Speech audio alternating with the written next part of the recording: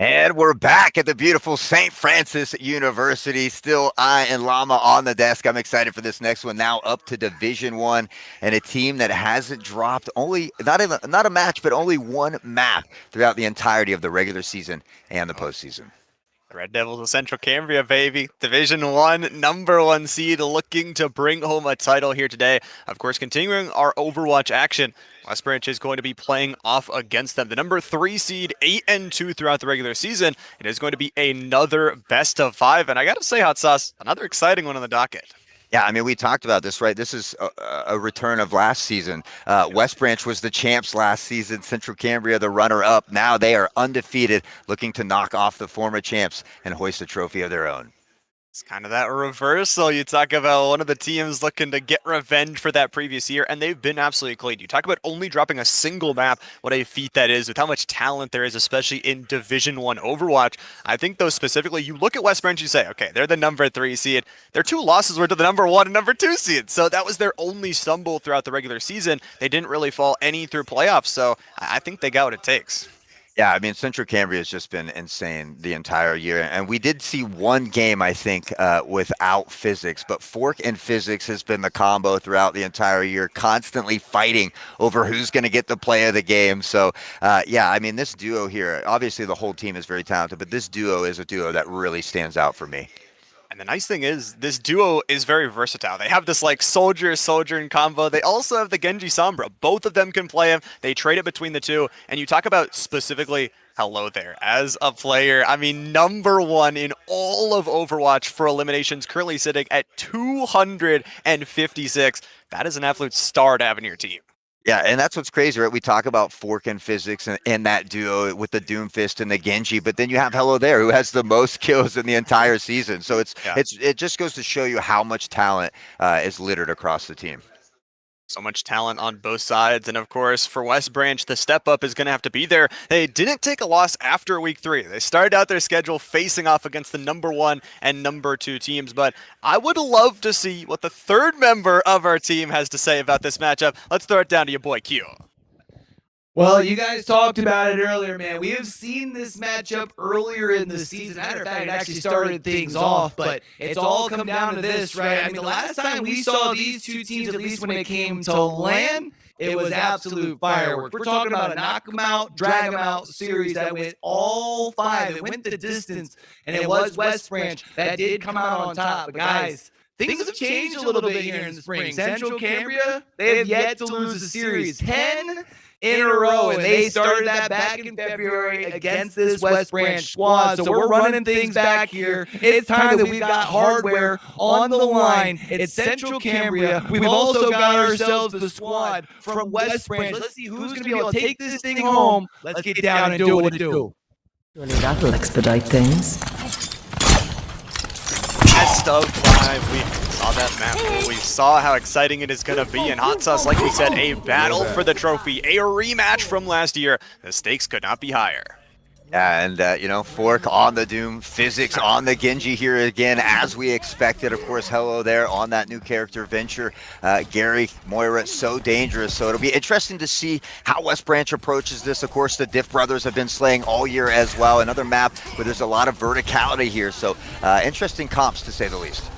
Definitely interesting comps, and we're already getting ready to go with our early first contact fight. The point isn't even opened up, but Fork is already making their mark happen. You talked about this Doomfist. It has been one of the best in the entirety of Overwatch, being able to disrupt that backline, already taking down the DPS of the game slays here first, and not only that, being able to survive, get back towards the back of the fight, and almost take down another support as well. And that backline, but dangerously low. Fork will fall here, and without a tank, this could be huge for West Branch if they can find a way to get this first contention. Unfortunately, it is Central Cambria. Even though they lose that tank, they are able to take control of that point, begin to build that percentage, and even without a tank, we see Hello there out there finding another pick. Hello there already had their ultimate charged up and popped up here with only 15% on the board, but it's more about that extra battle back. Like you talked about, without the tank, both these two teams have really good extra pieces to fit in towards the puzzle. Fork, again, going forward is the most important thing, finding that spacing, pushing towards the spawn, and pushing West Branch back. Fork just does a phenomenal job of using the mobility to Doomfist to find a way to get in, get that disruption, cause chaos, maybe find a pick, and then if happened to be in trouble, able to jump out, get to safety, has Mophead, Gary, who are always lurking in the shadows, finding that supplemental heals while applying great damage here as well. I mean, Moira, Kuriko, both characters that can find a lot of damage.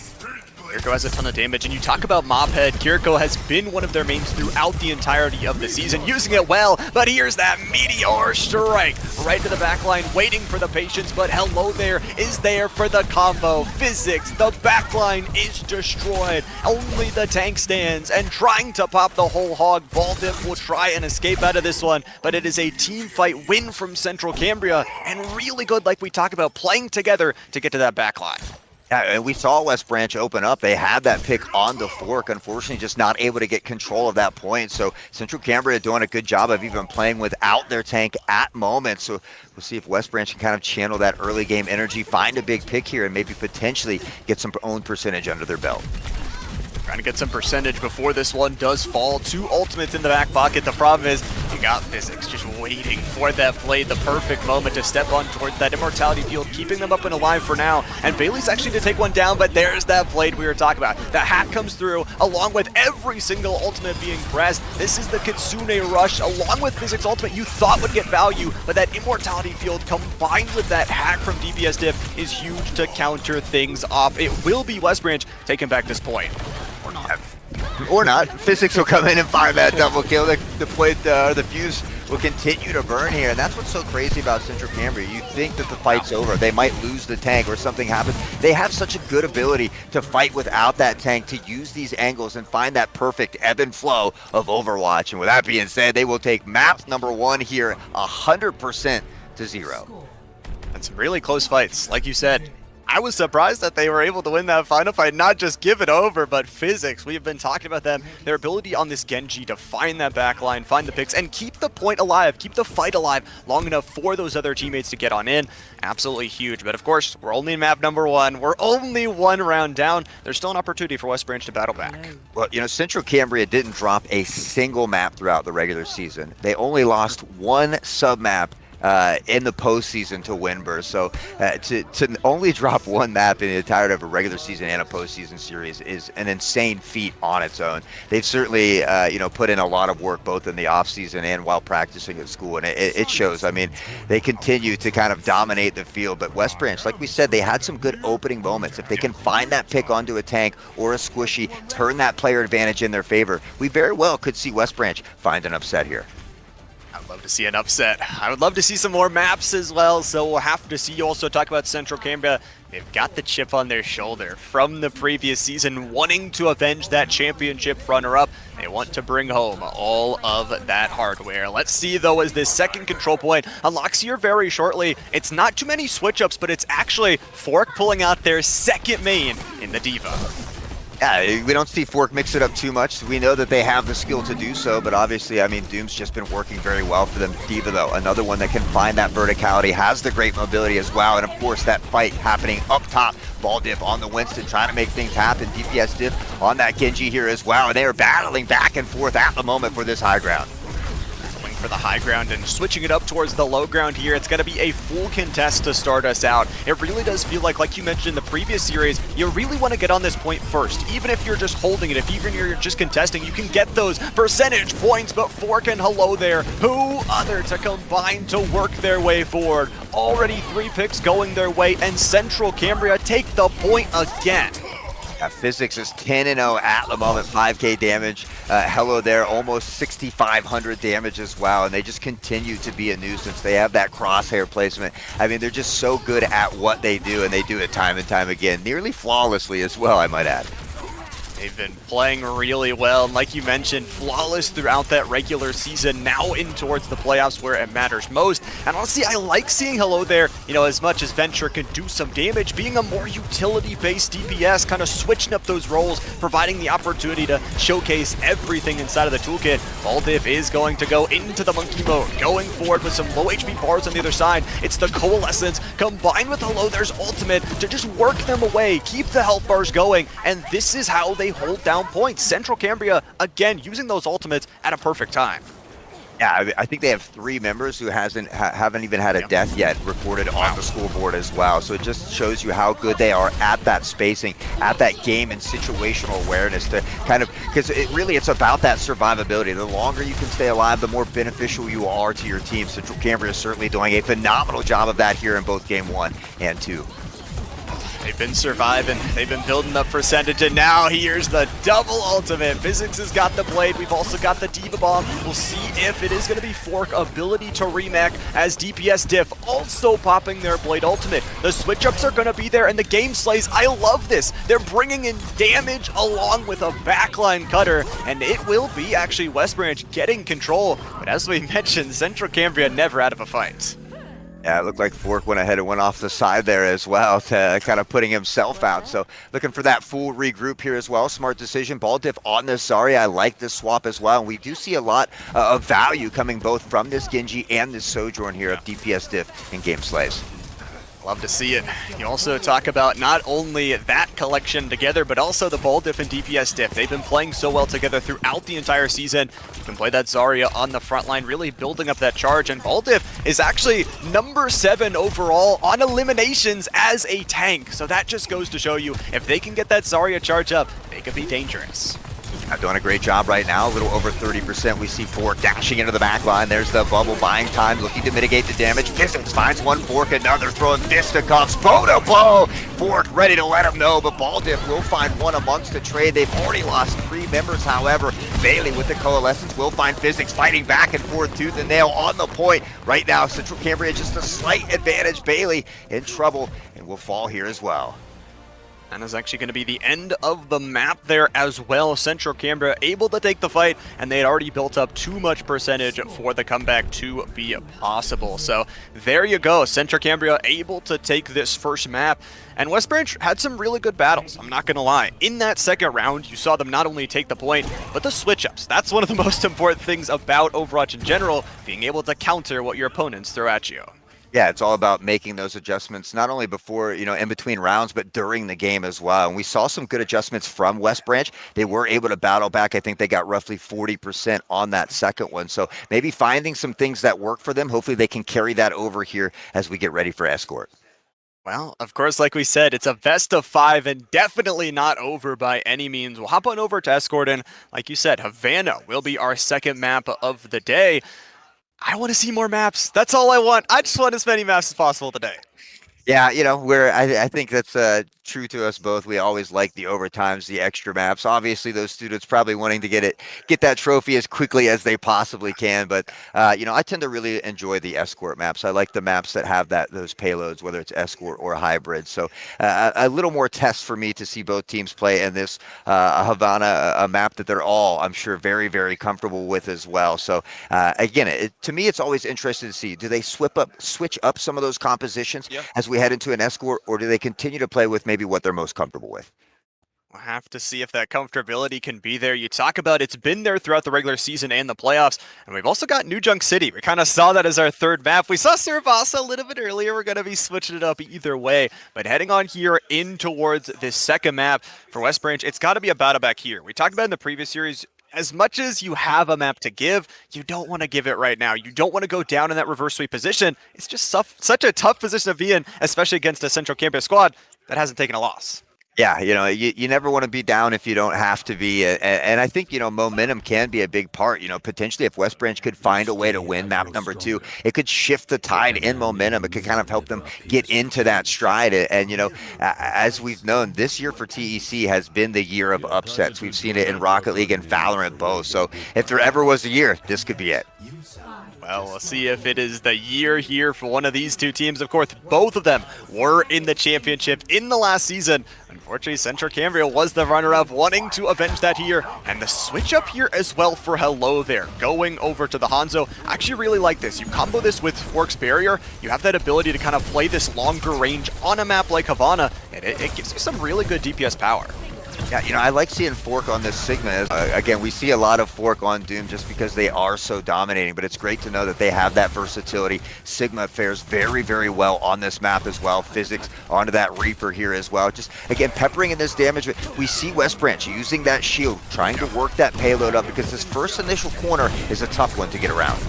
Absolutely is, especially with a Hanzo poking you down, prodding you away. I do like how far West Branch actually got already, getting some extra payload push. It does mean walking out of the spawn doors are going to be a little bit tougher, as they won't have that payload to protect them going back and forth. But like you mentioned, Central Cambria, not only are they the #1 team, but they're straying away from they showed all of the regular season. It's hard for West Branch to adapt on the fly. Yeah, I think that's important to be able to mix up your strategy. Obviously, there's a lot of VOD review out there, but if you can throw a wrench in the mix in that postseason, in that championship game, give teams maybe a look that they're not used to seeing, and it certainly seems that that's what Central Cambria is doing here today. Hello there, though, on the Hanzo. We know they can shoot. They have a ton of kills, but it's always fun to watch a talented Hanzo. Adding one to the already toppling roster of eliminations here, but the question is, like you talked about, can you get around this first corner? I like the switch up from DPS. If they're using the Mei to get a little bit more coverage, you talked about Fork with that barrier, was able to push them back in. Maybe we're just listening to the melodies because the shutdown is in. Fork takes one down with the ultimate. Gary's even getting involved from the supportive kills, but it is mainly Hello there with the damage and Fork to clean it up. Yeah, huge ult there from Fork as well. And again, the whole team just does a great job of collapsing around that, finding that target acquisition that we talk about, that important part of making sure you're finishing off those low targets, giving your team that player advantage, and allowing you to have that early advantage here that we see Central Cambria having. We know that this first quarter is so hard to get around. If you could get that first checkpoint, it's a little bit smoother sailing, but it's hard to get there, especially against this Central Cambria team. Again, a team that has only dropped one singular map throughout the entirety of it. You talk about this team, they've got power, they've got aim, they've got everything, but it is going to be the Melody raining down on the other side, going aerial for a little bit of time. It is going to be Hello there with the Dragon up and available in the inventory, but again, this is something we haven't talked about yet. The spawn advantage is in favor of West Branch. The problem is, again, Central Cambria just plays so well together, it doesn't even look like they're a member down. Yeah, and they can do it oftentimes without a tank. They are going to lose Mophead here first, though, and this could be the player advantage that West Branch needs to continue to push forward. We see that shield in the way, but now really getting some value, finding some leeway here, lurking in the shadows. Hello there, and crew, 3 ults on deck here for Central Cambria. There's some big ults. You talk about these long corridors in Havana. It could be the Dragon again from Hello there to shut things down immediately. You also saw Physics, like you said, lurking in the shadows, looking for it. Here's the drop down. The Death Blossom might be popped. It's going to be Tranquility first from Gary to keep things alive as the Blizzard is the counter. If you didn't know the time, it's high noon as Game Slaves will be able to cut down to using every single ultimate they have. The window as well. The contest is there, but Hello there will fall. West Branch with a fight victory will get themselves some extra time. Absolutely love to see this from West Branch, that life being breathed in there, getting a little bit of that momentum, finding their stride, finding big picks, and pushing to this first checkpoint. An extra 2:30 on the clock here for West Branch. I would love to see them kind of carry this momentum forward. Get into the warehouse. I would love to see it as well. I'd love to see some more maps, and like we said, do not want to go down into that reverse sweep, but right now, Baldiff sweeping everybody up into the air, timing these ultimates very perfectly to cut down those high ground threats. The Game Slays, I gotta say, stepping up here on this Casty throughout the late part of this map, but you still gotta keep on pushing, still gotta get as far as you can. Yeah, and I love the fact that Baldiff wasn't afraid to use that ult on a solo person there. Find that pick, give your team that early advantage, and after having their run kind of stalled out for the first couple minutes, now they continue to push this payload and exert their dominance on the field here. I like what they're doing against this Physics 4 combo right now. We will see Hello there, though, swap to the Tracer, and that can be difficult to deal with at times. It definitely can be. They're going for a little bit more dive. They're going for the Tracer to cut down that backline, along with the Fork Diva, who did pop the bomb, but didn't look like they got too much value out of it. They're fighting in these short corridors with the Immortality Field, and not where you want to be if Baldiff has yet Another ultimate, always getting it back in as soon as they get it, popping it to take the advantage. West Branch keeping one player on the payload, but keeping everybody alive. It is going to be Gary with the damage Moira to at least take down the tank, but that is going to be second checkpoint acquired here for West Branch. Yeah, second checkpoint, and they got that one rather quickly as well. It seemed much easier for them, so maybe some of that momentum we talked about, them finding that stride, things seem to be working. I like this May as well, doing a good job of kind of separating the Central Cambria squad. If they can continue to do this, however, we're into that open area again. There are some long sight lines. It can be hard to push in this last little spot here. Sight lines are going to be a little bit tough, especially with those longer range ultimates as we approach the castle at the end of the road. Already a good start for West Branch, and again, they will get to play on defense next. Get to stake their claim and try and win this second map. They've got 4 ultimates up and available, and Baldiff, I don't know how fast they've been charging this ultimate, but they almost have a third one here in between this second checkpoint and third. It's a fight on the outskirts, a very dangerous place with loose footing right around, but it's going to be Baldiff getting that extra HP and backing up to safety.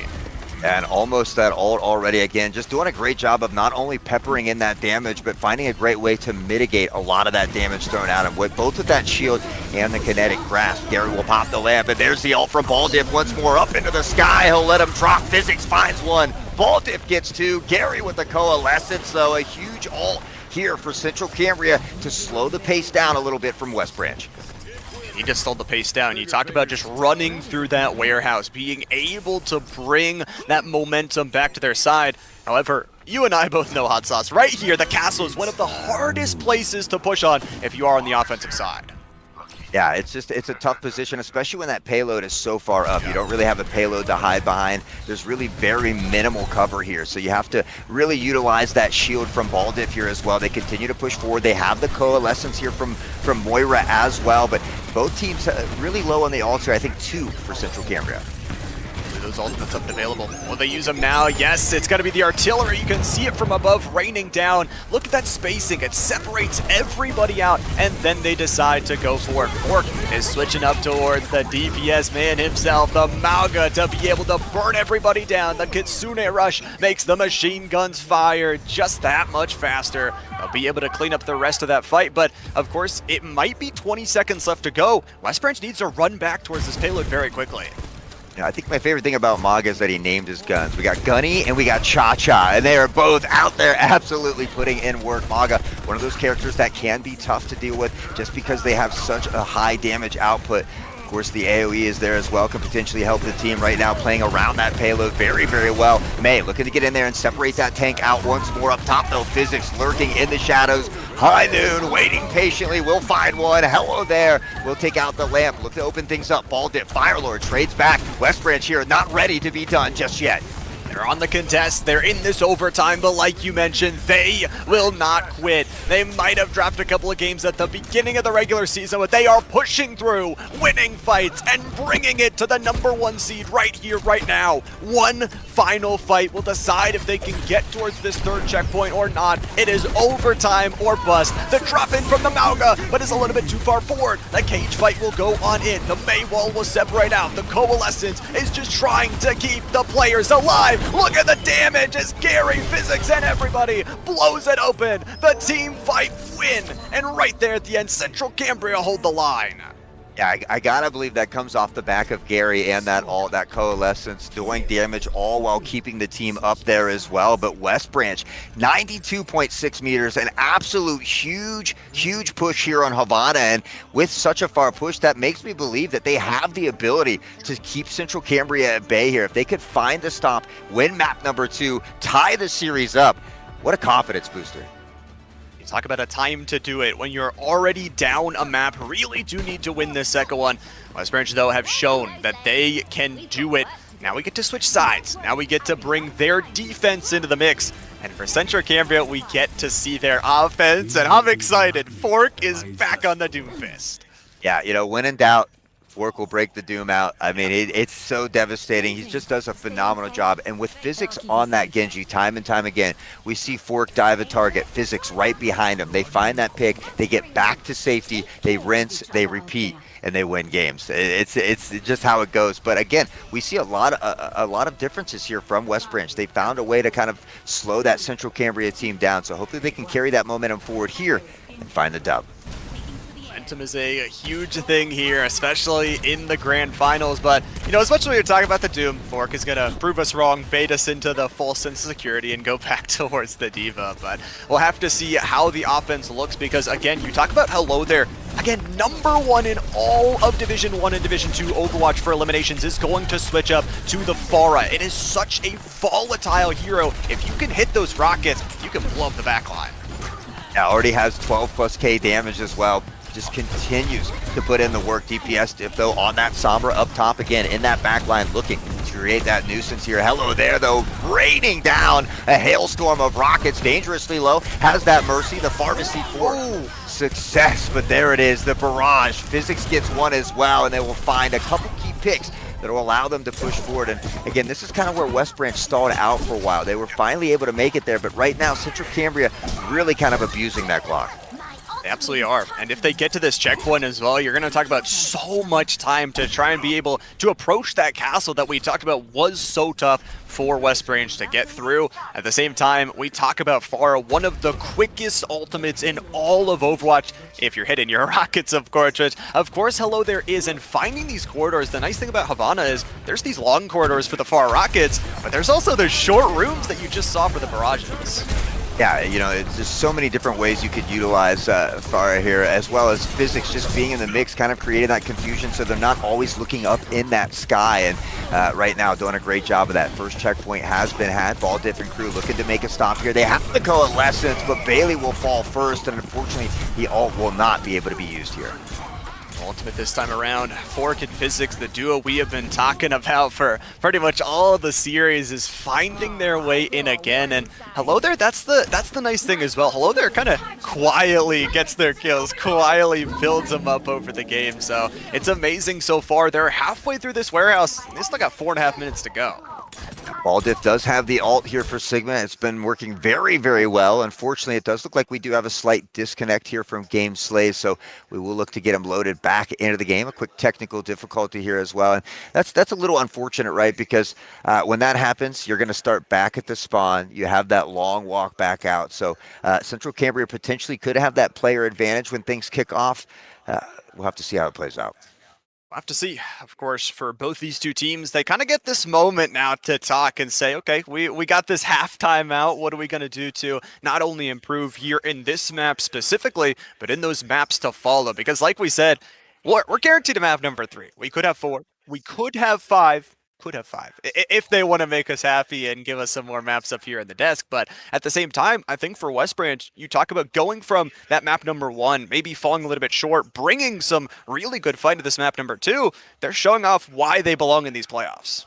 Yeah, I mean, Ball Diff has been absolutely nuts out there as well. I think we saw 3 or 4 ults just in that first half as well. Already has one up there as well. So DPS Diff now swapping to that Sombra. I think it's a good option here for that back line, especially when, you know, Fork is diving forward as well. You know, maybe potentially you could catch them overextended, but always easier said than done when you're up here in the booth. Oh, it definitely is. I would not like to be down there as my little Bastion main self trying to walk around with limited mobility. Hello there, just sniping me out of the sky. But of course, for both these two teams, it's nothing else left. This is the end of the season. This is where it ends, and this is where it ended last time for both them. You talk about both them being in that finals in the previous season. Of course, it was a little bit different seeding than last time.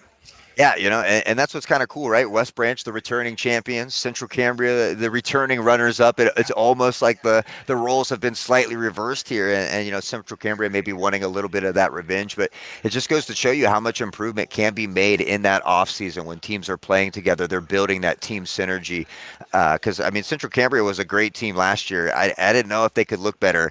They look 10 times better this year. It's crazy how much they've improved. So, and again, I think that's one of the fun parts about casting here at TEC is watching that growth throughout the seasons. You get to see the players improve. You get to see the teams improve as well. And Not only that, it's amazing to also see some new faces as well, kind of all throughout these plays. Of course, not here. We've got two similar faces, but it looks like we are back, ready to go. We've got all 5 players loaded on in, and Baldiff is immediately just popping their ults. Yeah, wasting absolutely no time, getting back in the action. Physics, a triple kill. Absolutely dirty there, Bailey. Finally extinguishes the flame that is Physics, but the damage has been done, and Gary on that Mercy pops the res. Physics back into the battlefield. Hello there will find another pick, and with that, they'll secure checkpoint 2, and 5 minutes plus is a ton of time here for this last push. It's a ton of time, especially for this #1 seed that, like we talked about, has been very efficient with their fights throughout the season. And now we'll be able to end it off here. Havana could be their way to take the second map here in the series. Like we talked about, it could be tough. Already popping that window here from Firelord is trying to help out Game Slays to keep the damage up, keep the range away, and push Physics away as well. But Central Cambria is just holding out of these ultimates, possibly looking for a big wombo combo. Yeah, 3 ults on deck, make it 4 now as Fork gets theirs as well, and immediately wasting no time. This is something that we love. When you get those ults, you want to use them as quickly as you can in hopes of getting it back, but Hello there just went off the side of the map accidentally. Those changes to Pharah, you can't stay up in the air all the time, and Baldiff, a huge play to turn things around.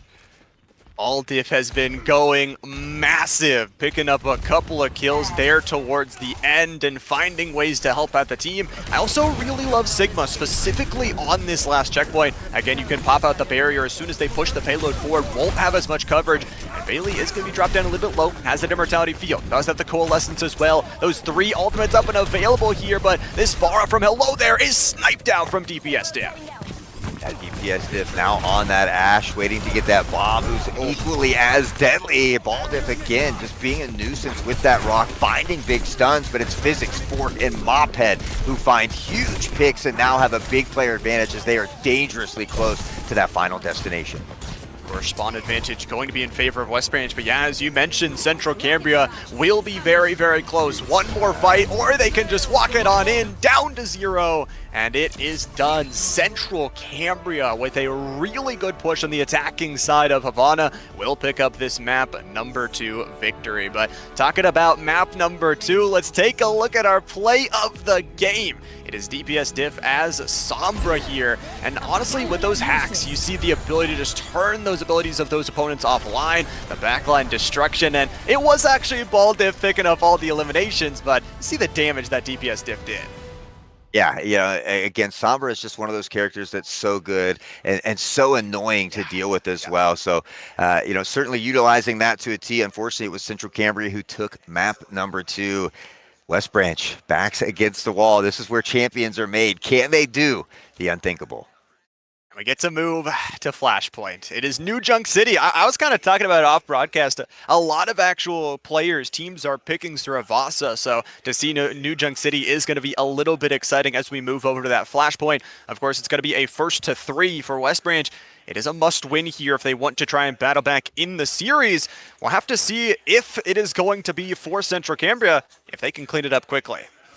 Yeah, New Junk City, we talked about we don't get to see that as much, so I'm excited for this one as well. A little change in the pace. I like the little dome arena at the middle of the map here as well. It's very symmetrical, so, again, I feel like we're going to see those comfortable comps. Fork maybe on the Doom, could be trolling. We're going to have to wait till that wall falls, but maybe back on that Doom. Hello there on the Venture as well.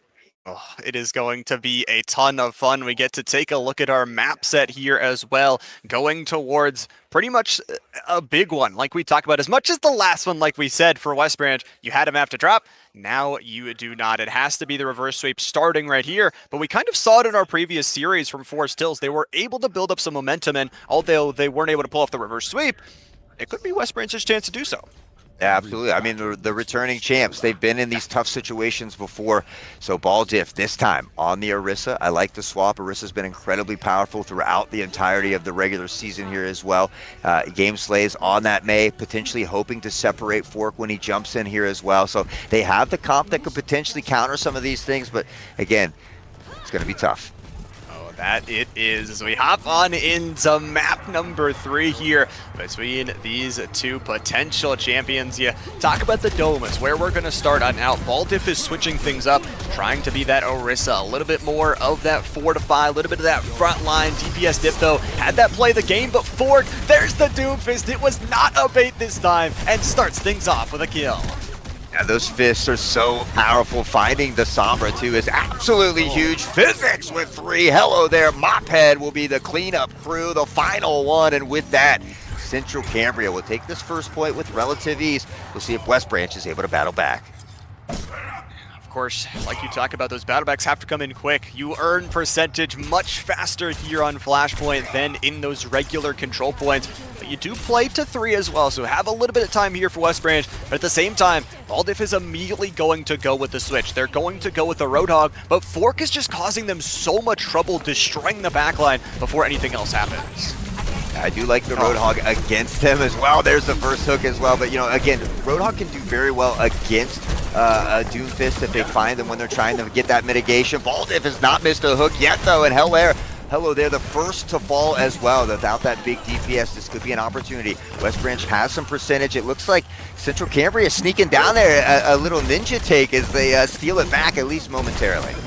Yeah, West Branch with a ninja take, and then Central Cambria right back. They're battling back over this one, and again, somehow nobody battling over the point. They're kind of taking these isolated fights outside of the point rather than fighting inside of it, but this is huge from Game Slays, able to shut down Mophead. They've got the Blizzard up and available, which especially in these Flashpoint isolated rooms, you can get so much value out of if you pop at the right time. I would love to see that used here relatively quickly. A good wall coming in to block off Physics as well. And one member down here for West Branch at the moment. They have now tied it up here 61+% as they continue to fight the window in front. Physics dashing in with a blade, able to find fire. Baldiff, though, quickly extinguishing that flame. There's the Blizzard. The freeze comes in. Hello there, though, up top, the verticality. Now Fork slamming down with a meteor strike as well. A bit of back and forth. Baldiff, now Fork. The trades come in. Baldiff gets one more as the whole hog is unleashed, but Fork fist the cuffs in the face of DPS Diff has just been absolutely relentless. It's been relentless back and forth. It's been these two tanks that have been battling back, and on 99%, Central Cambria is able to re-grab this point. This is what we were talking about. Flashpoint, very exciting, very much just fight after fight after fight here, and especially for Central Cambria, I feel like saving these two ultimates is going to be important. As much as you want to pop them as soon as you can, it really looks like West Branch with the control. They're going to take down a couple, but it's Physics taking down 2 of their own, and that's DPS Diff as well. The headshot will come through from Baldiff, but it is that first point from Central Cambria snuck under the nose of West Branch. I mean, West Branch was able to get to 99% first. It looked like they were going to be the first to get a point on the board, but Central Cambria doing Central Cambria things, and just when you think you have control, they're able to take it away from you. Now that second point unlocking here in about 15 seconds. We'll see if West Branch can have an opportunity maybe to get this one first. Get this next one first and need to start to be picking up flashpoints as well. Like we said, Central Cambria already up 2-0 in the series. Do not want to give another map on over. Want to battle for this championship as Baldiff is battling back, taking one down and bringing up that ultimate. They will get control of this point first, and it looks like it will be a full take for them, but it is the Meteor Strike. Immediate dash onto the point here from Fork, who is going to have to wait out the Ice Cube form, waves it off, and now we're fighting.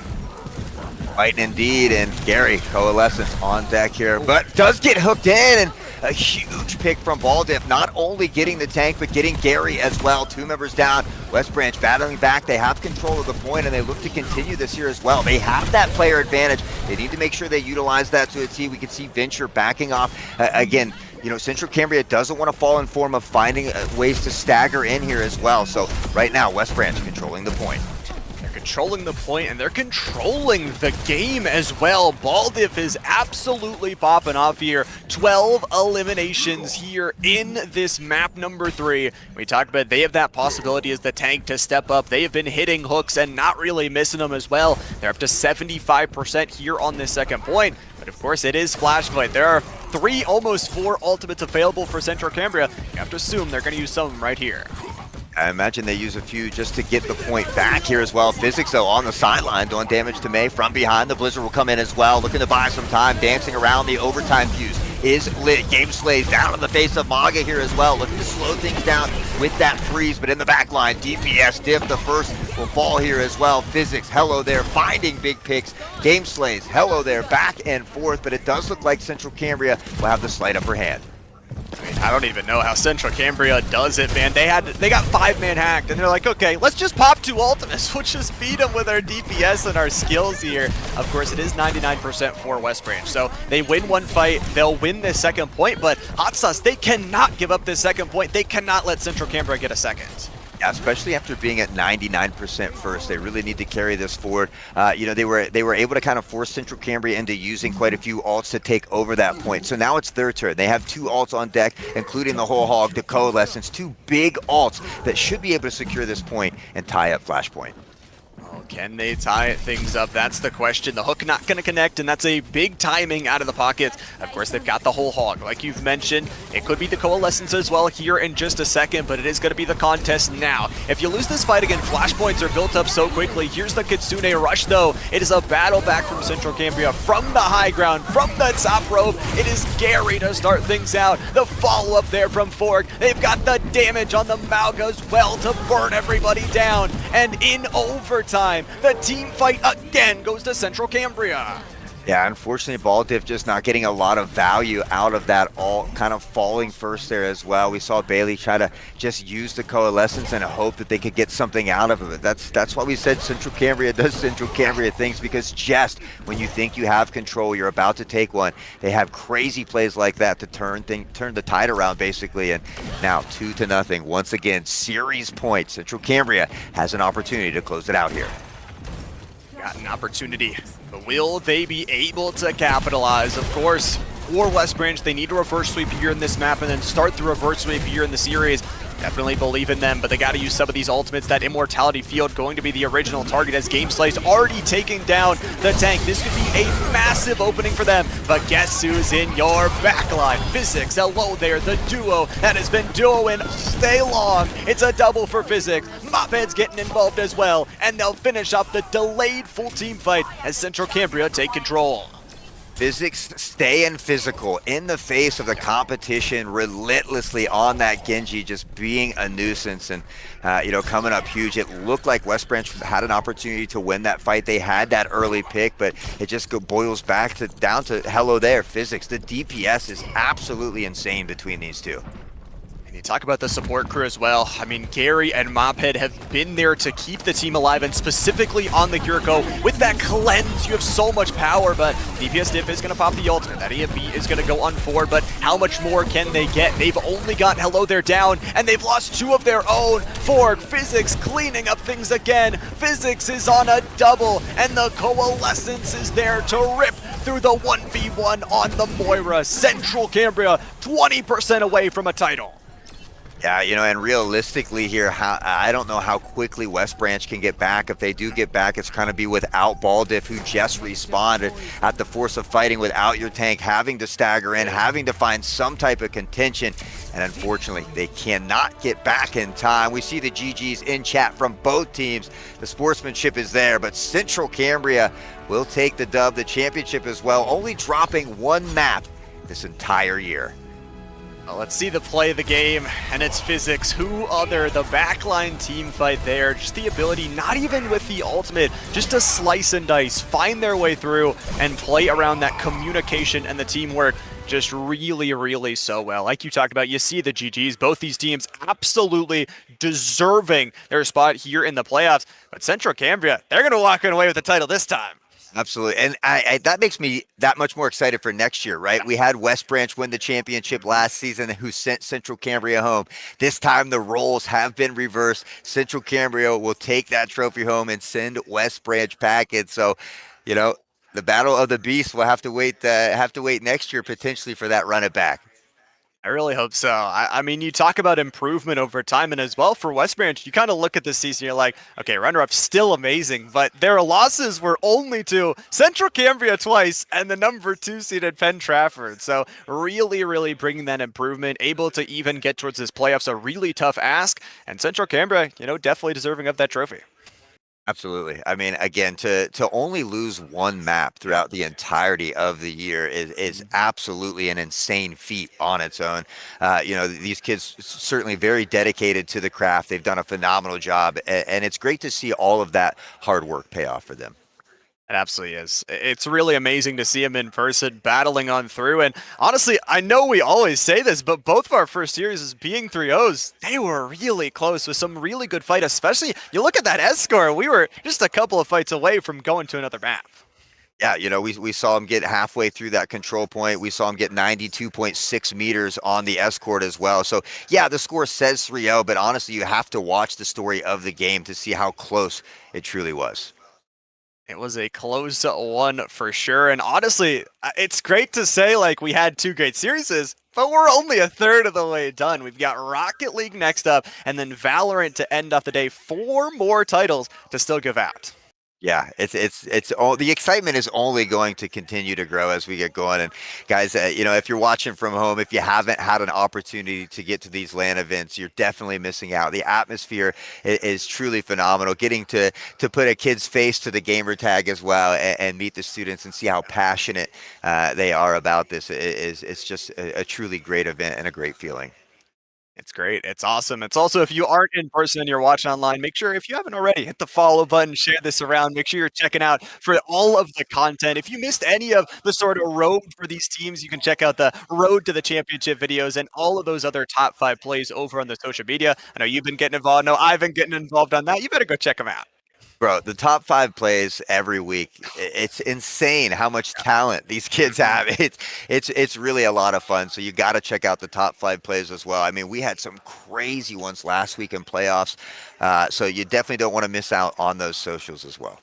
And I know we also had the top 5 plays of the season. That was exciting too. I mean, we've had some absolute amazing action, and you talk about it's only getting better. We're only improving the bar. We're bringing in new teams with PIEA and some of the teams next year as well. We talked to Forest Hills as well. They're like, we've only got one player that's going, so we got all of our teams coming back.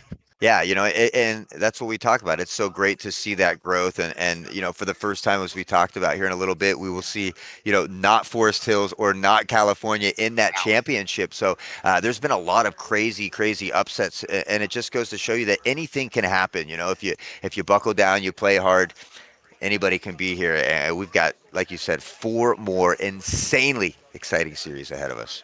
Well, we've got 4 more titles ahead of us, but before we hop onto those, we got to check in with our newest champions here, Central Cambria. Let's throw it on down to the 3rd member of our crew, your boy Q, to see what he's got.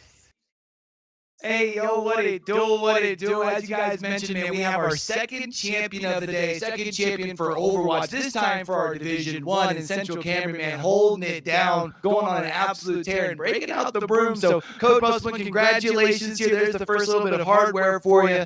And I'm kind of curious as far as for you, what's it mean to you to be able to come out here and win, especially in that fashion?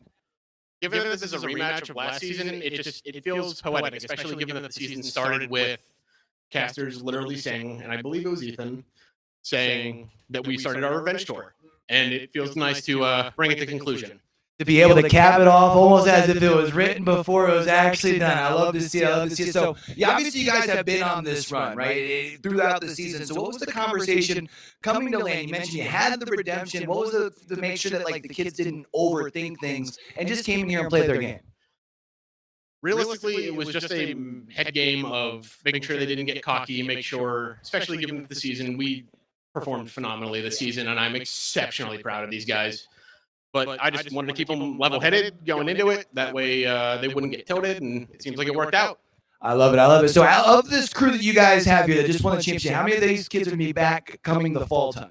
2 of them. All right, so we've got 2 back. How are we feeling about what the talent that we've got waiting in the wing? They definitely show potential, and I can't wait to see what they do. I love it.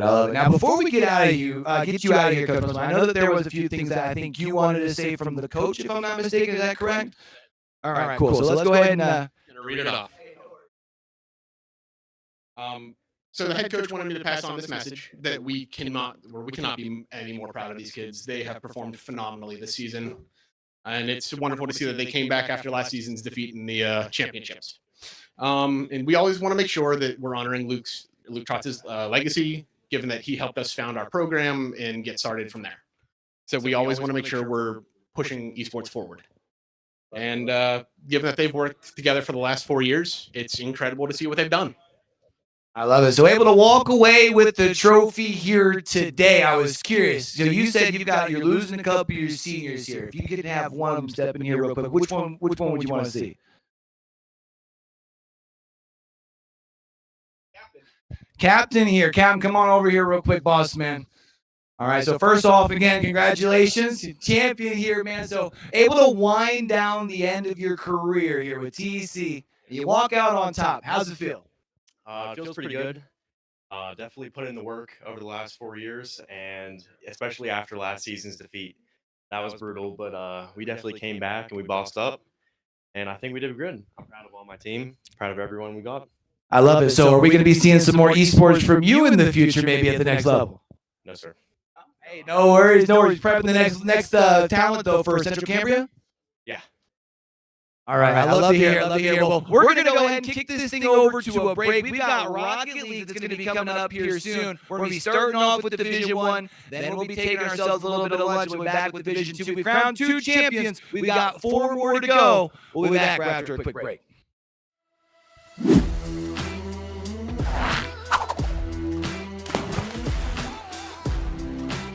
Welcome, ladies and gentlemen, to the road to playoffs.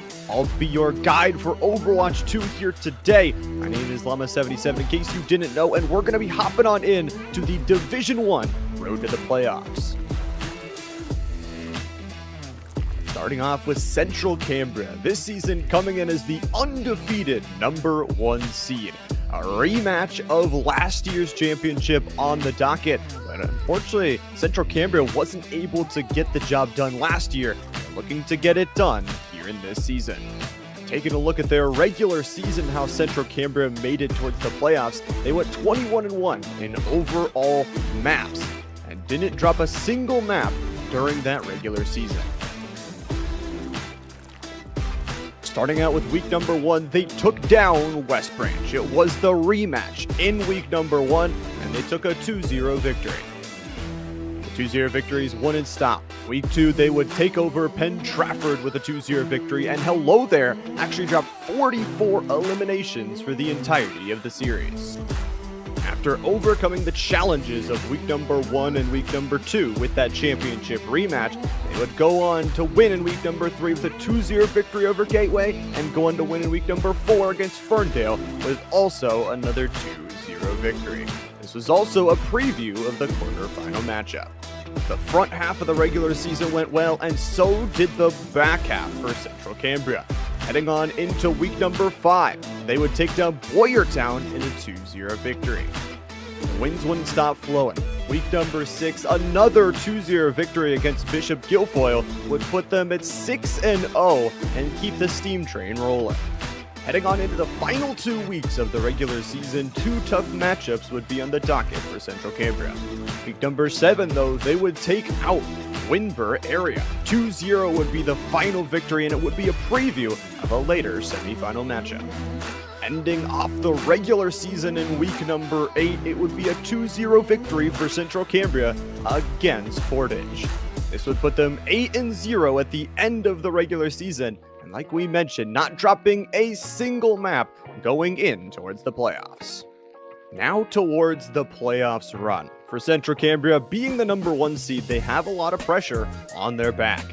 Headed into the quarterfinals and a rematch of that week #4 bout.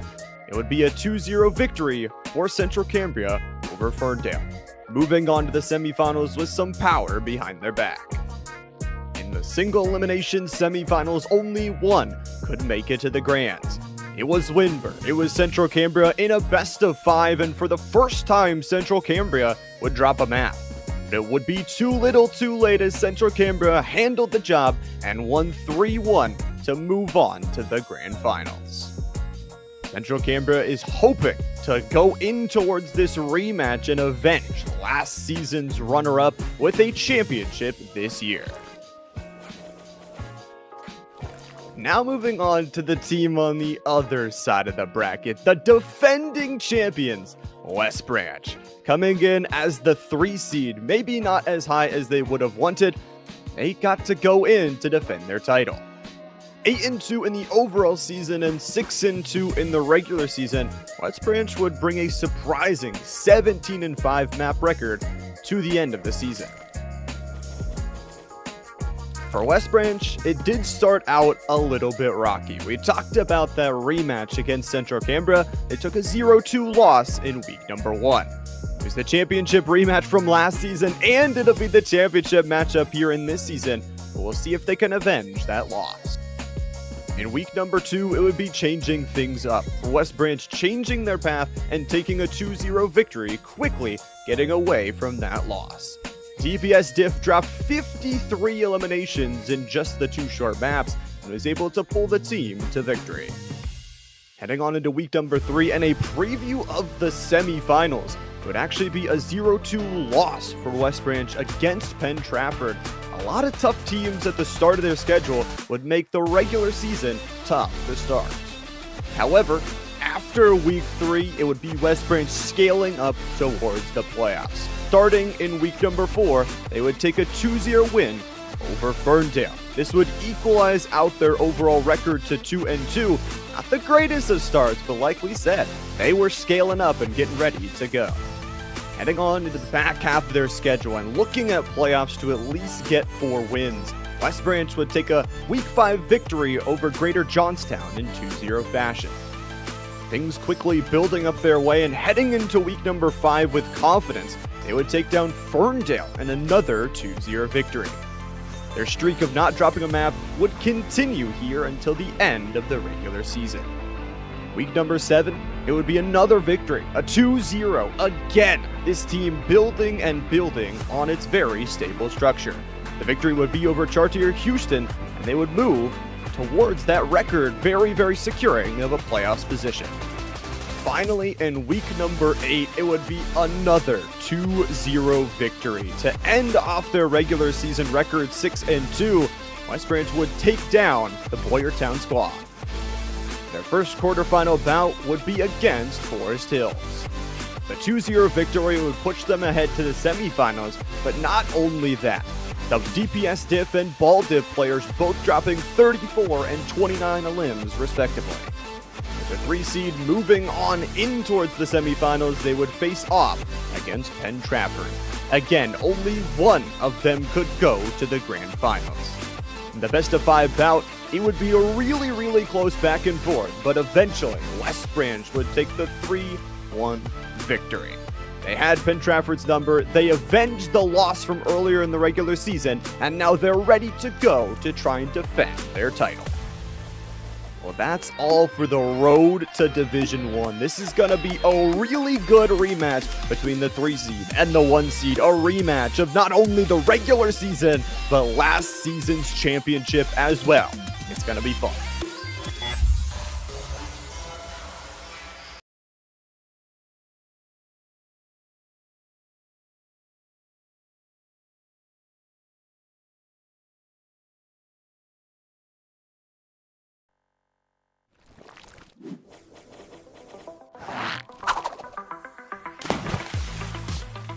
Hey yo, what it do, it's your boy Q, and it's about that time we get down and do what it do. It's playoff time, baby, and normally we break down the last week's action before we head into a new week of Rocket League, but last week's game, they had to fight through the storm just to get completed. So instead, let's go ahead and take a look at our top 5 plays from last week and then set the stage for playoff. Let's get it.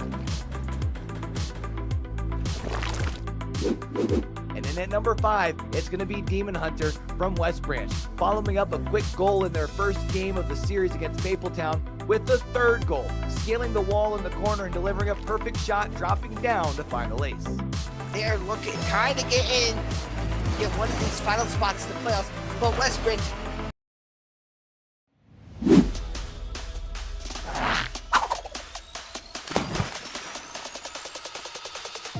Hey yo, what it do, it's your boy Q, and it's about that time we get down and do what it do. We've played 9 weeks of regular season and 2 weeks of playoff. It's time to crown a champion for our spring semester. But before we do that, let's go ahead and take a look at our top 5 plays from our spring semester.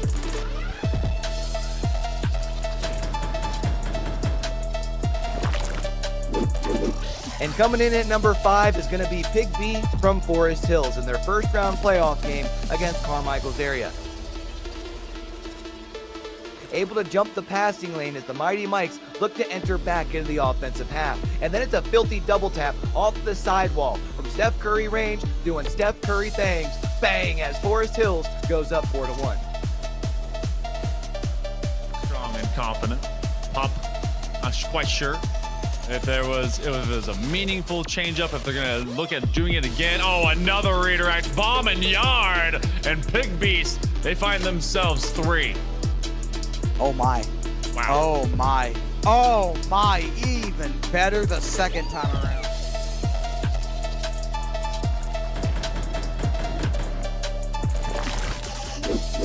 And drifting into that number 4 spot is going to be Laminator Elk from West Branch in their matchup against Boyertown. Fielding the ball on his half in the back left-hand corner, full tank of boost, going coast to coast with it. Flip over one defender, the bouncing shot over the second, and Laminator Elk is just like that, dog. Built different as West Branch goes up 4-2 in game number 2.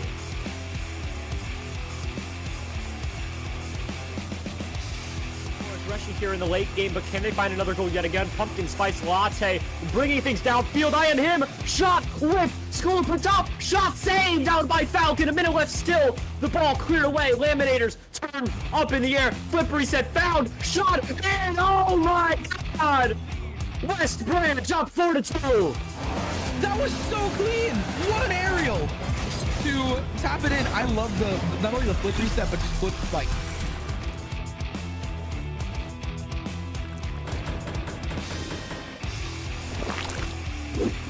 And our number 3 clip from the spring comes from Pig B against Franklin Regional. The Panthers look to clear the zone, but it's Pig B, cooler than the other side of the pillow, gathering the ball, the flip, the control. Call this man butter because he's on a roll as Pig B and the Rangers look to bust out the brooms against Franklin Regional. Again, bro, 2 overtimes in a row, and it's just not something you normally see happening against Forest Hills. Definitely don't. I mean, if anything, we often see the Forest Hills games go into shootouts, but Big Beast once again closing out games, opening games, and the aerial skill to match here. It is beautiful as Forest Hills take the lead.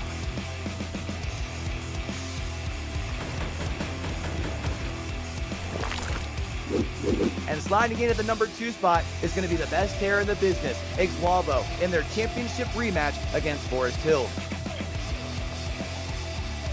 Both teams with undefeated records on the line in game number 4, and it's zeros on the clock. And what's cooler than being cool? It's Ixwalbo, icing the vein over one defender and posterizing the second with a double tap off the backboard, as California area gets the sweet taste of revenge. One down and touch into the backboard. A double commit here from Forest Hills as Ixwalbo looks to chip this one down, but it looks like the ball will fall here. We could be heading to an overtime. Some overtime more. Ixwalbo can end it right in. Oh my Ixwalbo! He did it! Let's go! That's the man. That's the dethroner. That's the guy you will see in your nightmares. Ixwalbo, the hat trick to end things out.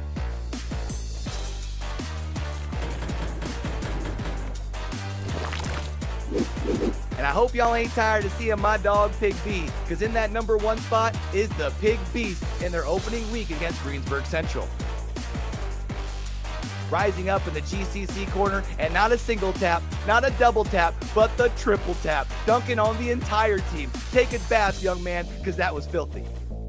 Sends it down to the ground, but Pigby, a shot up. It's technically on target. No. Oh my. Hey, yo, what it do, what it do? It's your boy Q, and we're getting ready for our Division 1 championship match for Rocket League. And I told y'all at the top of the playoffs that I didn't think that a run back from our fall championship was necessarily guaranteed, But to see neither team here, holy, just shows you how the competition in TEC has risen to the challenge. So let's go ahead and see how our teams, Penn Trafford and Gateway, got here today. Now, Gateway came into the playoffs as the 3 seed, a 6-2 record on the spring semester, and it started off great for the Gators. A 5-0 record through the first 5 weeks, including a blitzkrieg of offense in week number 2 against West Green, where everybody on the Gators scored at least 8 goals. A 5-game banger of a series against Albert Gallatin, and a 3-1 series win over Penn Trafford.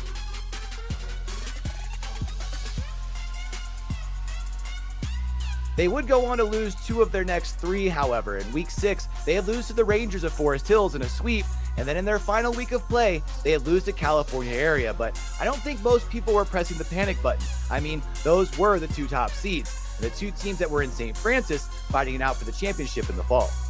But the playoffs has been all about redemption opportunities. In the quarterfinals, it was Albert Gallatin looking for theirs, a rematch from week number 3 and the closest series that Gateway had during the regular season. And while Gateway would walk away with a sweep, the scoreline a lot closer than one might think, a 4-goal differential across the 3 W's. But you know what they say, a win's a win. And then they got their chance at redemption against Forest Hills, the team that not only swept them a little over a month prior, but the defending Division I champions. And while it wasn't a sweep in return, a 3-1 victory is what got the Gators to St. Francis and a date with Penn Trafford.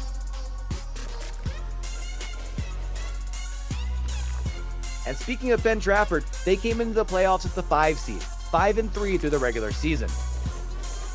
And it started off with a loss against California Area, a team that looked to be on a mission here in the spring semester. But then they had bounced back, winning their next 4 series, dropping a mere 3 individual games, as the Warriors looked good heading into the middle of the season. But then they would end their season 1-2 in their last 3. A loss to the Goats from Greater Altoona in week 6, a 5-game banger of a series. And then they'd lose another one to end their season to the Gators of Gateway. But then the redemption arc started. First, it was taking down the Goats from Greater Altoona, coming in with a chip on their shoulder and taking down GACTC down in just 4 games. And then it was a chance against the undefeated California Area squad in the semifinals. The Warriors would be able to flip the script, preventing their spring semester from ending the same way it started. And of course, also earning themselves a date with Gateway.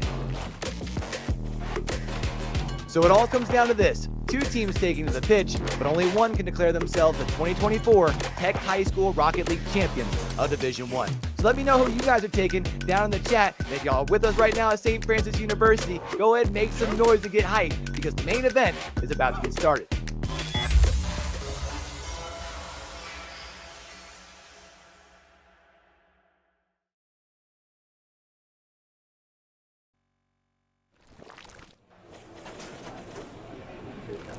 And welcome on back to the John F. Kennedy Student Center here at St. Francis University. And we are back here. We've gotten through our Overwatch games, and it's time to take to the pitch for Rocket League. You saw how these 2 teams got here with the road to the championship. And we kind of talked about at the top of the show, too. You know, everyone, I think, was kind of expecting the run back of last fall's championship. And, man, we had a crazy student section here for that. We're talking about Forest Hills, California Area. But to think that neither team's here, wow, man, how you feeling? I'm shocked, to say the least, that neither have made it, but also I'm excited that we get to kind of crown a new champion, that both these teams had to work through both that teams to get towards this point, both taking them down in 3 games or 4 games and 5 games respectively. So going the distance in one, almost going the distance in another, I know it's going to be a good matchup. It should be a banging matchup. Gateway versus Penn Trafford, 2 teams that actually square off against one another when it comes to their traditional sports here on the Hot Sauce. Now today, they're taking the pitch for our Division I Rocket. Yeah, it's unreal. Like, I mean, since I've been casting here 2 or 3 years, every championship has been California Forest Hills. So, I mean, to have 2 upsets in the same bracket, both of these teams are just littered with talent. So, Gateway, Penn Trafford, 8-2, 7-3 respectively. You know this is going to be the banger of a match we all thought it would be. Can't wait to get down to it. Now, we already got people starting to load into this lobby. This is where I get to have fun for our video Hot Sauce. I want you to tell me who you're taking in this series, best of 7, and who you're taking the series for right now. This is not fun. This is not fun. You know, I feel like in the past, I've always kind of favored Penn Trafford. I've had the pleasure of meeting them, but honestly, I feel like the way Seven Joler and the crew are playing, I feel like Gateway has the slight edge. I think it'll go all the way to Game 7. Gateway by 1. Go ahead, give it to me real quick, Llama. Who are you taking? And go ahead and take this thing in. I think I'm taking Penn Trafford in 5, man. I'm talking about the literally brothers, but here we go. We're hopping on into our championships for Division 1 Rocket League. Gateway, the number 3 seed, and Penn Trafford, the number 5 seed, here in a best of 7. Hot sauce, we're getting ready to go. Oh, we are getting ready to go. 15 seconds already off the clock, and we can see both of these teams looking to be that more aggressive team. Up into the air, the high-flying aerial control, back and forth now at midfield. Fire the other direction. Joler has to come up with a big save. Tucked into the corner. Extrinsia with a shot off the ceiling. A lot of back and forth, and the action isn't slowing down anytime soon. Oh, it's not slowing down. We are heating up here in this first game. Of course, such a big series here for both of these two. Going to try and close things out and start this one off with a bang. Of course, it is going to be some early offense that Penn Trafford is bringing out towards the field. A long-range shot here is going to bounce up towards that high ground. You feel like you talk about Gateway, with those standout stars, a very balanced team overall. Every single one of their members gets involved when they make a play. Yeah, a bit of a double commit, though. It doesn't come back to Hanum here at midfield. Literally McGee with a banger of a shot from midfield. Downtown, no good. The stop is there. Extrinsia, second chance opportunity. Off the crossbar, back out to the midfield. Beat you. Out of boost, tries to find the stop, can't get there. One defender to beat, but Seven Joler finds the defensive stop, and we'll buy some time. Buying some time for the T-Vents. The Cavalry rotating on in towards this one, and a minute and a half already off the clock. No scores on in. You feel like the icebreaker could be there for one of these two teams. One singular goal to explode things on open. Speaking of those explosions, I'm sorry I beat you. Pulling out the demolition to bring that positive player scenario towards their side of the field. Extrinsia, the beat with the teammate here off the backboard. Not able to capitalize. The slow roller from literally Johnny just barely doesn't find the net. Barely doesn't find the net. Looking for more opportunities here now. Gateway looking to knock at the net of Penn Trafford, tucked into the corner, trying to find a clear as Extrinsia, the 50, not in their favor. Back around the horn, the boost taken here as well. They find a little bit of breathing room, but Joler up into the air, the control, the flip reset off the ceiling, not quite there. Beat you, the third man, looking to keep the drive alive. Wins this one as well. Well read here, back and forth though. One defender to beat in the other direction as Brayton will pop it up and buy some more time. Lots of time being bought here, and down to half of this game already left to go. Seven Joler went for a little bit of a play across that backboard here. Does feel like so much battle back, so much of this mirror matchup between the two. Both of these teams battling for this first game, and it does feel like this first goal could be any moment now, and when it happens, could explode open the series. Seven Joler, long range, first blood. First blood has been taken. We'll take another look. Seven Joler into the corner, off the wall to himself. Beautiful angle as he rotates the car over the top, threads the needle, and Gateway up by 1. A great start, and like we said, for Seven Joler, such a standout player for the team, currently 7th overall in terms of goals in all of Rocket League. 37, make that 38 on the season. With 2 minutes left to go, we've talked about this so many times before, Hot Sauce. That is time enough for Penn Trafford to come back. Yeah, I mean, we saw it last week as well. Extrinsia, I think, getting 2 hat tricks in those final 2 games to bring in that upset for them as well. So both of these teams incredibly dangerous at any given moment. Bio over the top, the bouncer, and it somehow goes in. They just do not give up on these offensive tries. The passing play, and Seven Joler still threatening across that backboard. I'm sorry I beat you, though. The one to slam it home and to be able to not only score the first goal, but to be able to double up here, build up a nice, healthy lead for themselves. But, you know, we always talk about Hot Sauce as well. The 2-goal lead is often pretty dangerous. You cannot get overconfident. Absolutely. You don't want to fall back into that defensive position. You want to continue to do what's been working for you thus far. So we'll see if Gateway can do just that. Extrinsia, midfield, looking to send it the other direction, and has some help from Johnny. The shot, not able to get back in time, and Johnny from midfield, now 1 away from the equalizer. 1 away here, 90 seconds to go, and literally Johnny, it feels like the star player all season long, leading the team in goals, assists, and saves. That is the 57th goal for Johnny here in this season. 2nd overall to only Exuavo. There we go. Well, with that goal, maybe igniting that spark here, getting that flame rolling now on the counterattack up off the sidewall. Pin Trafford continuing the push, bouncing in front of the net. A dangerous position. Joler able to come up, find the save, pass to Brayton, back midfield. A dangerous position yet again. A bit of a 50 between both teams. A double commit could hurt him here. The ball the other direction. Joler's going to have to carry this one out, but bounced away. A beautiful play here from Pin Trafford. The situational awareness, absolutely phenomenal. And a near post goal. Woo! So close. The post eats one alive here in this game number 1. So much of a back and forth. 40 seconds left to go, and literally Johnny biting at the bit to try and get another goal. It's been the Literally Brothers all season long, all playoffs long, but in these clutch 30 seconds, what can they get done?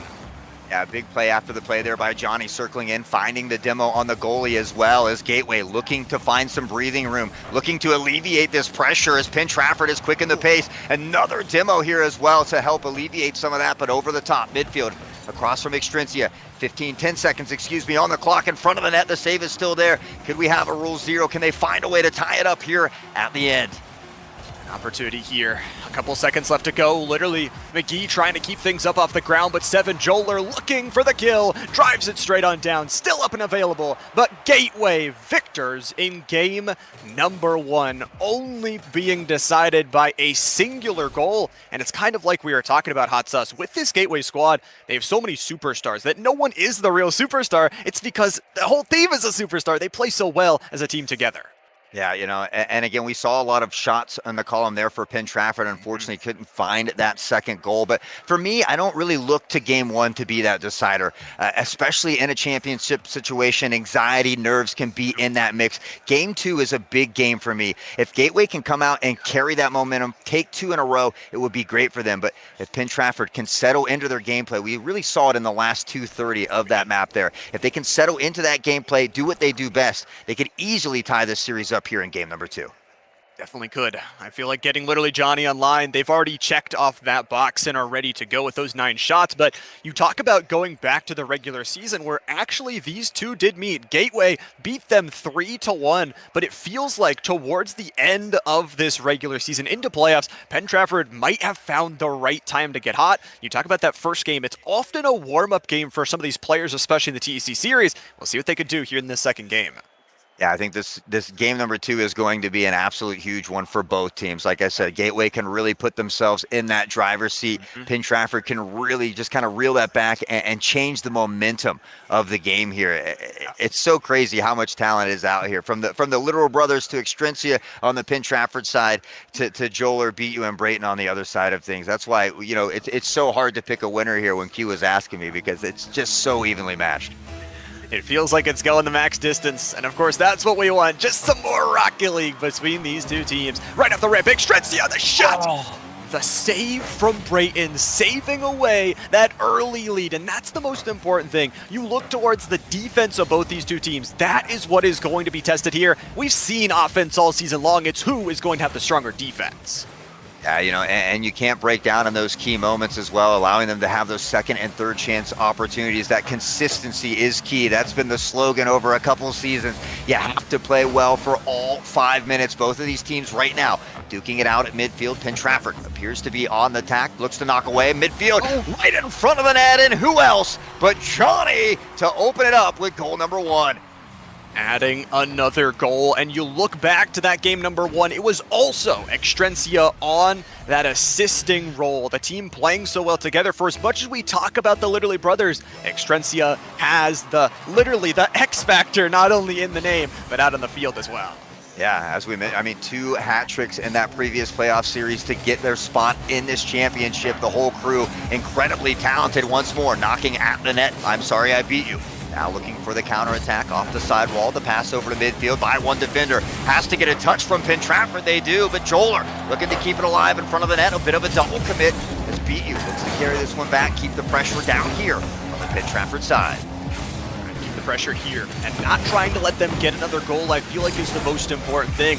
If you could go up 2 games to start out this series, be fantastic. When we talk about these two teams both having to make that upset, Brayton across the backboard. Is it Pichu? The extra touch goes a little bit towards the right. And it is one of the Literally brothers, McGee, to make the save at that last moment, but that was scary. Yeah, back and forth, both of these teams just giving it all they have. You absolutely love to see it. Joler off the side while the backboard, Brayton there, but not quite the touch they need. The third chance opportunity. Unfortunately, they handed the angle. The MVP, the most valuable post, does it yet again. Again and again, the dang post keeps on making those saves. Seven Joler will make a save of their own, and it does feel like for Gateway, gotta get a goal here relatively soon. As much as you've been putting the opportunities on, it feels like Ben Trafford with the control. A couple of those saves across the backboard, the demolition as well from literally Johnny. McGee is taking flight, going aerial, dropping it down for the center, but didn't have a teammate there. That unfortunately couldn't connect on the pass play. Extrinsia on the back pedal, beat you with a fake, and Joler drives it home, the equalizer. 2:46 left in this one. Halfway in this game, and we're already back to even. Look at that little chip shot there from him. Sorry, I beat you. Playing very selfless, saying we can score if we use each other, if we make this teamwork work. About half the game left to play, and like we were talking about, that equalizer so massive, but you look at that past game, it could be the next goal to possibly score it, and Brayton is putting on some mechanics. Seven Joler, top left corner, has got the teammate as well, but can't slam it in. Gateway bringing out the razzle-dazzle, but it doesn't fall here. Joler, midfield, looks to keep the drive, the territory in Pin Trafford, but the clear, not quite there from Extrinsia, looking to settle it down. Brayton tucked into the corner, has a defensive stop, chipped out from the Literal brothers, but Joler reads this one, takes it away, beat you, looks for the angle, but it's a hair wide and to the left. So close to slapping that one in the top left corner, and you can tell again they're always playing selfless, always looking for that passing play back towards the middle of the field. But right now we're aerial again. It's a crossbar secondary touch that doesn't go the way that Penn Trafford wants. Things calming down, but like we said, Hot Sauce, it could be a singular goal that changes things. Yeah, calming down, but for how long? Back the other direction. There's the flip reset as well, but Joler takes it away. A banger from distance. The save comes in. Is it enough? No, right in front of the net. Dangerously flirting with disaster. Joler can't find the back of the net. Still tied up 1-1, and Brayton, maybe with some retaliation there, we'll find the demo. Demolition, car parts going everywhere, and somehow, I don't know how that one did not go in. 70 seconds, 80 seconds left to go here for both these two teams. Literally, Johnny says, I've got demos too. How about two? Car parts everywhere. McGee going aerial again and looking to try and pull the defenders out and around. But it's Johnny that takes it. The hold in this offensive zone, but Brayton is huge to get that clear. Yeah, again, just a great clear there as well, helping alleviate some of that pressure as Penn Trafford has picked up that pace, looking to score that second goal first here. Now across midfield, the defense will read, find the stop. McGee, a nice shot. Joler up top finds the save. A bit of a double commit though from Gateway. If they can find a way to settle it down, it looks like the rotation is in though. And right now though, Penn Trafford doing a great job of controlling the ball down here in this Gateway territory. Got control, but it's only 30 seconds left to go here on the clock. This could be game two, and Johnny's got open field in front of him. Literally Johnny with a score at 28 will bring the lead back. Yeah, we see all three members from Gateway down the field trying to make something happen, but unfortunately nobody in the backfield. A huge play there from Penn Trafford is now they take that lead. 28 seconds on the clock. Gateway, we've seen both of these teams score with 0 seconds on the clock last week. Anything is possible, Llama. Talk about that. The double 0 seconds in the previous week. Could it be now, or will it just be the literally gang coming out to show up the crossbar, down and out, unfortunately. But all this just drains the time. It's one more drive, one more opportunity here from Gateway to try and equalize things, and there's just no time. The demolition is what Seven Joler goes for. Have to keep it up, and it'll be Penn Trafford. The Warriors equalize in game two. Yeah, you know, and again, 2-1, same scoreline here as well as they battle back and forth. And I mean, I'd be lying if we said this is, wasn't what we expected, because we knew this was going to be incredibly close. Both of these teams fighting for that championship trophy. What a crazy first two games. And this is what Penn Trafford need. We talked about how they couldn't allow Gateway to go up 2-0 in this series. So Penn Trafford able to reel it back. They're able to reel it back. And I think one of the more important things you talk about is literally, it feels like for literally Johnny, as much as they are a good player, the series is about activating the rest of the team. Because, again, we talk about leads and goals, leads and saves, leads and assists. You can't be doing all three of those things around the field. So, gotta be relying on the team. Penn Trafford found their way to win, but they will have to keep on going. We're all tied up. Johnny does what Johnny wants, okay? If he wants to score the goals and save them, you let him, he said. As they take game number 2. And again, this game only separated by 1 goal as well. Gateway, I mean, we've seen Penn Trafford make the proper adjustments for game number 2. How does Gateway then come back and respond here in game 3? See how they try and make that response. I feel like we said, this 3 seed that was able to walk on in, make that upset, it all comes down to their team play, and they can look back to maybe going back towards that week 5 victory like we talked about, already winning against the Warriors earlier in this season. But at the same time, we're tied up 1-1. Anything could happen. We're kind of in this like best of 5 now. You got to win 3 before losing 3.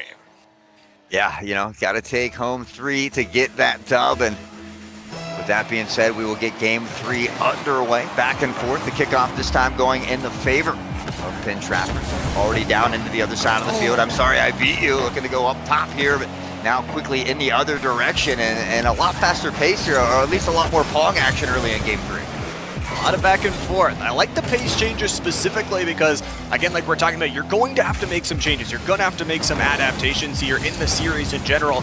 Brayton already going with a shot, the save made as well. It's been a lot of team effort from both these two teams to even get here, but it does not stop here. You got to keep on playing consistent, and it could just be, again, one standout moment. You talk about both of these first games being decided by a singular goal. It could be a singular goal again that decides this next game.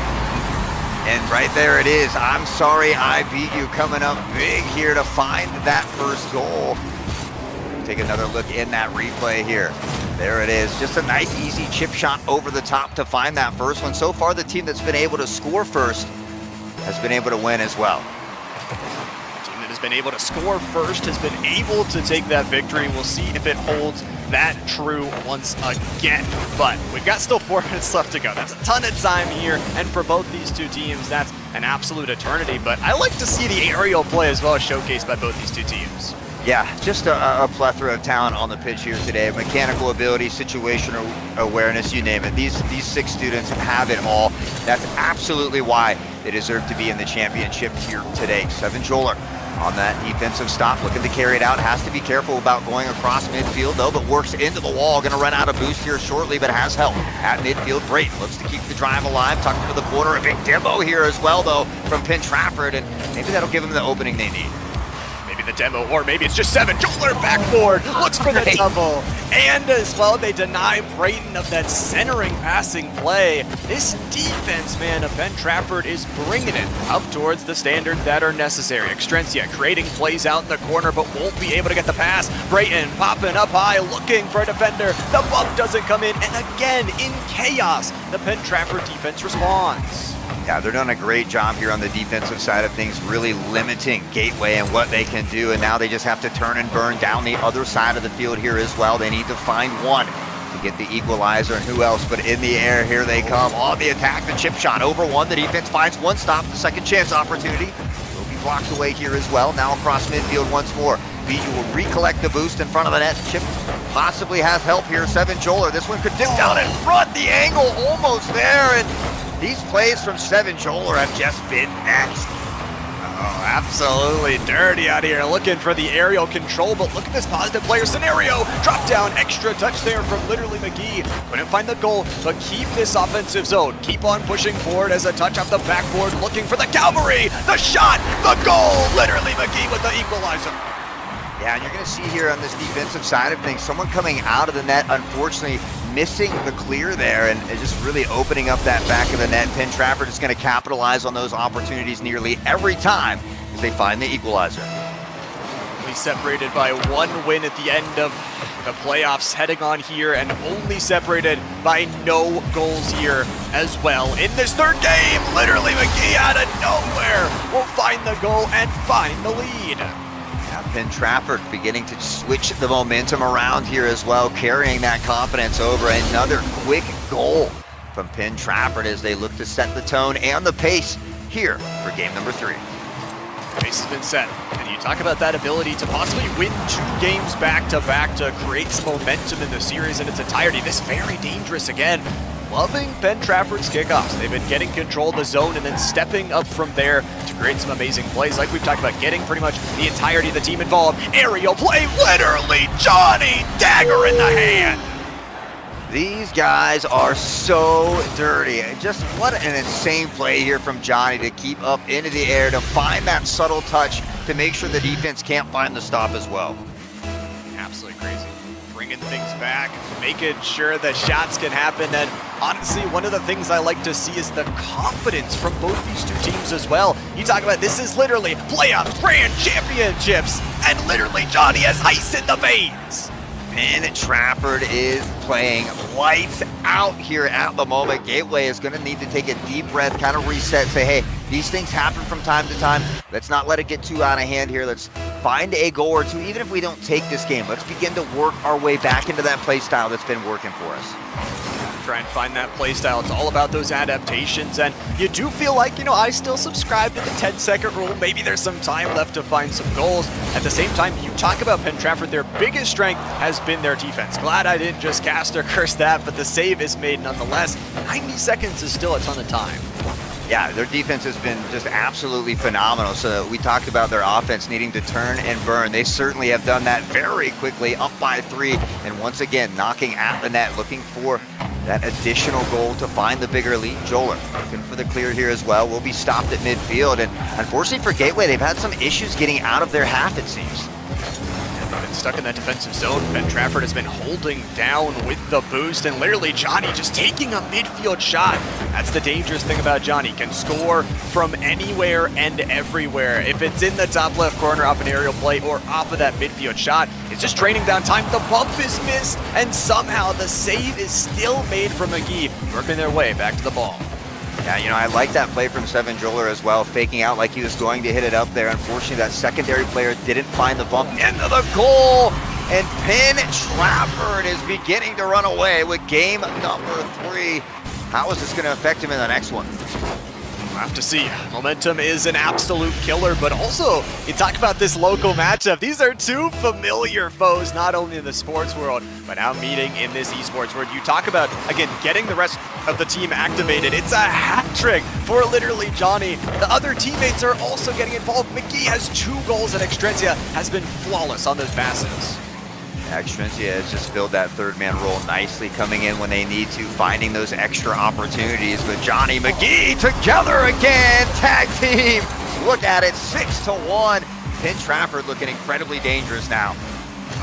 Massive lead for them, and like you talked about, it's the literally brothers again, so well playing together. And like we said, it couldn't just be Johnny. Yeah, Johnny could do whatever they want. They could score 4 goals here in this game, but they sure can get the rest of the team activated as well. Only a 2-game differential at the end of the regular season between these two teams, and now it is that 6-1 scoreline. You talk about such a difference from that first or second game.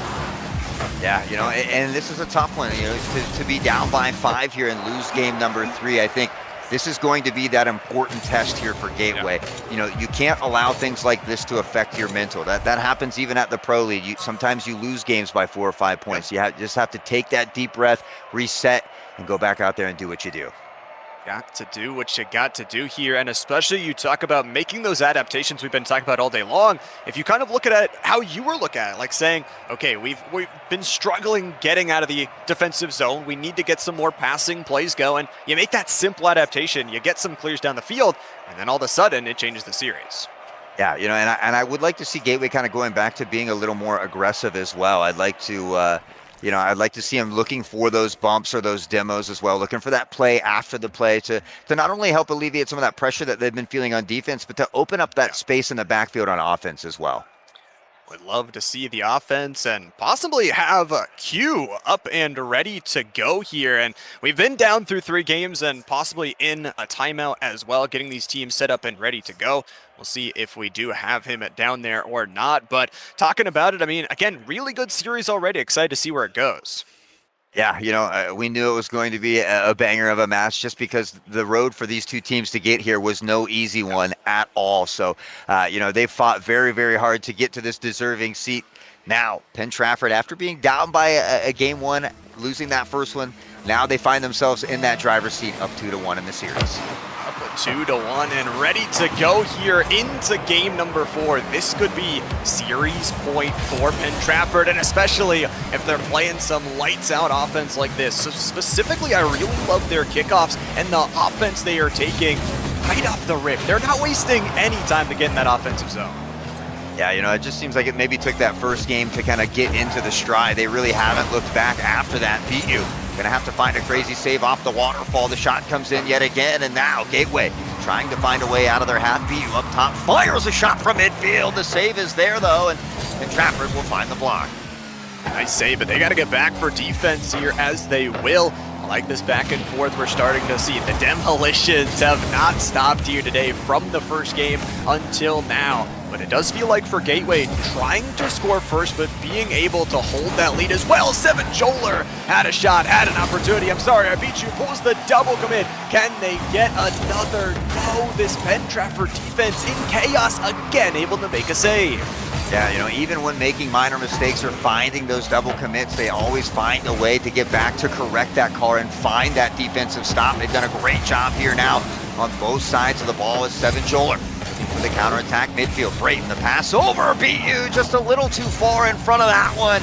Almost connecting, but we talked about how they need to get more of those pass plays down the field. They gotta open it up, and Joler, somehow it doesn't go in. The Literally brothers are pairing up yet again, and another beautiful defensive stop.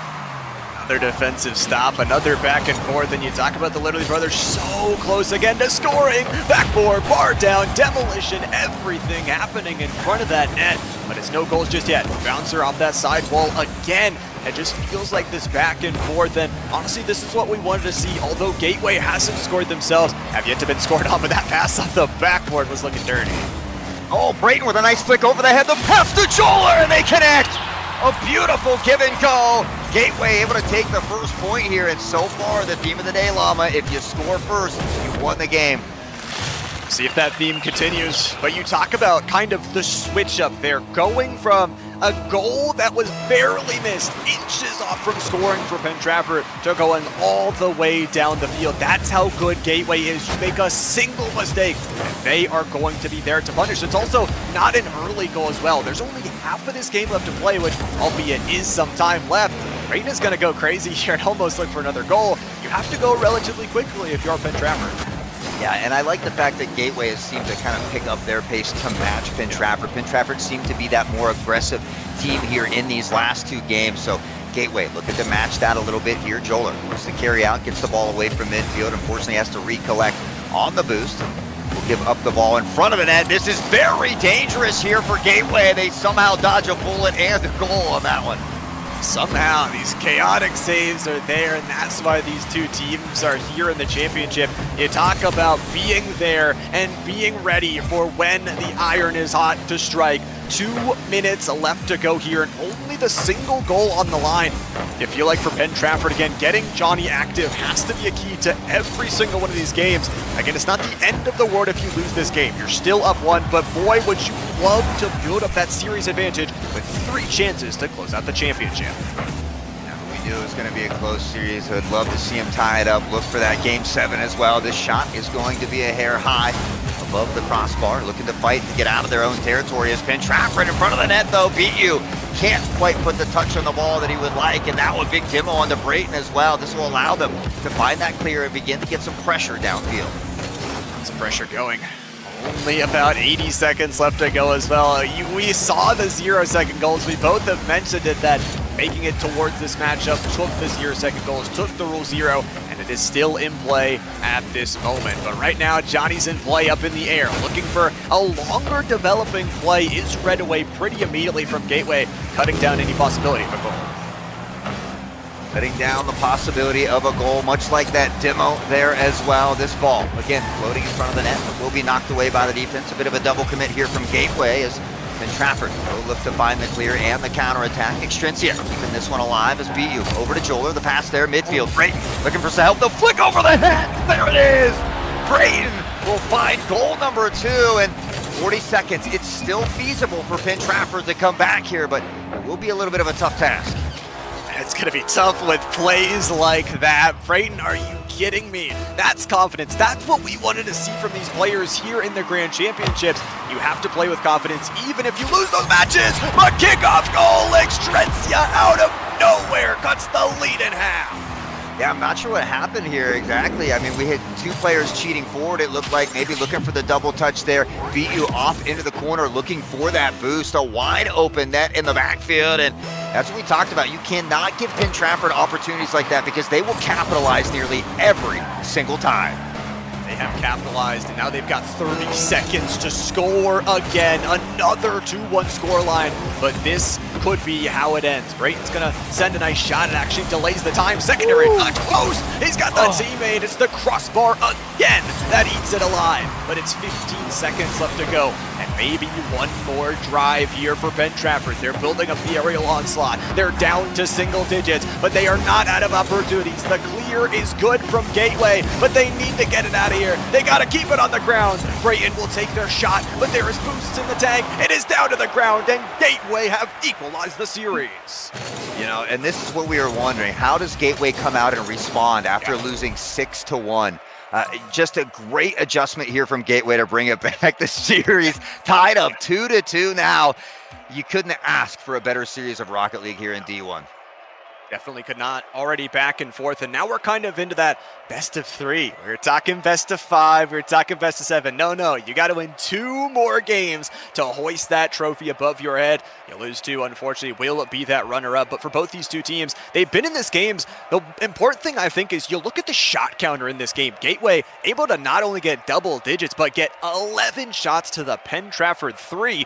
You talk about Penn Trafford has had a lot of double-digit games in the previous one, but it does look like we do have our 3rd member this time. Q, what are you thinking of this series? Yo, this has been so exciting so far here, Llama. You talked about we're now turning this thing into a best of 3 here. And, you know, I got to say that first game, I was kind of surprised to see the way that Gateway was able to take care of business there for over on the Penn Trafford side. Maybe a little bit of concerns as far as a controller issue. But after that, man, the brothers, the literally brothers, went to work. However, in game 4, they were shut down. You talked about how successful Gateway was. It's now a best of 3. Let's see who can turn things around. Let's get down to game number 5. Game number 5 underway. The series all tied up. Both of these teams set back to 0, but Johnny already knocking him in that Joler will find a big save, but it's Penn Trafford with early pressure. To see all the thoughts on this series, and honestly interesting to maybe hear that possibly dealing with a controller issue for some of those first games. But of course, like you mentioned, everybody set back to 0. This is one of the biggest games of the entire series here. One of these 2 teams is getting onto series point, will be 1 game away from being the Division 1 champions that for so long has been 2 other teams. 2 other teams now, 2 new teams. One of them will get a chance to hoist that trophy or plaque here at the end. But again, they have all fought so hard to get where they are. Very deserving are these 2 teams. And now the battle at midfield will be won by Extrencia once more. Brayton looking for the clear. A great job by Extrencia, but it's just not quite enough. The angle isn't there. The other direction. Oh, 7 Joler. The other direction. I think it was a bit of an own goal, but there really wasn't much of an opportunity. Penn Trafford just had to try to do anything they could to get that out. Kind of try and get it out of dodge because that pushed down the field, and honestly the low ground play from Gateway has been really good. They've scored a couple goals just by winning the midfield 50-50s. That is scary to see, especially this late in the series. Things are already getting exciting off of the kickoff, and Penn Trafford is going to get back on offense. Would love to see a goal quickly here because other than that 1-6-1 game, it's been 2-1s all around. It's been relatively low scoring, so you don't want to give up any more goals. Yeah, you know, both of these teams have phenomenal defenses and offenses, which is why we might have that a little bit lower of a scoring game. But again, Gateway able to answer back in game 4. Now they have the lead here in game 5 as well. And so far, if you've scored first, you've been able to hold on. But Penn Trafford looking to change things up a bit here at midfield. Now on the back pedal, Beat You looks to drive it in. The defensive stop is there. The ball overhead, midfield. McGee looks to carry out. Brayton will find the stop, but a bit of back and forth here in game number 5. Back and forth, good to see so far, but where does that back and forth end? Is that midfield where McGee tries to take control, doesn't get it for too long here. and has to be careful across their own backboard. But Aerial is going to win that first 50-50. One more to beat that doesn't unfortunately go their way. Brayton able to battle back. Brayton with a shot. Crossbar down! Brayton, what an accurate shot. Oh my, I gotta wash my hands after that one. Brayton bore down, does it yet again. And a great job of orienting that car correctly to get the most power out of it. A beautiful shot from Brayton to put him up by 2, but 2:53, so much time. In a game like Rocket League, Penn Trafford has all the skills to bring this one back. They got the skills. Question is, can they get it done past this defense on the other side of the field? Seven Joler takes a shot. Already 1 goal to their name. Brayton looking for it all and leaving it to Seven Joler, who's actually the shot just a little bit too short. Almost finding that pocket in the top left corner. And you feel like for Penn Trafford, it's been a back and forth series. You won 2 games in a row. You really can't give 2 games in a row over to Gateway here. Yeah, especially this late in the series, it could be tough to deal with. Obviously, both teams wanting to go into that driver's seat, but who else? Seven Joler off the ceiling. I'm sorry I beat you. Going up, making it happen, capping as they find it now. 3-0. 3-0 lead here. 2:15 left to go, and the Gators on top by a healthy lead. Penn Trafford is gonna have to do something here, and even if, like we said, if it's a goal, if it's momentum, sure, but to give away the series point would feel very bad. They've got time. They've still got time to get it done, but if Seven Joler keeps getting space like that, I don't know how well the series is gonna go. Now, you can't allow any member on this field to get up and have too much retail in the air. They all have so much talent here, and now in front of the net is Penn Trafford. Looking for another opportunity. The ball's still down here at midfield, slightly favoring them, but now back the other direction. The defense stop not quite there, but has some help here as Johnny will carry the flip reset, and what a shot from Johnny! I have no words. I gotta go grab my jaw off the floor. Johnny, what a shot here. The flip reset to end it off. And that's some life in the Penn Trafford squad. They are not done here in this game just yet. They've got 100 seconds. That is time enough to score 2 goals. And number 1 on the to-do list, get Johnny activated. That's checked off. Yeah, you know, that's the type of goal that can really ignite that spark with your team. I mean, that can really get them fired up. So hopefully they can begin to run with that confidence. Maybe shift that momentum back a bit and find another goal. One away from the equalizer it could be, but no, Brayton somehow able to carry this one away from the net. Joler up top, the second touch is there. Brayton pass over to the side, and Gateway really working off these pass plays here now. He's been passing, they've been getting out of the zone. That was one of the things you mentioned, is getting out of the defensive zone. One of the keys they had to accomplish after going down in that 2-1 deficit. Joler towards the backboard, delaying more time and bringing their teammate as well for the Cavalry. I love how, again, even though they're not scoring, always looking for a teammate off this backboard, back to the center, and there's only 40 seconds left. Yeah, I mean, not only are they getting these extra opportunities, but by doing this, by finding these shots, by keeping the ball up in the air, they're eating a ton of time off the clock here. So now just 30 seconds left for Penn Trafford to find 2 if they want to tie it up. And Extrinsia has done it in the past. Unfortunately, this one is a little wide and to the right. There is a double commit from Gateway, but it won't come back to Hanum this time. These clears are absolutely fantastic. You talk about the ability to get it out of the zone. The haunt will not be there. The shot is denied. Seven Joler, the skyward defense, able to deny the hopes here of Penn Trafford here in this game. But it's Johnny. The hopes are still there. 1 goal deficit for Penn Trafford. Who else but Johnny, baby? Johnny does it yet again, fighting his way in there, taking that goal for his own, down by 1, 7 seconds on the clock. We've seen a plethora of 0-point goals here in the last couple weeks. Can they find a way to do it here yet again? There's gonna be 0s on the clock. You gotta keep it up off the ground, and the kill, oh, somehow it stays off the ground. Brayton just has to let it fall. The demolition to end it out as well. Another game decided by just one singular goal, but Penn Trafford couldn't bring it back. Yeah, you know, I just think it took Penn Trafford a little bit too long to get going in that game. So I expect to see Johnny coming out just with the fierceness here in this next game. I'd like to see Johnny McGee kind of pair together, find an early goal here, go up first, and see if they can kind of, you know, put Gateway on the back foot here for game number 6. Looks like Penn Trafford is going to take their timeout. They're going to talk about it here, what they need to do, and get ready to go here in this 6th game, because this is possibly the series decider. Even though you can't win the series here, as Q loves to say, you can always lose the series right here. Speaking of Q, I think we got to toss it down to our boy Q, for our thoughts on this timeout. Yo, what it do? I gotta say, I really like the call on the timeout here. We've kind of seen the momentum. The tides have turned just a little bit. The Gators from Gateway, they've done a really good job of being able to regain the control, and it does seem like over on that Penn Trafford side, we've heard the comms get a little bit more quiet. They aren't quite as motivated as they once were. Opting to take the timeout, a smart move here. It's going to be important for them here in the first 60, 90 seconds here in game number 6 to turn things around. They're getting ready to head in. Let's go ahead and send it back to the desk. Wow. Whew. Love to hear that timeout take. Love to hear Q's thoughts as well. And honestly, like we said, this is a big game right here for both of these two teams. For Penn Trafford, you could send it to 7 on momentum, or for Gateway, you could just close it out. The championship is 1 game away. Yeah, you know, and I hate when teams don't use timeouts, right? I think this is the perfect moment for Penn Trafford to lose a timeout.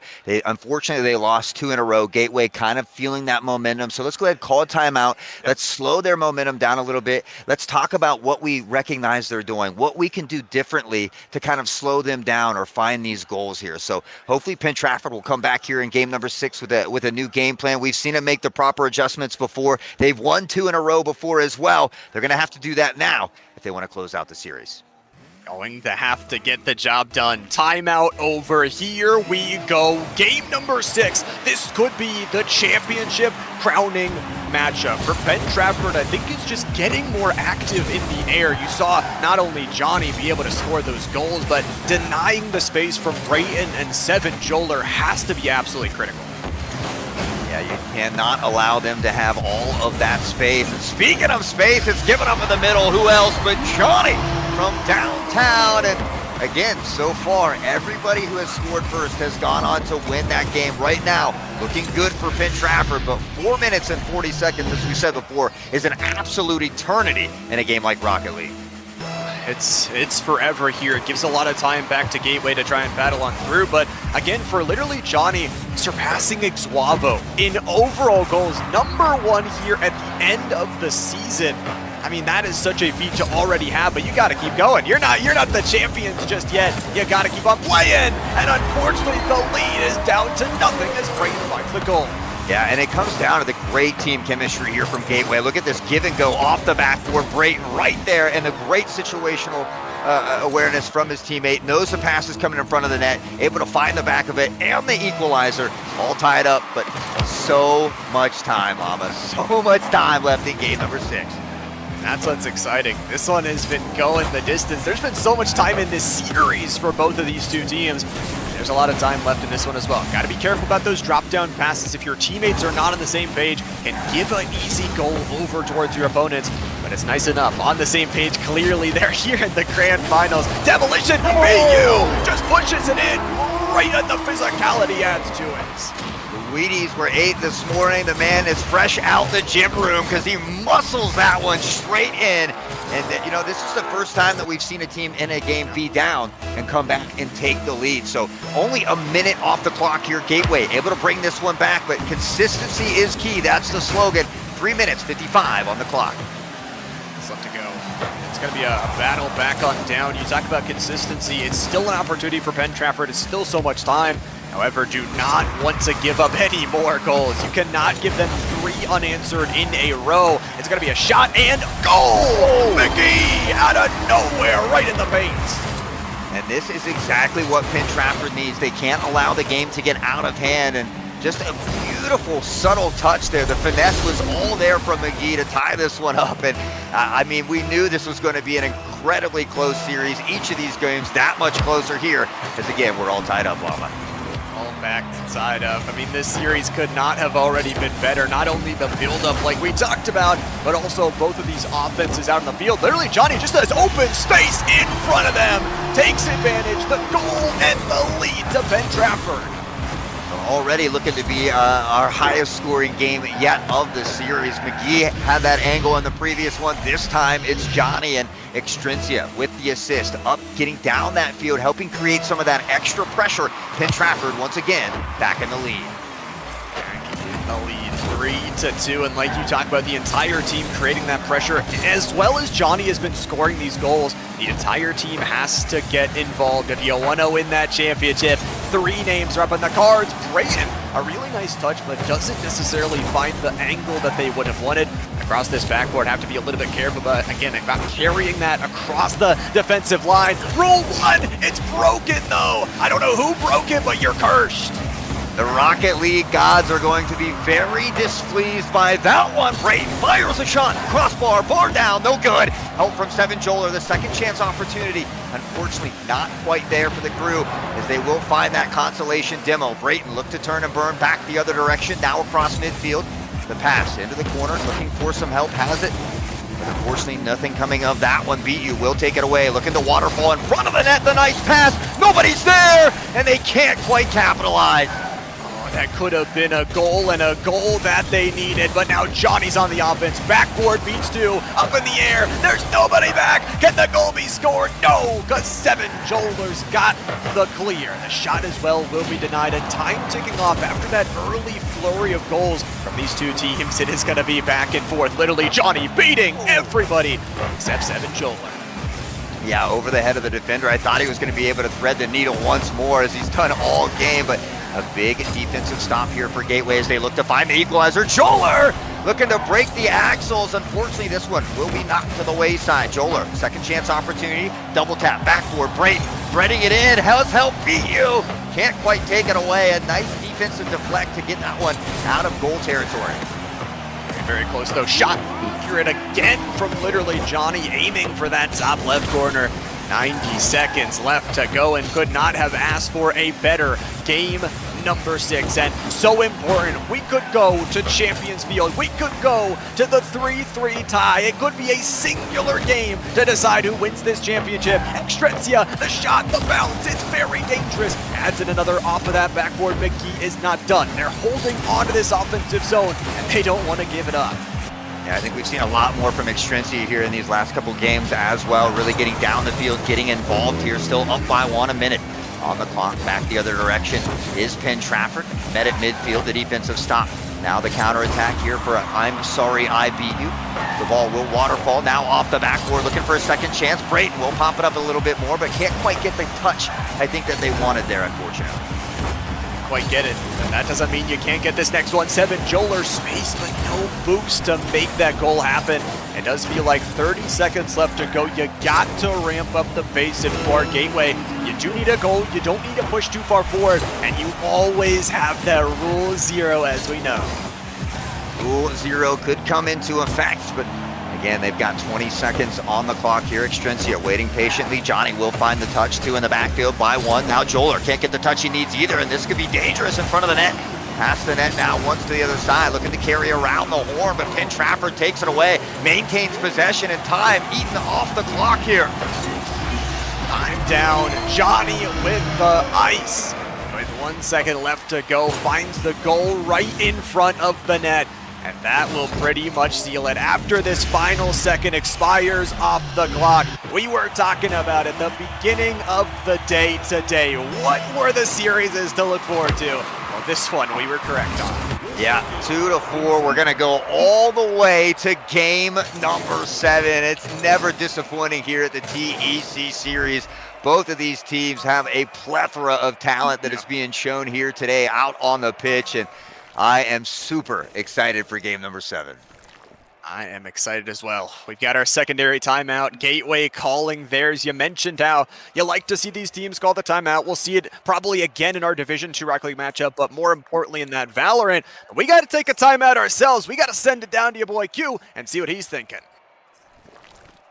Yo, what it do? What it do? We get ourselves our first Game 7 of the day, the first series that goes the distance, and this thing has been back and forth. It's been really fun to watch. We saw Gateway take the first, then we saw the Literally brothers literally putting on a show, able to go back-to-back. Gateway then go back-to-back, and now we're getting ready for Game 7. We're seeing the timeout. I love the call here, but I do feel like the big thing, at least for right now, I feel like if I'm Gateway, the big thing that I'm focusing in on is trying to find some way to shut down Literally Johnny. We talk about it all the time when it comes to halftime sort of preparation changes. You got to be disruptive, whether it's a demo, whether it's a bump, because it seems like when Literally Johnny is in motion, and especially when he is really allowed to get that extra space, he's been absolutely cooking in the kitchen. It really seems like Literally Johnny's been the one that's helped lead the charge. So if I'm Gateway, that's who I'm looking for in game number 7. But you know what? It's about time we're getting ready for game number 7. I see the squads getting just about done with our timeout here. I'm curious to see what Llama and Hot Sauce think before we get into this very, very big game number 7. I'm just excited we're here. I'm excited we've gotten to go to Game 7, and these two teams have a chance to prove their skills in such a long series, but Q must have read my notes. It literally says shut down Johnny. That's right there for Gateway at the top of it, so we'll have to see if they can here in this final game. You feel like the timeout definitely helped Penn Trafford. Will it have the same value for Gateway? Yeah, I think they're going to maybe talk about some adjustments that they need to make. And again, I think, even if they can find a way to put more bumps or more demos on Johnny, not only could they potentially limit what he's able to do in the air, but when you're constantly getting bumped, when you're constantly getting demoed, that could be frustrating mentally as well. So we'll have to see how they buckle down. One game to rule them all. Game number 7. And we'll crown a championship here. Gateway taking on Penn Trafford. This is it, and already some opportunities flying through from Penn Trafford. They heard demo, and they must have taken that themselves. It's a long clear, but Brayton is able to get back in front of it. Luckily, the saves coming through. A couple scary opportunities to start out this game. And once again, you feel like Hot Sauce. You score first, you could be the victors of the championship. Yeah, well, so far it's been the theory of the day, or the theme of the day between these two teams, at least here in Rocket League. And so both teams wanting to be the first to score. Brayton off the sidewalk. Joler able to bang it in, and it comes off the teamwork. Yet again, we'll take another look. The backdoor play, fighting out the defenders here. One in the goal, but Joler over top can't be stopped. Up by 1. A great start. And you talk about the trends. Gateway, if it's going their way, hopefully they can win this final game for themselves. But Penn Trafford still a lot of work to be done. It's only a 1-goal deficit, and they've got a lot of time to get that work as well. Literally, Johnny's going to go for a backboard touch. It's going to be slow rolled in towards the paint. They're kind of slowing things down a little bit more here, trying to get back after that timeout. The demolition on towards Extrencia is going to feel nice, but literally, Johnny, you cannot give him that space either. Yeah, they're doing a good job of shutting down that space so far, finding the demos. Joler looking to bite out the defensive stop. Brayton, potential flick over the head, can't find it. Now on the back pedal, beat you. Looking to keep the drive alive here at midfield. Joler will push it back, and here come these passing plays. The give and go, looking for the waterfall, but Extrencia, smart decision here to knock this away, and Penn Trafford will find the clear. Finding the clear here. But again, it's been this back and forth. Already a minute and a half off the clock, excuse me. It is down towards this final game. Which team will be able to step up? Because Gateway already has. They're going aerial. They're looking for everything off the backboard, and they're playing with this possession so well. They're not even giving Penn Trafford any chances. Yeah, this is kind of what we've seen Penn Trafford do here for the last couple of games. They've really kind of controlled the pace of the game and the field domination as well. But Gateway looking to flip the switch here and turn things around. Looking to kind of impede or put their will onto them here on the other side of the field. But again, a little bit more back and forth here. We kind of seen that aerial control in the beginning, but a lot more pong action as we head to the middle of the game. It's been a lot of back and forth, and that just tells you again how good both of these two teams are, how evenly matched. Extrencia goes for the shot there, but unable to lock it on in. Again, the defense of Gateway, something you got to give compliments to get towards this position. Seven Joler was looking for the short angle. Demolitions flying left and right as literally Johnny takes the player advantage, pops it up. 2-player commit, and it is going off the post. No way that doesn't go in. They even had the double commit from Gateway. No defenders back there. Unfortunately, they couldn't find a way to get it in the back of the net. Now, the counterattack in the other direction. Fires a shot a bit wide. Joler looking to keep it alive here as they tucked into the midfield wall, now around the corner. Pin Trafford with an opportunity. Brayton, though, make sure that the ball doesn't get pushed in front of the net. Pin Trafford still here, though, battling, and there it is. Not quite able to connect on the teamwork here. You saw the passing play, you saw the connection, but the teamwork denial is there. I think he has to be careful. Pass up the backboard here. Johnny's going to wait to pick that one up. Limited on boost right now. Johnny needs to calm things down, pick up that big pad, and try and get it down the field, because only the single goal from the early game is what is sitting on the board right now. You feel like for Penn Trafford could break it open at any moment, but Hansas, you are running out of time. Yeah, not a lot of time on the clock, but still plenty of time to get at least one here. Johnny looks to get things going here. Down into the corner, has some help. The pass play is there, and who else? The Literally brothers back at it yet again. The equalizer. 90 seconds left in this one. We are not done, and how much of a treat would it be if we could go to overtime? Game 7. We'll have to see if it gets there. It was the early goal from Gateway. They had a lot of possession control, but it was Penn Trafford attacking the net over and over that got them that one. Tied up 1-1. The championship on the line. Who's going to step up?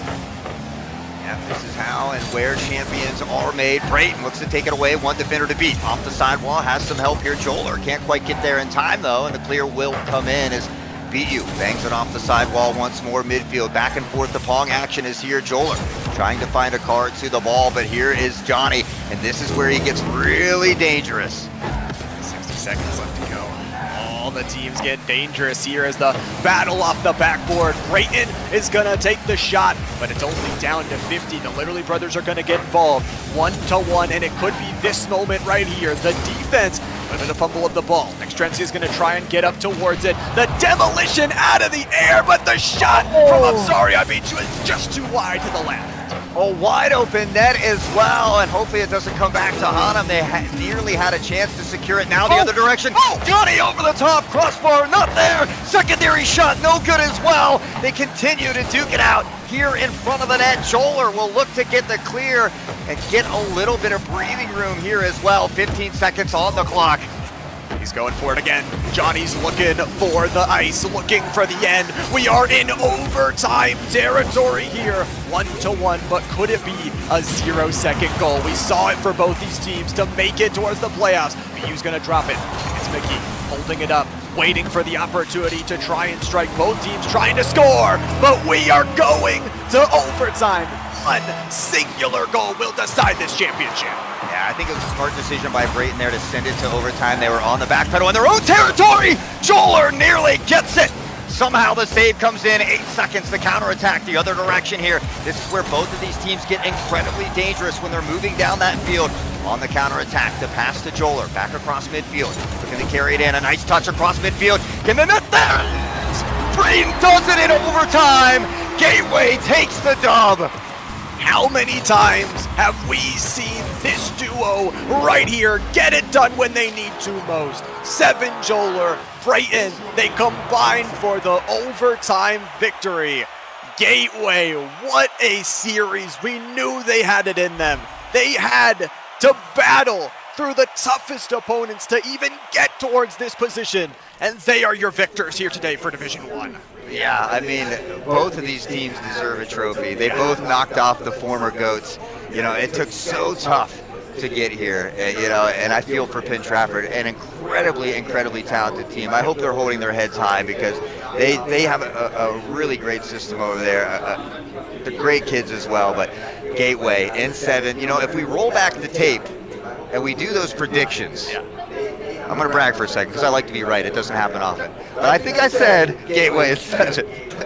I mean, yeah, predicted right, but I mean, talking about going to literal overtime in Game 7, having to be decided by a singular goal between these two teams to even make it towards this point, an absolute showing. And for Penn Trafford, honestly, like we said, it was great kind of seeing, even though they didn't take the victory, all the things that we said they need to do, they got done. It was they not only got Johnny activated, they got the rest of the team involved, and that was the biggest thing. That's what it's all about at the end of the day, is the teamwork.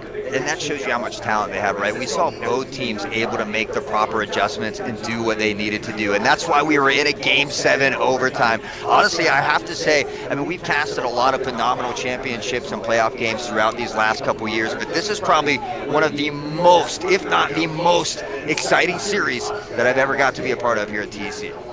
I mean, you called it at the beginning of the day. You were looking towards to find an exciting series, and honestly, really exciting here today to kind of see. Of course, the action's not done for the day just yet. We're going to take a little bit of a break. We've got Rocket League a little bit later, along with Valorant as well later in the day. But before we hop on over, I got to hear some thoughts after that banger matchup. Let's hop it down to your boy Q.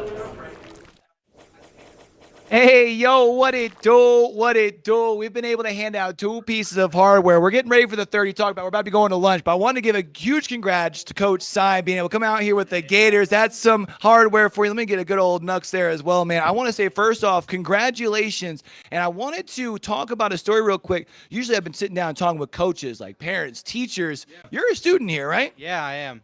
So I came up to Gateway freshman year. We had just built the esports room, but we had no one to run it, no one to do anything. So a little bit of online research. I found St. Francis, and I was like, all right, if I want to do something good, this is what I'm going to do. So we built up the team, and with the assistance of so many administrators and teachers, and most of all, I want to give a shout out to my friend who can't be here, Coach Allie. They were here with us last time, but they couldn't be here today. They're one of the main reasons that I'm able to do this so well, and thanks to them, they really help with our team cohesion. I love it. I love it. So I'm kind of curious. So we saw, obviously you guys were able to take a little bit of a lead. Then things kind of brought back to even going in that Game 7. And you guys opted to take a timeout. I'm kind of curious, what did the conversation look like in that timeout? Now, this, I will admit, conversation was a little self-congratulatory, but we knew that when we played down with them, end of the day, when it was no boost against no boost, we simply had that advantage. And so playing them there, we managed to beat them out. Fantastic. So last time we got to see y'all bring home the D2 championship. Now you brought home the D1 championship. I'm kind of curious, as far as with the D1 roster, how many of your students are going to be back here come the fall? We're going to have Brian and Emmanuel coming back. The only graduating player is Seven Joler, so I'm honestly looking forward to one more D1 plaque next year.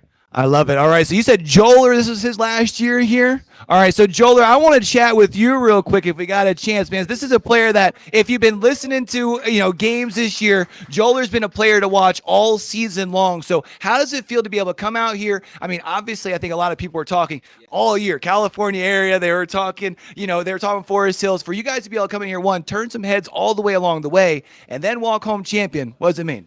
It means a lot. Like, I've been working hard. I've been playing Rocket League for a while, so being able to win something playing Rocket League means a lot. And you think this squad's got what it takes to go back to back with you, it's kind of stepping aside come the fall? I think they could do it. I love it. Yeah. I love it. I love it. Well, guess what? We're going to be seeing you guys hopefully back in the fall. We've now seen y'all take home Division 1 as well as Division 2. Now, speaking of our Division 2 Rocket League, we're going to be having that matchup here after we do a very quick lunch. So make sure y'all aren't going anywhere. We'll be back with Division 2 Rocket League after a break. Hey, congrats, guys. Huge congrats.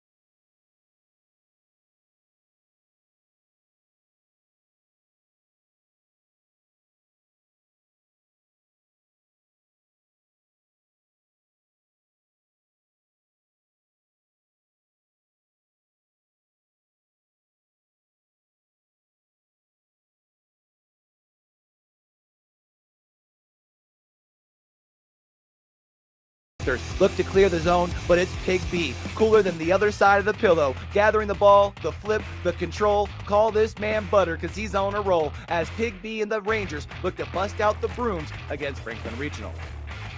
Again, bro, 2 overtimes in a row, and it's just not something you normally see happening against Forest Hills.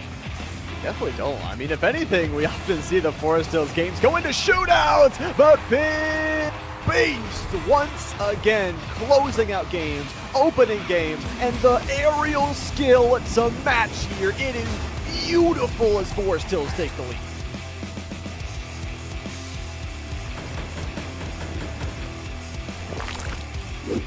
And sliding in at the number 2 spot is going to be the best pair in the business, Iguavo, in their championship rematch against Forest Hills. Both teams with undefeated records on the line in game number 4. And it's zeros on the clock. And what's cooler than being cool? It's Iguavo, icing the veins over one defender and posterizing the second with a double tap off the backboard, as California area gets the sweet taste of revenge. One down and punch into the backboard. A double commit here from Forest Hills as Iguavo looks to chip this one down, but it looks like the ball will fall here. We could be heading to an overtime. Love some overtime more. Iguavo can end it right in. Oh my Iguavo! He did! Let's go! That's the man. That's the dethroner. That's the guy you will see in your nightmares. Iguavo, the hat trick to end things out.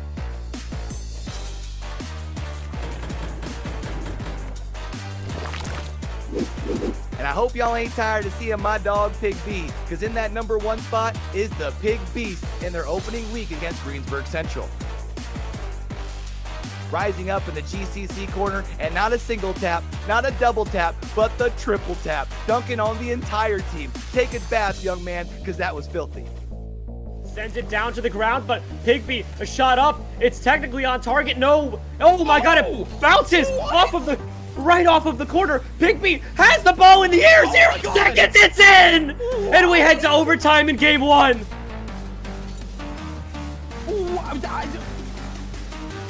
Wow, okay, you talk about a savant player. You really meant a savant.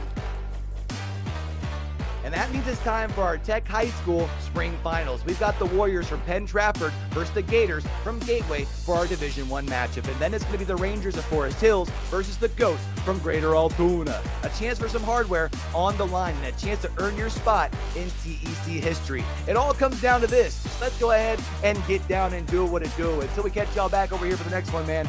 Don't forget, with everything crazy going on in the world today, be true, be you, be sincere. Game hard and love hard. All right, y'all? It's your boy Q, signing out.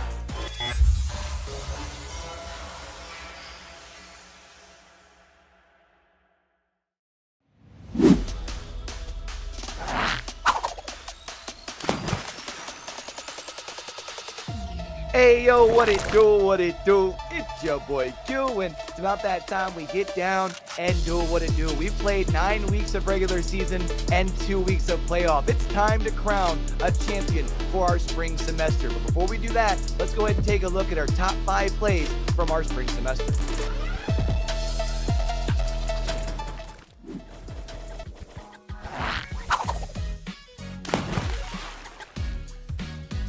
Hey yo, what it do, what it do? It's your boy Q, and what's better than 1 Rocket League championship? Oh yeah, dudes, 2 championships. So let's go ahead and get ready for Division 2 and take a look at how the Goats from Greater Altoona and the Rangers from Forest Hills secured their spot in the Grand Finals. For the Goats from Greater Altoona, they were the runners-up last season, and they were looking to earn some hardware this time around. And they came into the spring on a mission, not only going undefeated, but literally dropping 1 game all regular season. 21-1. Tough. And they'd start off with sweeps against Gable Catholic and Franklin Regional, and then they would play Central Cambria in week number 3, where they would drop that sole game of the semester.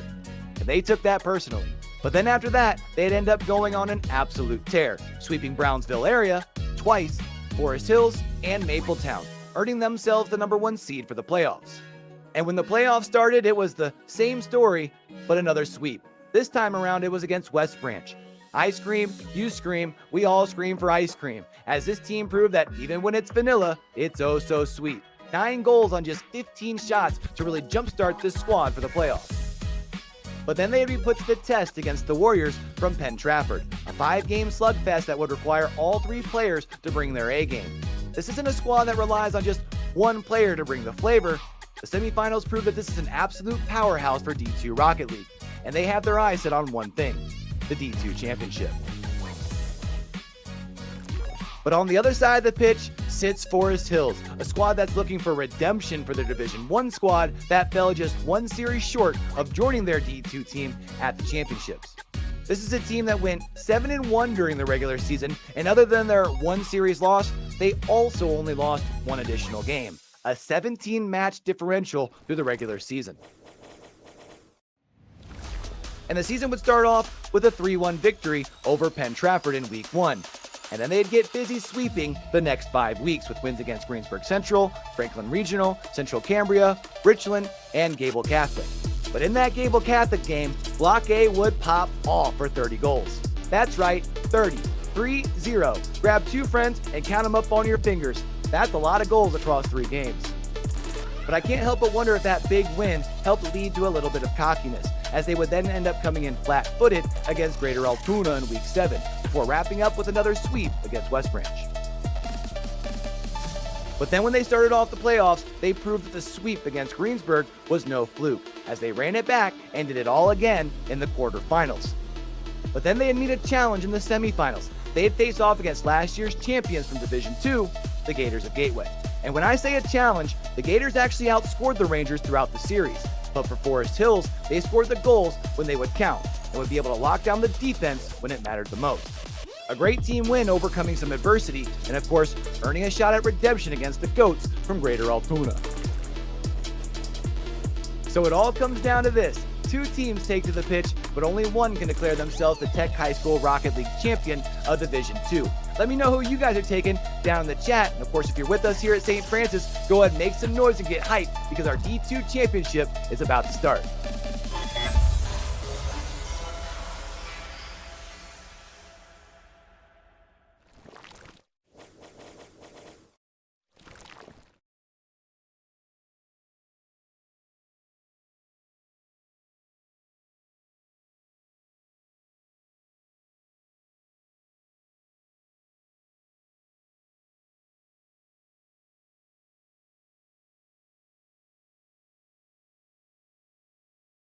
Triple tap, dunking on the entire team. Take a bath, young man, because that was filthy.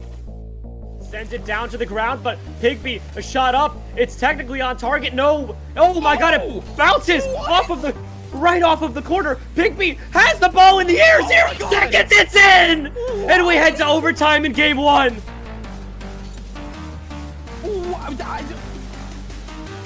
Wow, okay, you talk about a savant player. You really meant a savant. And that means it's time for our TEC High School Spring Final.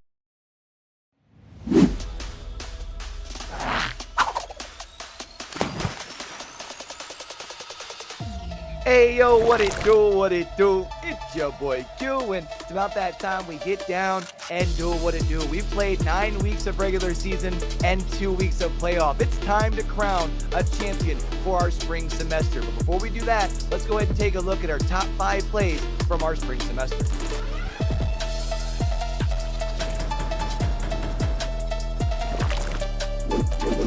And coming in at number 5 is going to be Pig B from Forest Hills in their first round playoff game against Carmichael's area. Able to jump the passing lane as the Mighty Mikes look to enter back into the offensive half. And then it's a filthy double tap off the sidewall from Steph Curry range, doing Steph Curry things. Bang, as Forest Hills goes up 4-1. Strong and confident. Pop, not quite sure if there was a meaningful changeup, if they're gonna look at doing it again. Oh, another redirect, bomb and yard, and Pig Beast, they find themselves 3. Oh my. Wow. Oh my. Oh my, even better the second time around.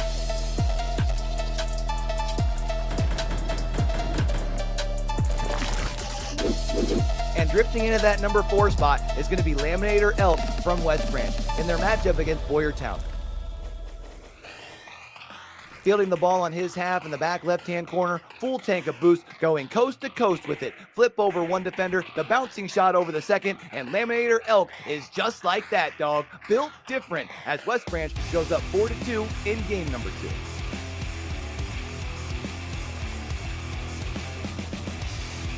Rushing here in the late game, but can they find another goal yet again? Pumpkin Spice Latte bringing things downfield. I am him. Shot whiffed. School put up. Shot saved down by Falcon. A minute left still. The ball cleared away. Laminators turn up in the air. Flip reset found. Shot in. Oh my God. West Branch up 4-2. That was so clean. What an aerial to tap it in. I love the not only the flip reset, but just flip like.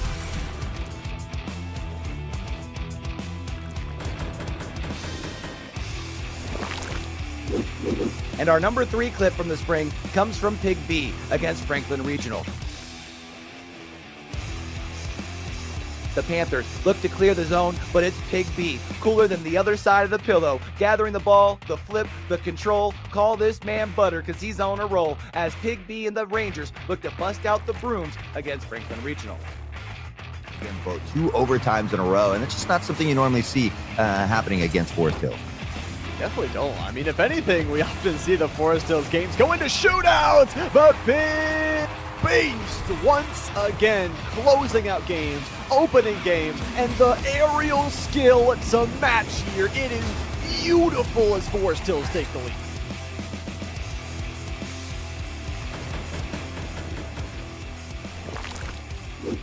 And sliding in at the number 2 spot is going to be the best pair in the business, Ixwalbo, in their championship rematch against Forest Hills. Both teams with undefeated records on the line in game number 4. And it's zeros on the clock. And what's cooler than being cool? It's Ixwalbo, icing the veins over one defender and posterizing the second with a double tap off the backboard as California area gets the sweet taste of revenge. One down and touch into the backboard. A double commit here from Forest Hills as Ixwalbo looks to chip this one down, but it looks like the ball will fall here. We could be heading to an overtime. Love some overtime more. Ixwalbo could end it right in. Oh my Ixwalbo! Let's go! That's the man. That's the dethroner. That's the guy you will see in your nightmares. Ixwalbo, the hat trick to end things out.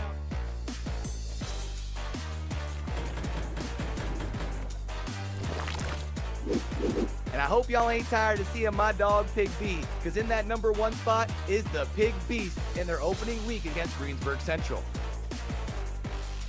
Rising up in the GCC corner, and not a single tap, not a double tap, but the triple tap, dunking on the entire team. Take it back, young man, because that was filthy. Sends it down to the ground, but Pigby, a shot up. It's technically on target. No. Oh my God, it bounces right off of the corner. Pigby has the ball in the air. 0 seconds, it's in! And we head to overtime in game 1.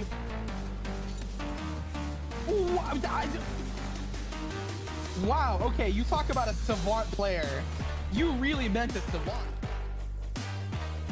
And that means it's time for our Tech High School Spring Finals. We've got the Warriors from Penn Trafford versus the Gators from Gateway for our Division I matchup. And then it's going to be the Rangers of Forest Hills versus the Goats from Greater Altoona. A chance for some hardware on the line and a chance to earn your spot in TEC history. It all comes down to this. Let's go ahead and get down and do what it do. Until we catch y'all back over here for the next one, man. Don't forget, with everything crazy going on in the world today, be true, be you, be sincere. Game hard and love hard. All right, y'all? It's your boy Q, signing out.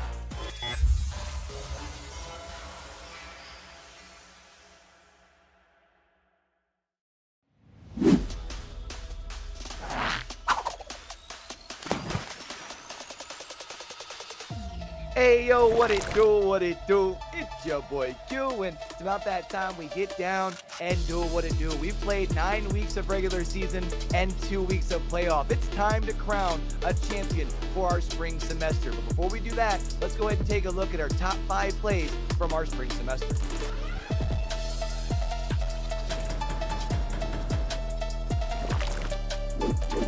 And coming in at number 5 is going to be Pig B from Forest Hills in their first round.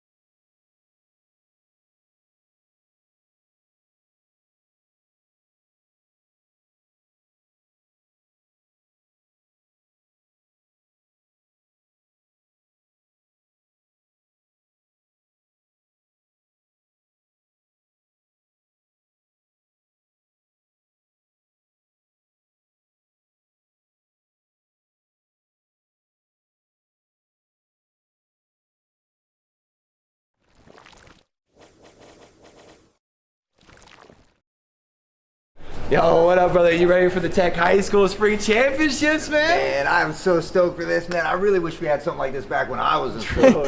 What would it have been? Competitive Pac-Man? Ah! Hey guys, let me out of here. Hey guys, can you please let me out?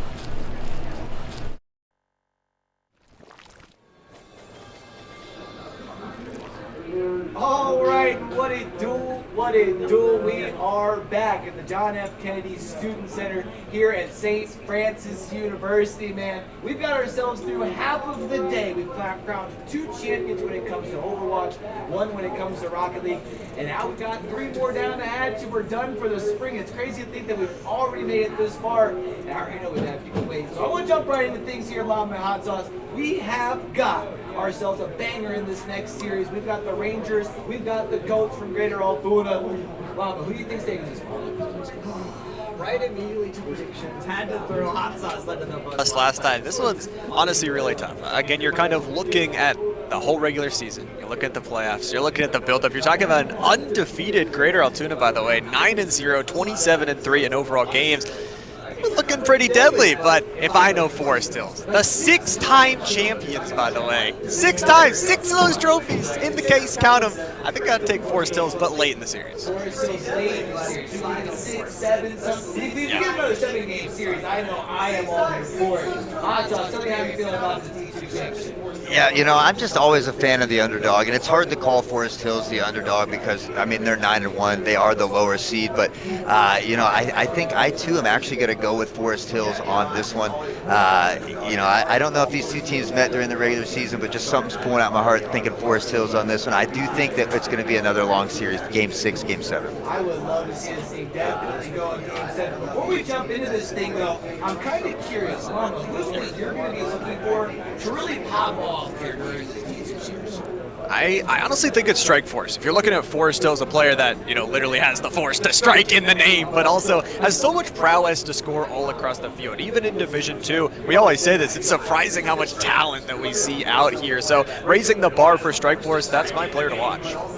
Well, how about you, Hot Sauce? Who are you going to be looking for as far as in this matchup? If it's going to be one of these 2 teams taking a win? Man, the Altoona team has looked deadly all year. The whole crew plays very, very well together, but I think for me today it's going to be Block A. I think he's going to step up on both sides of the field. You know, I had a chance to talk to him this morning. He's feeling good. So for me, I don't know why, but I'm feeling Block A today. Block A, I love it. Yes, sir. Yes, sir. Still a lot of love for Forest Hills on the desk, but you know what? We've crowned ourselves 1 Rocket League champion for the spring. I guess for Division 2, we might as well go ahead and do the same thing. For the Rangers, they've been able to defeat just about everyone they've faced over here this semester.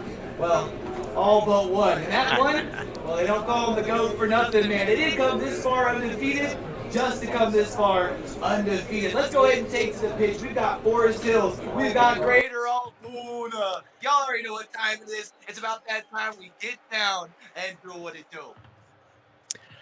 Oh, man, this series is going to be a good one, and it could be 7 games. I'm hoping. We were all hoping here in the desk that we go the distance, that we get as many games as possible, but of course, it is all about consistency. It's not about how you start. We saw that in the previous series. It's about how you finished off these series, and 2 of the greatest teams to ever do it in the TEC series ready to go. Back at it yet again here in game number 1. 5 minutes on the clock here. Scores back at 0. Both of these teams wanted to be the first to score. And again, I expect these game number 1s to be a little bit sporadic here early, and it is. Greater Altoona coming up quick. Sweaty Boy is going to get the first one. Honestly, a really good start for them. 8 seconds on into this one, and Sweaty Boy was actually the player that I kind of had starred as this squad for Greater Altoona. Really has brought the offense to the team in multiple games throughout the playoffs, with scoring multiple goals as well. But you talk about kind of back towards that regular season where Forest Hills did lose to Greater Altoona, even though it was a 3-0, they kept every game close. That's what I'm looking for Forest Hills to do, even if they're gonna lose games, if we go the distance, to keep things close. Got to keep it close here if you're Forest Hills. Now in front of the net and a bit of trouble. So Block A rotating around the defensive position up into the air, and a big save here as well. Keep that one out of the back of the net. The shot coming from Vanilla. Now the counterattack. CC Myers looking to gather some space here up into the air. Blockade looks to pound it down just a little bit to the left of the goal on this one, but a nice opportunity there for Forest Hills. The opportunity already.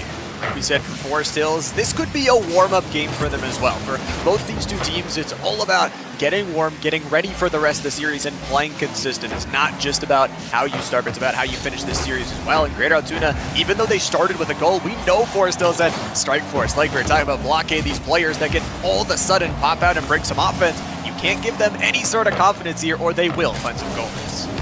Vanilla up into the air, looking for goals of their own, falling down into the corner here. A bit of a misdirection here, but a bit back and forth now in front of the net. Dangerous position here for Forest Hills, but they're able to find that clear and hopefully turn this into a counter-attack. Shot off the backboard, looking for a second chance opportunity. Block A has to go up and find the touch here. Unfortunately, that pass wasn't quite centered enough for Block A to take advantage of. Good hold though, at least, even though the center doesn't come in, the passing play doesn't connect. QWERTY gets the demolition here on towards Strike Force, sending those car parts flying. Does feel like, though, a lot of possession time here in the offensive zone. The shot, the save. Sweaty Boy able to step up to it, but they need to get this clear out. Minimal boost in the tank, and finally, Greater Altoona some room to breathe. Yeah, oh, and a nice save there as well from Block A. That very well could have been a goal for Greater Altoona. So Block A able to keep the score up the off the wall and the crossbar as far the post, excuse me. Forest Hills, luck not on their side that time. A near goal, unfortunately, there, Llama. That was inside of the post. Are you kidding me? Could not have been any closer there. About half this game left to play. Already the lead, though, for the Goats. Block A off the backboard, passing play. Find its marker just yet. I like this teamwork, though, that we're starting to see. Finding each other. Shot up, rimming around the board. Forest still so many close attempts, and they're just an inch away from tying up this game. Yeah, you know, you just got to keep at it. You know, you keep shooting, be that relentless firing squad. Oh, and again, pour down. Block A going up for the secondary touch. Unfortunately, excuse me, can't quite find it. This might be a goal the other way for QWERTY, able to drive it all the way down after the save is made. QWERTY does it all here. Massive stuff here, and able to get that second goal locked on in, extending the lead after Forest Hills was so close time and time again from finding theirs. Odds us, we still got 2 minutes left to go. Yeah, you know, you just got to get them game one jitters out of the way. I think we're starting to see Forest Hills fall into the stride. We've seen a lot of great passing plays, a lot of really good shots on target that just haven't quite gone their way yet. So 40 now in the backfield is Sweaty Boy. The pass over to the sidewall, looks to take it away. Forest Hills in the mix. Block A able to go up and find the stop here as well, helping to slow down that pace of Greater Altoona at the moment. Slowing down the pace has to be very important. This Greater Altoona team with momentum will be able to take so much of the game. We'll have to see, though. We've got 90 seconds left. Still offensive passing plays from Greater Altoona there. Passing really well around this middle of the field, but Forest Hills, we know with any time left on the clock, they are going to be able to bring some offense back to it. A close opportunity there, but now it's Vanilla back in the skies. Two-player pinch, a nice save that sends it out to safety. It's 70 seconds, though, and Forest Hills need to get going. Yeah, they got to find a way to put at least one on the board here, give themselves a fighting chance right now on that defensive backpedal. A little bit of a breakaway here at the moment. Sweaty Boy finds the stop, but not the touch they need, and Forest Hills will be able to continue that drive in front of the net. Oh, it looked like they were going up. Unfortunately, couldn't quite connect. A second chance opportunity here in front of the net. Block A, able to find one. Now just one away from tying it up, Llama. Turns that block 0 into a block A, a block 1, baby. Cuts the lead down in half. 50 seconds left to go. Forest Hills have found their footing. Looking dangerous here. Greater Altoona are going to have to put up the bulwarks, put up the defense here with 45 left. Forest Hills back on offense. Yeah, this is what we want from Forest Hills. Now they can finally get that. Oh, and another beautiful save, this time from CC. I feel like that ball was half in the goal, but somehow finding a big stop. 30 seconds on the clock. They need a good opportunity here. Still plenty of time, but QWERTY in the double tap. Not quite there. This could be that breakaway counterattack they need. Need the counterattack, and they need it quick. 20 seconds left to go up the backboard. Centered for their teammate, but Strike Force doesn't come in. Doesn't want to send all 3 members forward. Doesn't want to try and get a goal scored in their own net. 10 seconds left to go. Already getting up in the faces and trying to hold the possession. The shot again from Vanilla to try and ice out this game. It is down to nothing on the clock. The clear is there, but it's just a little bit too short. Greater Altoona CTC, the GOATs, able to take this game number 1. Yeah, I think it just took Forest Hills just a little bit too long to get going, but it seemed like, a little more than halfway through that game, they begin to kind of find their stride. We saw some good passing plays down the field. We saw some great saves from Block A and that transition where Block A was able to capitalize and find that goal. So hopefully they can carry that momentum a little forward going here into game number 2. Again, like I said, I feel like they're finally coming into their stride. So game number 2 is going to be really important for them. It absolutely is. Absolutely huge differential here. And like we said, this game number 2 could be big. And you go kind of back towards that regular season like we were talking about. Forest Hills, again, even though it was a 0-3 loss in that regular season, 2 of those games decided by 1 goal. This first game also decided by 1 goal. So, like you said, finding their time to heat back up. Greater Altoona's got to be careful in the second game. Yeah, and I think I saw in the spectator spot Elite Cosmic there as well. So maybe the D1 team helping out Altoona here a little bit with that coaching as well. But, I would love to see Forest Hills bring this one back, tie the series up. We know that, that first one we saw was incredibly close as well. So I feel like this is going to be a long series too. I feel like it is. We'll have to see. I think all of us predicted this one going 6 or 7, so we'll have to see if we go there. Pausing for Tech for just a little bit of a second, but for Forest Hills, it feels like, again, that only 1 loss on the season, only 1 loss on the regular season. They walked their way through playoffs, and even though this is the number 1 and 2 seed, it feels like these teams boast so much talent on the board. Oh yeah, there's just a plethora of talent on the pitch, and that we were lucky enough to get to cast them throughout the regular season as well, because there's just a lot of talent. It's always fun, to get hyped for the kids, because they certainly put a lot of work in, both in the field and off the field as well.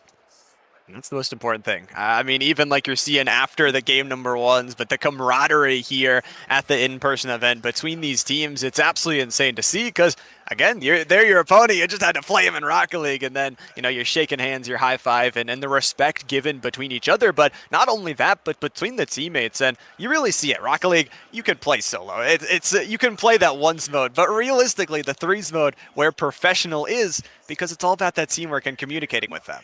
Yeah, teamwork, communication, team chemistry, just, getting to that point where you almost know where your teammate's going to be, looking for those second and third chance opportunities, whether it be, off a post or off the crossbar or even off the backboard. So, they've put in a lot of hard work to get where they are at here today. Both of these teams very deserving of being in this championship series.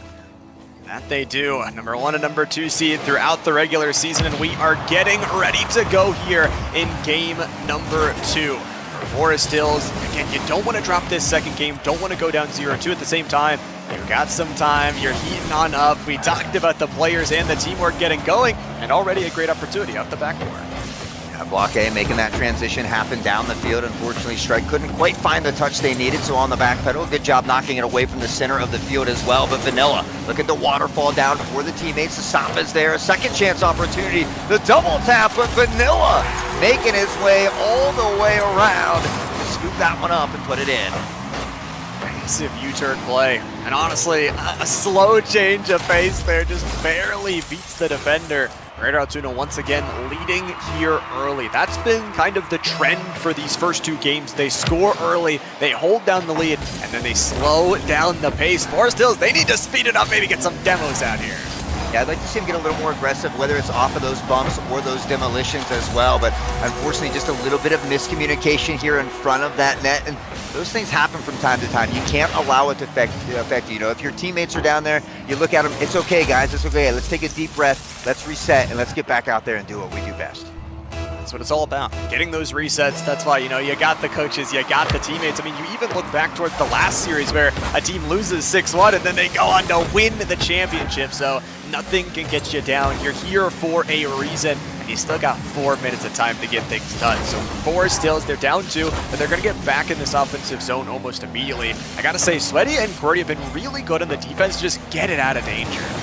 Yeah, they're doing a great job of maintaining the possession down here on that Forest Hills side, really not allowing Forest Hills to have too many opportunities just yet. But we do see them kind of giving up some space here, a little retail. Strike at midfield will take the ball away. Unfortunately, don't quite get the bounce they need, but we'll have a little bit of help here from Forest Hills. Sweaty Boy back across the mid, up with the touch, tucked into the corner here, a bit of back and forth, and once more Forest Hills needing to find a big clear. Maybe get it out of this defensive zone. It's going to be a shot there from Qwerty, and finds a way to thread the needle here. The third goal solidified, and it's off of this immense calculation play from Sweaty Boy. The intercept of the pass off to their teammate, and the third goal recorded here. CTC averaging a goal every 30 seconds here in this game too. Yeah, I think Forest Hills just needs to go back to make sure they're working on those fundamental rotations as well. Kind of got a little bit too overextended on that one, but Block A at midfield will take the ball away and continue to pressure in the other direction. Looking for that pass across the center. Qwerty able to take it away, looking for the waterfall. Strike will tuck it back in. Sweaty, big demo here as well. CC Myers coming in to help explode those car parts away and look to open up that backfield. Do love those demolitions. That's the thing we most enjoy. As much as the Rocket League's awesome, the demolitions even better. And the 3-goal lead, going to be there. And 3 minutes left to go as well. Again, this is where Altoona can slow down the game, control, and say we don't have to go forward. Strike Force, though. Great intercept off the wheels, and the first goal for the Forest Hill squad. Yeah, great job just getting up into there and making something happen. Sweaty Boy couldn't get up in time, and I think, because they hit the ball with the wheels instead of the top of the car, it really slowed the pace of the ball down, kind of changing up that look into the net, and the defense just wasn't able to make those proper adjustments. So hopefully, as we say, that can be the spark that ignites the flame for Forest Hills. We'll see off the backboard. It's a great double touch right off the kickoff, and that's the hope, right? You want to bring the momentum, even if it isn't throughout the series, throughout these games, to build up step by step by step. Qwerty shot there barely, being saved away at the last second. CC Myers gets up to save it, but for the Rangers, you've got time. You've got a crazy shot down the field. They aren't done. They need to keep up this offensive zone pressure. It's 2 minutes and some change, and they are looking feisty. Strike sitting in the goal there. We'll find a big save and a booming clear the other direction. Strike looking for the pass across midfield. A beautiful pass as well. Block A. Can't quite capitalize on that one. A nice shot on target, but will be knocked to the wayside. Sweaty Boy. Counterattack, chip shot over to midfield. Looking for the cross, the pass play. Not there. Block A going up into the air and finding a stop. And that's great. You can't allow Greater Altoona too much space in the air. Gotta deny those aerial opportunities, because things like this can happen. Vanilla and Qwerty, they both get involved here, but Qwerty is the one to find this intercept. You look at that bump as well. Vanilla passes it and then denies the defender of a save. Now, the play after the play is always important as well. Anytime you can make it a little bit easier on your teammates, I'm sure they appreciate it as well. Nice kickoff here from Forest Hills, sent in the correct direction, looking to tuck it down and get a little offense of their own, but Qwerty, big booming clear here as well, and a bit of back and forth at the moment. A lot of back and forth. Another shot roller down there for Strike Force. It's a save. 90 seconds left to go. One man to beat here. They're going down the field, and Block A is just bigger. The second goal here for Forest Hills. Hey, let's take another look. Block A doing it yet again. Just kind of getting in between two defenders there as well. A little 2v1 action, still able to come away with the goal. And again, breathing life back into Forest Hills now. Only down by 2. 88 seconds left here is plenty of time for Forest Hills to reel this one in. It's a ton of time here. I'm hoping they can reel this one back in. I want some more games. I want to see this one go the entirety of the distance. Block A is going to start this play off with a demo, put it in reverse, and then make sure it's back in drive for another one. 70 seconds here to go, and Forest Hills, like we said, down by 2, but by no means out of this second game. Don't want to drop to 0-2 in the series. With 60 seconds left, they've got to play some defense, but they're definitely still in this one. Still in this one indeed. Fighting in front of their net though. A dangerous territory to be in, excuse me. But and a wide open net. Can they get back in time? Block A from the distance, coast to coast. Block A, the player with the most at the moment, and a big goal for Forest Hills. And truly, 48 seconds is a lot more time than I expected them to have. So things are starting to look up for Forest Hills. Midfield shot connects, and now the time, like you said, on their side. They have to score one more, though, and it's Block A. Aerial going bigger, but it's the save. Puerty just gets up there to the middle of the field where they make an incredible one. Now have to be a little bit careful. It's going to be Vanilla popping a shot towards that left post. Half of a minute, an extra opportunity from Puerty. It's slow rolling, but saved away. Forest Hills need to get this clear. Now 2 saves there from Block A. He's on the offense, he's on the defense, absolutely all over the field at the moment. Only 18 seconds left though. They still have an opportunity to drive down the field, potentially find another one. A good passing play to set things up. Now into the corner. Forest Hills, CC Myers looking to pass across. They need that cross here in front of the net. Water falling down. Perfect opportunity. Unfortunately, the defense will knock it away. Rule 0, will it come into effect? The ball has to hit the ground, and it does.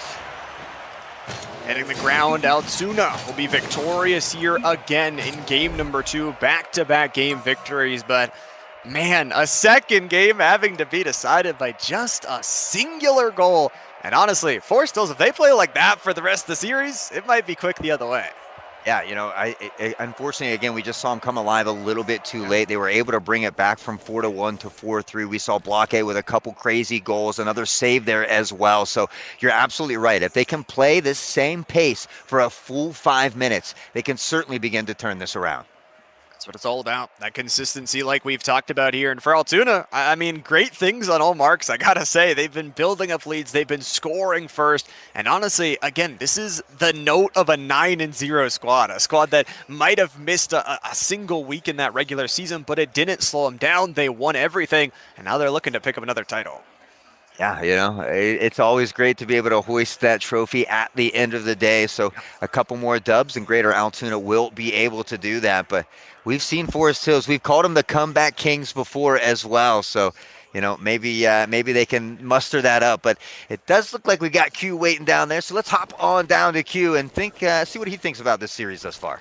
Well, I think the big thing I'm really seeing as far as in the arena itself, first off, I was chatting with the Greater Altoona coach a little bit. Definitely the quietest team that's been winning that we've had in this thing so far. They're just vibing. It seems that's something that if I had to guess, has helped them really avoid the valleys of what we see a lot of teams kind of going through. On the other side of the room, though, Forest Hills, you guys were talking about started to pick things up there towards the end of game number 2. This first 60 to 90 seconds is going to be so important for them because it does feel like the confidence starting to get there, but what they can no longer afford to do is play from so far behind. So I'm really gonna be looking for Forest Hills to come out here and be able to dictate the pace here early. But I'm gonna be interested to see as far as on the opposite side, if that happens, how they respond. You guys said this is a team that's kind of been able to cruise all season long, but let's go ahead and get into game number 3.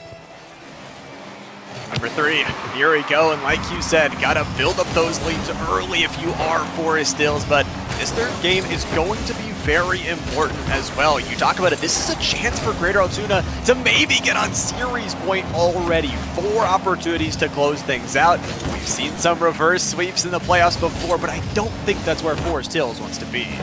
No, absolutely not. You never want to be down too many games. I look to see them hopefully take this one here as well, and from a distance, CC Myers puts them up on the board, and Forest Hills, this is what we talked about. In that first 30 to 60 seconds, they need to get those goals early. Certainly doing that here, and coming off of a great pass from Strikeforce as well.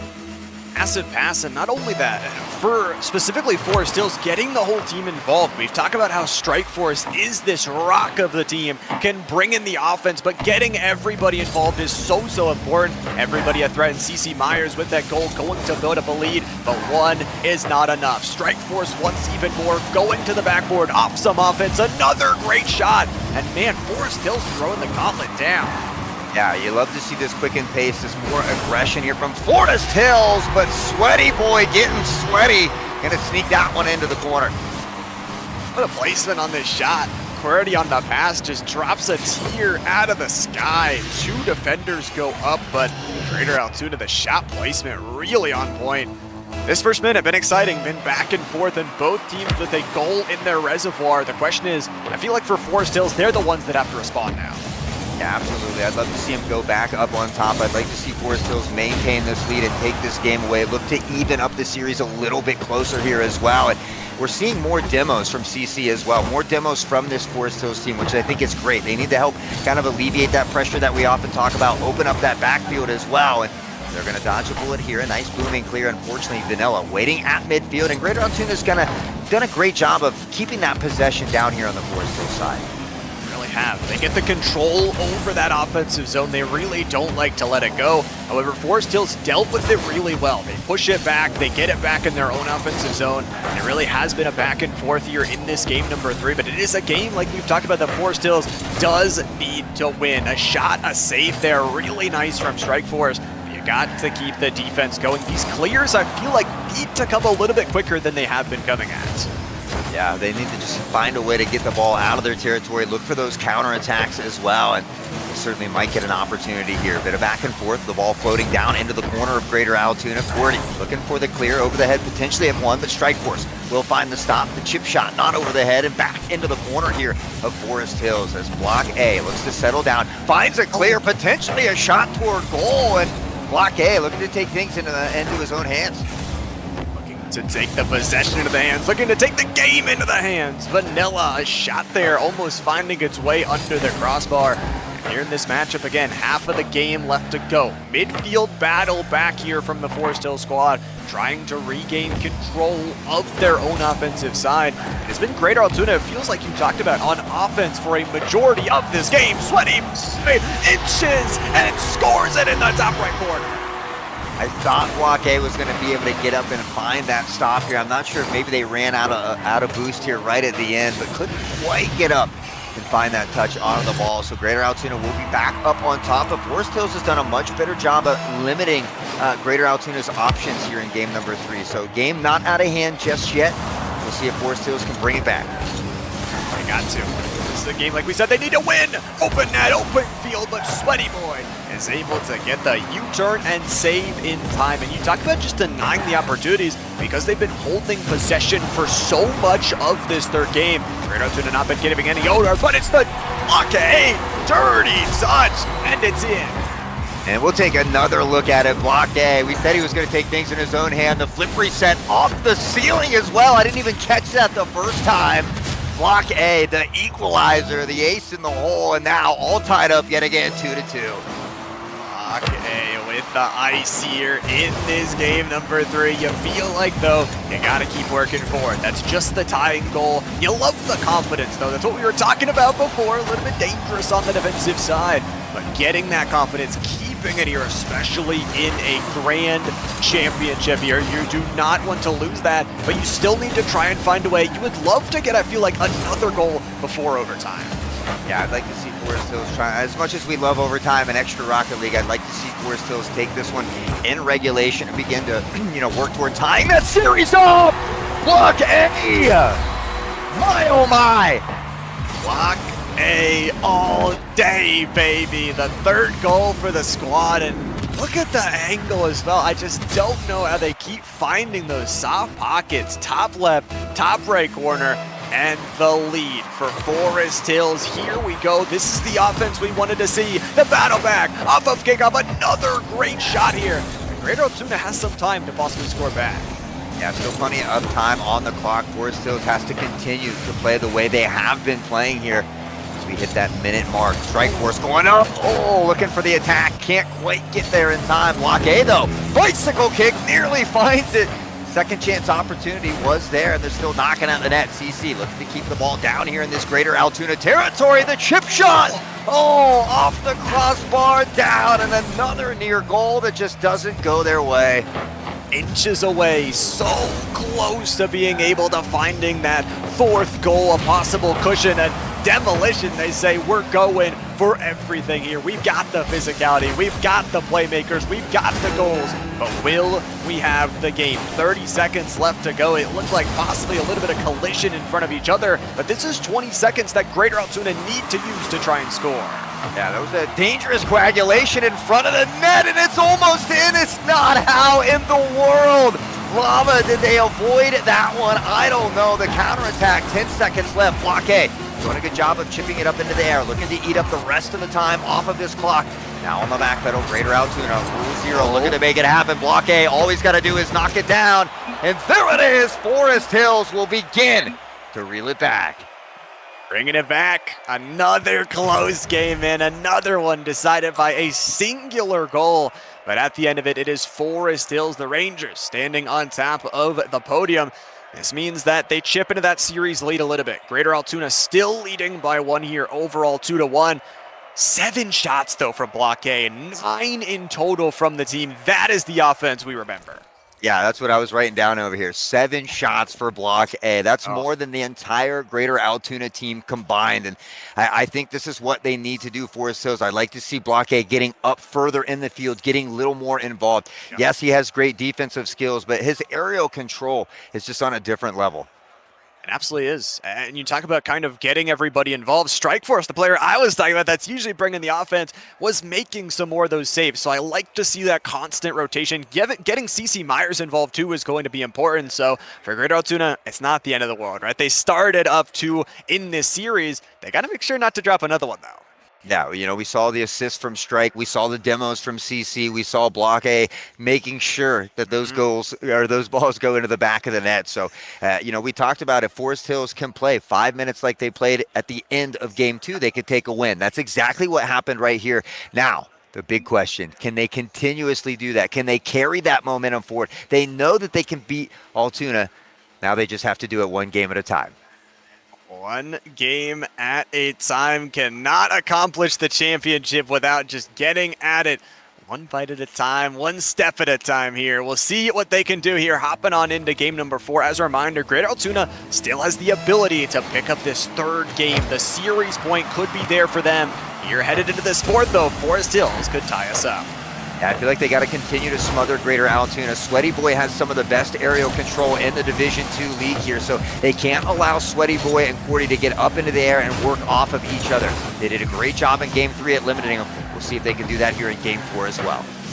Gotta try and limit all those tools possible. Gotta try and find that battle back, but right now, it has been the battle back, it feels like, here in this game. And for Forest Hills, like we mentioned in the first 2 games, cannot wait until the final minute 30, to the final minute to get warm. You need to try and start it early. Vanilla going for a crazy aerial play. Forest Hills defense playing calm.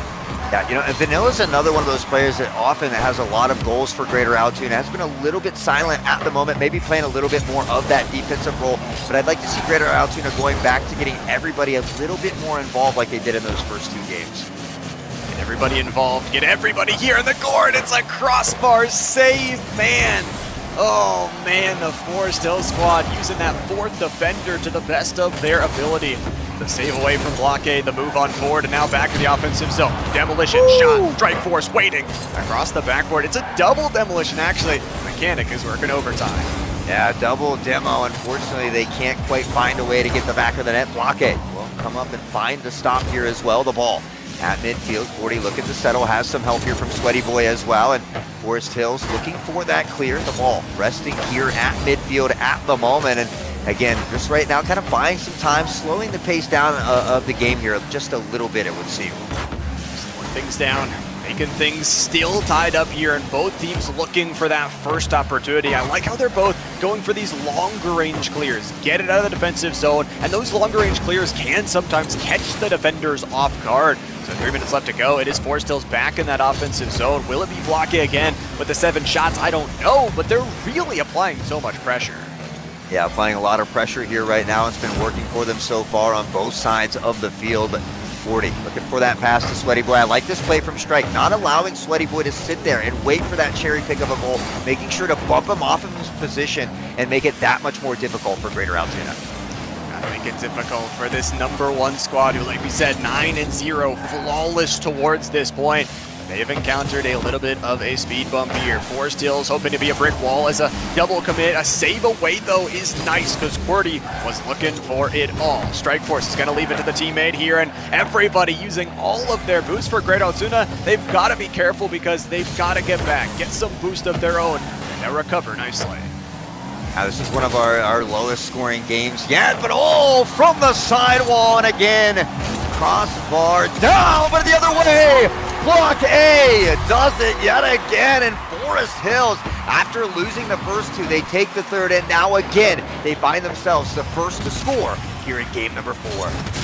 Talk about resilience as well, from playing 3 minutes of stalemate Rocket League to still showcasing your offense 2 more minutes to try and decide things. And for Greater Altoona, like we said, sure, you're leading up in the series 2-1, but would love to secure the series point right here, right now. It just feels like that Forest Hills is playing fast.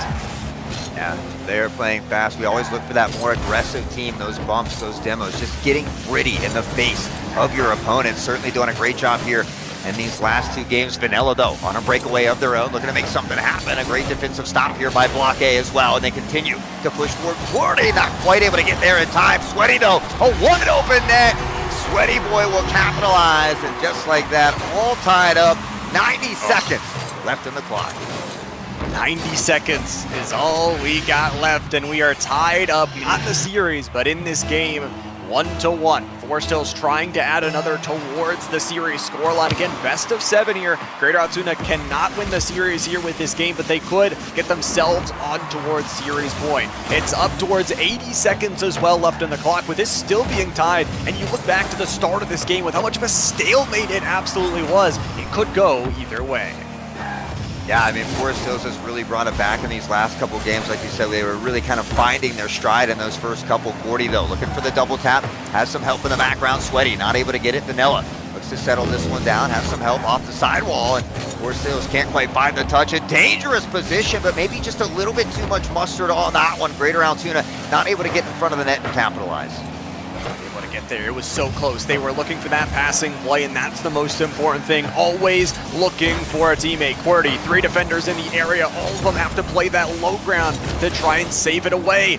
The Goats trying to push forward. Maybe an overtime on the cards here if we last 30 more seconds, or it could be at any moment. Forest Hills looking for the aerial contest. Those are really dangerous.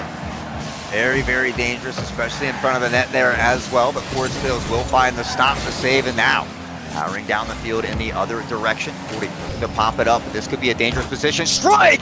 Oh, not quite able to get there in time. The defensive stop comes away. The 50 in the favor of Greater Altoona. It's a big back and forth. We could be headed to overtime. I hope we are. Or is it the 0-second play? No! The denier in the last second. The demolition here. The Forest Hill squad, they slow things down, but they have to get it down to the ground. Saying that was dangerous, and we have got OT here. Game number 4. Forest Hills, they need this next goal to tie up the series. Yeah, you know, we tend to find those overtimes. We've been blessed here with another one. 1 goal to decide at game number 4 here. Forest Hills has an opportunity to tie the series up in front of the net of Greater Altoona here as well. A shot coming in, the chip. Oh, and I thought maybe going for the fake, but QWERTY, it will find the stop. It looked like there was a bump in there as well, but now the ball back in the other direction. Good saves, scary saves as well for both these 2 teams. You talk about that back and forth as well with it going that other direction. It does feel like slowing things down again for Greater Altoona has to be the idea. It's been Forest Hills attacking the air for this entire game, but Nella gets an opportunity with 15 seconds until that minute marker already recorded in this overtime. And you gotta honestly think, Hot Sauce, this overtime is not necessarily about this game, but the longer it goes, you imagine how much is left in the tank for the whole series. Yeah, you know, and I felt like Forest Hills was starting to get some of that momentum after winning the last game. If they could find a way to win this game as well, it could really begin to shift things. 40, though, coast to coast, but Block A coming back to get in the way and stop that one. And again, a little more of this Pong action at the moment. Both these teams looking to settle it down here and hopefully find that first goal. First goal on the cards for one of them here in the overtime, but how long will we go? That's like we said, that's the biggest question between these 2 teams. And will it be a timeout after this one? It could be a tie-up game. It could be Greater Altoona 1 away from another title to add towards their trophy case. What a save from Strikeforce at the last moment. Yeah, that one very well could have found its way to the back of the net. Now on the counterattack, Strike nearly getting it from coast to coast there, from defense to offense, but Greater Altoona does find the stop once more, pressing forward now, on the Forest Hills territory as QWERTY looking for the shot. Block A, able to step up, find the stop here as well. QWERTY with the demo, though, hoping to open up that backfield here for Vanilla. On the press, now in front of the net. They will find one more defensive stop. One more stop, one more save, but will it be enough? Defense is gonna be good to deny those opportunities, but offense at the end of the day is what is going to close out this overtime. QWERTY's going aerial, always dangerous. The demo, though, removes their teammate. The bump as well. Forest Hills are getting physical here at the end of this overtime. They don't want to give any space or opportunity to Greater Altoona, and like you said earlier, can kind of get in their heads. Yeah, loving the demos here, loving the aggression from Forest Hills, and Block A fires a banger of a shot, but Sweaty Boy able to find the save. Now the other direction, the 50 not in their favor. The ball floating high and dry around midfield as Cordy will look to pressure for the defense, looking for a stop. Now the other direction, a wide open net, but Vanilla will be able to get back in time. Already an extra half game in Rocket League. Is it him? Is it Block A? You've got your answer. The answer is yes. 3 minutes into the overtime, another top left corner shot. Forest Hills, they are not out of the series. They have tied things up. You know, I told you to watch out for Block A today. Block A came to play, a big overtime goal to clutch it up. And, you know, we've seen Strike in that goalie position really kind of finding those big key stops and allowing Block A to find those transitions down the field. Greater Altoona coming out 2-0 to start things off. It was looking a little bit sketchy, but Forest Hills, the comeback kings, the comeback kids back at it yet again, and now the series all tied up once more. All tied up. Every single game decided by one goal, and honestly, we've got one more member of our team that we need to send it to right now. Q, what are we thinking? Man, what a series we've got going on right now here, boys. To start things off for our Division II Rocket League, I was a little concerned at first, I'm not going to lie. Looking over on the Forest Hills side, looked like they were giving Greater Altoona a whole bunch of space. But over the course of these last 2 games, y'all were talking about how much we had to keep an eye on Block A. I know especially Hot Sauce, man, and Block A has been absolutely locked in. I feel like for Block A, if they continue to let this man cook, it's getting hot in the kitchen. I'm not sure if the GOATs can stand the heat. They've got to find some way to cool this young man down, because right now he's proven really just built differently. But it is game number 5 here now. This best of 7 has officially become a best of 3, and it feels like whoever wins this game right here just might be putting their next foot forward to being crowned the D2 champion. I'm excited to see how it breaks down. Let's go ahead and send it back to our desk. You know, and I got to say quickly, Llama, the kids are so lucky to have Grove. I took a look over there, and I see him shouting, cheering on, fist bumping, high-fiving. It's great to see a teacher, a coach that involved and that dedicated to the kids. Forest Hills now has tied the series up. Whoever wins this one's going to be up by at least 1 here. You said it. Whoever wins this game could be winning the series, but like you said, without all of those teachers, all the support staff behind the kids here today, it wouldn't be possible. And Block A, I don't think Greater Altoona found a way to shut him down. No, Block A came to play, and it is happening. A beautiful play there. I mean, 2 defenders in the net as well. Just a quick little finesse shot into that right corner. The defense unable to react. And again, Forest Hills coming out, striking early, and giving themselves that confidence, that slight advantage. Oh, it's an advantage. Oh, Cordy pulls out the scope for this one. Top right corner. I gotta see this one again. It was a midfield shot as well. Cordy's dangerous. Yeah, we saw Strike trying to boost up there and find that defensive stop, but what a heck of a shot from Greater Altoona. And again, you know, you lose 2 in a row, you immediately get scored on in the first 30 seconds. Those are things that can affect your mental. These kids have great heads on them. They buckle down and they don't let it affect them. Greater Altoona able to come back and find the equalizer. It's the biggest thing. It's always about battling back, finding the equalizer, finding that momentum back for yourself. We are starting to run out of time here in the series. It's going to be a waterfall down, dangerous scenario here. The shot, the goal! CC Myers, 100 CCs of goals right to the veins. Yeah, CC getting involved all at the right times. You know, we've seen him kind of play that demo card, kind of being disrupting for the defense, now getting involved, getting that goal and putting Forest Hills up by 1. We're not even a minute into this one, and there's already 3 goals. Oh, I mean, I'm okay if we get 15 goals here in this game. I will not complain, but we'll have to see where it goes. And you were talking about Greater Altoona, their ability to respond. Well, respond again. It's Qwerty, the 2nd goal.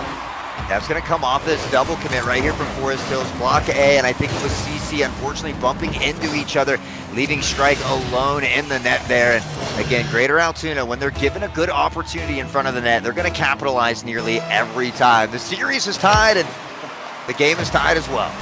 Oh, 2s all around. 2-2 on the scorecard, 2-2 on the series scorecard as well. And like we said, we still got some time left here in this game. This is a big one though. Like you was mentioning, like we've been talking about for this one specifically, if you win this one, you've got 2 chances to close things out. And honestly, I like the Forest Hills offense kind of looking for different angles. Not only through the air, but we're seeing it there in the ground. Birdie flying a little bit too close to the sun there, trying to bring it back with a teammate, but a clear comes through. Clear comes through and helps buy some more time here as well. Now, in front of the net is Forest Hills. They have an opportunity. The nice pass play, the shot, and he gets it! Block A, yet again, 2 goals. Where's the hat? Because we're 1 away from the hat trick. I didn't bring my set of hats, man. I don't know what we're gonna do if we get a hat trick, but oh, what a goal to have. And it's always been Forest Hills. In this game specifically, they've been the ones to score first. They've been the ones to say, Greater Altoona, what is your response to our offense? To take that lead is nice, but also we gotta remember, there's still 3 minutes left to go. Yeah, you know, and Greater Altoona has done a great job of every time Forest Hills gets a goal, they score within 30 seconds to a minute. So they've done a good job at answering back thus far here in game number 5. 2:55, an eternal set of time on the clock for Rocket League, and it's Vanilla who slides that one on in. Man, these shots and the accuracy, they just do not stop here. Ties it up 3-3. Greater Altoona, as you mentioned, always with those responses, goes towards the right post, and both teams are finding ways to switch it up, get everybody involved, and getting closer and closer by the second. Yeah, you know, it's all about making those adaptations and doing what you need to do. Quarty, though, up top will have help here as well. A near save, but Greater Altoona has begun to pick up the pace. Maybe the beast, the goats, have been awoken. So you don't call them the goats for nothing, and that's the reason right there, man. The beast is definitely awoken. You talk about QWERTY has found ways to play selfless. As much as you've talked about the aerial control before, using that to pass it off to the teammates here. For the first time in this game, Altoona is leading, but Hudson's, we've still got half this game left. Half the game is left. We just hit that halfway point here.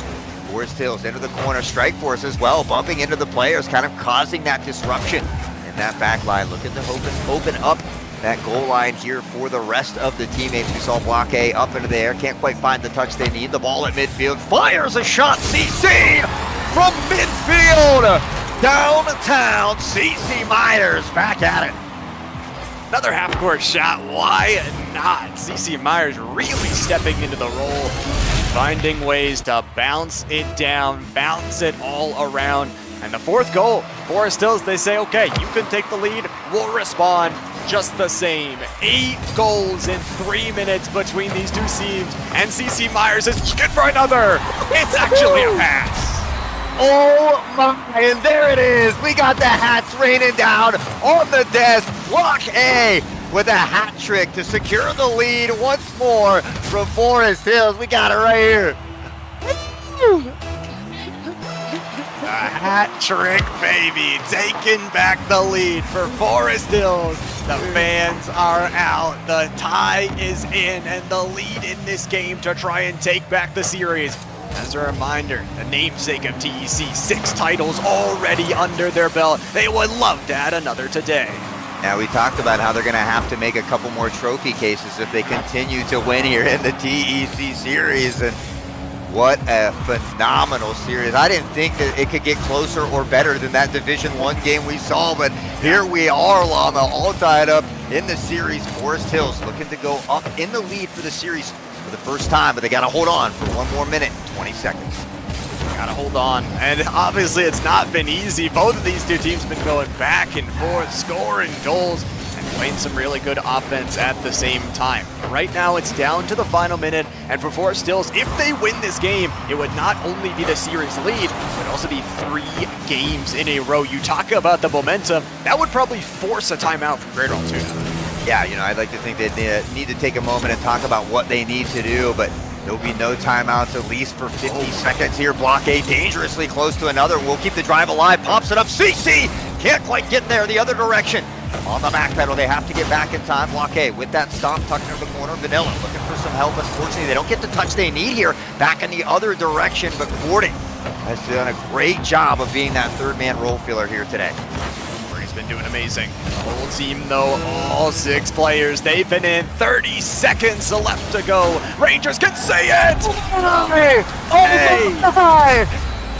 The hat trick was not enough on Sauce. He needed the 4th. Yeah, maybe looking for a double hat trick. Who knows? 25 seconds on the clock. And I mean, we've seen crazier comebacks. Forest Hills is not out of the deep water yet, but at least they have that breathing room. They have that cushion here to work with. Got the cushion. They're going to be sitting on it comfortably, but we know Greater Altoona any moment, any day. Quirny goes aerial. We wanted the hat tricks, well, we got another. Yeah, and that's why I said it might only be 20 seconds left on the clock, but in a game like Rocket League, anything can happen, and now it gets that much more dangerous. Only 2 seconds to score that goal. Up by 1 is Forest Hills. They have to hold on here. Oh, this game getting tight. This series as well. So much relies on this game. Blockade, though, with the extra touch. Single digits for Forest Hills to hold on. The backboard touch here. Down to 5. Sweaty Boy's going to try and pop it on up. Get it down the field, but the drop down. The kill has to be there. Forest Hills has to be careful. Courtney, 0 seconds left. It will drop to the ground. Forest Hills victors in game number 5 will move to series point. You know, and it going down 2 games in the beginning it's tough to deal with. You know, both physically and mentally. To battle back and take 3 games in a row, and every time Block A 700, 800 points. Just doing a phenomenal job in that transition down the field. Strike Force doing a great job in that defensive role. And now we're peppering in CC Myers. He's finding great positioning up the field. Mid-court shots that are goals. Everything seems to be clicking at the moment for Forest Hills. Everything seems to be clicking, but at the same time, I'm going to bring up the statistic I've been saying. Every game, every single game in this series has been decided by a singular goal. And Altoona only 1 behind. Could it be this game right here, right now, that sends us to Champions Field? Well, you know Forest Hills is going to want to close it out as quickly as they can, but I would not be surprised if we see another Game 7. We saw Greater Altoona kind of find some really good passing plays at the end of that game there. They'd been a little bit silent for the last 2, but, you know, they seemed like they were really beginning to pick up that aggression, that pace here again. So it's hard to win 4 in a row. It is. And that is on the plate right now for Forest Hills. They have an opportunity to close it out here in 6. Altoona, though, not ready to be done. Man. I know Q said it, I know I'll keep saying it again, but they do not call them the GOATs for nothing. Able to stick with Forest Hills through and through. And already for Forest Hills to kind of battle back, we talk about going back to the regular season where Forest Hills, their only loss was to this Greater Altoona squad in that 0-3 fashion. They've already done better than that. We are ready to go. Game number 6. Will the Rangers close it out?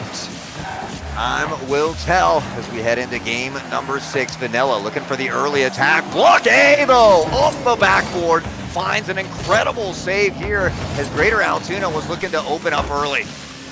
Looking for that top left corner. They love that pocket to sneak the thread through the defense.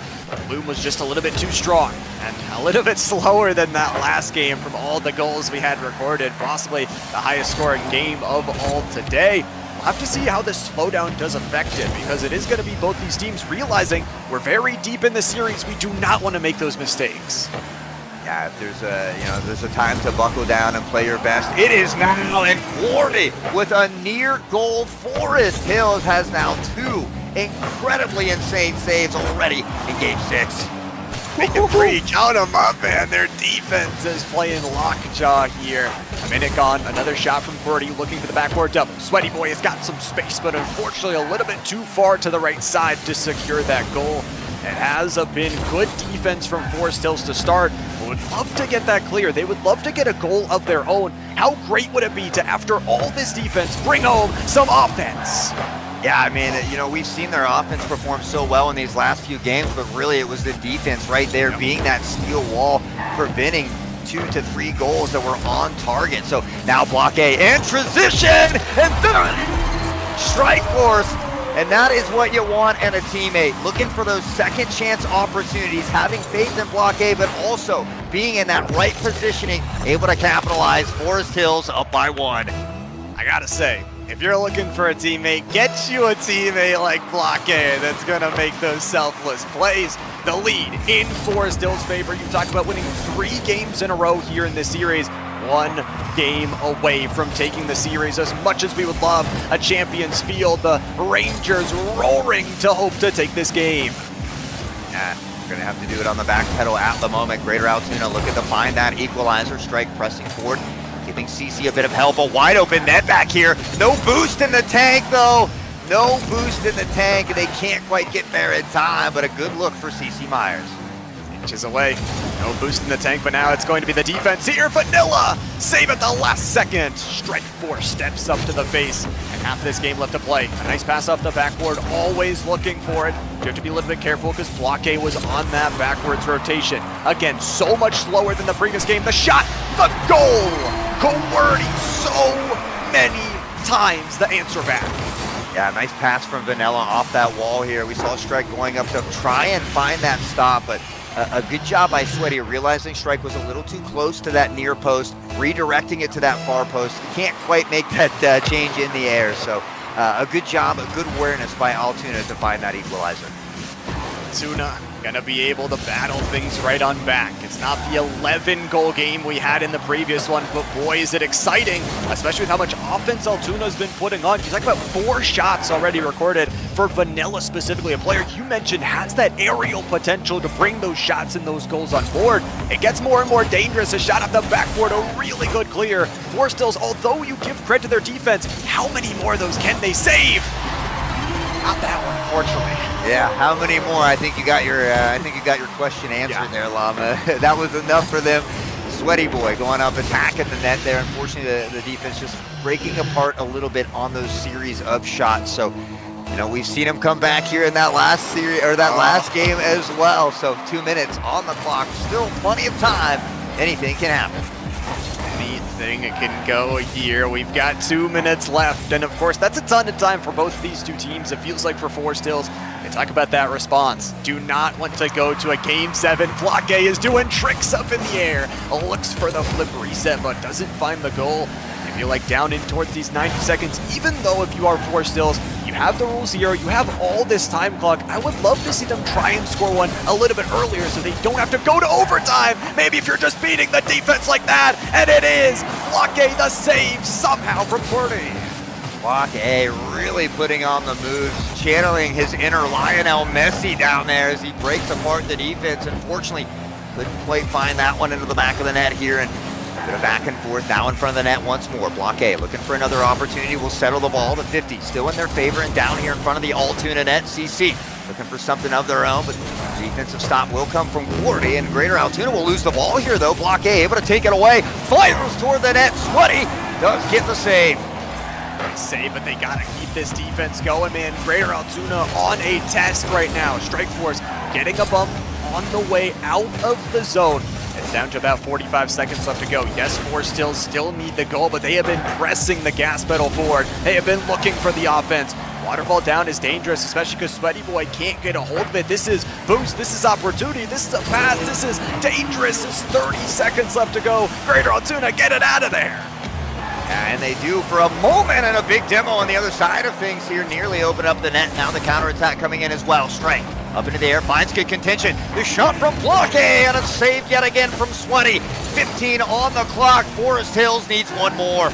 10 seconds left, single digits. They've got to go now, and they've got to get it out of this defensive zone. Altoona is holding on, but one more shot, long range, but it's zeros left. The kill is there, and Greater Altoona, the GOATs, victorious in game number 6. We're going the distance. Going to game number 7, and you know, it wouldn't be TEC championships if we weren't in game number 7. Champions Field is upon us, but you know, like we said, it's tough to win 4 games in a row. That's why these best of 7s are important in a championship game. So Forest Hills, they do drop this one. How do they answer back here in game 7? We'll have to see. It is one game to decide things, and we've got one more member of our team. We got to check on Q. Q has the excitement level feeling down there. Well, I'll tell you what, man, this best of 7 has officially become a best of 1, and you can feel the tension down here, man. Both teams are ready to try and lock it in right here. Now, one thing I wanted to point out real quick before we head into game number 7, we talked after game number 2. I said how this Greater Altoona squad, they just seem to be one of the most cool, calm, and collect squad even while they were winning. I said they're the quietest squad that I had heard that's been winning down here, the Luke Trotz Arena, all day long. And there was a moment in that game number 6 where Quirty gets bumped by Sweaty Boy off that backboard, and I think where you see a lot of teams, they would have lost their composure, especially with the fact that their backs were against the wall, but instead, cool, calm, nothing mattered, and they were able to regain and then come back and win game number 6. Now, I think the big thing that's going to be really important in game number 7, we've seen Block A been really able to step up on the defensive end, but also on the offensive end like we're used to seeing. What I'm going to be looking for is the teammates over on that Forest Hill side to really help continuing to enable this Block A player and allow him to just really be the best form of himself. It seems like when he's on fire, the rest of the squad seems to fall in line behind them. But you mentioned we don't call them the GOATs for nothing. Let's go ahead and get down to it. It's Forest Hills versus Greater Altoona. Greater Altoona here, hoping to get things done. It looks like we might even have to go back to a new lobby here for this next game. Had a little bit of a disconnect talking about some of that packet loss issues, but talking about this game number 7, like we said, it all comes down to this. It all comes down to these two teams, and they'll get a little bit more time kind of in this timeout to talk about what they want to do. Yeah, it looks like there was some packet loss and stuff, so we'll reset that final game. One final game to rule it all. We've seen a Game 7 overtime already. Here we are in Game 7 yet again, and again, Forest Hill's down 2-0 to start this series off, and then 3 in a row. You couldn't ask for a crazier series. You absolutely couldn't. And honestly, the action just getting better and better. Of course, we've still got Valorant left to go as well later in the day. So many fantastic championship to hand out. And honestly, I think this is one of the, we were talking about it, when you're looking at this one as well, kind of at the beginning of the day saying, you know, this is the number 1, this is the number 2 seed. These are two teams that know what it feels like to be in the championship. And for Forest Hills, like we said, might have to buy a new trophy case here soon if they win this next one. Yeah, I mean, both teams getting 9 wins throughout the regular season. Forest Hills just separated by that 1 loss there in that column. But again, it just goes to show you, how great these students are. A lot of people might let a 2-0 deficit in a championship situation affect their mental. Not the case for Forest Hills. They buckle down, they battle back, and here we are in Game 7. And again, I know we've been going back to the regular season. It's been a long time since they played each other, but you go back to where Greater Altoona was able to take that 3-0 victory. Again, another matchup just decided so close by the 1-goal margin. It has been absolutely, you can't even separate these two teams. They're that close, and that's what makes a really good championship. 5 minutes, and the nice thing we always say, a reset scores to 0, a clean slate for both of these two teams. Game number 7, let's crown a champion. Yeah, regardless of the outcome, all these students should hold their heads high. They have played just absolutely lights out to get here, but Game 5 scores back at 0. We'll see who's the first to score right now. Forest Hills down here on that Greater Altoona side. Vanilla looking for the clear. We'll have a little bit of help. Strike Force jumping over the demo as well. And that goes back to that game awareness that we talk about. Dodging away from the demo, making sure that they can have the space to make the plays. Sweaty Boy's actually going to go for a demo of their own. Like we said, it'll probably be more like that game number 6 where both teams realize this is it. This is game number 7. If we can play that defense, get some of those better clears, just play our type of offense, we don't have to force the issue. We don't need to step forward and make those mistakes. Yeah, nice pass from Block A off the sidewall. CC Myers to take advantage and gets a big demo circling out here as well. That extra play that we like to talk about. Block A chips it up into the air, looking for the flip reset, nearly gets it over the defender as well. And again, just showing that aerial prowess here. Warding, finding a big save. So all still zeros on the board thus far along. Still zeros, but this flick absolutely dirty from Vanilla. Block A, able to get a piece of it. Great save, great recognition, and good clear as well. That's what I've been noticing about the Forest Hills defense. It's not just the save. They send it out to the corner, they send it to the sidewall. They don't let those secondary opportunities fly. But Vanilla, secondary opportunity, the passing play to Qwerty. The strike first in this Game 7. Yeah, unfortunately, it looked like a lot of the Forest Hill members were starved for a boost there, so not really able to get up and find that contention. 40 just kind of powering it into that right side, and Greater Altoona will be the first to find the goal. Up by 1, 3:35 remaining here in game number 7. It's a ton of time. It's a ton of possibility for goals, and honestly would love to see that overtime. CC Myers looking to try and take that goal of their own. Block A off of this side wall here, and it's only about 3.5 minutes as well, like you mentioned, but at the same time, Altoona's back towards this controlling offense, grabbing the boost, holding that midfield line. You gotta be careful about those aerial onslaughts, though. Now we'll see if they can kind of transition down the field here and look for some of those aerial onslaughts to take place, but already on the back pedal. Vanilla by one defender, a chip in front of the net. So much space, but the save comes in. Somehow Forest Hills keeps that one from going in.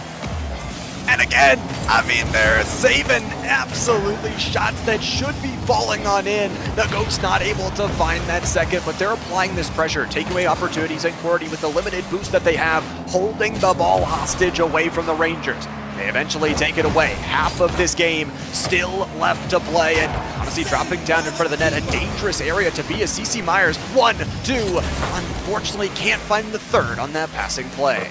And now back the other direction here on that defensive side of things. Block A going up to air to find that contention. A nice chip shot here as well. Wide open net, fires, and nearly gets another one. Block A looking to do it from one side to the other.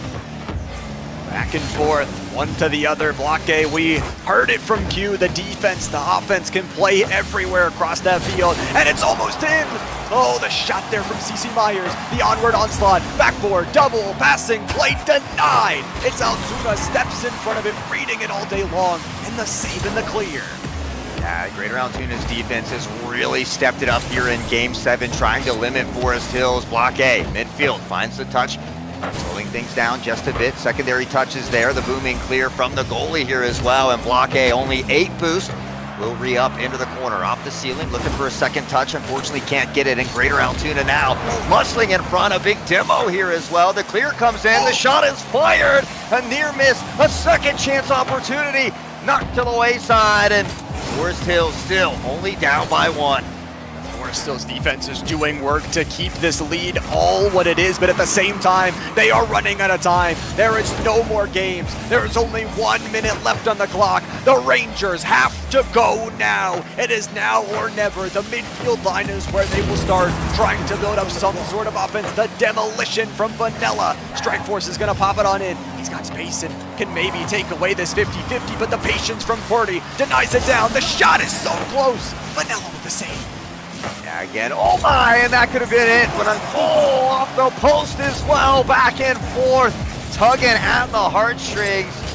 Unfortunately, can't quite find it just yet. CC for another opportunity, 30 seconds on the clock. Block A fires a hair wide into the right strike, looking to keep the drive alive, can't get back in time, will bounce it back. The pass is there, Block A looks to settle into the corner. Greater Altoona looking to regain control. Altoona, if they could score here, could ice the game. Down to the low ground, Forest Hills have to go now. Player advantage, CC Myers, the win, the shot, the pass! Let's go! Who other? When they need him at the time most, Block A off the pass. You know, massive. I think it worked out. We'll call CC Myers an intent. You know, he missed it a little bit, but it almost worked in their favor as a fake, allowing Block A to capitalize. 10 seconds on the clock. We might have another overtime here in Game 7. Oh no!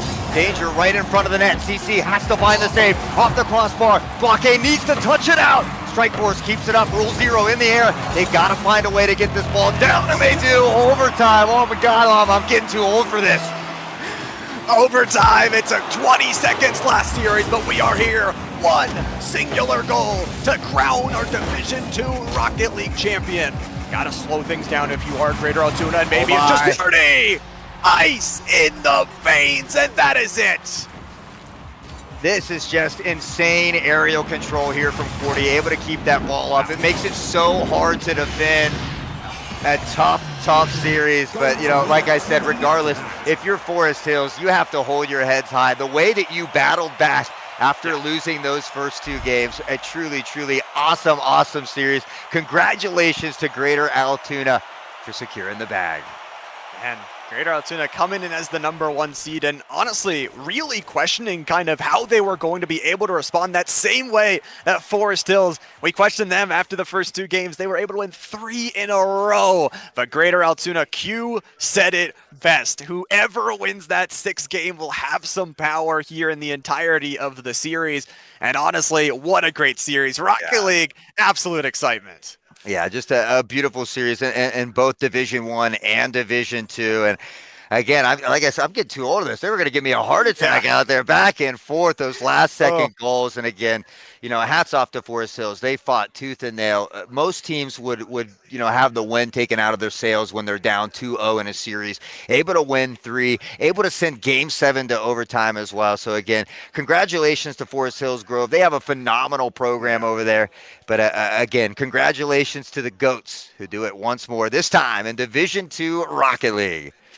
Man, I mean, what a day already we have had between Overwatch, between Rocket League, and like we said, we're not done just yet. We've got Valorant a little bit later, but before we hop onto Valorant, we got to hear the thoughts. I know the players are probably, their hearts are beating. I want to hear, Q, what's going on down there in the lounge?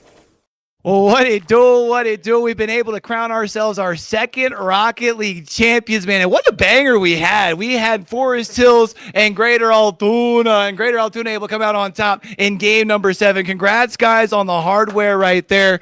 Coach Brown, one thing I want to talk to you about, I know we talked in there, but one thing we kind of talked about was how cool, calm, and collect the squad was able to stay. Is that something that you guys talk about, or is that just something that comes natural for the squad? No, that's just them. They don't ever get 2 up or 2 down. It's just kind of an even calm, and I think that's what helps them through most of the games. Yeah, I mean, I definitely felt like, especially there for a while. I mean, we know we saw you guys take a couple L's there in the middle, and it never felt like anything changed. There's even that bump off the back wall where I know a lot of people we would have seen, hey, we've started throwing a little fits. We heard you guys have a conversation, but it was never really anything angry. Now, I was kind of curious as far as for you, Cordy, in a series like that, where it's that close, how important is the mental for keeping cool, calm with your team? It's very important. I'm just glad none of us get mad throughout the whole season. None of us have gotten mad and angry at each other. So I think that makes it a lot easier to play together. So is that something you guys had made a focus going on into the season, or is that just something, I mean, for you guys, do you feel like it just kind of came naturally? It came naturally, I think, yeah. I love it. So we've got you guys were able to hoist and get yourself a little bit of hardware this year. How many of you guys do we got coming back for this season in the fall? At least one. So just one.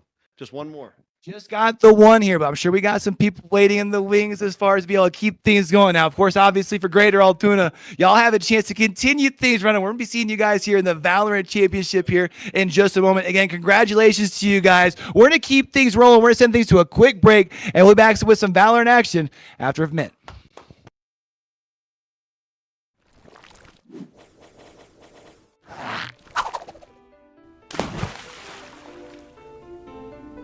Hey, yo, what it do? It's your boy Q, and we're heading into the final week of the regular season for our TEC High School Rocket League action. And it all comes down to this, and after today, the playoff field will be...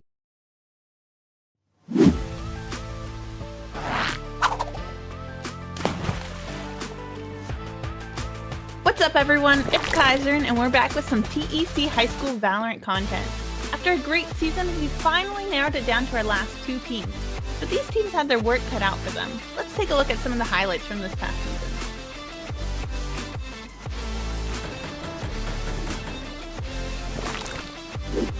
Coming in at number 5, we have an ace from Ualo from Albert Gallatin in their Week 8 matchup against Greater Johnstown. Albert Gallatin really played this well, knowing that Johnstown liked to go up mid. That stage wall funneled them into vents here, and Ualo ready just on the other side, all funneled right into him.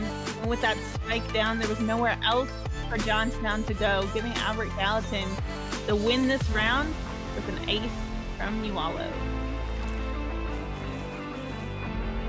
Once they make their way to the second half, it's not, the most advantageous composition, although this read towards the ace IQ seems to be correct, as it's going to be only one player to be met with. here. Gonna be waiting up at the top of the rope's gonna be able to find two. Has a location on the spike as well. Breaks out the stimmy, and the spike still sitting at the top of the rope. Still able, Chris looking to make something happen. Local strike comes into play. Gonna be able to find the last, or two of the last three. Yeah, now looking for the ace now. Yolau says, hey.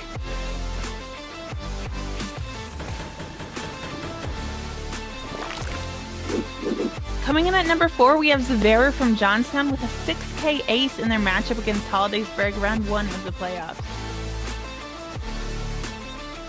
That good positioning from Zavera led them right into U-Haul, and with the rest of their team up short, were able to come into sight and just find all of those heads. And with that Clove now in play, that allowed Zavera to get that 6th man for a 6K ace.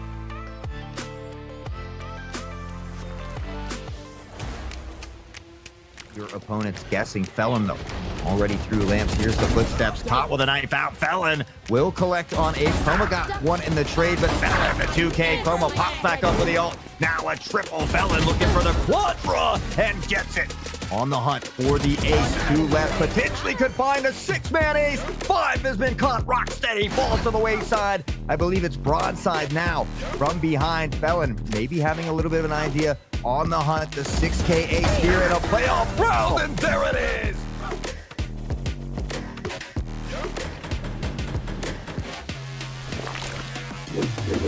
In our 3rd spot, we have 8 from Hollidaysburg with a 4K in their matchup against Franklin Regional in round 2 of the playoffs. This was a great use of Cypher tripwires, allowing Franklin Regional to get caught 3 separate times, which allowed 8 3 kills, even though the enemy team was behind a Viper wall. With 1 more in hookah, 8 secured their team this win.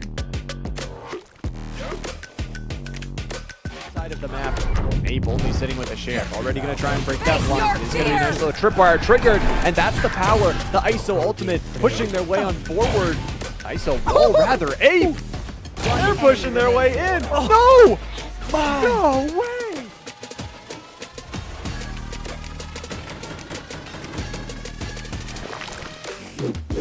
At number 2, we have Pingussy from Greater Altoona with a 5 HP ace in their matchup against Richland from week 5.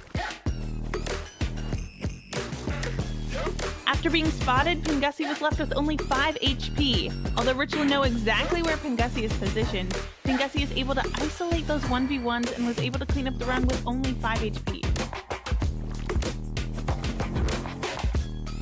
Of the half for themselves, 13 kills, and they aren't done. Looking to get a multi here. Only 5 HP. Will try and invest a little bit extra utility. It's the showstopper. Inventory could go crazy. Doesn't care. An absolute madman. Ace for Pingussy. 5 HP. They don't care.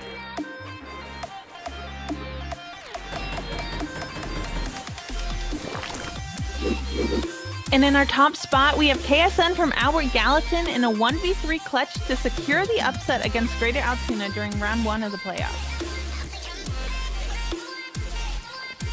KSN has had an incredible season, but this may just be the icing on the cake. Doing the impossible, KSN was able to clutch this 1v3 to avoid bringing Bind into OT. Albert Gallatin winning this map allowed them to move into round 2 of the playoffs, knocking out last season's champs Greater Altoona in an incredible upset. With another upset in round 2 of the playoffs, KSN secured Albert Gallatin's spot in the championship with this play right here. Looks like we go to OT. KSN, last one alive in a 1 versus 3. Use those paint shells, put some pressure. They at least get one. It's going to be an undercut flash. They have one on the left, one on the right. You have another flash still in hand of this 1v2. They're going to throw the 0-point knife. They ping the spike. They have the swarm grenade. They know that Stopper's hanging out from distance. They got to clear this next grenade. Where in the world is it? They have to expect they're either down in distance. They're giving up the angle, and they're just going to go for it. Stopper has to run it down. Do you hold it? Yes, you do. To your nerve. KSN, he pop off spike. They got it. 13-11, Albert Gallatin! The upset is done with an ace from KSN! Thank you to all the incredible teams and players for making this an amazing season. Those were our top 5 clips of this season, but to find even more highlights, Make sure you check out all of our social media and of course follow us on Twitch as we get ready to head into this season's grand finals taking place at St. Francis University this Sunday at 9 a.m. Good luck to all our teams out there. Catch you all next time.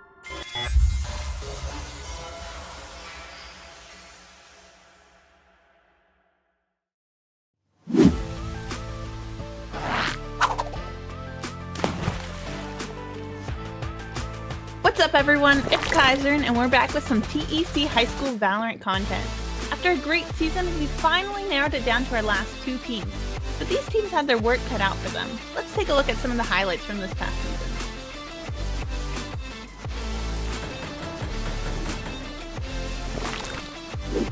Coming in at number 5, we have an ace from Ualo from Albert Gallatin in their Week 8 matchup against Greater Johnstown. Albert Gallatin really played this well, knowing that Johnstown liked to go up mid. That stage wall funneled them into vents here. Ualo ready just on the other side, all funneled right into him. And with that spike down, there was nowhere else for Johnstown to go, giving Albert Gallatin the win this round with an ace from Ualo.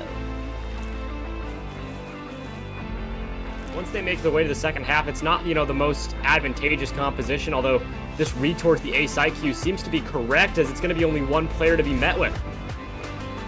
Duo here, gonna be waiting up at the top of the rope's gonna be able to find 2, has a location on the spike as well. Breaks out the stimmy, and the spike still sitting at the top of the ropes. Billy Bull Chris looking to make something happen. Local strike comes into play, gonna be able to find the last, or 2 of the last 3.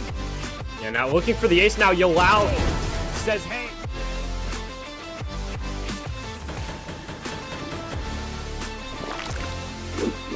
Coming in at number 4, we have Zavera from Johnstown with a 6K ace in their matchup against Hollidaysburg, round 1 of the playoffs. That good positioning from Zavero led them right into U-Haul, and with the rest of their team up short, were able to come into sight and just find all of those heads. And with that Clove now in play, that allowed Zavero to get that 6th man for a 6K ace.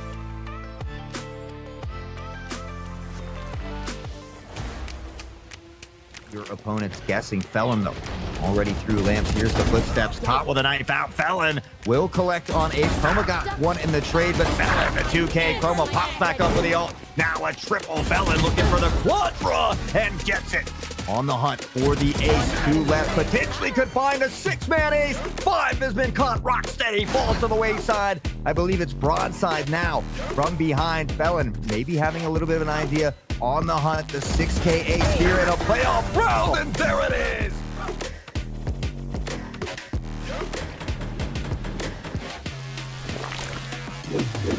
In our 3rd spot, we have 8 from Hollidaysburg with a 4K in their matchup against Franklin Regional in round 2 of the playoffs. This was a great use of Cypher tripwires, allowing Franklin Regional to get caught 3 separate times, which allowed 8 3 kills, even though the enemy team was behind a Viper wall. With 1 more in hookah, 8 secured their team this win.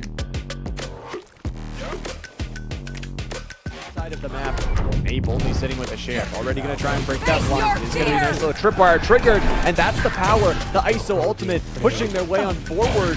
ISO, rather, Ape! They're pushing their way in. No! No way!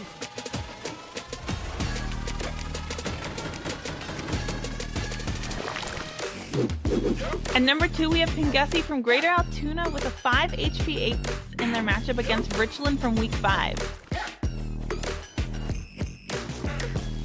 After being spotted, Pingussy was left with only 5 HP. Although Richland know exactly where Pingussy is positioned, Pingussy is able to isolate those 1v1s and was able to clean up the round with only 5 HP. Of the half for themselves, 13 kills, and they aren't done. Looking to get a multi here. Only 5 HP. Will try and invest a little bit extra utility. That's the showstopper. Inventory could go crazy. Doesn't care. An absolute madman. Ace for Pingussy. 5 HP. They don't care.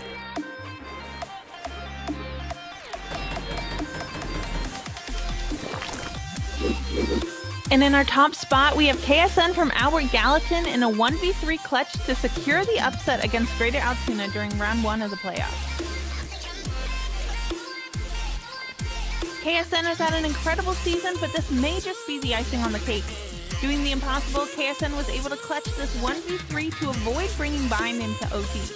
Albert Gallatin winning this map allowed them to move into round 2 of the playoffs, knocking out last season's champs Greater Altoona in an incredible upset.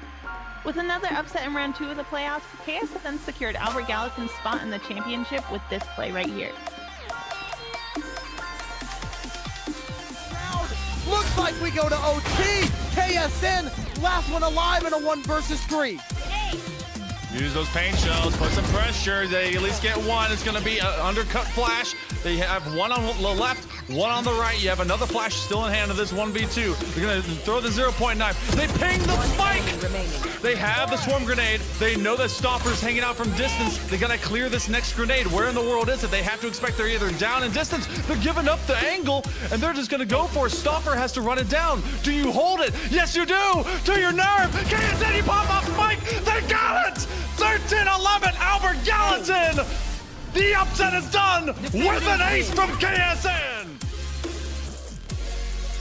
Thank you to all the incredible teams and players for making this an amazing season. Those were our top 5 clips of this season, but to find even more highlights, make sure you check out all of our social media and of course follow us on Twitch as we get ready to head into this season's grand finals taking place at St. Francis University this Sunday at 9 a.m. Good luck to all our teams out there. Catch you all next time.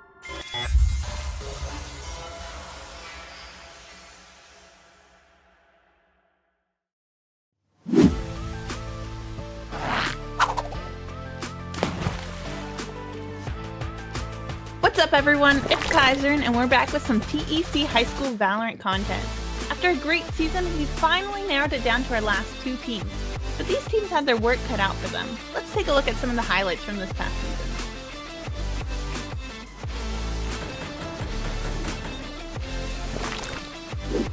Coming in at number 5, we have an ace from Ualo from Albert Gallatin in their Week 8 matchup against Greater Johnstown.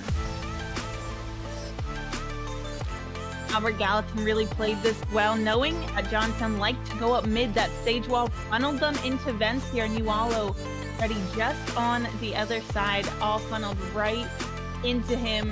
And with that spike down, there was nowhere else for Johnstown to go, giving Albert Gallatin the win this round with an ace from Ualo. Once they make their way to the second half, it's not, the most advantageous composition, although this read towards the ace IQ seems to be correct, as it's going to be only one player to be met with. Here, gonna be waiting up at the top of Rope. Rope's gonna be able to find 2, has a location on the spike as well. Breaks out the stimmy, and the spike still sitting at the top of the Rope. Billy Bull, Chris looking to make something happen. Bubble Strike comes into play, gonna be able to bind the last, or 2 of the last 3. Yeah, now looking for the ace now. Yalau says, hey.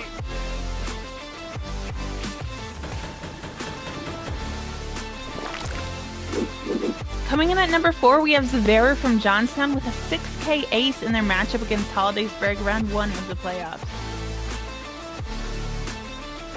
That good positioning from Zavera led them right into U-Haul, and with the rest of their team up short, were able to come into sight and just find all of those heads. And with that Clove now in play, that allowed Zavera to get that 6th man for a 6K ace.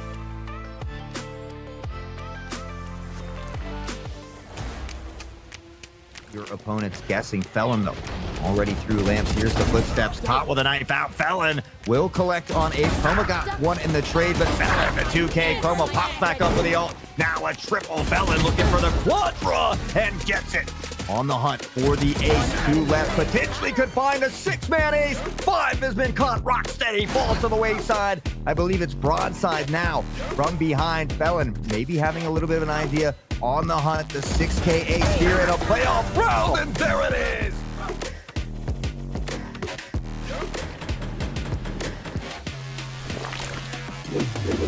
In our third spot, we have 8 from Hollidaysburg with a 4K in their matchup against Franklin Regional in round 2 of the playoffs. This was a great use of Cypher tripwires. allowing Franklin Regional to get caught 3 separate times, which allowed 3 kills even though the enemy team was behind a Viper wall. With 1 more in hookah, 8 secured their team this win. Side of the map, Nape only sitting with a share. Already going to try and break that block. It's going to be a nice little tripwire triggered, and that's the power. The ISO ultimate pushing their way on forward. ISO wall, rather, Ape! They're pushing their way in. No! No way!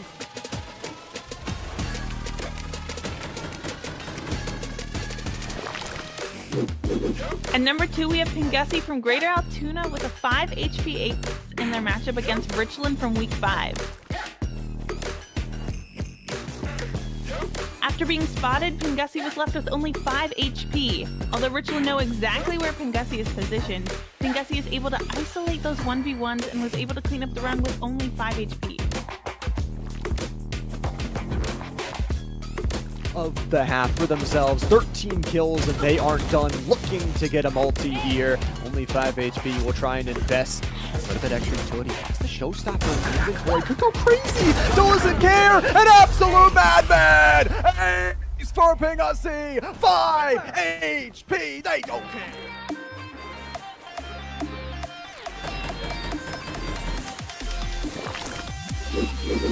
And in our top spot, we have KSN from Albert Gallatin in a 1v3 clutch to secure the upset against Greater Altoona during round 1 of the playoffs. KSN has had an incredible season, but this may just be the icing on the cake. Doing the impossible, KSN was able to clutch this 1v3 to avoid bringing Bind into OT. Albert Gallatin winning this map allowed them to move into round 2 of the playoffs, knocking out last season's champs Greater Altoona in an incredible upset. With another upset in round 2 of the playoffs, KSN secured Albert Gallatin's spot in the championship with this play right here. Looks like we go to OT. KSN, last one alive in a 1v.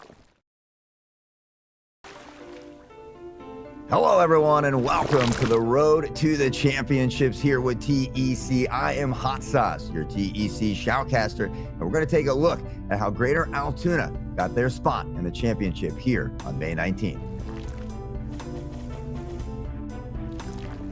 Greater Altoona, the defending champs, your number 1 seed, and again, another undefeated season, 106 rounds won, only 33 rounds lost throughout that regular season. That's a 73 round differential. We'll take a look at week 1 here versus Penn Trafford. They took a 13-2 victory heading into week 2. Didn't know it at the time, but it would be a championship preview going up against Franklin Regional. They did get that dub 13-8 in what was one of their closer games of the season. Heading into week 3, they grabbed the dub 13-1 against Boyertown, that quarterfinal preview as well. Then going into week 4 versus West Green, another 13-1 victory for Greater Altoona. Then heading into week 5, they would take on Richland High School. 13-6 was the final score in that showing. Then again versus Bishop Guilfoyle in week 6, another astounding victory that ended up being 13-2. In week 7, they would have one of their toughest matches yet against Forest Hills. It went 13-11, where 3 different players dropped a 20 bomb. In that quarterfinals against Boyertown, they had that 13-1 in the regular season, and they were able to take this one in 13-2 fashion as well. That rematch from week number 3. We head into that semifinals against Forest Hills. We knew it was going to be a tough matchup. That first one going into overtime, that second match was a 13-0, and they took that semifinal victory in a 2-0 fashion. So with that rematch of the week 7 coming to a close, where Kratzer dropped a 30 bomb, and that is how they secured their spot here in the championship on May 19th. All right, we'll head over to the other side of the bracket and take a look at Franklin Regional. The new kids on the block, their first season in TEC, ended up at that number 3rd seed, 7-2 overall on that regular season.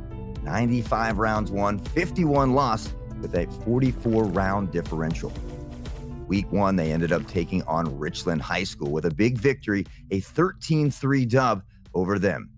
As we head into week 2, we got a little bit of that championship preview where they did take on the GOATs, a tough battle, but they ended up losing 8-13 in that match. In that following week, week 3, they would go up against Forest Hills where they would redeem themselves in a 13-3 victory. And then heading into week 4, they would take on Winburn Area, another tough loss as they did fall 7-13. Then in week 5, they would take on West Branch, where again they would seek redemption in a 13-0 fashion, a huge victory for Franklin Regional.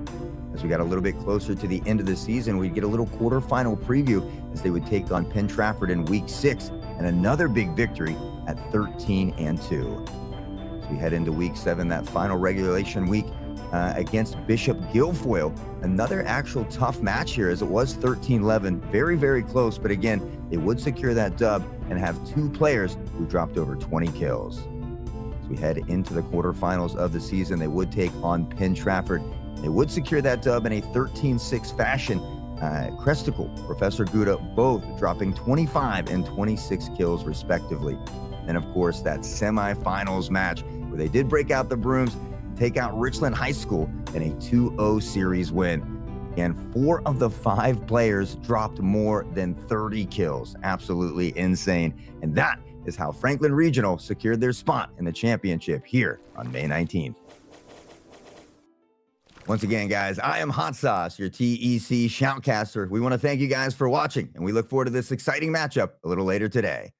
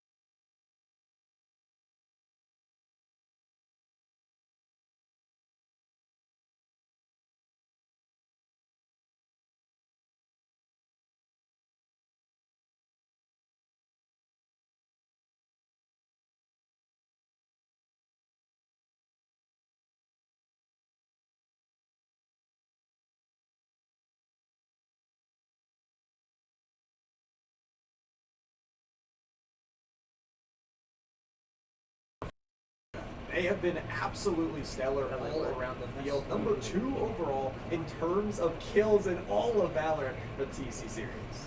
Yeah, you know, and I guess bouncing to the other side, Kratzer, that player to watch. We talked about Professor Guter, number 2, 196 kills. Kratzer, number 1, 200 kills. So only 4 separating them. It's going to be a true battle of the GOATs here today. It really is. I mean, we've got even players on both sides. There's Kratzer and some of those stats we were talking about. 22 average eliminations with a 2.2 average KD and average first bloods. That's a big thing that we don't often see, is getting those opening picks. As much as those consistent players, it's good to see them be able to open up maps. Yeah, you know, Kratzer's so good at getting in that back line and creating that disruption. But we talked about Professor Guda as well. We'll take a quick look at those stats. Averaging 20 eliminations as well, just behind Kratzer. And, of course, 3 first bloods. No easy feat when you're finding that entry. You're getting that first pick, and you're giving your team that player advantage. The first bloods are going to be huge, and it does feel like this could be the battle that we have to watch, because both these players are the duelists. And you know, it's what you expect for your duelist. You're going to be having those most amount of kills, but at the same time, they both play Raze. They both do some flexing towards some different agents, so it'll be really exciting to see, you know, who's going to be able to take the first blood against each other. Yeah, you know, and again, I've got to say how impressed I am with Franklin Regional, because, you know, it's tough to come into as a new school in a series that you haven't, you know, played in before. So to be in the championship in your first season, you know, must really speak volumes for the programs that they have over there. Absolutely does. They've got some really good things building up. I also do got to say, checking out a little bit of that round differential. Greater Altoona, this is one of the big things we were talking about, that they have not only been winning, they have been dominant in their victories. They have a 30-plus extra round differential going their way, 73 towards the 44 over on the other side. So Franklin Regional, I feel like, are going to have to start out on bind on their opponent's map pick and do some damage. Yeah, it makes it tough, you know, and we saw even a talented team like Forest Hills who put Greater Altoona into overtime on their first map, then later falling in that second map 13-0. So it seems like when the GOATs are going, there's no stopping them. There's absolutely no stopping them. And the interesting thing I gotta say is, like, the difference of approach here. Actually, for Franklin Regional, they haven't been playing double duelists. They've been playing a little bit more solidified roles, and that'll be the real question, because they don't have as much explosive firepower with that double duelist. Are they going to be able to find picks on things like the Sova, which we have seen Professor Guda flex to before? Yeah, you know, and I think what they lack in an extra duelist, they gain in Professor Guda. So I think he can certainly fill that role of 2 duelists, kind of allowing them to have a little bit more of that setup where, you know, we see more Cyphers and KJs together, or Cyphers and Sovas and that sort of utility. So kind of really setting them up for success on defense as well. But it'll be interesting to see once we get that final player locked in here exactly what comps they would go with. But on bind, I would be 100% shocked if we don't see Kratzer on Raze. Oh, the double Raze, I feel like, gonna be there for the mirror matchup, but you look towards the other side. We talk about a difference of these two teams, and for Greater Altoona, they are a team that loves to run that double duelist. So often do we see Bane run that Reyna. It has that blind as well, kind of built in towards the agent, but also it functioned as that double duelist kind of pushing your way forward, and they have shown that they can play explosive, and they play really well when they're winning. You know, Bane said he was tired of our Bane of existence comments. So he's changed his name to the Conqueror. So formerly known as Bane will now be the Conqueror here out today. Same talented player, just a different name. Different name. Love that changeup. But like you said, I mean, it's 3 maps here for the playoffs final. You've worked your way up towards it, and it's interesting because playing kind of best of ones all throughout the regular season, you played a best of 1 at the first round of playoffs. You only kind of got 1 taste of that best of 3 here, so you really have to play consistent throughout the series. Yeah, you know, and I think it's important to have a minimum of a best of 3 in these type of champion situations, because as you say, you know, any given Sunday, anything can happen. But if a team wins 2 games in a row or takes those 2 of the 3, then you feel comfortable crowning that champion. So glad that we have at least, you know, a best of 3 here at a minimum today. Of course, like we said, if we do get through Bind, Ascent will be that second map, and a map that we're very, very familiar with. And then, of course, Lotus is a map that we don't see as much, but it's another one of those really fun maps that has 3 separate sites.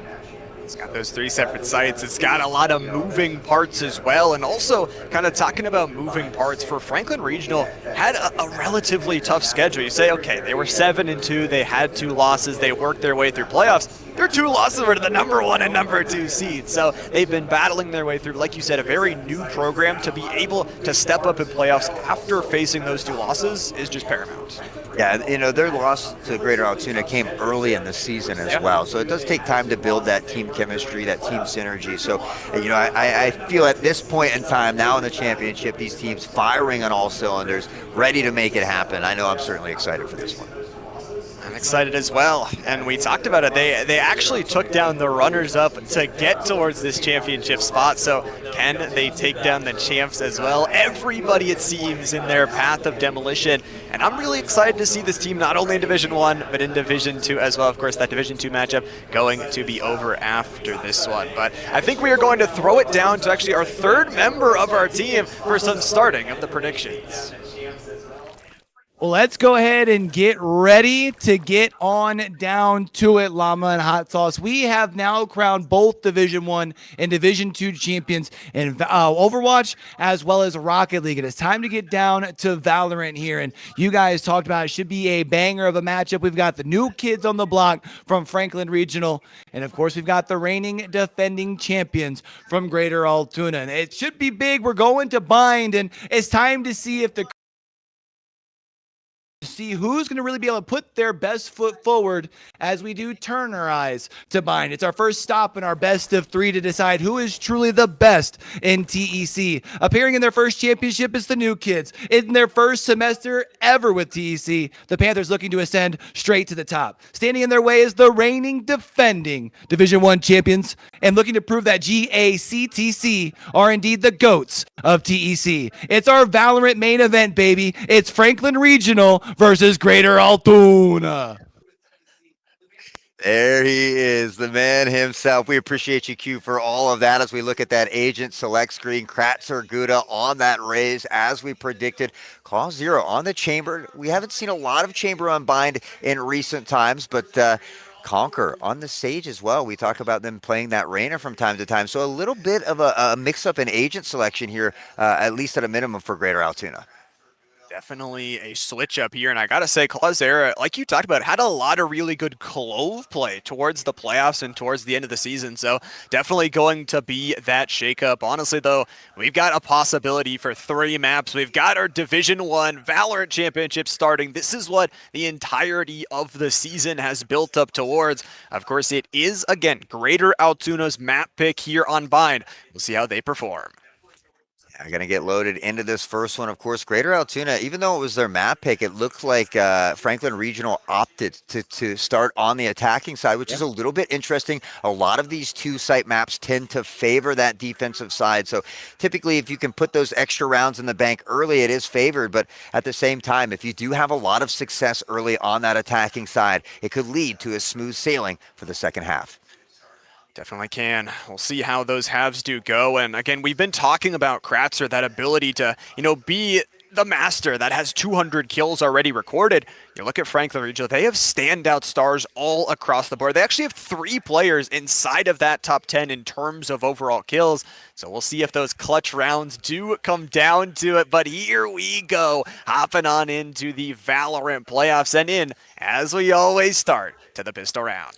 Yeah, in Greater Altoona, I think everybody returning from the previous year. Gus may be stepping up from the D2 team, but again, a team that has played together time and time again. They have that team chemistry. Our first real look at Franklin Regional here this season, who they played it, phenomenally well throughout the regular season and the postseason. So here we go, a best of 3, the returning champs against the new kids on the block. Here we go. Obviously, got to start out here consistent. Really would like to take a map win, and of course, would love to start with this pistol round. It's always getting these nerves out and away. T-Stray Spicy, the first to take the first duel. Clausera, we talk about this little bit of adaptation. So much strength is in the chamber on these pistol rounds, able to get a double headshot to start things off. Luckily, it's not the spike. Kaguya is still going to be chilling around the B-long area, but this smoke does make things dangerous for them to walk on in. Kaguya walking right into the Conqueror. The self-heal is going to be slowly ticking them back on up, and now a 4v1. Good to the last member here standing. We'll be able to find Gus on the trade. Shots ring in both directions, and Conqueror will find the triple kill. But it really boils back to Claw Zero there. They call it the Headhunter for a reason. Finding 2 picks off rip with that pistol, really setting up his team for success.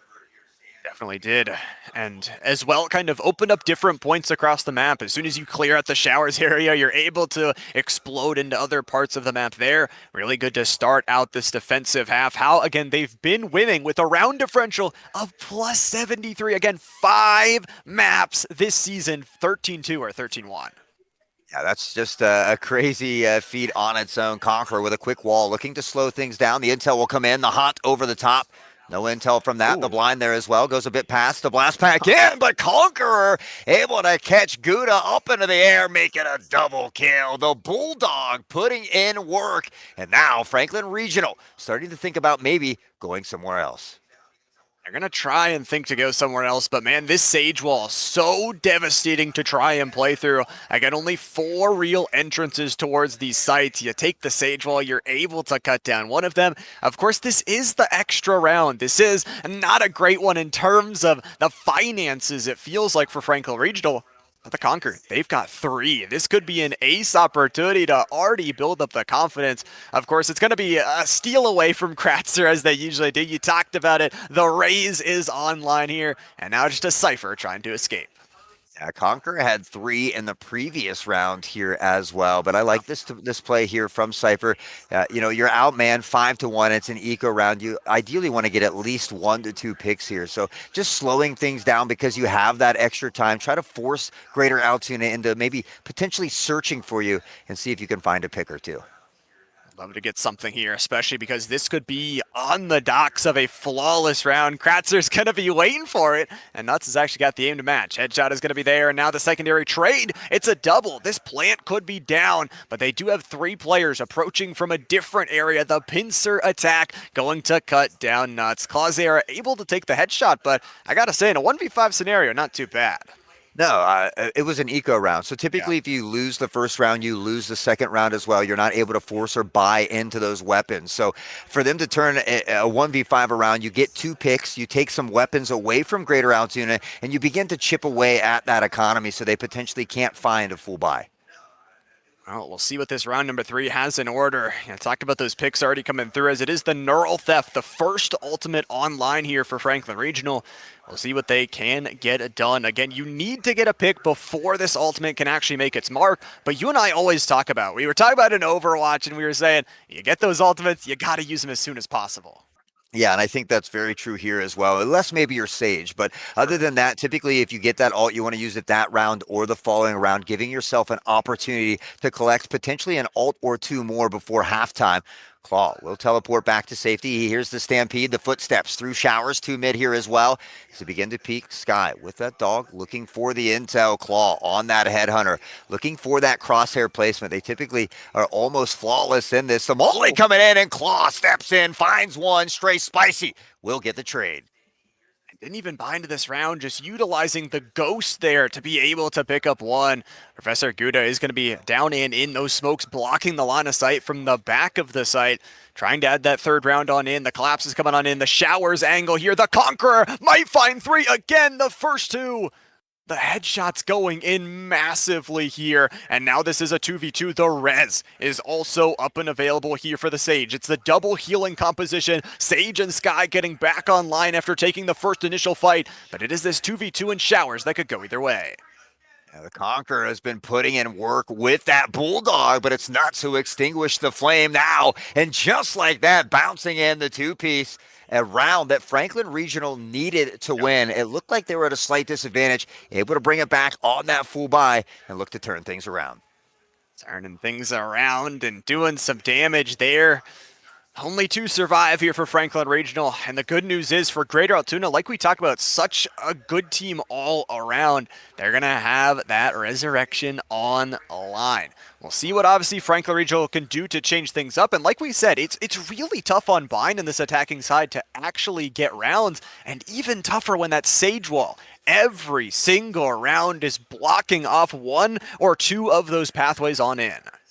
Yeah, and I really like how Conquer is mixing up where they're playing as well. Claw is going to find one with the op. Kratzer lurking into the corner. They bait him in, the old bait and switch. Kratzer, a 2K, the double kill. Gouda lurking around the corner, but it's Kratzer who looks to get the cheese and does the triple, the 3K all day. Kratzer absolutely popping off. Kratzer, not number one for no reason. 200 kills before this, but Nuts is having a really good game so far. Kratzer gets the 4K, and are you kidding me? Whips out the Sheriff at the end, doesn't even need the rifle. That's going to be Kratzer's ultimate online, and honestly, I would have loved to see the Neural Theft popped in one of these earlier rounds, because like we saw, you're just wasting those ult orbs every single kill you get. Yeah, unfortunately, they had that ult relatively early, too, and the fact that Kratzer got that Sheriff shot off of the double blast pack as well coming around is no easy feat. But again, able to reel it back here a little bit on their full buy round as well. So it's going to be a matter of time, I think, here before we get 2 full rifle rounds from both of these teams. We'll see what the rifle rounds do have in store a little bit later, but 2 big ultimates. Not only the resurrection that we talked about, but also the showstopper from Kratzer could absolutely stop the hearts of their opponents. We'll have to see, though. Here in this round number 5, it is going to be an early B walk, pinstering both between Long and that hookah area. Conquer, though, is just playing really well, and Cresticle doesn't find the timing to battle back. Conquer on the Sage, able to double up, and they're not done. They're pushing forward and popping the Sage wall. Yeah, Conquer might already be in double-digit kills here as well, and that's somebody that we're used to seeing on that Reyna. So just playing absolutely phenomenally here on the Sage as well. Cresticle waiting patiently, but it's Gus and the Spectre. Should be able to upgrade the weapon as well. Stray Spicy all alone here with a spike. See what they can get done here. Only, unfortunately, the Phantom to work with. They will have the spike, like you mentioned, so we'll see if they can maybe get that plant down, help out with that ultimate economy a little bit more. But it is going to be Kratzer waiting on the other side of this wall. The last point of contact, the first point of defense. Kratzer, headshot all day. A flawless round number 5. There's those weapons from Greater Altoona going to be carried into round number 6. Yeah, I was really happy when I saw Franklin Regional take that round 3. It looked like they were beginning to find their way into this match, but that's the problem with the GOATs is they can take any round. It doesn't matter how many players are still standing here. So now a nice little lead at the moment, but they have to continue. Much like in Rocket League, consistency is always key. It seems to be the theme here. Absolutely does, especially in these grand finals. You didn't work throughout the regular season without that consistency. So show us here. You're on the offensive side. It's going to be a little bit harder, like we said. But on this attacking side, I want to see this Neural Theft. The problem is you got to get a kill to try and activate that. So they've been losing a couple of these early duels, and it's because of these odd angles with the Sage Wall, with the opener up, but this should be good. It's only a couple of players here on this defensive side as Clawzera from behind, able, this operator pinching in. Kratzer able to get 1-2. The teleport from behind, the spike is dropped, and they are trapped in sight. I can't believe Cresticle got that with the pistol here as well. Classic versus Vandal, but it's Gus with a 3K yet again, and Greater Altoona will go up 5-1. 5-1 here. 4 ultimates. I'd love to see how close we are to that Sky ult as well, because they almost have all 5 on the board here. Massive stuff so far here for this squad of Greater Altoona, who, like we said, starting with confidence, they have had it throughout the regular season, and once again, showing it to start. Just getting a couple audio technical issues ironed out here as we come back for just a moment as we're getting ready for round number 7. Again, another important round as these teams find these full buys. Again, Cypher still with that ult. This time they have a showstopper, but Conqueror yet again starting things out. He's become a battle sage, it would seem. Kratzer will find 2. The paint shells come in, but Spicy spice it up a notch and find the pick.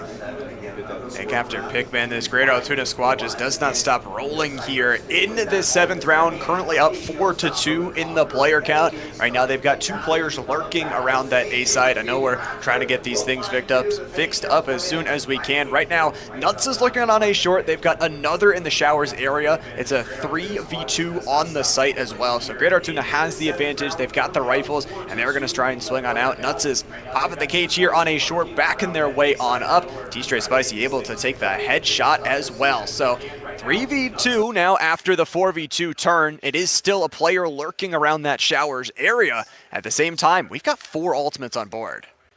Yeah, I mean, everybody kind of holding on to the ult at the moment. Stray Spicy finding a big pick, though. And if they can find the plant here as well, they could play for post plant. But Claw 0 on the op can't be stopped. Yoshi will collect some as well. And with that, another round for Greater Altoona. Greater Altoona picking up another round here, and it was a close battle back there at the end as well. Gotta say for Franklin Ledro, they're making these rounds a little bit closer.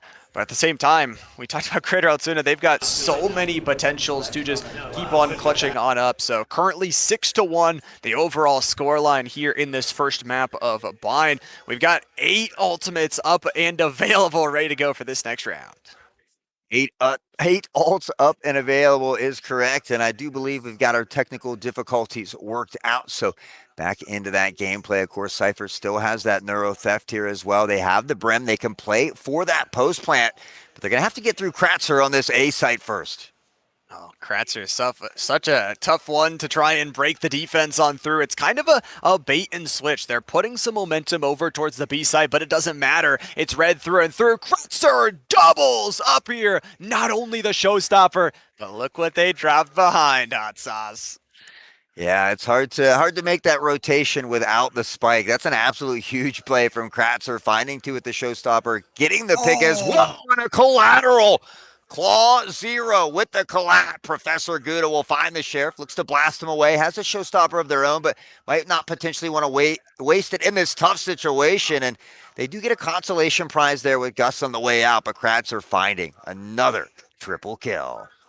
A triple kill, and not only that, that showstopper, like you said, was beautiful. As soon as you lose that spike, that round just goes to nothingness. I gotta say, for Greater Altoona, not even stacking up those ultimates too much. They used 2 of them there to completely clean them out of the site, except at the same time, you look on the other side for Franklin Regional, they need to start picking up some rounds here soon. They've got 5 ultimates to try and do that as well. 5 more ultimates here. I would like to see at least 2 of these used, and you have those squids from Sky as well. So to help you get that early intel, potentially you could have the showstopper follow them in as well. So again, I don't want to see them hold on to these ults for too long. They need to try and find a way to get at least 1 or 2 more rounds on the attacking side. Got to try and hold things down and got to try and bring things to that defense with some power. Of course, you'll have your map to fall back to. But right now, they're playing a little bit slow. The problem is Kratzer is on the lurk. Tippity-toe through spawn, and Kratzer, depending on the patience, might have an absolute firing power. It's going to be the first. The second, why not? Denies away the utility from hitting him, and Kratzer always with these innovative plays. Now, they did give up some space on that A site, but Kratzer is on the flank. They have to hurry. Yeah, coming behind, the Squid's going to go on by as well, so 2 are there. Kratzer waiting on the heal from Conqueror as well. We'll be back to top shape. Gus, Kaguya, both finding trades on the site as well. Spike still not down and will be chopped down by Gus. Nuts tucked into lamps. The paint shells will come in. Kratzer falls, but he'll get that nade kill after death, and another triple for Kratzer. Kratzer just can't stop. We said, like, okay, you're only 4 kills ahead. You're just barely ahead in first place on those kills. He's like, okay, I'll fix that. I'll get even further ahead here. But yeah, getting closer and closer towards those ultimates. 4-2 now on the overall ultimate count. But Greater Altoona have already won this half. Now anything extra they can get is even more detrimental. Yeah, and again, if you're on that attacking side, it can be tough. Ideally, you want to get at least 3 rounds, but, we've seen crazier comebacks as well. It's a much more defensive side as map here, but Conqueror in hookah here with the judge, ready to judge the victims. The jury is upon us, and Conqueror will find 2. Cresticle will extinguish that flame. The wall up here, though, and again, buying some time, allowing that rotation to come in for Greater Altoona. Cresticle will find 1 more. That's a huge pick to get there, but like you mentioned, that double is going to slow things down along with the Sage Wall here. 2-1 all the remaining ultimates left in this round, and it's going to be a backside hold as the dog, it looks like, does connect, but that plant still isn't down. Not committing just yet, as those heals do go through. The ultimate raining down from the skies and not catching too much. Kaguya is going to get the first, but Clawzera still has that operator from so many rounds ago, and Kaguya is going to be taken down to 5 HP. They know the plant is going down, but they know they can play slow, and guess who? 2. It's Kratzer, the flick and the double. Massive stuff. Kratzer cleans the round. What in the world was that flick? That was crazy from Kratzer. Just absolutely nutty, and he got the second one almost right after as well. So Kratzer really putting in the work here at the moment. Absolutely is. Double kill there at the end. It's not the triple that they have been having in the previous set of rounds, but already 9 guaranteed for this half. Will it be double digits? Will it be even more here? 3-3 on the overall ultimate count. We've been checking in on those, but take a look at the economy. It's in kind of shambles right now for Franklin Regional. They really need to pick up this round with the ultimates that they have. Not far behind him as well, as they both look to get to that 20 bomb. That Prowler looking for intel. Gouda with the paint shells, the nade coming in. Shitzler in the back of the site. The showstopper here as well. 1 and a 2, but it's Yoshi who catches Gouda in the showstopper. The showstopper will be stopped. Stopping the show there. Kratzer is able to get it done in a flawless round. Why not here on this defensive side? They're up to double digits for Greater Altoona here. They have streaked together after that third round where they had that kind of weaponry disadvantage. They have absolutely stepped back up. Conquer has got the ultimate, and we've got the tour de force online. Yeah, it's not too often you see them Sage in that second. Dominating there, doing well on that battle stage, as they like to call them. But maybe that's better. All right. But as I was saying, Conquer, that battle stage in that second position. Kratzer already at 20 kills as well. 10-1 here on Bind. This was Greater Altoona's map pick. We know they're incredibly comfortable on this map, but how does Franklin Regional start to make some adjustments here?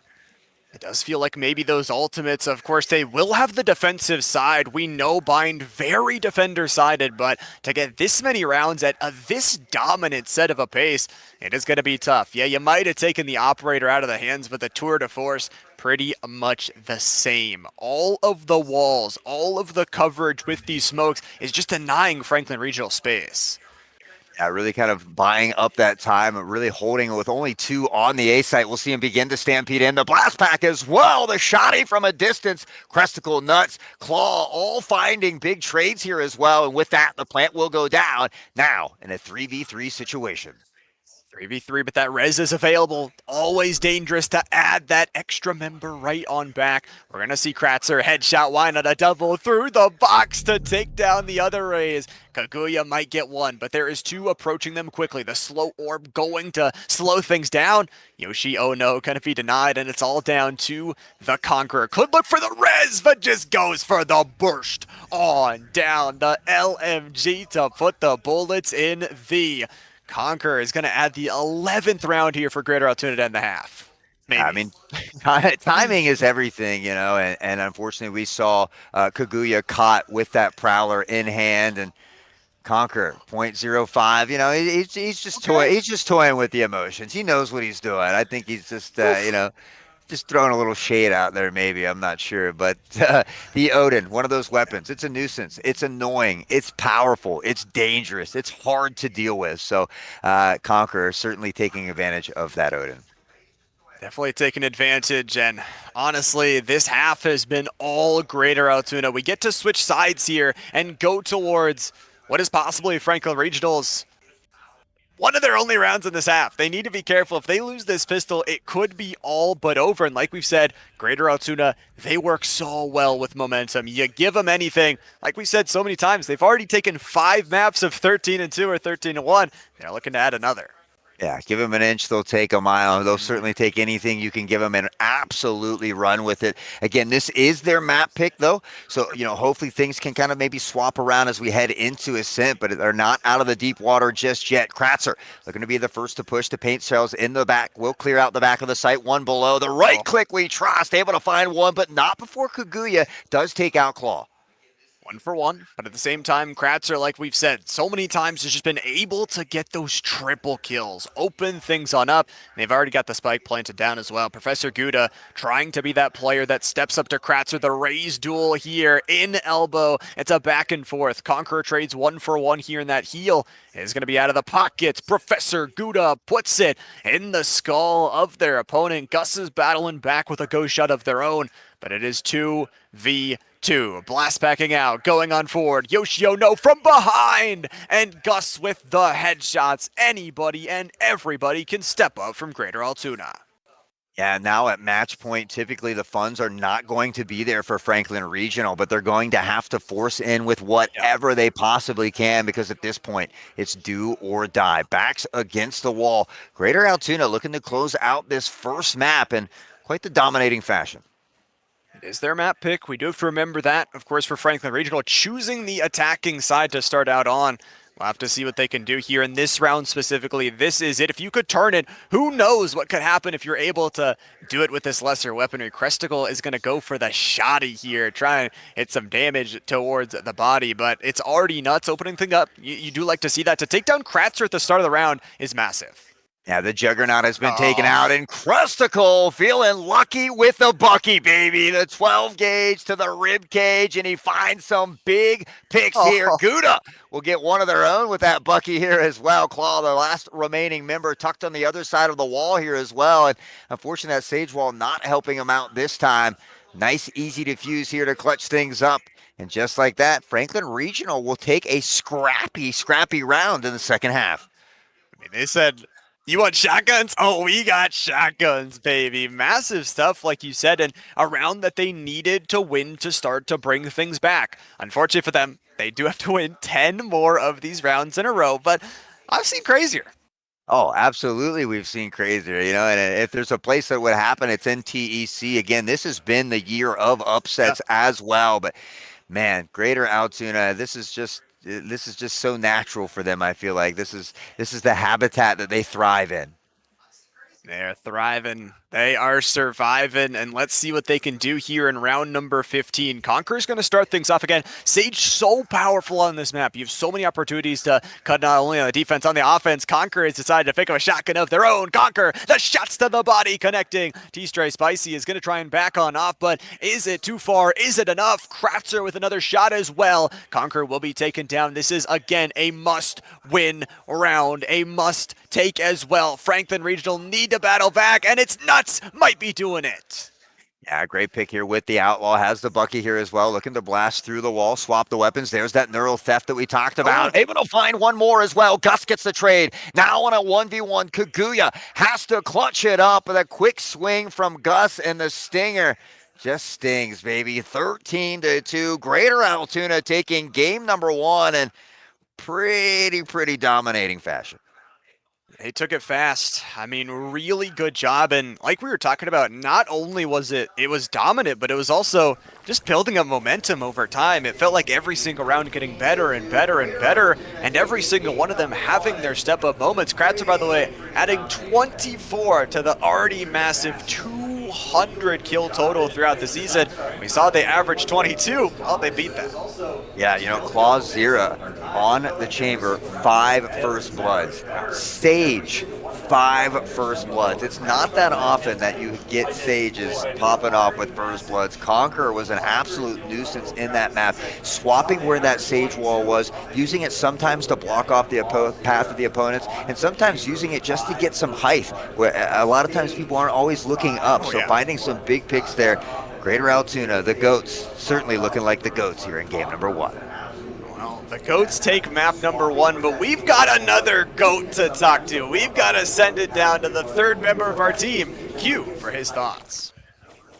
Yo, what it do? What it do? We've just seen ourselves our first map of our Division 1 championship, and it's kind of interesting to see a story of 2 different teams from the same school. We kind of talked about how that championship squad from the Rocket League, from this team, from this school, I should say, how they were very quiet. They were cool, calm, collected. Never really knew how they were feeling. Meanwhile, this time around for their Valorant squad, oh, they've been letting the squad across the room know how they're feeling each and every round. They've come in locked and loaded, and they're trying to see how quick they can run things down. The one thing that really stood out to me was rather early on, Kratzer turned to his teammates and was like, why are we drawing these rounds out so long? That's confidence. And he talked about how much they were dominating on the scoreboard. So it's time to go to Ascent and see if Franklin Regional has what it takes to try and turn things around.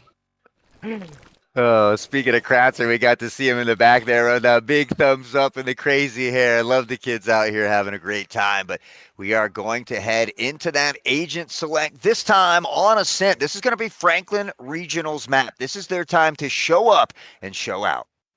This is it right here. This could be your Division 1 playoffs on the line if you are Franklin Regional. It's kind of interesting to see, though, that not only does Kratzer, again, wanting to win the series quickly, but trying to finish the rounds. And that can honestly be demoralizing if you're on the other side, where not only are you starting to lose those rounds, but it's spiraling out of control very, very quickly. I like the game plan from Greater Altoona. They also got to be careful they don't lose those rounds just as quickly as well. Yeah, you know, and again, it's tough, right? Because now this is Franklin Regional's pick, and we see Greater Altoona starting out on that defensive side. Typically, when it's a two-site map, you want to start out on the defensive side, which is why I was a little surprised that Franklin Regional opted to start on attack, on bind. But sometimes you got to take those risks if you want those big rewards as well. Well, risk and reward all there. We're going to go into map number 2 here. Bind was a 13-2, like we were talking about for Greater Altoona. That is now 6 maps throughout the season that have been 13-2 or 13-1. I will say, though, it's going to be Kratzer again on the Rays. They had such a performance last time. We'll see what they can do this time. Interesting enough, we'll see Gouda swapping over to that Sova as well. Cresticle will take on the role of Jet, but back to that double duelist here, Conqueror, this time on Neon, which is, we don't, Neon's fun, right? She's exciting, but we don't really see a lot of Neon. She's not always the most team-oriented player, but if you can click and point, that ult is very, very annoying. Neon, my personal favorite, right next to Phoenix. I gotta say, you want speed. Neon will bring you some speed for sure. But yeah, you talk about Professor Gouda. We were kind of hinting at this, that next towards Rays, which again, Professor Gouda has shown time and time again, they can make moves on. Sova is really good for them because not only can they get those picks, they can kind of initiate in towards these sites. But with that big ultimate, I feel like just has a little bit more power than that Rays ultimate. Yeah, and we do have Gus on the KJ as well, but I think defensively, Franklin Regional has a little bit better of a setup for that defense. They have the Sova. They also have that Cypher. Typically, you see, a KJ and a Cypher or a KJ and a Sova. You typically see both of those together on Ascent. So hopefully that comp will work out for them. Unfortunately, they're not starting off on defense there as well, so it could be tough on this attacking side. It definitely could, and like we said, they didn't get to choose. They got to choose the map. They didn't get to choose their side. Greater Altoona choosing defense. Currently 11-0 on maps, 9-0 in their win-loss, and a championship in their sightlines if they play like they did on Bind. I'll see if they can harness that energy here. Conqueror up with that Neon, ready to live life in the fast lane with that Frenzy here as well. And here it comes from the concussed to the dog. They look to push him back, but most of that space is being taken at mid at the moment. A huge flank from Conqueror, already down Cat here, but it's Nuts and Gouda who find the first 2 picks. This could be absolutely huge for Franklin Regional. This is massive. They prepared for the flank. They got those defenses ready to go. The paranoia is going to connect onto 3 or 4, so have to be a little bit careful. But they just say, screw your paranoia. Be paranoid of us running it down mid. And it will be the pistol round win from Franklin Regional. This is a big boost of confidence that they needed. Yeah, especially after a tough 13-2 loss. It can be tough to deal with mentally. That's what I've been really impressed with all of these students across all the divisions. They don't seem to let the losses affect them. Down 2-3-0, whatever it might be. They really keep their head in the game, and they do a great job of trudging along and getting done what needs to be done. Get done what needs to get done here. Here in this second round, though, Franklin Regional, this is a must-win. You cannot have your bye broken up here already. It would be lovely if you could get a flawless or only 1 or 2 players falling down, but it's already Conqueror going fast here. Kaguya lurking around, waiting for that opportunity here. A little bit of pressure extra towards mid. 4 actually sending up the fast lane, and it looks like it is going to be that turret grabbing some information. That crossfire from the door angle could be awkward. Yeah, and it looked like Greater Altoona was about to rotate off of this B site, but that turret, Kaguya there kind of bringing them back as well, and now we see nearly that full rotation toward the B site. Nuts will find one. Kratzer though, here at Cat lurking out mid, but Kaguya and Cresticle, Franklin Regional starting to come alive. It's a flawless round. It's what we asked for them, and alive they will become. Like we said, they're trying to avenge these earlier losses. They have learned so much throughout the regular season up towards this point, and now back-to-back round victories for the Panthers. Of course, for this next round, it is probably going to be Greater Altoona favored with those rifles. We'll have to see, though, for Franklin Regional, if they could take this round, it could start to be a snowball like it was on that last map. Yeah, absolutely. If they can win the full buy round away from the GOATs, they could potentially get 1 or 2 more right after that. And I mean, what a great confidence booster, losing 13-2, starting out 4-0, 5-0 potentially here, but still have to get through this important round. Early intel from Yoshi. Sprays coming through the smoke here as well, but Kaguya and crew pressing forward, really being fearless. Kratzer will find the first pick. Blast up top here into the corner as well. The dog will miss Kaguya, but I think they might potentially back off and look for a rotation here. Got to be careful. Omen lurking mid. Moving out and away, trying to catch them out. Clawzera kind of showing the versatility. Omen a lot different than that chamber. Conqueror trying to work off of that paranoia, but Professor Kuda had their number. 4v4 as things start to slow on down. They're going to try and throw in the Aldrome to at least gain some knowledge of where some players are. It is going to be Clawzera though, hitting with a headshot, hitting back, and that spike is dropped mid. So many rounds we saw denied on that attacking side because Franklin Regional didn't have the spike, and it might be here the same again. Kratzer is back to the triple up action, and Clawzera finishes up the round. Yeah, Kratzer showing great patience there as well. Blasted up into that corner and sat there for a good minute or so as we saw them rotate all the way back down Cat, up through tree, and not able to check that angle. Kratzer finding a big pick there. But again, we talked about it was the rifle round versus that bonus round. On paper, the Greater Altoona should have taken that round as well. So now Franklin Regional will find themselves at a full rifle set and another important round. Another big round here. 1-2 on the overall score line here, and 1-0 right now on the map score line with Greater Altoona taking that first map quickly. Conqueror's gonna peek on out, get the shoulder here, get the stun, and push their way forward. Got the body shot, so with the judge as well. They'll use that speed to get back to safety and put themselves in a different position. Clawzera is working their way forward as well. I like this collapsing play, and anytime Greater Altoona gets a pick, they take space all around the map.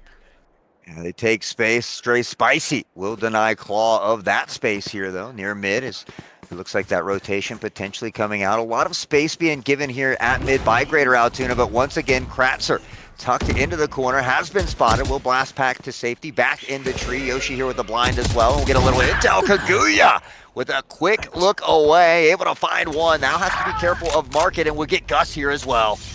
Not too bad here for Kaguya, walking through mid, and Cresticle's got the shot as well around that, like we said, on even footing. Would have been very, very close, and that it is 3v1 right now. Conqueror, of course, though, does have that shotgun. We'll see if they can pick up maybe one of the rifles from their teammates. Right now is only working with a pistol, using that speed to go mid. They will grab that Phantom, gonna spray some shots in through here, and of course that spike is already down.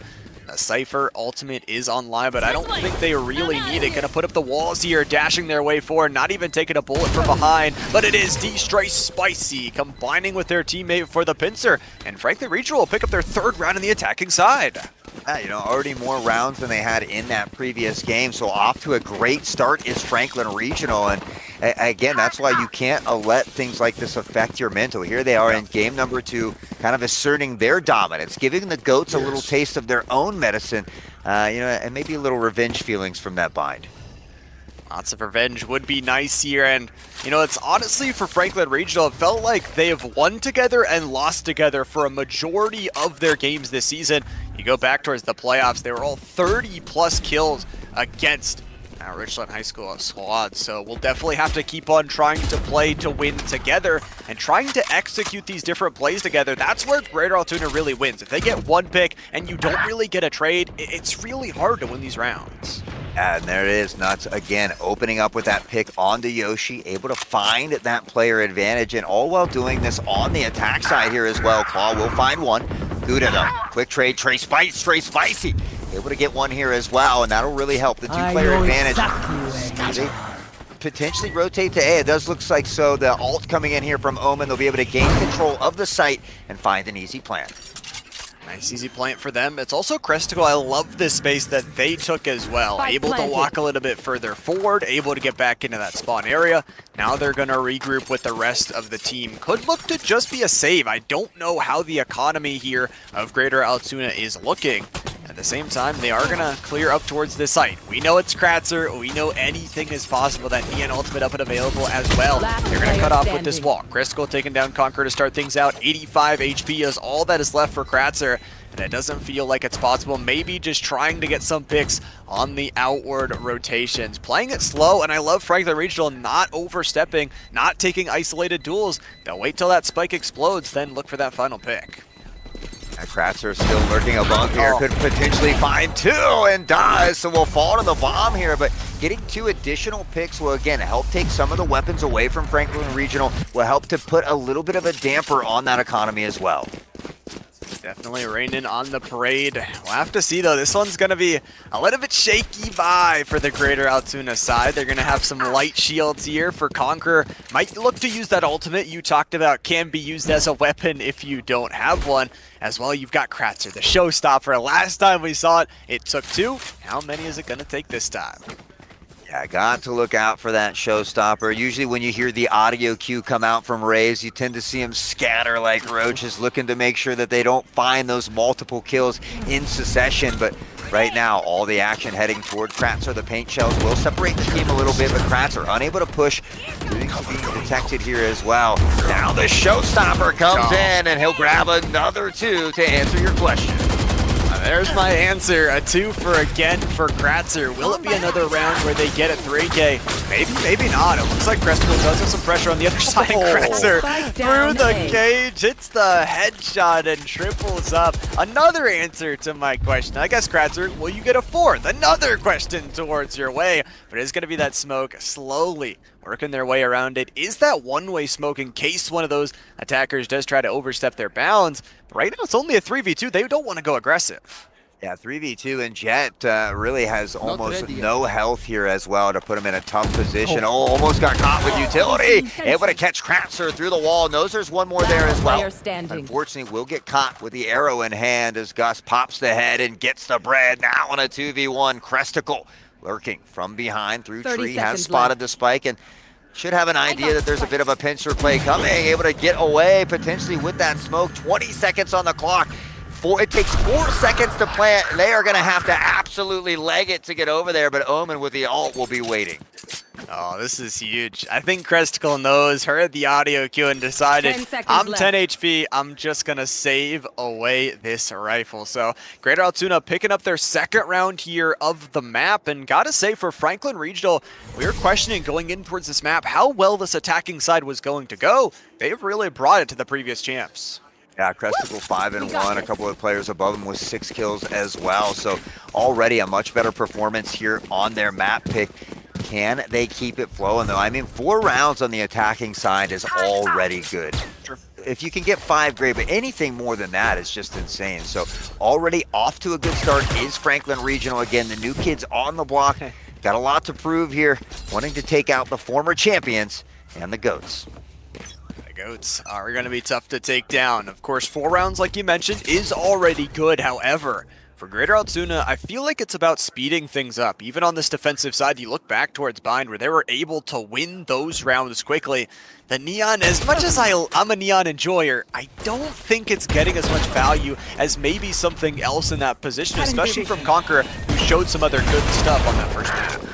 Yeah, I think maybe because they had such a dominating performance in game one, they're like, hey, let's pick some fun characters. Let's, just have a little fun with it. But, in a championship game, those are things that could potentially hurt you as well. So Presticle finding another pick on the claw with the classic as well. And potentially looking for another flawless round as Nuts through the screen will click the dome and send them home. Really good shots. I mean, the accuracies have been there. You talk about this ability just on any weaponry, able to get it done. A flawless round as the plant goes down as well, adding on that 5th round to the scorecard. You said it, 4's already enough, but to add a 5th as well feels really good. Yeah, and this has to be a huge confidence booster for Franklin Regional. If they're down there in that room right now, it's probably super hyped. They're doing everything that they need to do, playing near perfect, keeping those minor mistakes to an absolute minimum as well. And with that now, round number 8 is upon us. Round number 8. Here we go. 3 ultimates as well on the board for the Panthers. We'll see what they can do to try and push the effort forward. It is going to be Kratzer walking their way on out here. Feeling a little bit aggressive, but it is the Aldrone clearing most of mid out, so realizing that a lot of that is pretty free for them to take that space. At the same time, like we said for Greater Altoona, they've got no ultimates. They're just going to have to work off these gun duels, and Crestical, you check the right corner! A little bit too late. Kratzer's able to get the headshot, unfortunately traded away immediately. We're going fast towards the A site. It looks like Franklin Regional wants to get this execute down as soon as possible, but they drop the spike again! Yeah, unfortunately, not in a good spot either. Out in the open, Conqueror will find the swing, get 2 picks, and with that, they'll clutch a round. Honestly, they needed to get one here relatively soon, though, because, Franklin Regional was starting to put rounds in the bag. Absolutely was. They have been working their way back, and they're not the #1 seed for no reason, right? Like, this is what they do. They battle things back, they go quick, and especially in those clutch scenarios like we talked about, they have so many of those players that can just absolutely be able to get it done. So we've got to see here. It is going to be that lockdown up and available. Of course, you got a Soap on the other side that could be able to counter it, but it is a good ultimate to shut down one of these 2 sites. Yeah, last week I think they were down like 10-3 or something at one point against Forest Hills. They were able to battle back, send it to overtime, and find the dub. So you can never count the GOATs out, especially this Valorant squad here. Conquer, a little bit of intel, backs off to safety here as well. Most of the traction for Franklin Regional right now happening around mid. Trying to take some space around mid, and honestly, feels really good to kind of take this space. They have options opened up.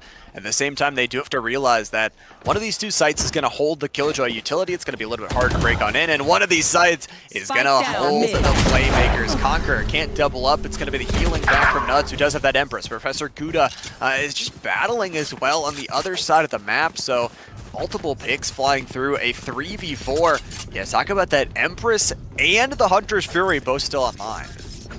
Yeah, both ults here and potentially could be used this round or the following one. The Hunter's Fury is always great for that post plant as well. Really allows you to kind of play back, and Gusto gonna look to lock it down here on the site. Here comes the Hunter's Fury, also great for destroying KJ's lockdown.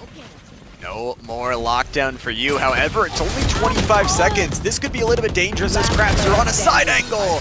Really good turn from the Franklin Regional side. They look left, they look up, and be able to counter that lockdown was absolutely massive. 6 rounds already on this attacking side. Yeah, I wouldn't be surprised if we look to see Professor Gouda maybe just holding that ult forever until that lockdown comes out. It's such a great way to kind of nullify that ult from KJ, whether they're taking a site or retaking a site here as well. So great situational awareness once more by Professor Gouda. The lead has been doubled at the moment, 6-3. 6-3, that's how it be. Greater Altoona looking to take every round they can. Unfortunately, the economy didn't look too good, so we'll see what they can do with the worse off weaponry. Of course, things can change very quickly. If you are Franklin Regional, these are the rounds that you really need to win more cleanly than others. You're not wanting to give over rifles. We've talked before how good Greater Altoona is when you give them even a single little bit. They will take 13 rounds and won't look back as well. The good thing is you got the neural theft here for Franklin Regional, so if you do get a pick, you can really open things up. I get all the intel that you might need on the opposing team here, but again, Franklin Regional, I feel like they feel like they've had a lot of success here at mid, so continuously working at it at the moment, and really not a lot of resistance from Greater Altoona here at mid. Omen lurking on the other side of the smoke. 3 pushed up rather far. Presticle finds the first pick, and Franklin Regional has done a great job of finding these first bloods and giving them that advantage. Gouda will get one more as they pressure onto the site. Gouda wants that top spot back, wants to try and bring the kills behind him. However, it is a 5v3. It is going to be the classic pulled on out here from Gus. Again, maybe not the best weaponry to try and fight. However, at the exact same time, is Nuts just walking out again. The rifle versus pistol, not entirely fair. As double shotgun picked up, not going to do the best damage as that wall is tried to be popped. Kratzer, the last one available. Now, if they chase down Kratzer, maybe can find a few, but only really has the classic and the shotgun here. This should be Franklin Regional's round. We'll see how many they lose here at the end. Yeah, potentially another flawless round here. Again, Kratzer just waiting for that exit frag.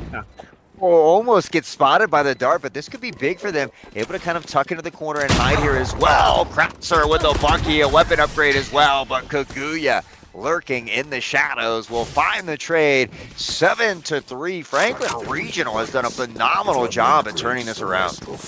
Absolutely have, and it's on the attacking side. Like we said, they did not get to pick their side selection. Greater Altoona picked defense here. The #1 squad decided to play that defense first, and that round differential getting worse by the moment here in this map. And again, they haven't lost a single map as well. It would be big for Franklin Regional to hand them their first ever map loss right here. Of course, we're still pretty early in. Still pretty early. We've seen the GOATs make those comebacks time and time again, so we'll have to wait and see. Conqueror is going to open it up here with the first pick. Pop the ult as well. Now onto the hunt, tucked into the corner.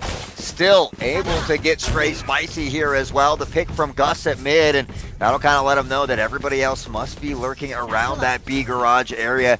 Gouda may have opted to go with the Odin here as well, but oh, the Odin. You know, who better fitting to get than Conqueror, who's been using the Odin all night. Kratzer, Gouda, both getting trades back in the other direction, but Gouda has to get through 3 if he wants to clutch it up. Well, has the bullets to get through a lot, that's for sure here. We'll rotate back towards mid with that spike. Like you talked about, very fitting kind of usage of the weaponry here. Does see, though, 3v1. Professor Gouda is going to slow things down, close the door as well, and also this plant is going to unlock that Hunter's Fury before the lockdown is up and available on the other side.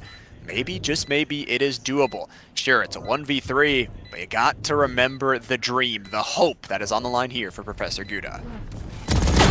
Smoke comes in, able to find one, does spot another as well. Has to be careful of this flank though. Omen right behind. Gouda never looking here as well, and I thought maybe he saw the direction in which the smoke came in. Could have gave him a little bit of an idea as it did come from behind, but Greater Altoona needing to clutch this round. They certainly do that. One more round here before halftime. One more round before the swap. Means you better use those ultimates, whatever money you got here, or else you are going to lose it. Of course, we've got 6 ultimates on the board, so this should be a relatively explosive round between the two.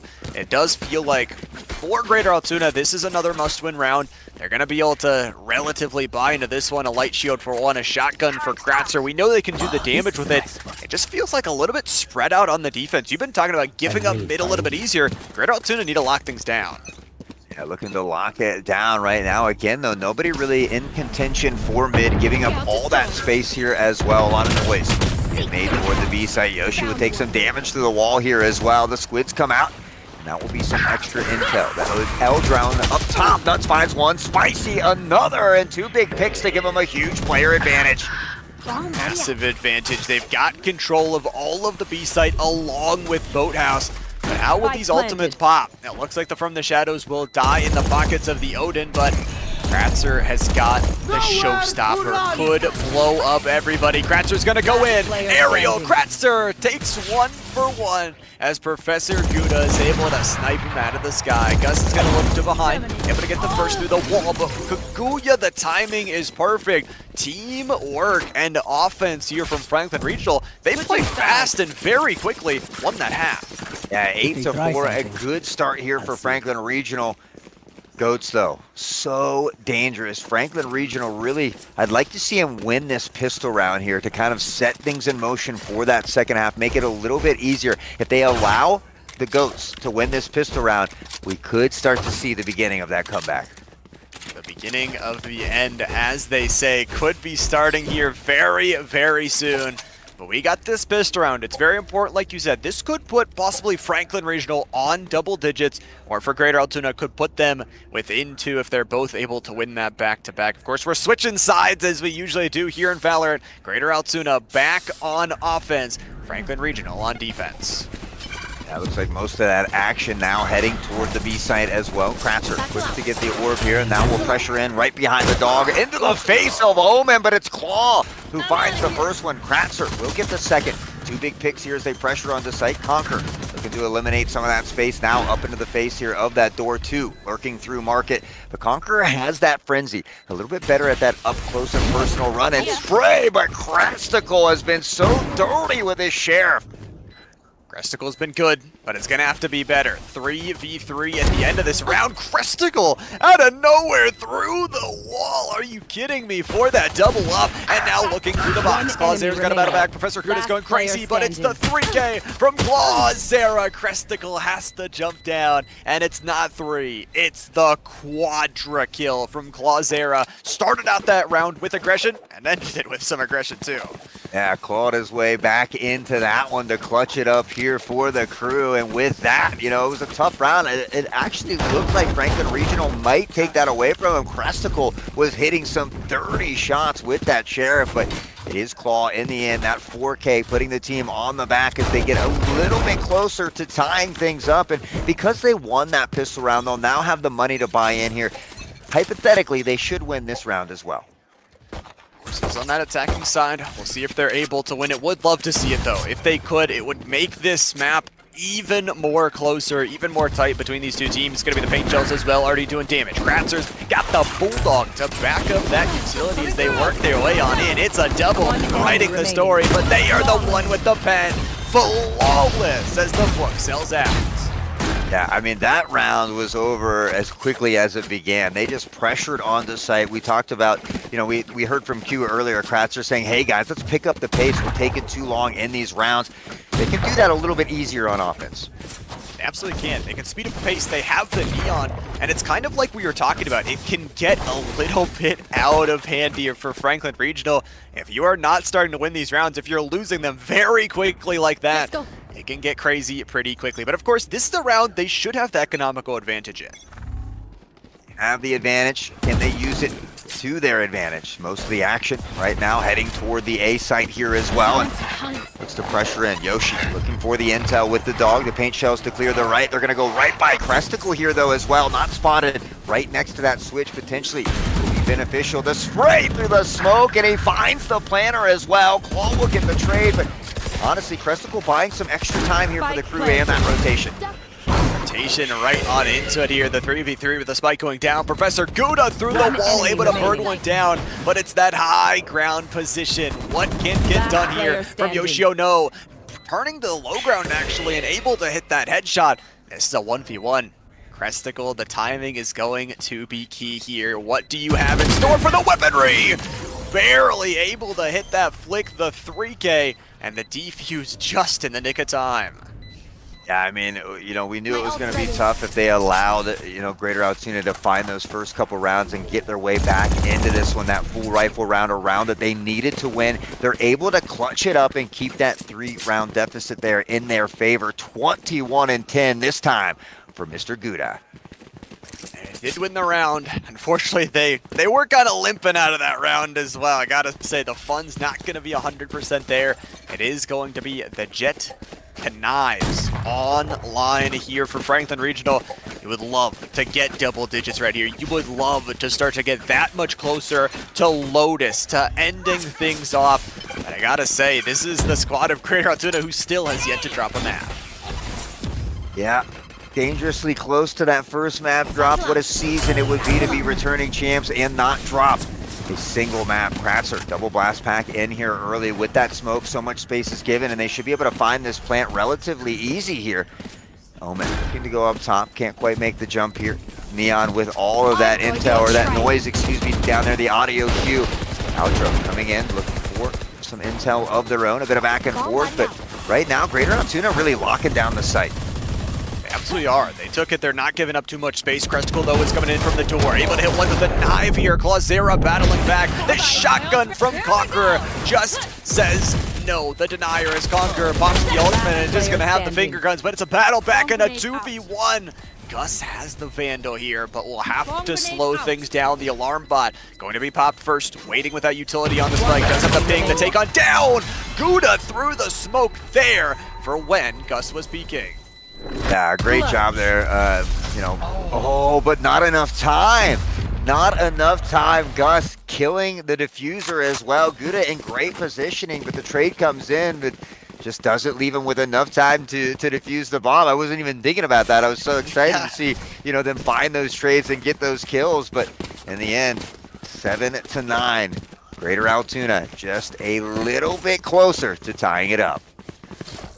A bit closer. And I honestly thought they got up to half or they were close enough, but no, just didn't have the timing. I was amazed too with that pick through the smoke, but it doesn't matter. At the end of the day, Greater Altoona up to 7, getting closer and closer to denying that map drop here in this second one. Of course, it's going to be aggression towards the short area, but the problem is Kaguya's got the spray, they've got the Ares, they've got the infinite amount of bullets, but the problem is they don't have anything secured. Kaguya's able to take down one, but how many more? Yes, 1, 2, 3, it's everybody falling. But Yoshio No is battling back. It's all of a sudden a 3v2 very quickly as the plane goes down.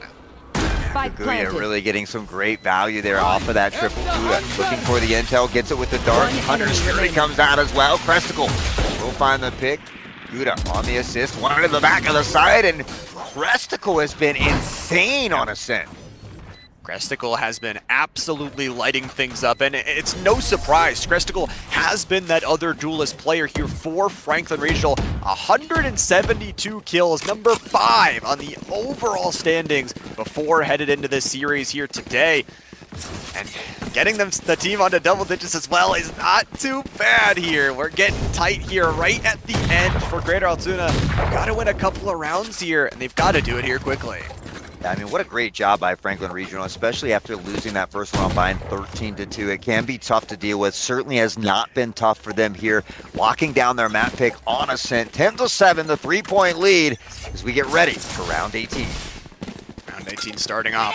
Crasser has the showstopper here, but the question is, I know I asked it last time, will you get a double? This time is just going to work their way in. No ultimate needed. They're just trying to do the damage here. Does have Kaguya isolated relatively with the teammates pushing in, but Kaguya, who was isolated with who, doubles up. Crestical as well. Professor Gouda, everybody getting involved. And it's just Clawzera down on this low ground play. It'll be only one drop. It is an eco round here, so as to be expected for Greater Altoona. I liked how they kind of isolated one player. The problem is, when you isolate the Panthers, they fight back. Absolutely they do, and they're showing it right here on Ascent. Now 1 away from match point, and I was a little bit worried after that showing on Bind, but again, playing lights out here on Ascent. Now 1 away from match point. Has the opportunity to tie up the series. Very, very close to tying up this series and going to Lotus where things could get exciting. I gotta say, for Greater Altoona, it's probably gotta be a win from here on out. This is gonna be an investment round, and right off the rip, Redzer almost loses their life. It's gonna be a Killjoy, which, by the way, cannot be denied because that Hunter's Fury was popped, I believe, 2 rounds ago. So they will get this A site for free. The question is what they do after. They're gonna be able to get the plant for sure, but Conquer, this position down low with a shotgun was a problem last time. See if it can be this time too. Now looking to wait for that jump jiggle up top here in heaven as they're waiting patiently with that judge. Most likely that Leer of the Blind coming out first to spray through the smoke as well. Gouda able to find the first one here. That is Conqueror who goes Crestical, Kaguya all finding picks as well, and now just beginning to pick them apart, but who else? Claw lurking in the smoke, in the shadows yet again. Crestical does find a trade, a bit of back and forth. Yoshi nuts, and plenty of time this time to get that defuse. The defuse is coming in. We've got a map point going the way of Franklin Regional, and what a way to battle out. Starting on that attacking side, winning at 8-4, and now bringing it towards the squad. The team that has not dropped a map are now 1 round away from dropping their first. And I gotta say, Franklin Regional has been improving every single round. They've been getting better and better and better. You see that position that looks like an impossible one to do, but they're just like, okay, use your lockdown. We'll just play retake. That's okay.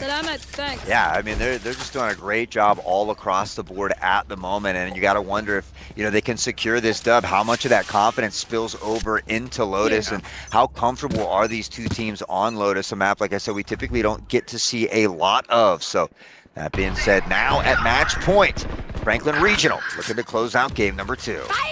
We'll see if they can close it out, or if it's Kratzer and the rest of the company of Greater Altoona looking to work their way forward. It's already a 2-for-2. It's an absolute bloodbath in mid, but that opens up a really nice pathway over towards the B site. The highway is unlocked. No tolls this time. They will walk in for free. They've got the Omen ult if they want to try and do anything super spicy. They've got the heals as well to try and reset this 3v3 post play. Gonna go ahead and drop it on down to the B side. Crestical looking to pressure in, only 27 health remaining here. Will be revealed. Looking for the intel. The spray through the wall from the reveal as well. Kaguya. Now the player's advantage in their favor, only 27 health, but Crestical able to tap the head of Claw here as well. And Gouda on that Odin. An absolute menace. And that's going to be the map.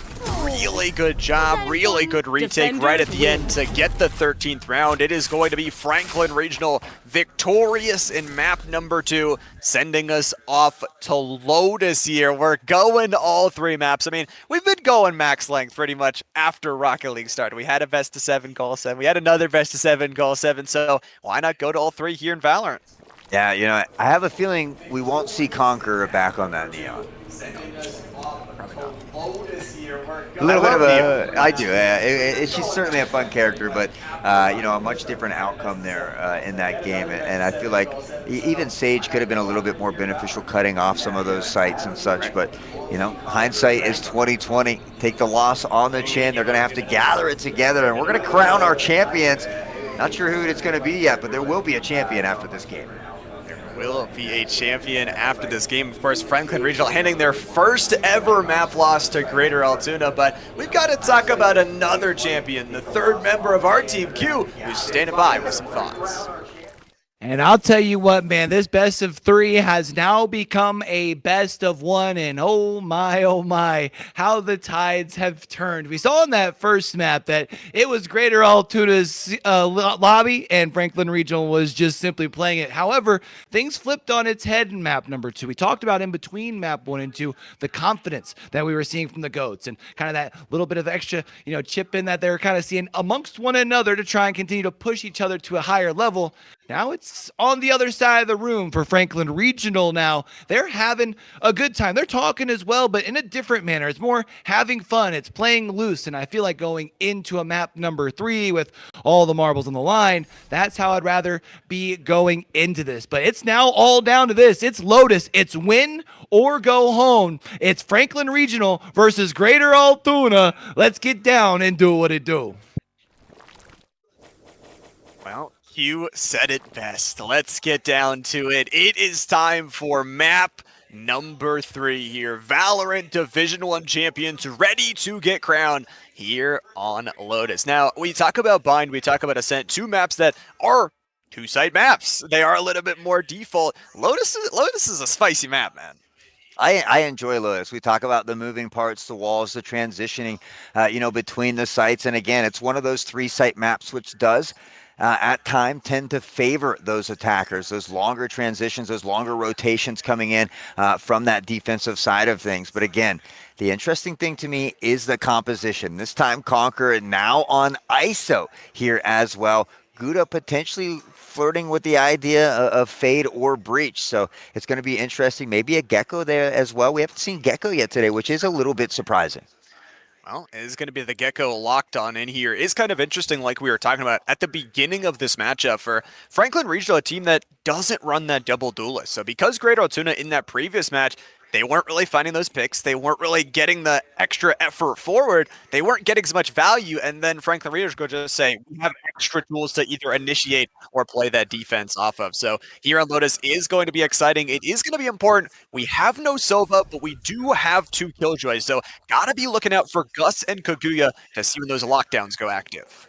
Yeah, and we've seen Cresticle playing numerous different players as well. Previously the Jet, now over to that Raze. So maybe looking to challenge Kratzer a little bit here as well. And Gouda on that Breach. Breach is another one of those annoying characters that would just have your retinas permanently damaged for days. Flashes of the sun to get it done. Here we are, map number 3. Winner takes all. Can the GOATs do it again? Can they go back to back? That is the question, of course. Winning in fall, will they be able to win this season as well and stake 23-24 as the year of the GOATs? They already had one title earned today, but they've got to work back to try and win this one. Of course, they're starting on defense for the 3rd time here today, so it'll be interesting to see what they can get done. They didn't have too good of a defensive side on that ascent. Yeah, you know, it's tough. But again, starting on the attacking side this time, it is a little bit more of a favored attacking map as well. So even though they're not starting on defense this time, they might have a little bit of a favor starting on attack. So we'll see how it works out for them. I think a lot of times we see teams push A or C first. So it'd be interesting if maybe they could swap it up and head down toward B to kind of switch up that strategy a little bit. I'm sure both of these teams have been checking VOD reviews and seeing how these teams kind of play some of these maps. But again, Lotus isn't a map that we see a lot, so there's probably not a whole lot of VODs out there for either of these teams. Probably not. We'll have to see what is going on here on Lotus, because it is time, the final map of the Division 1 Valorant playoffs. Here we go into it. And Franklin Regional, we will get to see what their offensive side has in store for us again. I want to see where they're going. I want to see if they can kind of get going as well. With Professor Gouda, really was up to the task of taking down Kratzer in that second map. Yeah, you know, and playing very slow and methodical at the moment, really keeping Greater Altoona guessing. We see him swapping over toward that A site in early rotation. Now maybe headed back the other direction a bit, but with that dog, we'll find some intel. Nuts with the ghost, though, from a distance. Finding Claw on that first pick. Knows there's one more up here as well, and looks to rotate off of the B site. Getting off that B site. Slowing things on down here. They got the first. It was that information gained here in Conquer. Could go massive. Again, the double tap. So massive here. If you get these picks, the double tap activates. You get the shield, and it's the shield again. Conquer going crazy. That double touch getting them so much pressure, but it does turn into a 2v2. This does make it so that the spike is down. Gus could have a moment to step around this corner. They're playing with the teammate, but instead look the other way. Cresticle takes their opponent to the floor, and Gus will have to double up. Is going to hear that plant on down, but had to clear out Tree. Will make it a 1v1 and has the turret for some info. As the info here, the tap on the bomb to bait out the defender as well. Swaps to the Ghost. Fairly even on the health here as well. Switching sides, though, is Cresticle. He'll find the triple, and round number 1 will go to Franklin Regional.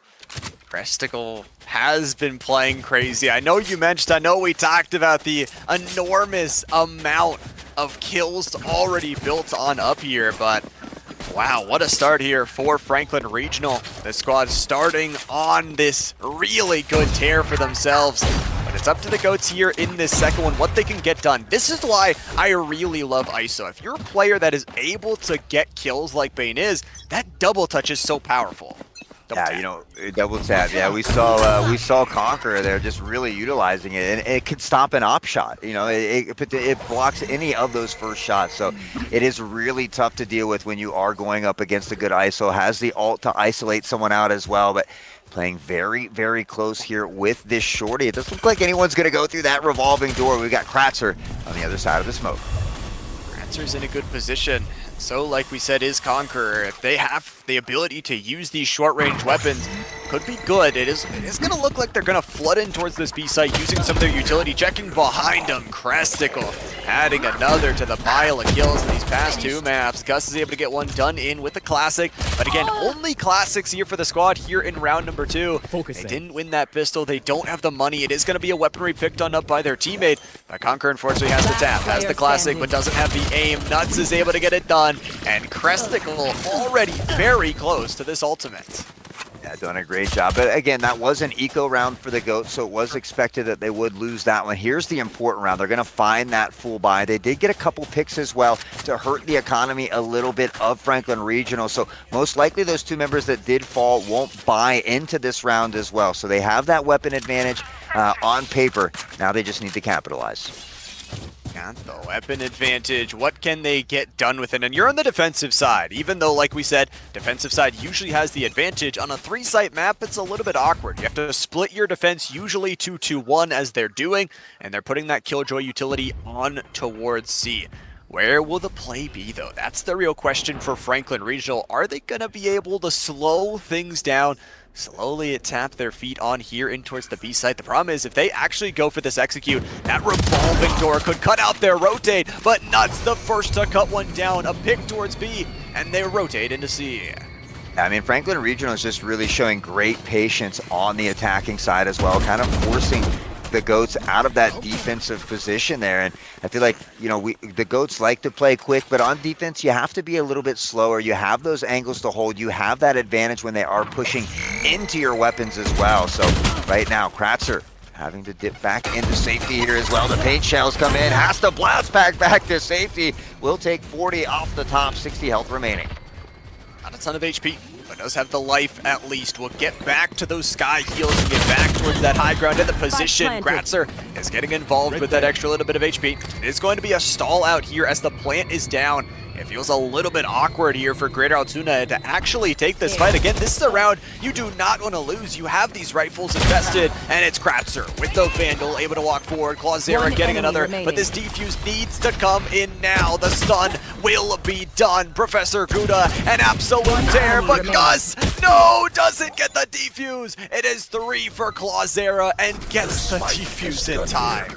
Oh my, there had to just be a tiny skosh left of milliseconds on that defusal, able to find the pick through the box, but that's why it's important to play as a team. Claw swinging out with that teammate, making sure to find the trade and getting that defusal. That was an important round for Greater Altoona that could have spelled trouble if they lost it.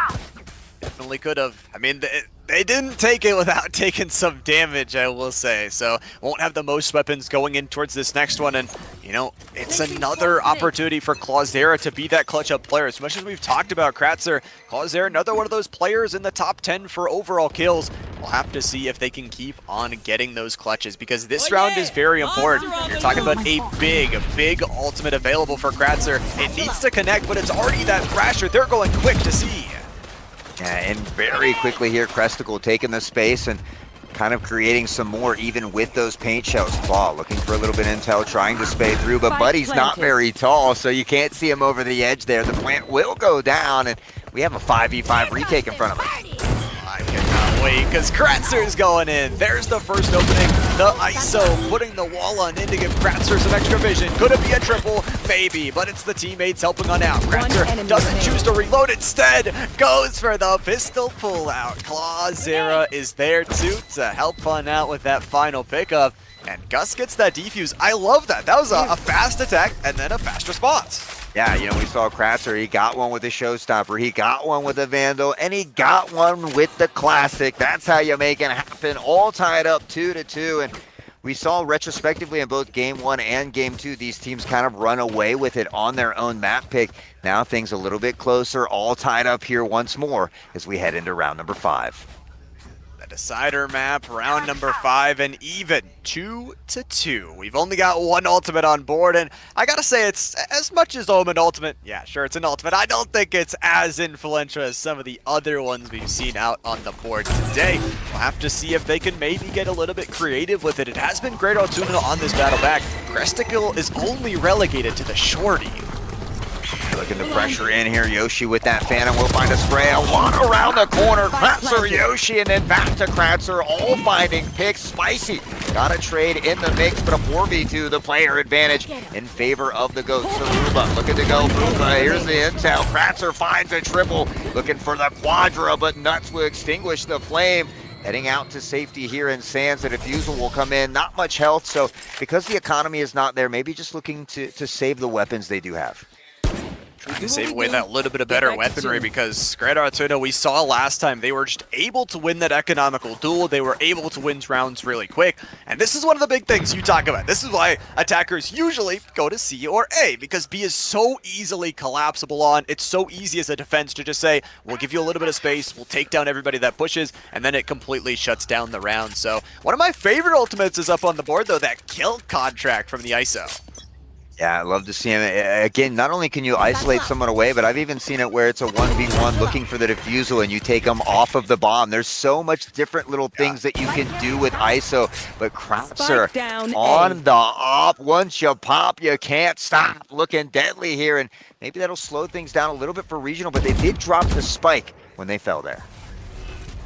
Drop the spike. We'll get things back on up and going. That operator is so tough because Kratzer, again, can get back, even though they were damaged, can get the heals, can get onto a different angle. It is going to be a little bit more of a slowdown, though, from Franklin Regional, not wanting to re-engage just yet. They've got the lockdown. They've got the showstopper. What do they want to use to try and take this site? It looks like it's going to be possibly a swarm grenade to deny this plant as well. That gives time for a pincer play to be there. Clawzera coming from the flank is Professor Gouda. The headshot, excuse me, to take down Kratzer. No showstopper here in this round. The plant will go down, but the pincer play is already in. Testicle, Claw, both finding trades here as the plant goes down. The showstopper, but Clawzera making it happen, Captain. Kind of caught Ray's lacking there. The flash comes in, the blind as well. The Claw up close and personal. Finds one, can't get the other, but the advantage is in favor of Greater Altoona. The defuse will come in, and the lead will be double. Doubled up.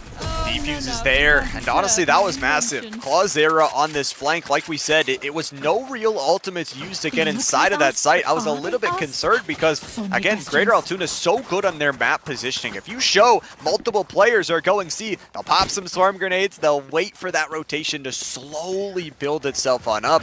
And of course, it's another round win going their way, up to 4-2. We'll see what they can do. Kratzer's still holding on to that ultimate as well.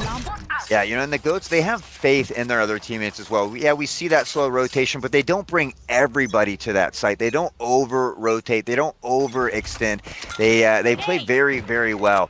Kratzer still on the op, the nade.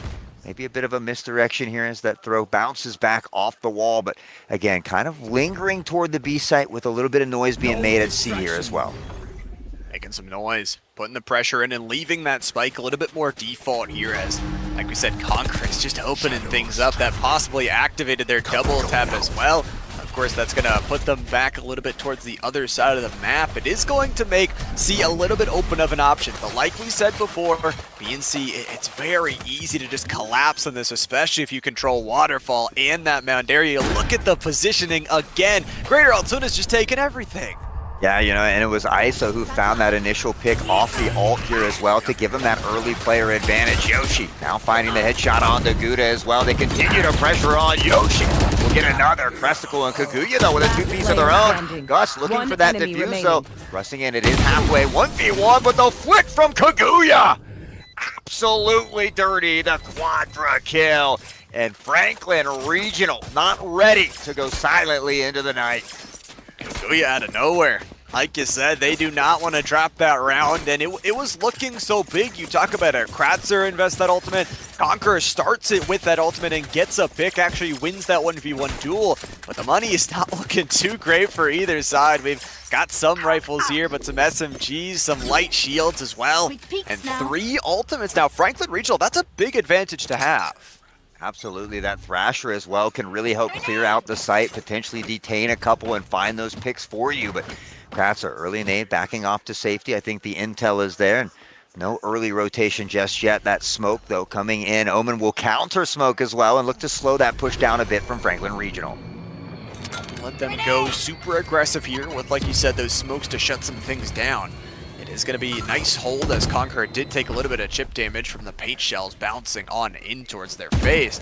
But it's a little bit slower play. Franklin Regional, like we said, not wanting to run into this very effective defense of Greater Altoona, and especially on Lotus. The longer you take, the more rotations you make, the more you can confuse the opponents, which is what you want to do on this attacking side. You don't just want to run straight in if there's a bunch of Killjoy utility. You want to bait them over here and then go over here.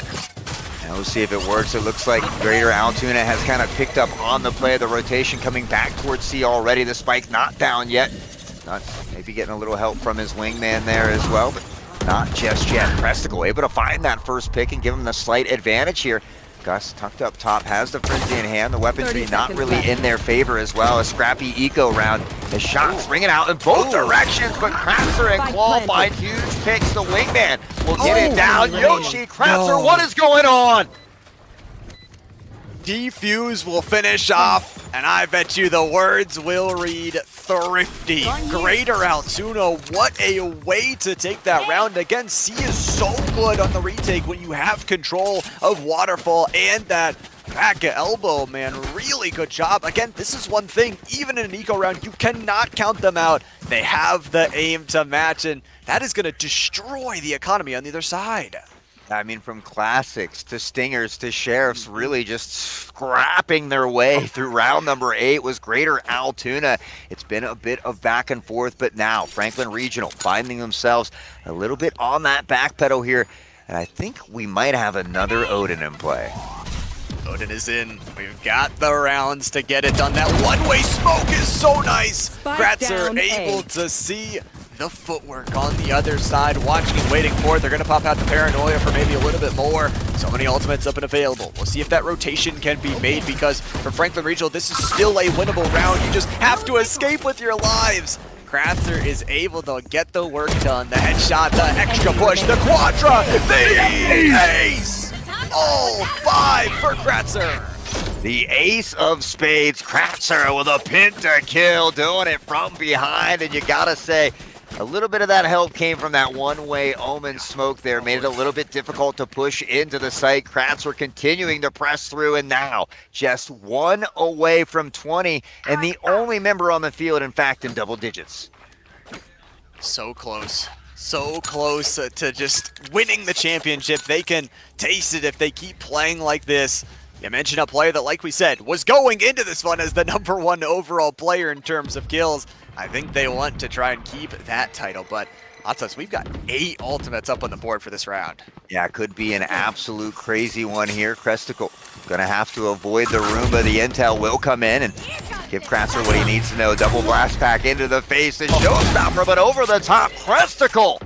What a beautiful play. Phenomenal situational awareness to give him the early pick on the player advantage. Gives them the player advantage, and they're going to try and use this lockdown. The problem is, once again, the pincer play from Greater Altoona. They take a bunch of space and make it into a 2v2. Attacker Killjoy destroyed, and Yoshi, oh no, is destroyed themselves. 1v1. Lockdown up and available here. T-Stray Spicy is probably just going to teleport over towards the A site, so making it a nice, easy plant for themselves. I don't really know if you want to invest the lockdown here in this round. Could save it for the future, but Gus, full shield, full HP. What do you got in this 1v1? First point of contact. It's going to be straying back and forth. Man, both health bars drop very low, but still this 1v1. Yeah, I think they both kind of caught each other off guard. I don't think he expected to be up that high in heaven nor that close in spawn. So a little bit of a oh crap moment there in front of us. But Gus, the slight health advantage here as well. T-Stray Spicy has the ability to play off of the defuse, tucked in a kind of an awkward spot here as well. And you wouldn't expect him to maybe be up that far. Time is ticking, but Gus finds the pick. There's the fast beep though, and I think it's going to be a half a second too short. He's not going to be able to get it. It doesn't even escape. It means the spike is going to take him down. Really good job there from the Franklin Regional attacking side. It turned into a 1v1. It was a back and forth round for sure. That ultimate invested there ends up paying off dividends. 6-4, 2 rounds left in this half, and I feel like Great Altoona, as much as they didn't invest the lockdown in that last round, they got to invest it here soon. Yeah, I think that would be the case. Llama's going to start throwing stuff if they don't lock it down soon. I saw the pin go flying across the room here. But, yeah, I mean, it was a little bit out of hand in the beginning. Franklin Regional now able to bring it back just a little bit closer. Still 2 rounds left in this halftime, but, I mean, 4 rounds, still a good position to be in. What a world it would be if they could find a way to tie it up before halftime, though. It'd be absolutely amazing, especially on this decider map. Kaguya's not going to get too much value out of this Sheriff through the wall. It is a showstopper up and available for Franklin Regional. They've got the Thrasher. They've got so many ultimates to just create difference here in this one. But I love their slow play. Again, Greater Altoona has wanted to speed up the pace all day long. They have said, let's slow it down. We can take care of these ultimate orbs. We can get our ultimate economy up and available. And then, let's go to C.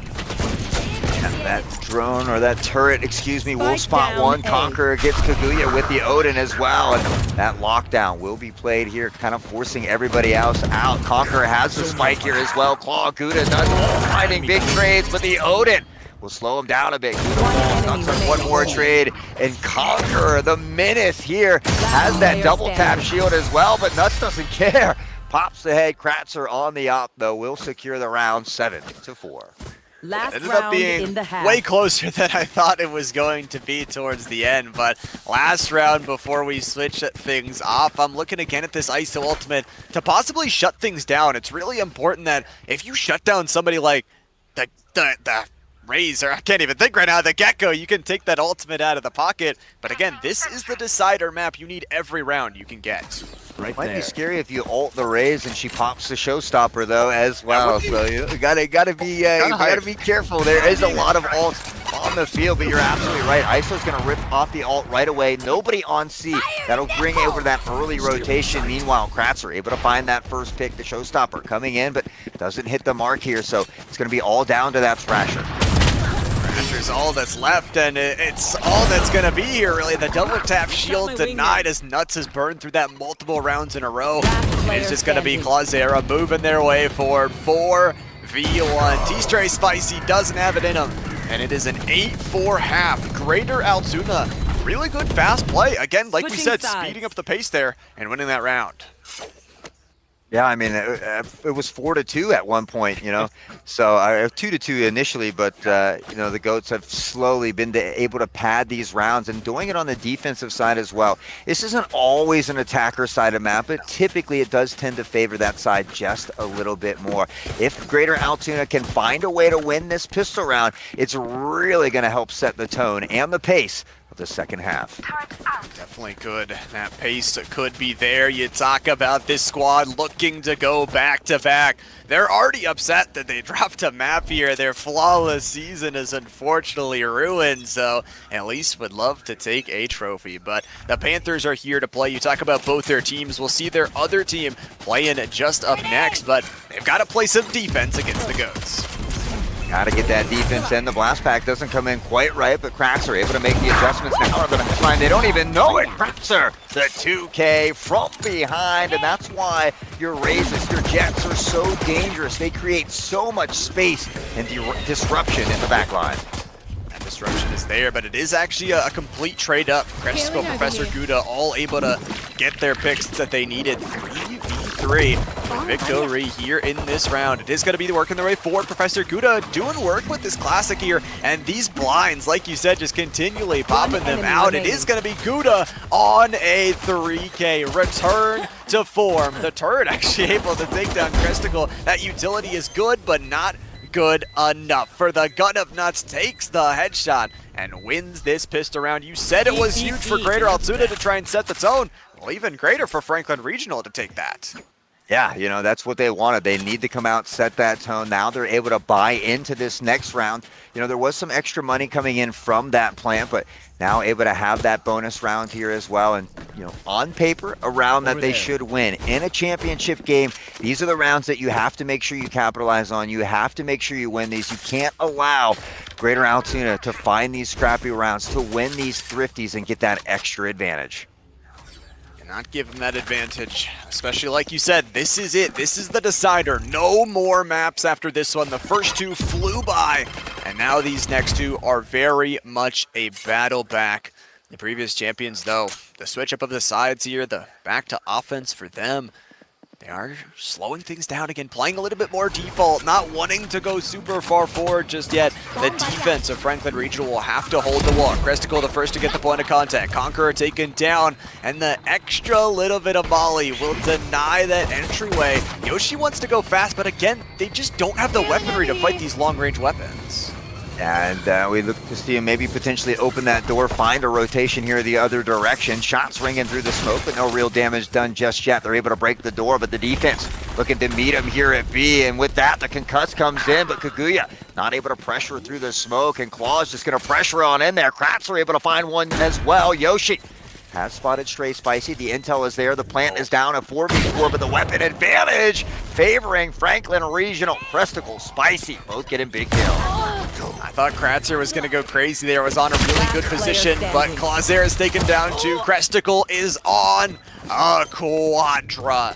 Adds the 6th round for themselves, and like we said, a round to be expected. Almost went poorly if they didn't check towards the area at the start, but nice job, good retake in the 6th round as well. Yeah, you win that pistol round, you usually win the following round. At least the GOATs can take home a little consolation prize. They were able to find 2 picks in that round, which means 2 of these players most likely aren't going to have weapons in this following round, or if they choose to force in, then it's really going to mess with their rifle round. So this is that round for the GOATs to win. They need to win their full rifle round. Otherwise, Franklin Regional is going to be right back in this. Franklin Regional could be right there, and talk about the number 3 seed looking to try and avenge their only 2 losses. They've already taken down the previous runners-up in Winver. Now their next job is in. We'll see what they can get done here in this round. It is going to be a little bit different of a defensive setup. 3 set up here in Tree. Cresticle will get the first, but how many can they get? Pulls out the ultimate, and the timing just isn't there. Doesn't find any with it, and unfortunately that ultimate goes towards the wayside. They'll plant the spike on back down, and Greater Altoona, really good patience. Yeah, you know, he got that ult rather quickly here too, just in round 3, but unfortunately that animation that it takes just getting kind of steamrolled over. Conqueror able to find one, only 10 health left. Kaguya tucked into the corner. Yoshi will track him down and make it a 3K. The big triple for Yoshi. Yoshi triples up, and it is 9-6 here. Greater Altoona extend the lead here. The Panthers, though, have been battling back, and honestly, even though the defensive setup didn't work, I like them kind of changing things. It's not the default Lotus setup. It's maybe playing a little bit more aggressive. You have players on your team that, like we said, you win and lose as a team. So keep playing together and trying new things. Yeah, and the GOATs right now really focusing on this A side. I wouldn't mind seeing Franklin Regional maybe putting on a little bit quicker of a flank and giving them that early intel that they know, hey, they're not over here at the C site. So a lot of utility already being used at A. They continue to pressure in through the tree here as well. Presticle waiting patiently, but Kratzer on the other side. And unfortunately, Killjoy was kind of rotating around there, leaving because that smoke on the steps didn't allow them to see Kratzer press in. Conqueror able to find one. Kaguya, Gus back and forth, looking for the plant here now in a 4v2. Really good, really fast play. This is what Greater Altoona wanted when we heard it from Q, when we heard it from Kratzer, what they wanted to change up. It is 4v2 though, like you mentioned. What will they do here on this kind of rebel side? The drop down wouldn't feel the greatest here. At the same time, it is going to be just pressure from Professor Gouda. It might be a backup and save, actually. It is very, very far into the plant, and that's what it looks like it is going to be. Preserving the economy. I think this is a very important change they're making versus that first map. Yeah, and this is a smart decision that we don't often see in Valorant. You see it more in Counter-Strike, but teams don't often save these weapons. When the economy is not there, it's better to fall back and play for that next round. Yeah, it's tough to take that loss as we wind down toward the end of the game, but it is the much smarter decision to give yourself a better chance in that following round.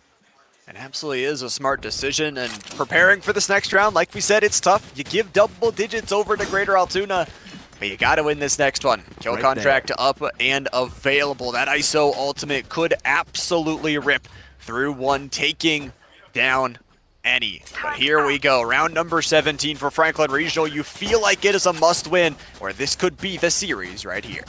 Yeah, it's going to be tough. You can't allow Greater Altoona to just build that lead up and continue to run with it. But now, after all that action at A site, continuously swapping over toward the C site, we will see one member from Franklin Regional finally able to get there. But there's that kill contract, taking the only person on the C site. Kaguya will fall to the Conqueror. With that, they'll pressure into the site, find the plant with ease, and it's going to be a tough retake for Franklin Regional.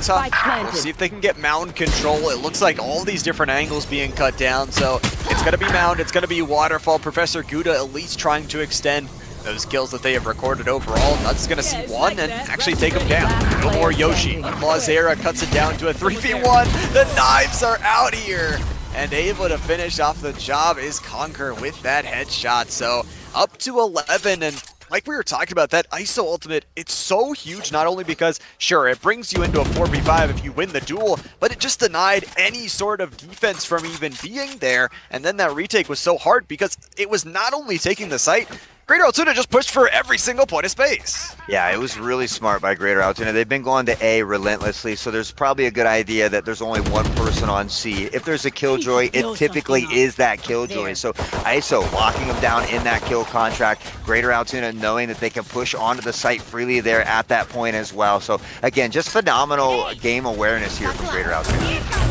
Got the game awareness, and they've got the awareness to push the pedal into the ground. It could be the series point acquired right after this round. They're going to clear things out. They're going to use the showstopper to take space. They don't have the plant down just yet, waiting for that timing to go on in. ISO looking for some sort of utility dump on in. Conquer there to battle back as well. Had Kratzer's back, and now a 5v4 as that plant goes down. 5v4, another tough retake, and who else but Kratzer lurking around the alarm bot there. We'll let him know, but he makes it happen so fast. From the bot to the head of Kaguya. Nuts will find a trade though, but in the face, Gus Gouda coming up with two big picks, has the Spectre, Nuts gets another, and they turn the round around. 7-11. Not only is it a great store, but it's also a great scoreline that we've got up here on the scoreboard. It's exciting. Franklin Regional bringing things back, and honestly, this is what I want to see. I want to see all these players, including Professor Gouda, who's not on a duelist, not that traditional role, step up and get some kills. 7-11. You made me want a slushie now, speaking of 7-11, but you know, have to wait a little bit longer to get that in our hands. 11-7, Franklin Regional battling back here, has an opportunity to maybe turn the tide just a little bit here, but again, Greater Altoona has 3 ults up and ready to be used. Those ultimates are big as well. Talk about that lockdown. If that other lockdown isn't available, there's no Hunter's Fear on the board. There's no real counter to it except trying to run in its face and trying to destroy it. And as we say it, there it goes. That first bubble being popped and pushing everybody out and away. Clausera with the headshot as well. Gus will get the plant down. This is Franklin Regional need to win this 4v5 retake really well. They do indeed. The plant down rather quickly after all that success on A, having a lot of success on the season. Franklin Regional done a bit of a better job on that retake. Trades coming back and forth though. Claw's gonna find a huge triple on that flank. Gouda looking to take out Kratzer, gets Kratzer and Claw as well. A triple of their own. Gus though, the swarm grenade is tough now in a 2v1 and not much health here for Crescent. Not much health. I think they're gonna have to try and go for that defuse, but that mount positioning just so deadly. 12 rounds for the Goats, trying to go back to back here. And they are 1 round away from getting it done. Franklin Regional need to win from here on out. Yeah, you know, Greater Altoona, they lost the opportunity on that flawless regular season, postseason run. So what better way to calm those feelings than to win another championship? Now sitting at match point. Greater Altoona in the driver's seat once more. Kratzer 2 kills away from a 30 bomb here as well. So close to even styling on the scoreboard. 3 ultimates available as well for Greater Altoona. It does feel like maybe the C-Site could be the point of contact. The ISO ultimate connects again, stealing away the 1v1 here. The Conqueror able to take down Kaguya. Bye-bye to all of your KJ utility. We've got some KJ utility of our own. Kratzer's got a double up here. There's low HP bars on the other side. The pincer is in on the only 2 remaining players. The Conqueror has conquered, and it is Greater Altoona going back-to-back. Back-to-back champions, 2 undefeated seasons here as well, or an undefeated season this one, and again, only dropping 1 map as well. That is insane. Kratzer will get the 30 bomb, 30, 11, and 8, 6 first bloods, and a combat score above 250 is insane. To have 449 is wild. That is absolutely wow. That's average combat score as well, man. I cannot believe it at all. I gotta say, for Kratzer, didn't hit the 300 kill mark, but was actually pretty close with all of what they had here today. Still #1 overall at the end of the season in kills, but it wasn't only that. It was the whole entire team, their game plan to speed up the pace. I feel like it didn't work as much in that map #2. They were kind of memeing, I'm not gonna lie, with that Neon pick, but once they locked things back down, they were playing well. Yeah, they just played so well, especially on their map pick. You know, Franklin Regional, again, able to take a map off the GOATs. Nobody's been able to do that. And again, this is their first time in the TE season, all the way in the championship. And they'll get a little bit of a redemption shot here as well. Their D2 team has been insane. They've had 3 or 4 13-0 games, 13-1, 13-2. I think their closest game was like game 2 or 3 of the regular season was a 13-8. Wow.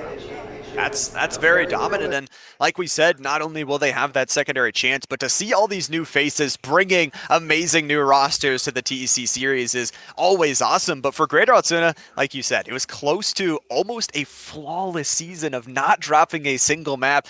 If they didn't pick that Neon, maybe could have been. But I think, honestly, not only showing their prowess on Bind, kind of going to their opponent's map pick, still taking 7 rounds, not getting completely blown out, bringing that momentum back, and bringing the changes they needed for that final map. Yeah, I mean, they already upset a couple big teams throughout the regular season as well. So again, for them to do this well in their first season really speaks great volumes about the programs that they have over there, the D2 team here as well. So, you know, it's been so much fun watching these other teams grow throughout the last 3 years. Now we get to add a super talented team like Franklin Regional to that roster.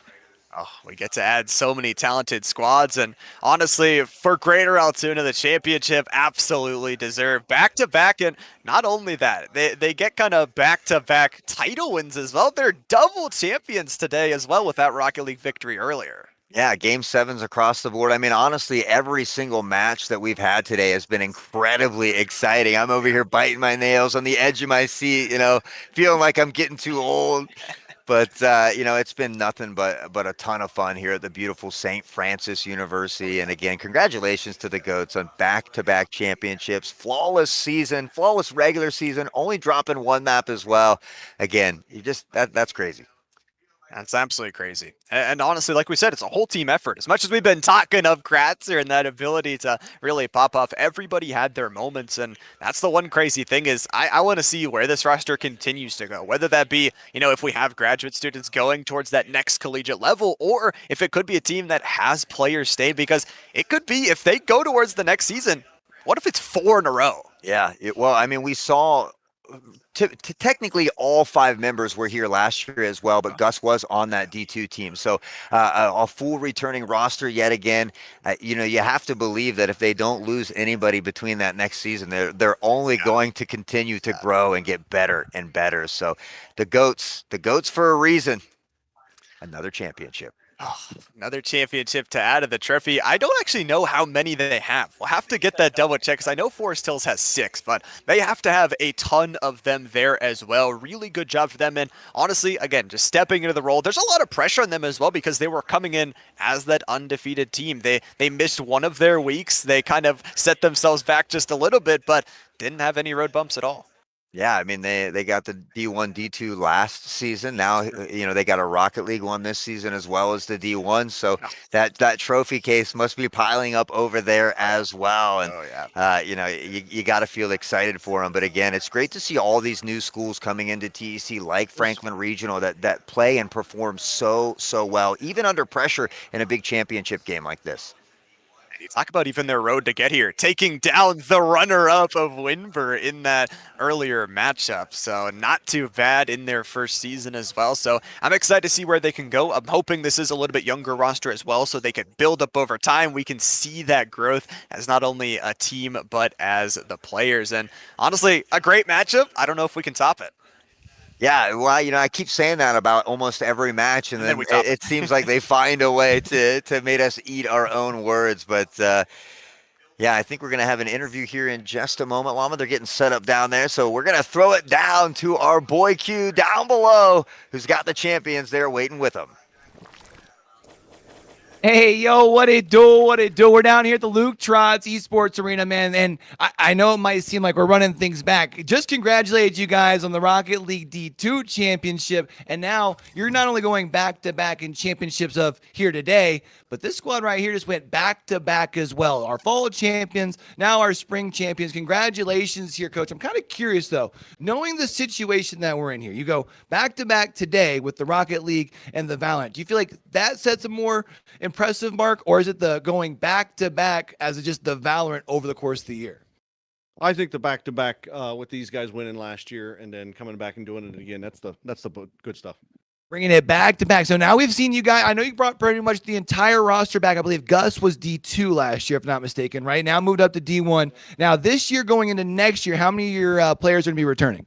4 of them. Going to be bringing back 4. Wow. So the GOATs from Greater Altoona maybe looking to make it not only 2 in a row, but potentially 3, 4. What was that thing that the Heedle said? Not 4, not 5. It's going to be really fun for you to watch. Now, I'm kind of curious, Coach. So we kind of talked about during the Rocket League series how those guys are a little bit more quiet. You got a little more rambunctious group here as far as with the Valorant squad. I'm kind of curious what it takes over the course of a season with as good of a production we saw from you guys, what it takes to be able to kind of help rein that in and make sure that you guys keep the focus on the prize. Yeah, they're much higher amp than the Rocket League guys for sure. So sometimes it's work just to get them calmed down. I love it. All right, I love it. Now, one thing that we did talk about, well, I heard actually the 2 boys upstairs talking about leading the entire season when it comes to kills and kind of eliminations and just putting in the work has been Kratzer here. I see Kratzer. We've got to stand over on the side. Would love to chat with our MVP today. You've been popping off not only all season long, but we actually saw today, you dropped a 30 bomb here today. I'm kind of curious, do you feel like it's one of those things where you help lead from the front and kind of help enable everyone else? Or is it these guys that make your job easy? There's specifically 2 people that make my job extra hard. It's pretty easy. Pretty easy? In there and they follow me. They follow you. Well, I got to say, I love seeing the motivation. The one thing that we talked about, actually, I think it was in the map number 1, your big thing was you had to stop drawing out the rounds. Do you feel like your guys' aggressive play is what really helps lead you guys to the success that you've seen this season? I don't think that we're really that aggressive. We're just kind of impatient and just want to play the game. Got you. Just holding W is what you're saying, huh? Holding W and want to get down to it. Well, I definitely understand that. And I think we've got 2 teams that are wanting to get down to it as far as our Division 2 action. So we're going to go ahead and take a quick break here, and we'll be back with our Division 2 right after this.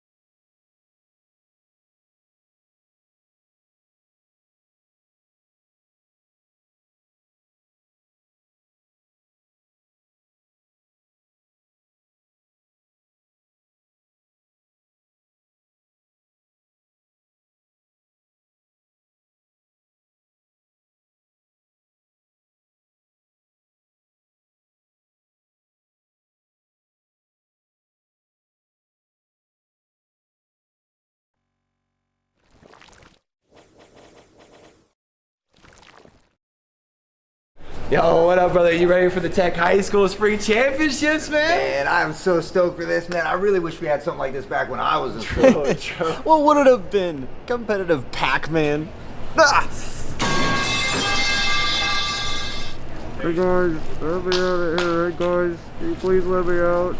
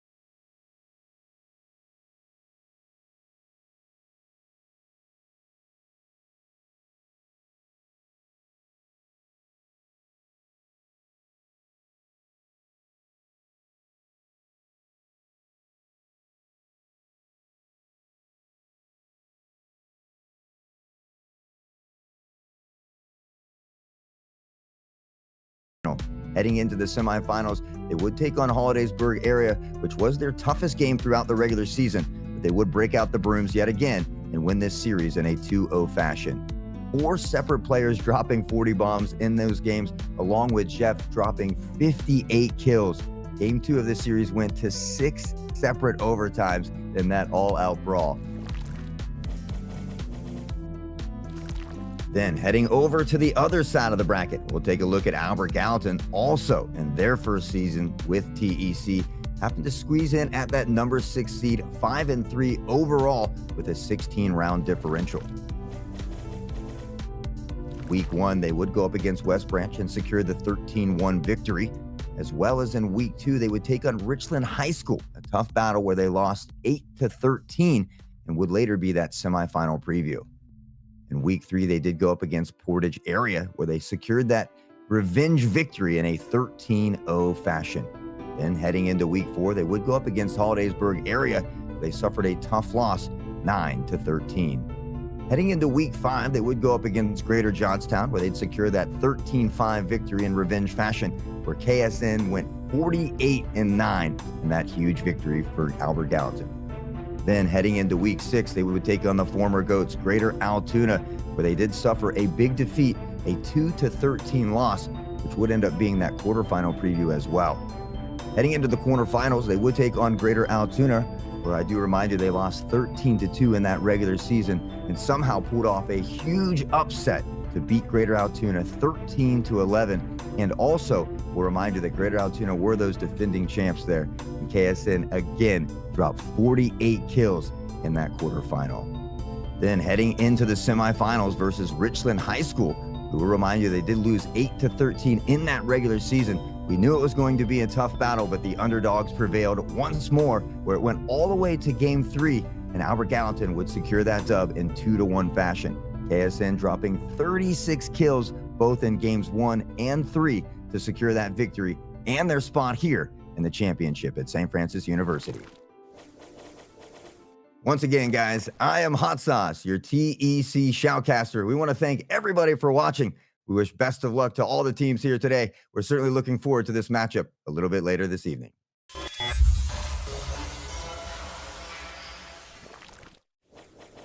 Hello and welcome back one final time at the beautiful St. Francis University, still here at the JFK Center, still with my homie Llama. One final series to cast, this time down in Division 2. We're back with Valorant. We're back with some Division 2 action. And of course, like you said, the final championship to be crowned on the day. At the exact same time, it is a great story. You talked about Franklin Regional, how they actually had 2 teams showing up here today for Valorant. Well, this is the other one. The number 1 seed, 9-0, 10-0 on map so far. Yeah, they've been undefeated, and honestly, they've had several 13-0s, a lot of 13-4s. I believe, like I said, I think their closest game was in week 2 or 3 against Hollidaysburg, which was like a 13-8. So they have really just been dominating throughout the regular season. Albert Gallatin, on the other side of things, they had a bit of a tough start. They did pick up KSN halfway through, and they haven't looked back. They haven't lost a game yet. The number 6 seed had 2 huge upsets to get here today for the championship. I mean, you talk about being the 6th seed, you talk about coming into this matchup. They started playoffs 3-3. 3-3 to make it towards this point. And like you said, the KSN pickup has been huge. They've been playing really well, and they've already upset twice. So you've got the team with the flawless record, and you've got a team waiting to destroy it. Yeah, you know, and we've seen Fadex, Blix, Yolau on that Rocket League team together. We know the team chemistry is there as well, but Franklin Regional, again, undefeated. They've been dominating throughout the entirety of the season here. And I do believe we have a couple players to look out for as well. We definitely do. I mean, all across the field, it is going to be absolute standout stars. But our first we're going to be looking at is KSN. You talk about the pickup because of the limited game pool. You can see a very high statistics. 28 average eliminations, a 3.1 average KD, and 3 average first bloods. Yeah, that's just absolutely crazy, especially coming in halfway through the season there as well. But, you know, Franklin Regional has a player to watch as well. That has been Mitch. Absolutely dangerous throughout this season, an average of 23 elims, 2.6 is the average KD, and 4 first bloods is just nutty. That's absolutely crazy. And the crazier thing is, for Mitch, they play mostly Sentinels. They've been playing a lot of Cypher throughout the entirety of that regular season, so to be able to not do that on the Duelist, like we've said before, where a lot of those kill leaders are being put, is a task in its own right. But definitely showing they've got players all around the field, but there are two really good standout stars on both sides. Absolutely. We're going to start off on Ascent, then head on over to Lotus. And if we happen to get there, split a map we haven't got to see yet today, which I wouldn't be sad if we did get to see it, but these games can last quite some time. So we'll see what Franklin Regional does to open it up on Ascent, which I do believe is their map pick. Is the first map pick for them because they are the higher seed. They get that advantage, and that's somewhat of the advantage as well. You kind of already get that split down the line, kind of looking towards, okay, even if we lose Lotus, as long as we win our map pick, we will be okay. We are getting one of the PCs restarted to get back up in towards this matchup, but kind of talking about the big difference to me when I was writing down my statistics on the way on over, you look at Franklin Regional, you talk about the dominance. It's not just the dominance we talked about from D1. This is a 92 positive round differential. Yeah, that's just absolutely insane. They were able to knock off the former champs as well early in the season. And, again, for their first season in TEC, it really speaks volumes for their program, both D1 and D2 making it here. And again, their D1 team is the only team to even take a map off Greater Altoona. So the programs over there must be phenomenal. They got to be going good. They got to be feeling good as well. And you talk about kind of for Albert Gallatin, this is the position, though, they've been in for all of playoffs. We're like, okay, surely the number 6 seed isn't going to upset in the quarterfinals. Okay, they do it. Okay, surely the number 6 seed isn't going to upset in the semifinals. Okay, they do it. Okay, surely they're not going to upset here in the grand finals. Well, let's see the result. Yeah, you never know, and that's why it's great to have these best of threes. They're really going to get a chance to go head-to-head and put all the skills to the test. Again, starting off on Ascent, we got to see a little bit of that earlier as well, but I expect to see some of those Sovas, those KJs, and of course Mitch on that Cypher. I'm excited to see all these different picks, and I'm really excited to see this series as well because, like you said, we started out with Overwatch here today. We went to Rocket League and Valorant ended off every single series. We're like, okay, surely we can't step up like a double 7 series overtime game decider for Rocket League, a really good battle back for Overwatch, and a Valorant series going to 3 maps, but every single time it seems like we're proven wrong. Yeah, both Rocket League games to 7, then a game 3 against Greater Altoona, who hasn't dropped a map. It's like anything that you might think happened, the exact opposite tends to happen. So you just never really know. Of course, Albert Gallatin is that number 6 seed. It's going to be much tougher for them, but the way they've been playing in these last 3-4 weeks has just been insane.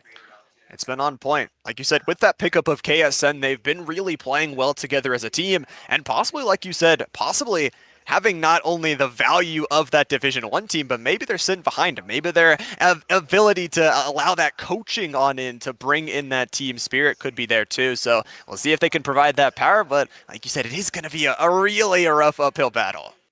It is indeed. It is indeed. But that's what makes it fun, especially when these underdogs are able to step up and overcome, as we've seen them do in the quarterfinals, in the semifinals, to get their spot here in the championship. So, as much as I love seeing a team dominate and do well, especially in their first season, I just will always be a big fan of that underdog story. Always a fan of the underdog story, and like you've been saying all day, that's kind of been the theme of this season, the underdogs, the step up of new teams, new names, and obviously kind of the resurgence of kind of old names as well, because it feels like, for the past couple seasons, we've been talking Forest Hills. They've been winning in Rocket League, they've been battling in Overwatch, they've been winning some in Valorant as well. This time it is Greater Altoona with 2 victories already added towards their trophy case. I know you were talking to them. It seems like they've got up to 6 or 7 trophies as well. Yeah, their coach was letting us know, they're about 5, in between 5 and 7 there. So really competing for Forest Hills, looking to take maybe that overall dub and win that there as well. But it just goes to show you how many great schools are a part of TEC, all the wonderful students that come in here. We've gotten to talk to parents and grandparents and to see the support, for these kids. It's truly, truly phenomenal to see. It's absolutely amazing. I mean, like you talked about, without like amazing coaches, people behind the teams like Grove and other teachers that are enabling these kids to, learn those communication skills, learn how to play as a team, and more of that back end as well. It wouldn't be those teams that we see today. It wouldn't be the community that has been built here as well. And of course, I'm going to be really sad. I don't know what I'm going to do after this series. I'm just going to be like out of excitement. Yeah, it's kind of hard to tone back that emotion after you go through all this. And, speaking of great coaches, Greater Altoona O'Brien, a phenomenal coach for them. And DB Kelly, his son, plays on the Rocket League team, but has also ran production for us here at TEC behind the scenes as well. So some of the students able to get involved and learn a little bit about the casting side or the production side of things as well. So it's great to see them getting so many different opportunities. Great opportunities all around here, especially you're talking about with PIEA. So many different schools from all around Pennsylvania getting involved. We might possibly take a short little break. I think we are still getting this player still back on in, getting that PC restarted and up and available. I'm going to be excited to see this series when it does go live. But yeah, ladies and gentlemen, we are going to take just a short little break. We'll be back for that final series in just a little bit.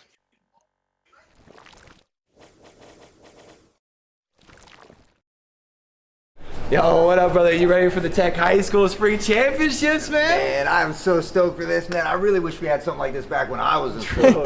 What would it have been? Competitive Pac-Man? Ah! Hey guys, let me out of here. Hey guys, can you please let me out?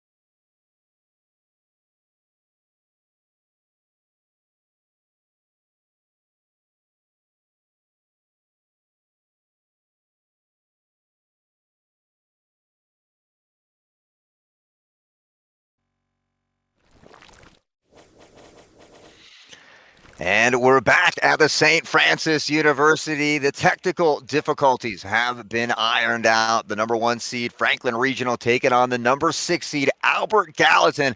I don't know about you, Llama, but I am ready to get this one underway.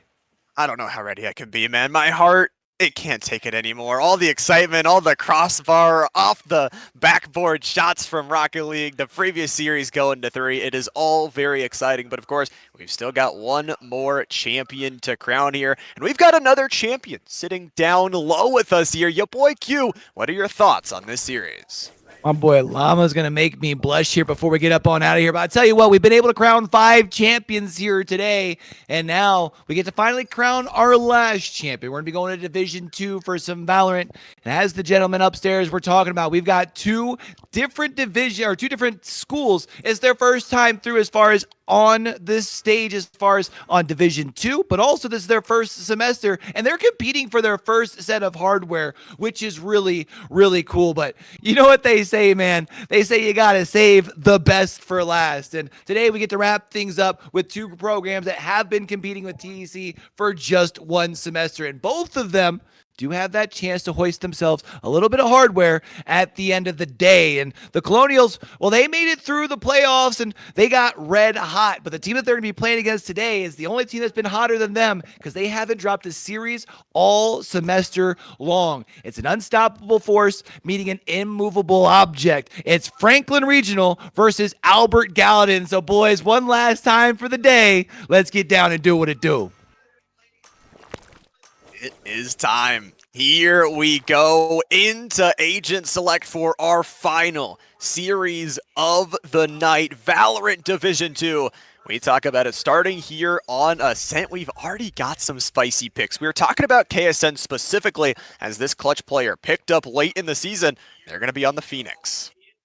On that Phoenix, they do so good all the time there. That run it back as well only takes 5 alt points to achieve there. So Fadex on that Gecko, stepping on the Killjoy as well, which we typically see on Ascent. Of course, we have a Killjoy and a Fade on the other side of things as well. Lots of different picks.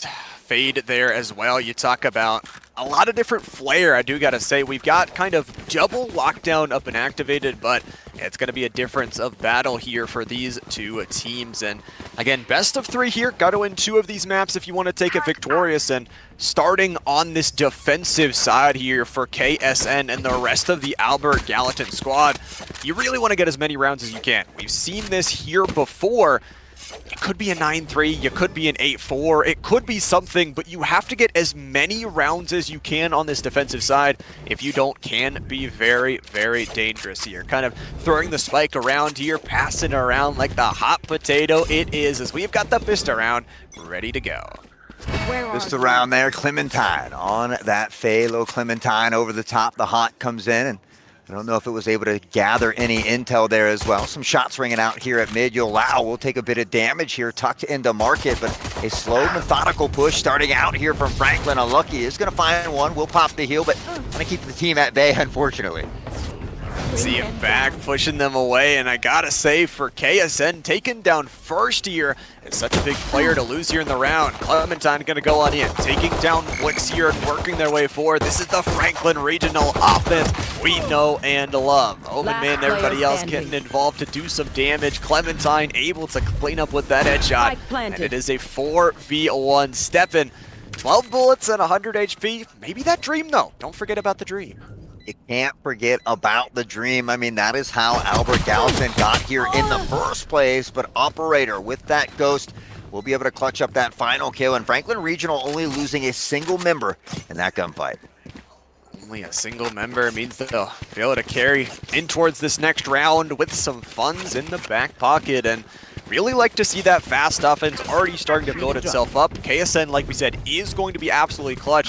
If you're able to win those duels, if you're able to take KSN down early in these rounds, can be big. We'll see what can be done here in the second round for Albert Gallatin. It's probably just looking to do as much damage as they can.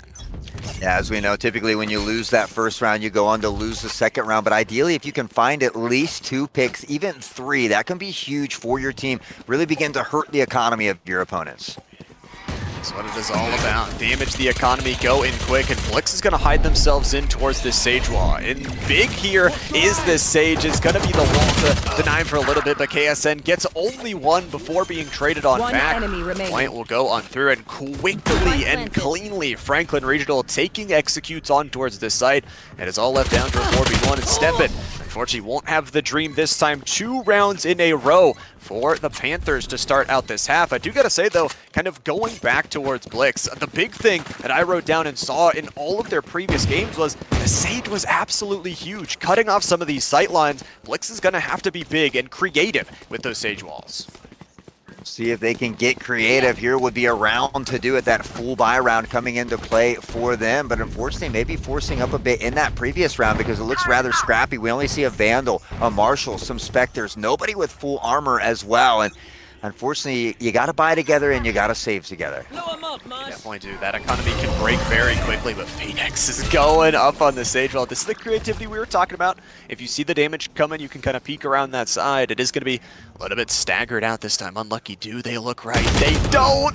Thought they checked it enough. KSN able to win the Phoenix duel, but Operator with the Sheriff able to battle back. Steppen. Again, they should have the better weaponry here in this round for Albert Gallatin. Is not one they can lose. 4v3, no ultimates on the board. It is going to be a little bit of backup. They gave away some space in mid through Catwalk, and Blix could honestly go massive here. If you get this trade, Clementine, once the 1v1, is going to wait to do it. The door hold as well. Blix just holding the patience, waiting for their opportunity, seeing the weapon, taking the spike, and it's going to be a double up from the Sage. Closer and closer towards that resurrection. Quota may catch one here on the rotation, the headshot, but I don't know if they've got a 3v1 in the books. Hey, you talked about having Sage, step up to the stage here. Blix certainly doing that. Great patience being displayed by Blix there to find those picks. Can't drop that spike. Quota, though, lurking around, finds their second pick. Now in a 2v1. Sage below here, tucked into hell, waiting patiently. Up top has the turret here as well, looking for a little extra intel. Dropping down, the noise has been made and heard. The spray, the flick, and Quota finds the triple. All down to Blix. We talked about it before. The turret is going to give him the intel they need here as well. Jumping over to safety, and Blix gets the triple kill. Quota, talking about a dream, almost got one there. I doubted the skills, I'm not gonna lie there. Was going to say, what do you got, a 4v1? Well, they almost did. 3K, why not bring it closer? But yeah, Blix is gonna get closer and closer towards that resurrection. Around that, of course, Albert Gallatin needed to win. Was not as clean as they wanted to win it, but is going to be 1-2. Very, very close here, and a big round here in round number 4. It does feel like this Phoenix duel, though, is really swinging the round, it feels like. Yeah, I mean, they're just playing well together. I think Blix was huge there as well, just showing that patience tucked in the corner. A lot of times it's hard to sit there and wait for such a long period of time, but Quota up early, trying to break out the wall and at least let them know that there's potential they could push there. Has that turret set up for the flank as well, and it looks like they've gotten a lot of space already over on that beast site. Yeah, they took down Steppen, all that utility turns offline, and that means they get that space that they wanted. However, Yellow and Blix both able to get a pick of their own battling back, so it's a 3v3. Empress up and available for Operator if they want to pop it again. It's one of the shortest ultimates here, and Operator is going to use it very quickly, what we love to see, so you can get it as quickly as possible. Now, of course, Empress doesn't protect your head here. We'll see if the headshots can come in on the other side, and Blix is still up and available, who had that clutch in the previous round.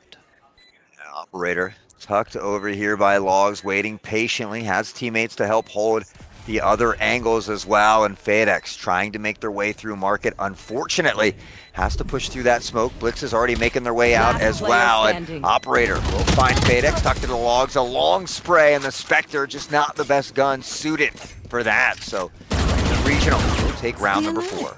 I want their Take round number 4, they'll take the third of their own, and like we said, really good job from Operator, who had built up that Empress already, pops it very quickly. It's only, like we said, it's a very, very quick ultimate to charge on up if you're actually, being effective on Arena. That they are, they'll be able to use it, but KSN's ultimate is up and available. That run it back on the Phoenix can absolutely decimate rounds if used correctly. Yeah, they might have to deal with the ult from Fade coming in here toward the B site, however, as they will smoke off Treat. Look to get a little bit of space here at mid. It looks like Phoenix potentially pushing out, looking for that intel. There is one in market, or on Pizza, excuse me, and one on the B site here. That's going to be allowed. We'll drop the smokes, but the Stampede is already coming rather quickly. Steppen will find one pick, but Operator with a quick trade back. Need to make sure they clear out Yulao, and they do exactly that. They'll use the ability to push forward, the teamwork to really push quickly into the site. The flash is going to be there. KSN is going to flash everybody. It's a double off of the ultimate. We said it has the ability to break open rounds, and KSN is doing exactly that. Quota in a 3v1. Unfortunately, the spike was not planted either, so we'll have to walk forward and make that sound cue if they do choose to try and take that fight. Already a little bit chipped down on HP, but you're talking about maybe a duel that could be done. Quota, we've seen him clutch up before. It is going to be spike back in the hands here, going on down. The Phoenix just throwing on in the hot hands here, and everything flying on through. Quota still gets 1, but KSN gets 3. 2 off that ultimate. Yeah, huge triple from KSN. Again, doing that run it back to kind of get into sight, find those first picks, and of course you get that extra life, so you can allow your teammates to kind of follow you in and look for that trade there as well. Albert Gallatin looking to reel it back in, just 1 away from tying it up. Really good round for them. Unfortunately, the economy isn't 100% reset. They've got double SMG in their back pocket. It's going to be 2 ultimates to the 1 on the other side. However, we've got another run it back, this time on the other side of things. For Franklin Regional, like we said, they've been playing clean for most of the regular season and postseason. We'll see if they can keep on going and hopefully try and snowball with this better economy right now. Again, they're on the attacking side. It's not the best side to be on here, especially for Ascent, but KSN, really good start. Takes down the headshot. Unlucky that ultimate, the first life is going to be done. Clementine is going to be headshotting there with the Sheriff. But at this moment, I mean, you've got 2 ultimates. You already used the Phoenix ultimate. The problem is you lost that space towards mid. Steppen cleared everything out and gave all that knowledge to the teammates. Now we see Steppen rotating back here toward Market. Everybody still at the top of Cat at the moment for Franklin Regional. They have that turret here for the flank as well, but nobody pushing out of A just yet. Being very slow and methodical is Albert Gallatin on defense, and that's absolutely what you want from your defensive squad. You want them to play good, and KSN is playing good. Unlucky. Headshots traded. Both the Phoenixes getting a pick, but down to 40 seconds left to go. A slowdown here. It does feel like for Franklin Regional waiting for their opportunity to pounce on through here, just breaking on in. They've gotten up to the high ground, but KSN is on a triple. Unlucky says, I've got the kills too. Both the Phoenixes popping up here in the round. It's going to be the spike planter. Denied! The 1v1 as KSN had the ability to ace on up, but is closed out by Unlucky, who was on a 3K. The problem is, the time is now. Has to hit the plant, and then we'll have to get the kill on after. Molly's going to clear him out, but it's a little bit too late from Yulau. Waiting for the gun to peek around the corner, and Yulau playing this really well, but it is this drop down. Possibly going to be working forward. Is going to use that combat stim. Walking around. Yulau does it. The clutch up and builds up that ultimate and hits the defuse to make it 3. Albert Gallatin bringing it back to tie it up here on the defensive side, and Yulau saying, hey, KSN isn't the only guy out here taking the clutch, and that's what you want in your team. You want those multiple members to be able to do what you do. 4 ults here now for Albert Gallatin. More than things up and available, ready to go, and I think the biggest one, like we said, KSN, already almost to double digits. Pop this as soon as you can. You've already gotten 1. If you can get another, if you can get a 3rd Phoenix ultimate in the half, you have gotten absolute value. We'll have to see, though. Unlucky is 1 away from their run it back of their own. It's going to be walls dropping once again. Possibly an early bit of contest through this mid.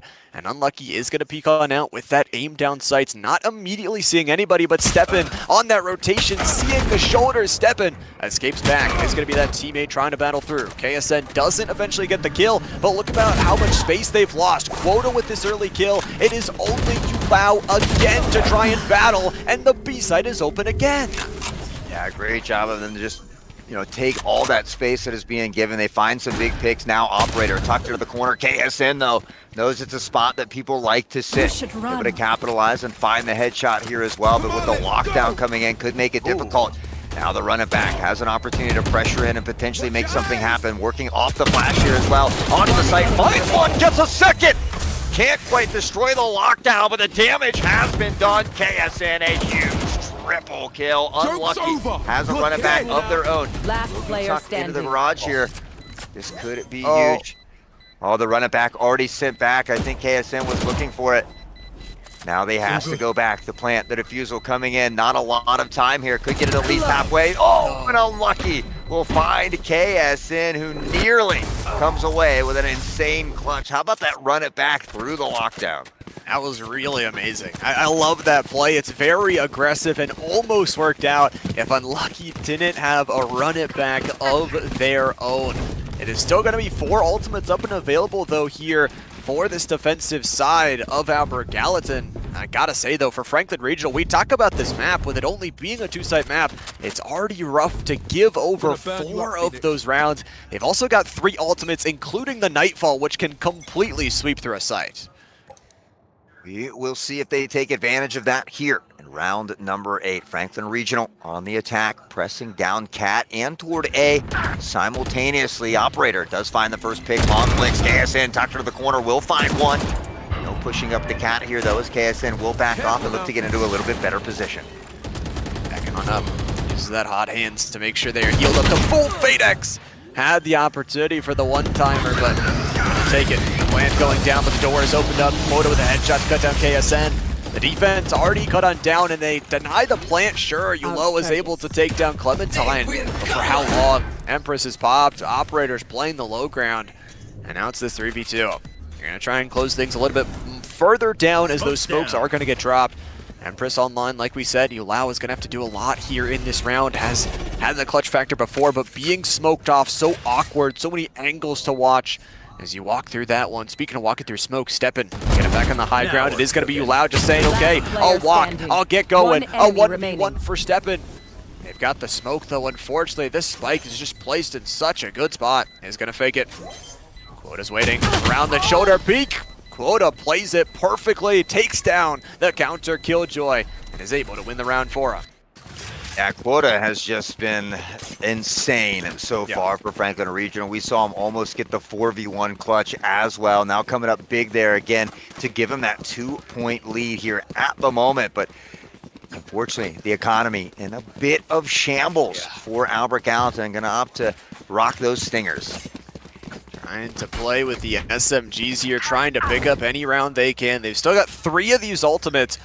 And talking about that economy as well, it does feel a little bit rough. Again, on this defensive side, you want to give over as little rounds as possible. Obviously, they picked this defensive side here. Albert Gallatin, it was maybe their opponent's map pick, but they got to start here in their defense by their own volition. We'll have to see, though, moving on forward here up towards mid and cat. I want to see what Franklin Regional can do with this push, because this crossfire looks dirty. Crossfire is there, but it's Blitz, Quota, now Phoenix, and then Omen main with a Sheriff. Operator putting in Sheriff work as well, so neither team really using that full set of guns, but the Stingers up close and personal, they have that advantage when you are on that run and gun. KSN from behind will control the spray, find one. Now on a 2v2, Steppin up top has to work through a smoke here as well. KSN on that jiggle in tree, but Reyna just on the other side. The crossfire is there. Steppin needs to provide the help and does. A beautiful play back and forth, the give and go as they find these trades, and just a really good positioning from both KSN and Steppin. They played that pincer perfectly. KSN with that clutch factor, but Steppin the ability to peek at the right time. That is communication towards the maximum. 9 rounds done, 3 more left in this half here, and 4-2 on the ultimate count. It has felt like to me, at least, Satsus, that Albert Gallatin has been holding on to some of these ultimates for a very long time. Yeah, I mean, we've got 4 here. KSN typically uses that run it back almost every time, but we haven't seen Thrasher yet. We haven't seen the lockdown come out as well. There's some really good positionings for those retakes, especially on the A site here as well. So, again, as you know, we'd love to see those ults used fairly quickly after they get him. Obviously, Sage is situational, but up on top of the wall, they'll look to break it early and just at a minimum, let them know that they potentially still could go here. All the action, though, mounting toward B.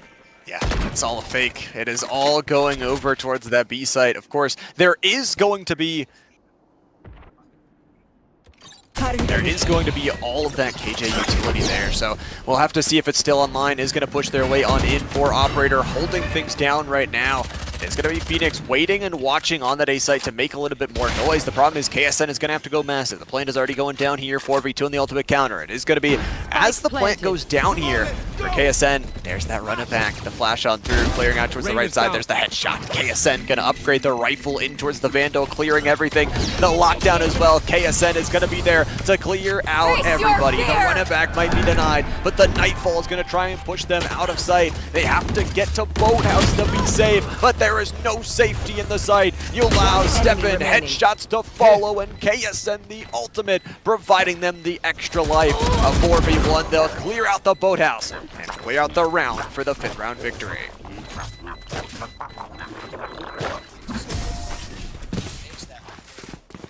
You're looking for Mitch, that player to watch, you know, and we did just get word in here that unfortunately Mitch was unable to make it today. So Jeff, under the username Operator, will be filling in. We've done some stats in the past, and I know Jeff has dropped a couple 30 bombs in some of the previous games as well. So, you know, an equally talented player, but you got to wonder if Franklin Regional missing Mitch here today could be a big factor. It absolutely could be. I mean, you look at the scoreboard right now, 5-5. We are almost tied up. And again, you kind of talk about for Franklin Regional, they have been not dropping rounds. Talk enough about maps that they've been 10-0 and again, plus 92 in that round differential. That is probably one of the highest we have ever seen across Division 1 and Division 2.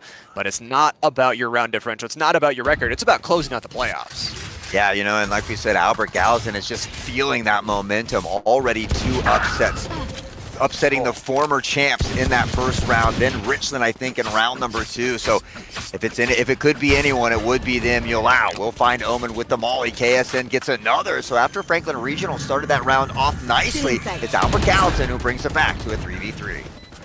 Back to a 3v3. There's a little bit of damage done towards the Reyna. Of course, has the healing, so if they do get a kill, we'll be able to reset, but KSN is dirty. Gets a second here in the round. He's gonna pop the utility from the high ground. KSN on a triple. The flash is in the quadra. The teammate is there to clear things through. Yes, indeed. KSN brings the 6th round straight towards Albert Gallatin off of what started as a 5v3. Yeah, you know, I think Phoenix is so fitting for KSN because he is always on fire. Absolutely nutty. Already nearing that 20 bomb as well, and I think he may have just got it. Yeah, 22 and 7 here already, and not even halftime yet. No, not even halftime, and the more important thing we talked about, there has already been 2 run-it-backs here in this half. Let's get a third. Why not? Let's get another one going here for KSN. Have got that ultimate charged up and ready to go. And this could be a 7-5 half here for Albert Gallatin coming in on their opposing team's map pick. Could be a great way to start. But I want to see all 7 of these ultimates used. None of them need to stay towards that halftime. Absolutely could not agree more. You know, Phoenix has that one of the shortest ults to charge, but KSN certainly making sure they find that charge to blind and then the counter blind back the other direction, opting to go one more time. KSN lurking here just around in market. Operator trying to have that patience, stepping into the crosshair. There's the blind as well. And the debated Omen main waiting patiently. Steppenmo finding 2, making a 3rd. Triple kill. Steppen is just stepping on him. And that's the spike as well. I mean, that could be the round shutdown, even though they don't get to use KSN's ultimate.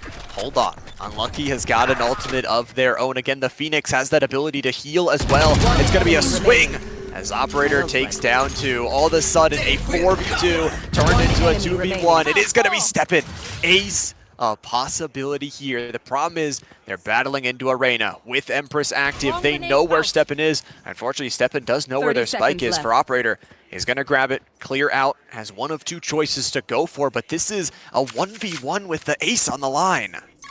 A potential ace, and this is a smart decision here by Arena. They know that Killjoy is over near that B site to collect the spike, immediately run to A and find the plan. 10 seconds Points left. in. We'll get going. Spike is down on the other side, and that A site is where we will duel. Unfortunately, the Empress is going to expire. For Operator, it's going to be that 100 health built back. But Steffen, all it takes is a couple of shots. They're going to clear things out very slowly, taking their time and working their way up. It's going to be Steppen. Like we said, Ace as a possibility would love to finish out this half just like this, but are starting to run out of time as this A walk did get that spike already getting going. The defuse is going to be started. Operator, are they going to look for the blind, but looking the wrong way?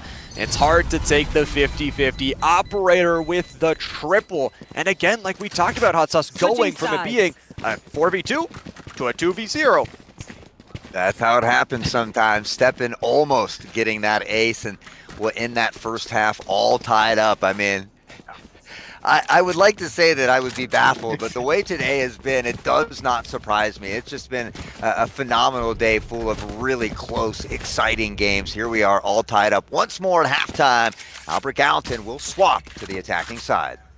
Swap we go here. This is big. 6-6, all tied up here, and like you said, maybe playing that player down. We'll have to see how this kind of team coordination does kind of flow through. Always is interesting to see. You know, we don't know. Maybe that player was their IGL, their shot caller. But for right now, calling the shots towards the A site. KSN is going to back up the pack, and Fadex is actually able to open things up on Operator, who just clutched up in that previous round. A site should be free, but they'll probably have to play a 5 before retake. The pressure in, the plant will go down with these. Up top, though, the Sage Wall there as well, and into that smoke, so it makes it difficult to see. Clementine will pop the glass and send off the audio cue, but they didn't realize that that wall was there. They're like, why can't we go forward? It was hiding behind the smoke, so a great job here by cutting off the access to the site. Vadex, though, will get unlucky. Omen main, Yolau, both trading back and forth here in the pistol round. KJ tucked into hell, has the turret here as well. And great positioning here from Albert Gallatin. Albert Gallatin, great position.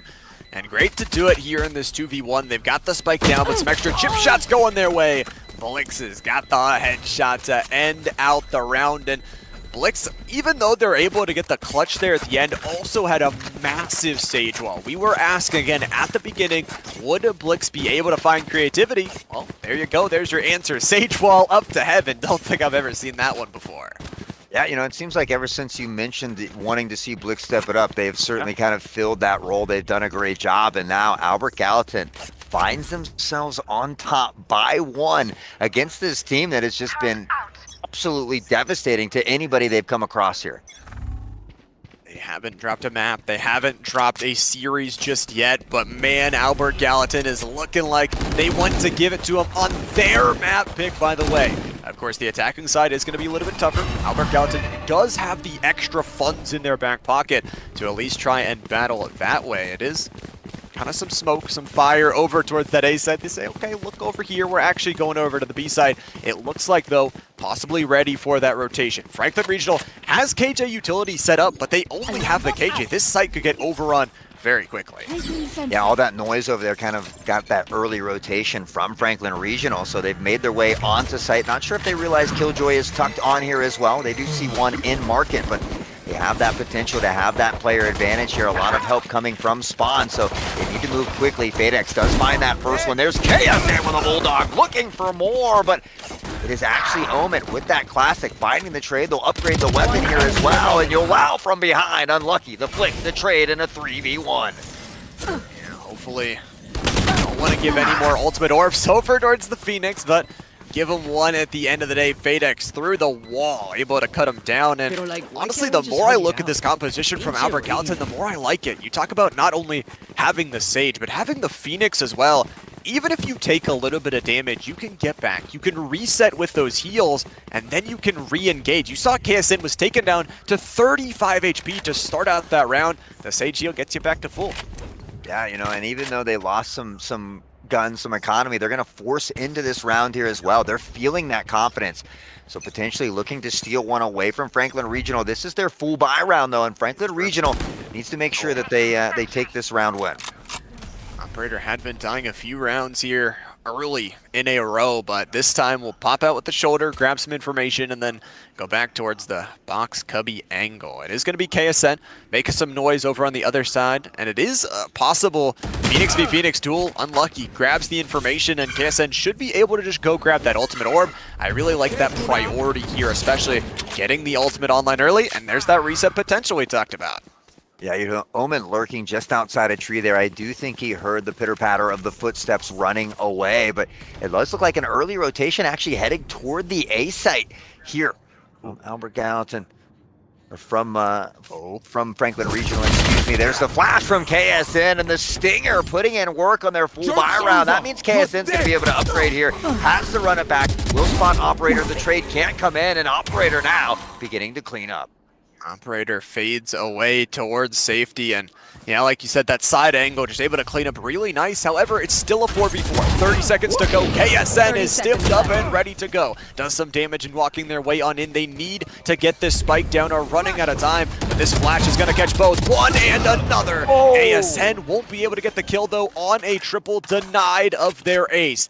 Need to get the reinforcements here, and honestly, this lurk from KJ could be insane. You could catch both players if they're not ready for it. Yeah, Clementine able to find that big pick, but step in on that lurk. You talked about it. Has the Bulldog. Only 21 health here for Clementine as well. Will be spotted. And Steppen takes it 9-6. Albert Gallatin, the underdogs of the bracket, the very bottom seed. Now making it happen. 9-6, a strong lead, but not out of the deep water just yet. Oh, definitely not. That was a big round to win, though. I mean, you talk about that That's 3 rounds in, by the way. They already had KSN's ultimate up and available, so we'll have to count how many they can get in this map in general. It's already up to 4. They're going to be able to buy really nicely into this next round. It is shambles for Franklin Regional. They just need to do as much damage as possible. That's what it feels like for Operator and the rest of their crew. They need to develop a strategy here to, again, not give away too much information, but make sure they're playing this defense well. I just love the way that they're pushing off of this flash from get-go. They're finding that intel. KSN just powering his way in, finding that early pick, and then taking all of that space as well up into heaven. So it's going to be difficult to deal with this up close. The flash as well, and KSN finds one. Will be traded out by Unlucky. Blitz gets one here as well. They have that player advantage, but Unlucky looking to chop it down here with a run it back. Steppen, though, will close it out. Fadex one more, and Unlucky in an unlucky position. Tell the confidence is there. It might have been an eco round, but not getting too much value through the wall. Fadex, the headshot there. That is crazy clean. And up to double digits for Albert Gallatin. What a way.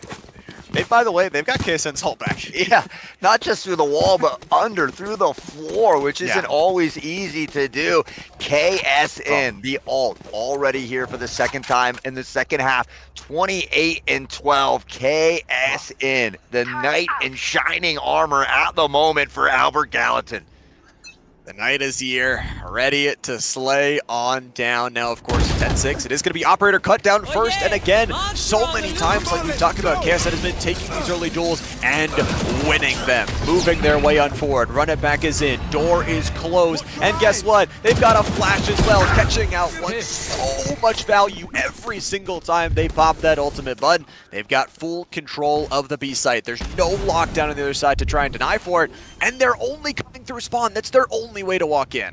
Yeah. KSN is a menace. Absolutely putting on a clinic out here at the moment. Thrasher has been recollected. Look to use that ult again. Will spot one with the blind. Partially blinding themselves. Unfortunately, the reswing finds one Omen. Beautiful trade here as well, but now in a 4v1, just so tough to do. Fadex will clean up, and what was a very close game, a lot of back and forth as now Albert Gallatin beginning to run away with it, almost doubling that lead, and now one away from match point. So close to taking this first map, and honestly, if you get to see the timeline, you get to see Albert Gallatin, they haven't dropped a single map on this attacking side yet. 5 in a row. And it's a force-up. You can feel Franklin Regional start to get panicked here, saying, we're the #1 seed. We haven't dropped a map yet to date. Why are we dropping it here? They're going to try and invest on into this one, but they really need to get value out of either the Empress or the From the Shadows. I think that huge round was the third round of the second half, that full buy for Franklin Regional that Albert Gallatin was able to scramble away from them, really changing the tides and turning the economy around as well, but Unlucky with the classic, making it happen. And who else? KSN, the first to fall. This could be an opportunity. Clementine lurking with the judge. Will drop Fadex here as well. The shot fade to the body makes them fall. 5-3, the two-player advantage right now, favoring Franklin Regional. It's going to favor Franklin Regional right now. At the same time, we got to go back towards that weaponry. It was only, I believe, one rifle picked up and available for the Franklin Regional side. Albert Gallatin still with economical control, and honestly for Steppen, very wary of wanting to step forward, waiting for their team to take space on the rest of the map, kind of playing isolated positions right now on all 3 of their placements. It is going to be a walkout from Quota, only has the pistol, only has the frenzy actually, gets the job done. Quota should be able to go out and take that rifle if they want. I'm kind of surprised we didn't see Albert Gallatin playing a little more together, because they knew they had the weapon advantage in this round. So kind of maybe giving a little too many isolated fights, allowing Franklin Regional to upgrade the weapons as well. But Yulao lurking here in tiles will find Clementine and chop this down to a 2v3. Just feels like time a little bit too far low. Already 10 seconds down. Maybe just looking to take away some of the rifles out of their opponent's side is just going to be a hop on up, and a little bit too late to get that plant, it looks like. Like you mentioned, 4 seconds to get it down. Won't get it in time. Just barely. And that Thrifty, the round to win the 7th for Franklin Regional. It's huge, but also they survive with 2 and winning 5 rounds in a row. I mean, the economy is booming from Albert Gallatin. Economy is booming, but a Thrifty is the type of play that can kind of spark your team back into this game here. It was looking like, you know, they should have been on match point. Now they're able to steal a Thrifty round away. It's what comes next that really matters. Can they find a way to get a couple rounds here in a row? I'm sure KSN is not too far from that ult. Sage has the revive here as well, and that lock it down certainly could help him get on site. Definitely could. Like we said, no real counters to the lockdown unless, I guess, KSN is running straight at your face through it. But let's see it. It is going to be that lockdown pop tier very early. And Attacker Killjoy going to be pushing everybody out of the site. You're seeing the patience. This is smart from Albert Gallatin. They're waiting just a second. They're closing the door, maybe baiting away some of those members. It is going to be lots of mid-control market as well and the spawn area. But KSN just walks through and gets blown up. Clementine, the trade is already there against Operator, but FadeX is taken low. They have the heals from Sage to try and reset. They also have that res in case things get crazy. I don't know if they're going to be able to get close enough to KSN to truly use it. The Fade Ult will come in as well, and the pressure right behind, swinging into things. Unlucky.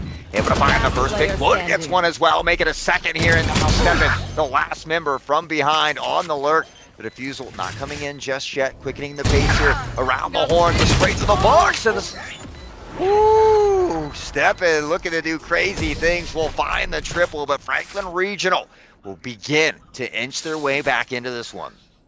Getting closer and closer. I like to see that round, their ability on that aggression, and honestly, I would have loved the Sage Wall to be placed just a little bit up further. You saw it that it didn't actually deny that ability to jump on over. That flood-in was so beautiful because the Nightfall got so many on out. The 8th round picked up from Franklin Regional, looking like that #1 seed, but they're still down 3 rounds. They have to be very careful of all that pressure mounting to the A site.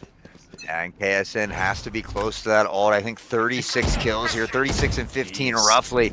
It will be spotted at A, backing off to safety. The smoke comes in as well to buy some more time. The Empress popped here early, and honestly, if I was Albert Gallatin, I would just go ahead and back off here. Look to allow that Empress to run out, because there's a minute 20 is so much time here for them to work. You're dead. Absolutely is. They just back off. They don't have to battle until you talked about that KSN ultimate. It's up and available. It's going to be pop that run it back right to the back of sight. Step in with a headshot already. The run it back is taken down, and that's where possibly the Empress is already back. That's the danger. You reset the Empress timer. However, Clementine trading, Step in trading as well, has been the clutch factor here at the late moments.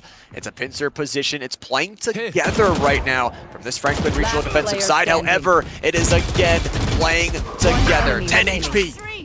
3K from Steppen. Headshot as well, but Operator has that Empress. You feel like you gotta wait it out. You have to go grab that spike somehow. The blind comes through. Steppen is gonna drop on down.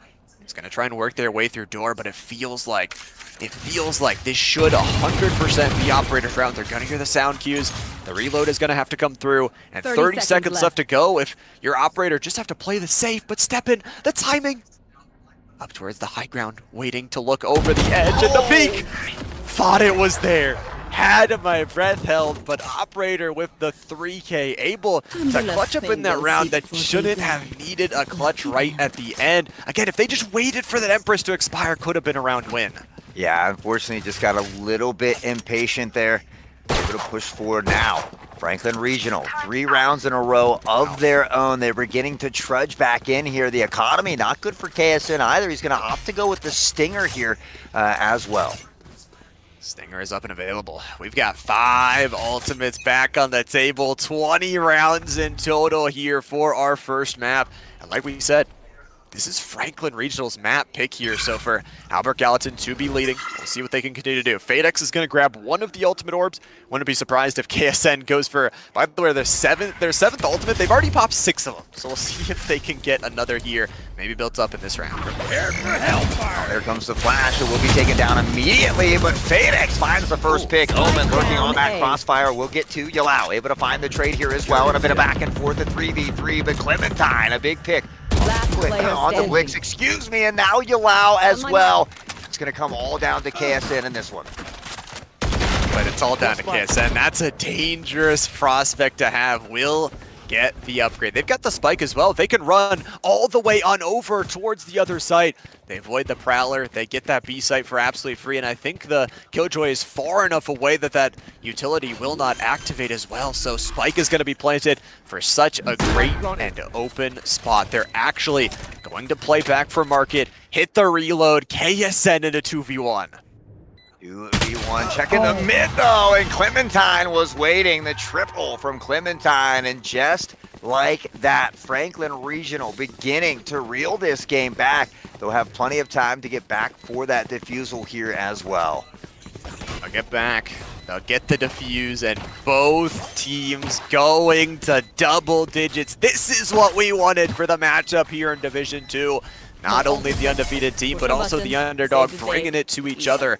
I feel like these next couple rounds are going to be massive. I really need to see the economy here. I want to see how both teams are looking getting towards the end of it, because you're talking about possibly 3 rounds left. It could be overtime if we want to see it. And there, it's a full rifle round. This could be one of the biggest rounds in the entirety of the map. Yeah, 7 ults between both teams here as well. So I expect to see at least a couple of these ults coming out from both of these teams as we wind down a little bit closer toward the end of the game. Most of the action right now, though, heading toward that B site. Find you. A lot of action going towards the B site. 7 ultimates in total up on the board here. Clementine, I like this play.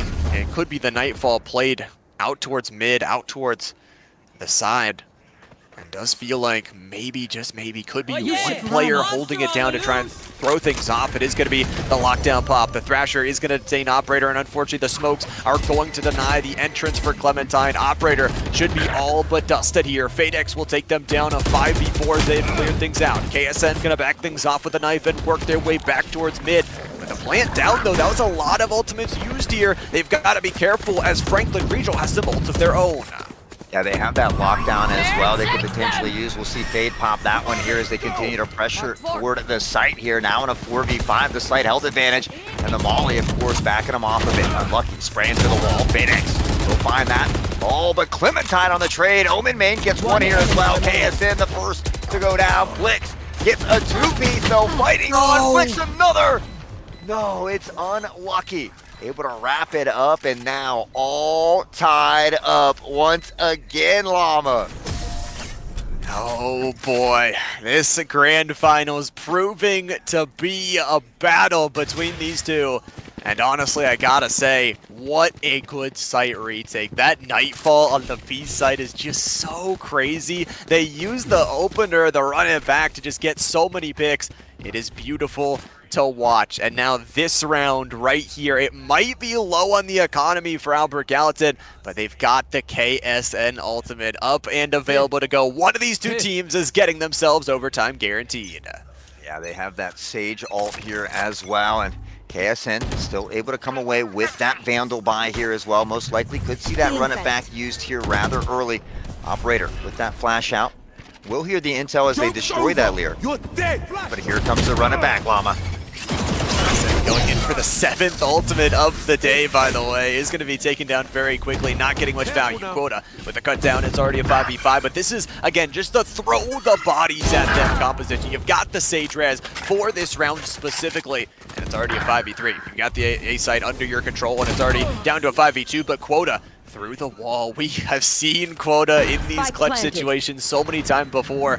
Omen Main playing their mainstay here. The destruction of the door, the creation of a 3v2. How does Albert Gallatin play this?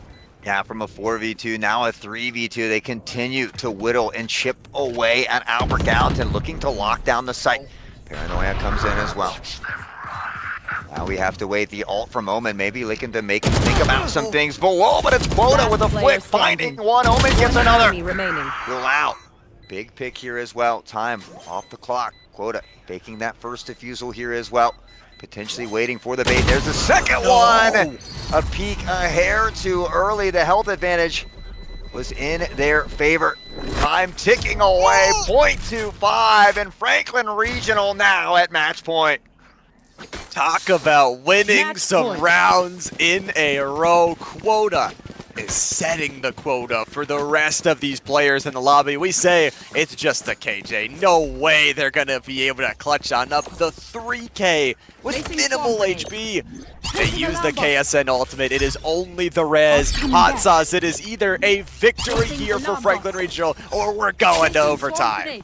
I wouldn't be surprised if we find that overtime. It's been the theme of the day. The game 7s, the game 3s, the overtime here as well. And right now, most of that action once more mounting toward the A site. A bit of back and forth, the smoke there to kind of slow things down a little bit. And honestly, all of that rotation other than Killjoy coming toward that A site at the moment. It's a very slow play. Lots of rotation going to A, and there's actually 3 players stacked and ready to go. KSN needs to be careful. Drops the wall. Luckily, doesn't get killed, but there is still one in that corner. Open made with the headshot, takes down Vadex, and it's going to get 2. KSN through the box will be able to clean things up, but unfortunately, that spike is down. And by down, I don't mean planted. Quota with the headshot. This could be the round. KSN takes down the operator. That's huge. Has to hit the reload, and Blix is going to hit the res. KSN is going nuclear. KSN with the 4K. KSN 1 away from the ace. Has to get the spike down, though. Has to wait for this ability to play the 1v1. It's both of the clutch factors we have seen. KSN, Quota in a duel, and KSN has got the run it back, and they'll do it. Ace to send us to overtime. KSN, the ace, the penta-kill, the real deal. Tell me how you feel. My man getting that run it back. 8 ults so far in this game, and not even needing to fully use it, finding that pick, and of course, here we are. Overtime in game number 1. Franklin Regional hasn't allowed very many people to score. Only one team has gotten to 8 rounds on them throughout the season. Right now, Albert Gallatin doing something no other team has been able to do. The clutch factor of KSN, 38 kills, 8 ultimates popped. And like you said, no other team has been able to get this done. We play overtime. Of course, everybody starts 3 away from those ultimates. We'll be switching up sides every single round until one of these teams can win both a defensive and an attacker-sided round. Yeah, Albert Gallatin going to start off on defense here as well. We hear some shots ringing through to break the wall, and maybe not wanting to rotate here, looking to find this push onto the A side. A 3-2 split at the moment, lingering around. I think it's KSN versus Unlucky. Phoenix to Phoenix, and Unlucky will win this first battle. Little battle win, gotta say. Really, really good. The player they took down, KSN, is such a clutch factor on that other side. They're going to have to play without him. Defense has been a little bit better. It feels like, you feel like on this map in general, but attacker side has been winning more. Nice swing from Steppen. We've seen the KJs of all people be able to step up on both these two sides. It feels like this 4v4 escalating towards the site. It is going to be the Sage in the low ground play. Blix and Fadex combined for a pincer. It's now a 3v2, but the problem again, the spike is dropped. Yeah, you know, and it looked like Franklin Regional had the upper hand. They will find a pick, though, and with that third one, that means Unlucky has to run it back. And Jess, oh, but Yolau able to find Lucky before he uses that run it back, and now not much health here for Fade as well, as they're going to work back toward this A site. Yolau has the potential to really help out his team here. Only 10 seconds left on the clock. It takes 4 to plant, and it's going to go down behind the generator. They're going to wait it. They're going to wait it out. Oh, Clementine with the clutch up there. I thought Yolau was going to play it a little bit slower. Had the HP advantage, but 30 is enough for Clementine. Match point. Franklin Regional 1 away from closing it out. However, Hot Sauce, we have seen multiple overtimes in playoffs before. If Albert Gallatin is able to win on the attacking side like they have been winning on the attacking side, we'll go to a second OT. Unfortunately, Yolau just, running through heaven there. I think they heard that audio cue and immediately pulled off the bomb. Not a lot of time on the clock there, so Yolau potentially could have baited that, but it doesn't go their way, and now backs against the wall this time for Albert Gallatin. They have to clutch up this round and extend it to another overtime if they want to keep game 1 alive. Such a big point of contest. Fadex, luckily they survived there. Gecko has so much of your ability to get in towards that site. Gotta say for KSN, already got the wall. Already playing dirty here. He's got the hot hand still up and available and has got the flash. Ready to throw, but not ready to throw the map just yet. Is going to throw on down the molly from their teammate here, just trying to clear things on through. They've got complete control of the B site, but with this position from KSN, things get awkward. Sure, Blix will get the plant on down, but KSN is there. KSN with the flash. KSN with the double will be cut on down, but it's a 3v3. Look at the site control, though. That Sage Wall is jumpable. It is jumpable, but you are in the air, which means you're not going to have that same accuracy as well. Potentially could be baiting it out. Operator stepping, both finding picks, quick in the dome, stepping another 2v1. It's all down to Unlucky.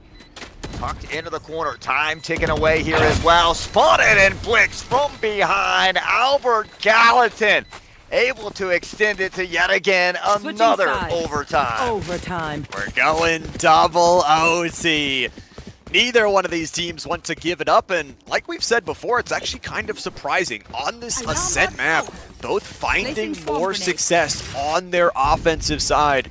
We'll go to a second overtime, though. Again, you've got to win 2 straight. You got to win 1 on defense, 1 on offense. Who will do it first? Unlucky and crew are going to start at the top of Cat and pressing toward the A site here.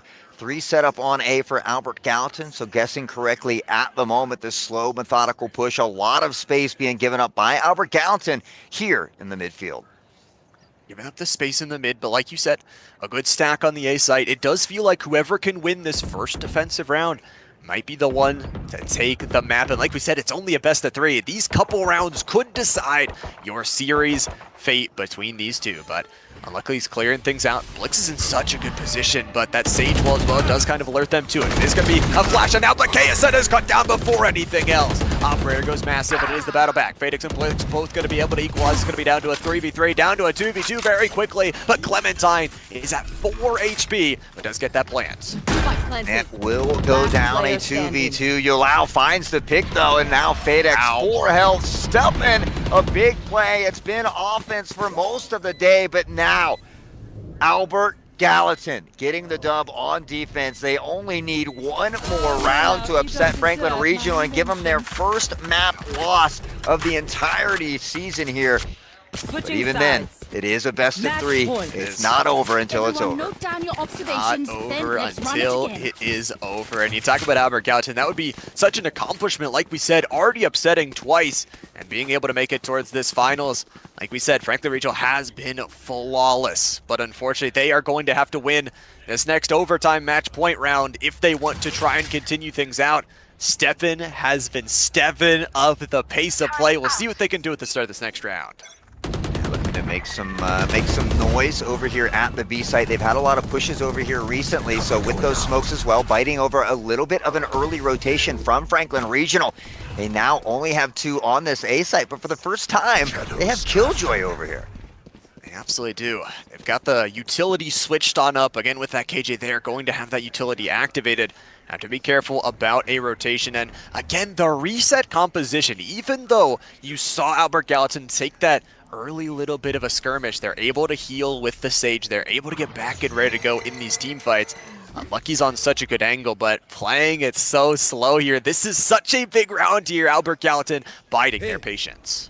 And this is right where KSN was playing in the previous round, so KSN could have an idea that Phoenix might be sitting. They're going to wait for that smoke to go down, though. Operator spraying through. Yolau will actually be the first to find the pick onto Omen main here in that mid-air territory, but Quota finding KSN. The Juggernaut has been taken down. Operator will get one more as well. Blix on the trade, a bit of back and forth. Steppen, though, you've been absolutely correct on that one.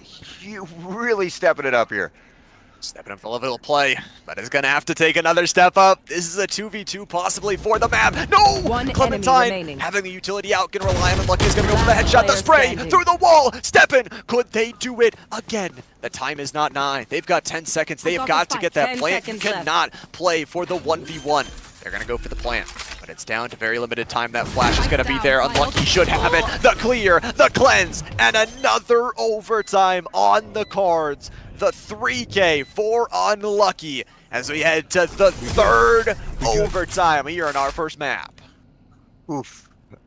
Insane. I'm almost sides. at a loss for Overtime. words here. And they finally get that win on the defensive side. And now Franklin Regional able to answer back. I mean, both of these teams are just fighting tooth and nail. And KSN 40, 23 and 6, stepping almost with a 30 bomb here as well.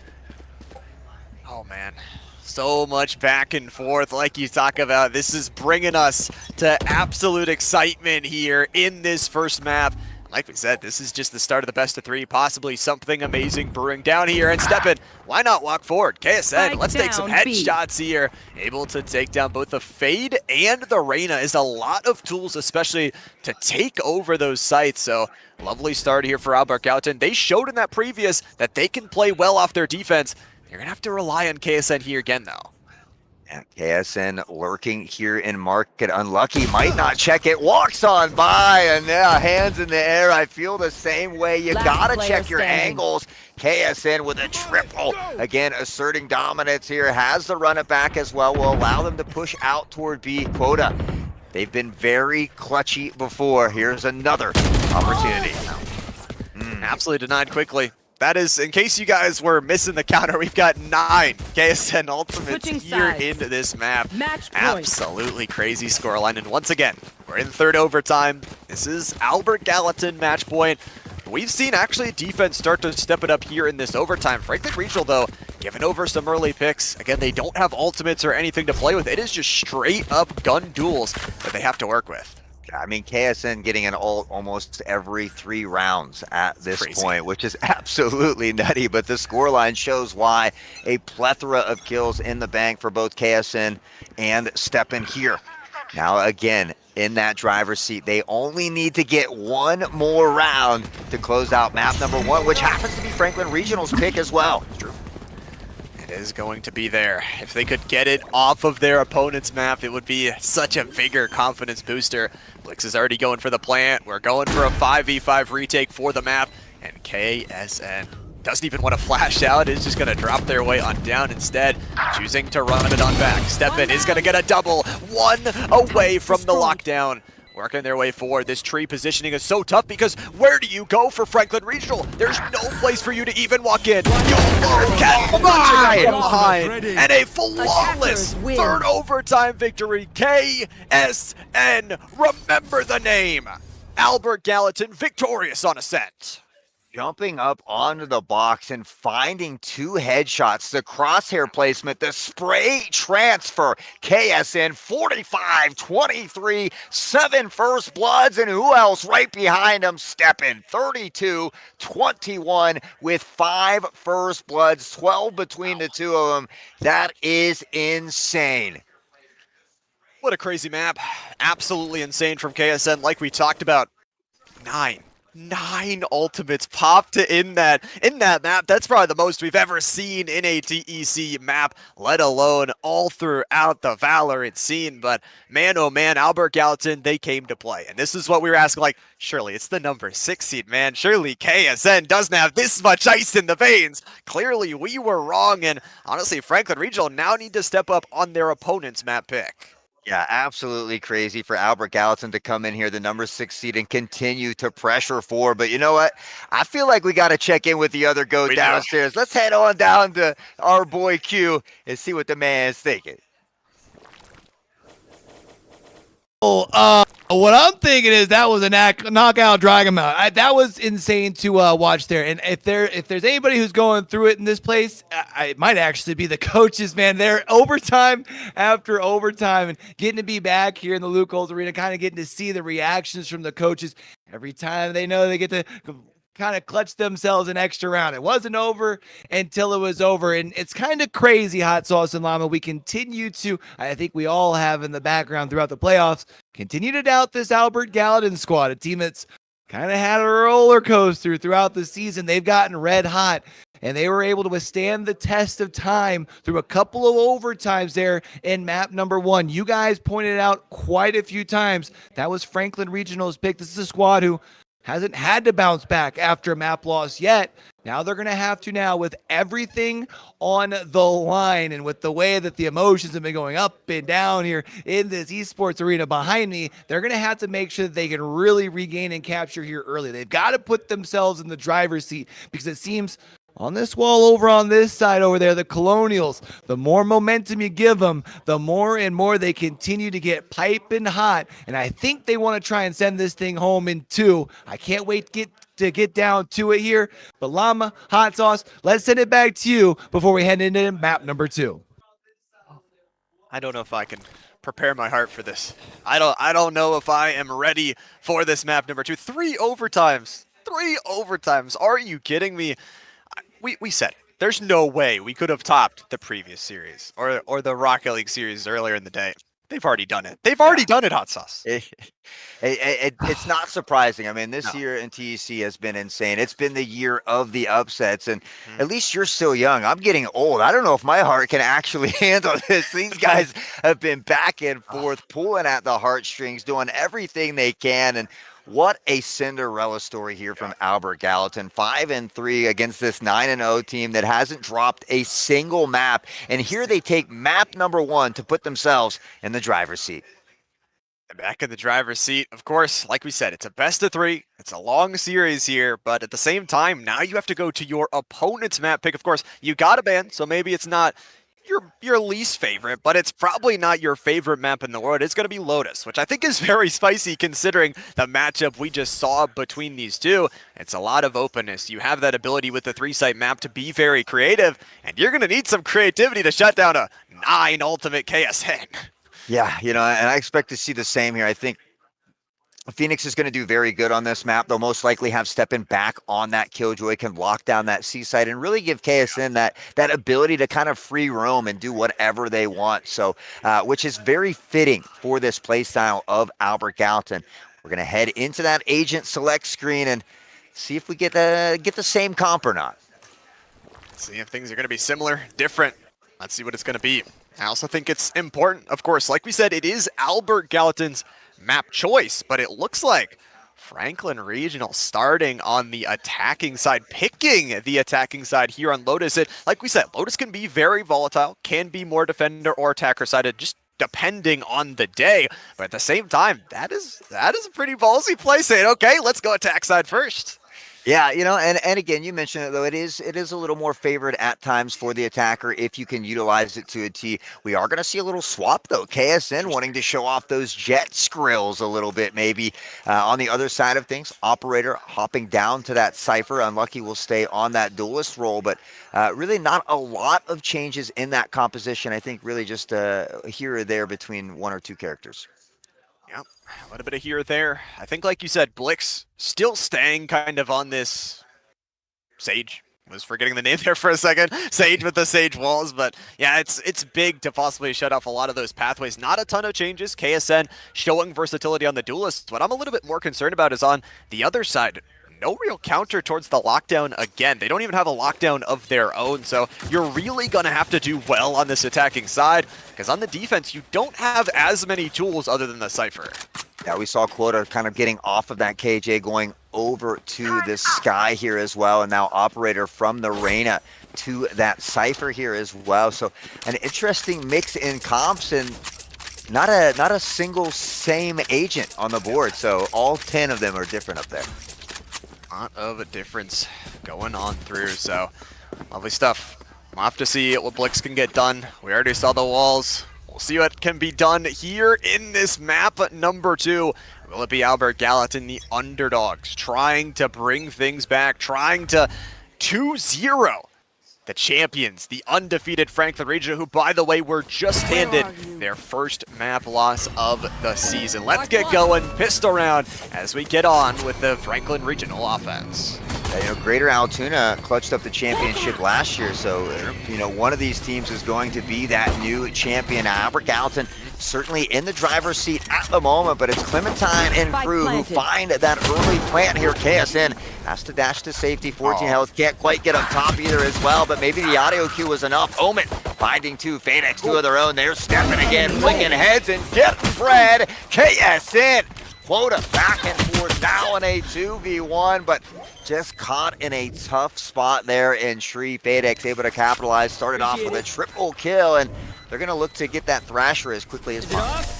It's going to try and be the ultimate of the day for them. I will have to say, that was a really good battle back to be able to kind of let them in. Like we said, get them a little bit of space, and then KSN opening things up. The rest of the team there for a very quick collapse. Lovely to see on this defensive side here for Albert Gallatin. I'm really excited to see, though, kind of where they are putting this Sage Wall. Like we were talking about, for Blix has played it a ton here before. It's not the same as those two-site maps. There are still the same number of kind of entrances you can cut off, but at the same time, you can cut off B completely. I like that as a good option.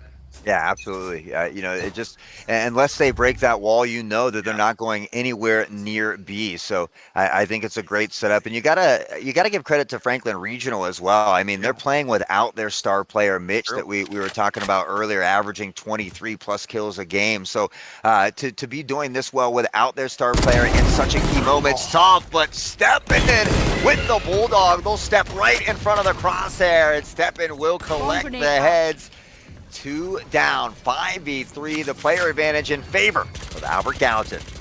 And double up here for Steppen, and not only that, did some good damage towards that third player as well. This is as to be expected. Quota barely escaping the poison of the Gecko, eating away at the health bar. KSN doubling up as well. It won't be enough. It'll be the flawless round victory from Albert Gallatin here. 2 in a row, like we said, has to be expected as you win that second. And not only is it important, like you were talking about, that Mitch is missing, but Mitch was that star player that played the Sentinel specifically. So maybe that is why their defense is lacking a little bit more, is they don't have that kind of Cypher main player. Yeah, I mean, it's got to be tough when not only are you missing your player, but you're missing your star player that you played with for the entirety of the year, kind of mixing up that team chemistry. I will say, Operator, the sub, it's even tougher to come in as that sub player and kind of fill in that role. Certainly doing a great job here today, but this is that important round. We saw this be the game changer in the second half of the previous game, where Albert Gallatin won that full buy rifle round from Franklin Regional. So Franklin Regional needs to make sure they don't make the same mistake here again. Timing is everything, and Operator, that's Jeff finding the first pick. Phoenix just not turning around, wanting to run back as quick as possible. KSN opens the door and gets a not too welcome surprise on the other side. 5v3, a great start, and like we said, Franklin Regional needing to win this round. Of course, there's still clutch factors up on the board. Omen Main's going to take down Blix. That means no more buildup of the res. It is going to be a little bit of spray on through the smoke as Steppen going to try and toss in some of the grenades as well. Looking right here. Oh, we're just going for the hug strategy, but Steppen is eventually able to take down Operator. Stuck in the reload. We'll be able to pick up a second. Don't do it to him here. Ace on this round would be crazy. Health bars low, only on the sky, and relatively running out of time. They're playing together in tree. There should not be an option to isolate these fights. Omen Main able to quickly close things out. They lose 2, so not the end of the world, but good round for Franklin Regional. Yeah, I mean, they needed to win that round, so they were able to secure that bag. They did lose 2 members, so at least good on Albert Gallatin to find a couple picks when they have that weapon disadvantage to begin to kind of chip away at that economy of that weapon advantage that Franklin Regional should have going into the following round. Didn't have that weapon advantage. And like we said, already with the map advantage over towards Albert Gallatin, they only need 1 more to try and close things out. Omen Main already has their namesake, already has that Omen ultimate up and available here. We'll see if they can make creative plays, especially on the offensive side. As much as that Omen ult, you don't think too much of it. It can be huge on a 3-site map. FadeX this time does not have the back turn, and we'll see a lot. They're not going to want to take that duel. Yeah, being a little more patient this time as well, and it's been KSN who's popping off, but KSN 3-2, it's actually Steppen and FadeX right now, 5 and 6 and 1 respectively here, putting in that work, and that just goes to show you how talented it is across the board. Blix with that first pick here as well, and through the screen like it ain't no thing. Blix finds another quota, looking to trade back, now into the face, caught with utility in hand, and that's just unlucky, but Blix with a triple kill has been absolutely nutty on this battle sage. 3 already could be the ace. The Molly's gonna deny some extra vision, pushing them out and away. This is the defuse, the possibility already up to half. Ulo says, I trust in you. Double through the smoke. That is trust in your teammate. Get you a teammate like Ulo. Get you a teammate like him. Well, you know, these two are a teammate on Rocket League as well. Yulau, Blix, FedEx. So, again, the team chemistry already there. Great team communication. A great job to hold that molly. And again, they had to find that swing. But finding both of those picks through the smoke with the spray. Great job from Yulau. Great situational awareness here as well as Albert Gallatin takes round number 4. Huge round to take, like you said, a great confidence booster as well, not only to keep your momentum going in terms of economy, but the spirits as well. Get another round win, get closer and closer to a victorious series. Here, though, it's going to be up to Mound. It's going to be that possible ultimate orb take. Operator is going to build up that neural theft, so if they get a pick on this C site without Operator going down, that could be the opening that they need. The problem is Steppen is here. You talk about that clutch factor here today. Is already 2 away from that lockdown. And Thrasher could be used here as well. This C site is really bunched together, potentially could detain quite a bit, but Quota will tap the head of KSN. Maybe potentially looking for that flank as well, but right now, Franklin Regional trying to figure out where they want to go. They have that player advantage. The Thrasher won't connect, but Gecko might be able to reach it and re-up on that Thrasher. I like that opportunity, though. The Phoenix is saying, no, you're not getting your Thrasher back. I know what the deal is here. And Clementine with that rotate, with that information of the neural theft, they caught KSN trying to hit that flank. Any better time could have picked up a couple more, but KSN has been relatively shut down here in this map so far. It's going to be the flash on out. Quota, we've seen them do the clutch factor here before, but it's already Clementine with a double here in this round. This should be pretty much a no-go from Albert Gallatin. It's only a 2v5. 2v5, but Yulau will look to cut things down just a bit. Faith next on the corner, almost caught with utility in hand. The run, the spray, but it's Operator who will put him down today. He does get that consolation prize. It will blow up and take him out, but they do find 2 picks, but a solid round from Franklin Regional as they begin to work back into this one. That was really good. And honestly, if KSN didn't go forward, that would honestly not have been around, because we talk about that neural theft. It needs that kill to be activated. So for KSN, they die that neural theft. It gives them the information that the Thrasher, the Gecko, is waiting to come their way. They can back up and choose a nice site as well. So 3-2 overall, very, very close between these two teams, but 3 very big ultimates from Franklin Regional available. Yeah, KSN will go ahead and pop the blades here as well. A pretty big split push, 1-3-1 split at the moment for Franklin Regional as they begin to make their way toward that B site. Something we haven't seen a lot of here on this map. They potentially, could pop that door and head towards C. Could absolutely do it. Popping the door here, going on through and possibly sending in towards this Sage Wall that so many times we have seen. Like we said, it can cut off this B site. The angle as well to the high ground is really tough to push on through. It is going to be the heals there. Quota's got the team heal, getting everybody back to healthy. They've got to run it back as well. The problem is the space being taken. Steppen goes down. Again, all that utility is going to be turned off now for that C side. It is going to be the headshot trading on back. Unlucky. A random lurk will get a pick on towards A. But the bigger thing, the spike was dropped. There's going to be a little bit of aggression. Open main going to try and pick it back up. A little bit of extra slow orb is going to deny that walk on through. But FedEx with the headshot here, walking on in from Blix. Doesn't have the best weaponry. Walking into 3. Omen main able to cut him down with the headshot. And now it is just down to Yulau. Yeah, one thing I've noticed from Albert Gallatin on this defensive side is they're getting a little bit too aggressive. And I think Franklin Regionals recognize that. They're playing very slow. They're having people hold these flanks on both A and C. We saw KSN go running right by. I think the same with Steppen. So, again, I think Albert Gallatin needs to just slow it down a little bit on the defense. They play very, very well together. So get back to those basic fundamentals that worked for you so well on Ascent.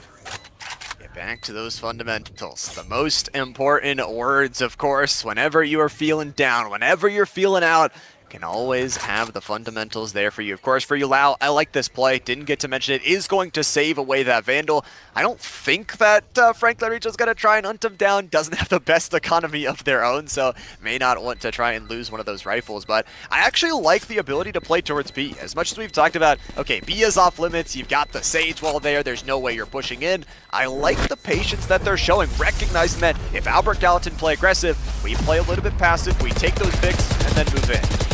Yeah, you know, they make a little noise there, but you're right. They just slow it down. They sit, they hold, and they wait. And they force Albert Gallatin to come out and look for them on defense, which is pretty tough to bait your defensive opponents to do, but they're doing a good job of it here. A little bit of a rough start, but now they've been able to bring it back. And, well, of course, we're all tied up again. They are all tied up. I'd really be interested to see this economy because 4 ultimates up and available. So close. It does feel like between this back and forth, between kind of this tie up, it does often feel like on this defensive side, if you're not able to win some rounds, it can start to be a little bit of a struggle. Of course, it is going to be that KJ ultimate. That is the big one we actually talked about at the start of things. If you don't have the ability to counter that lockdown, it can just clear out of sight, but here is this Nightfall. Already the ultimate orb is going to go down. It's going to be one away from the main. They're going to flood into this site, and Unlucky's already taken down one. 5v4, the Nightfall clearing out everything. One member down, Clementine with the plant. We'll find it with ease here. Now looking to play patiently. Fadex, the crew, all coming through spawn plates, able to find one, Steppin'. Now another. They play so well together. Now pressing in. Dizzy immediately shot down here as well. Wingman going out to help defuse that bomb. Tucked in the corner. The spray back and forth. And once more, Albert Gallatin will take the lead by 1.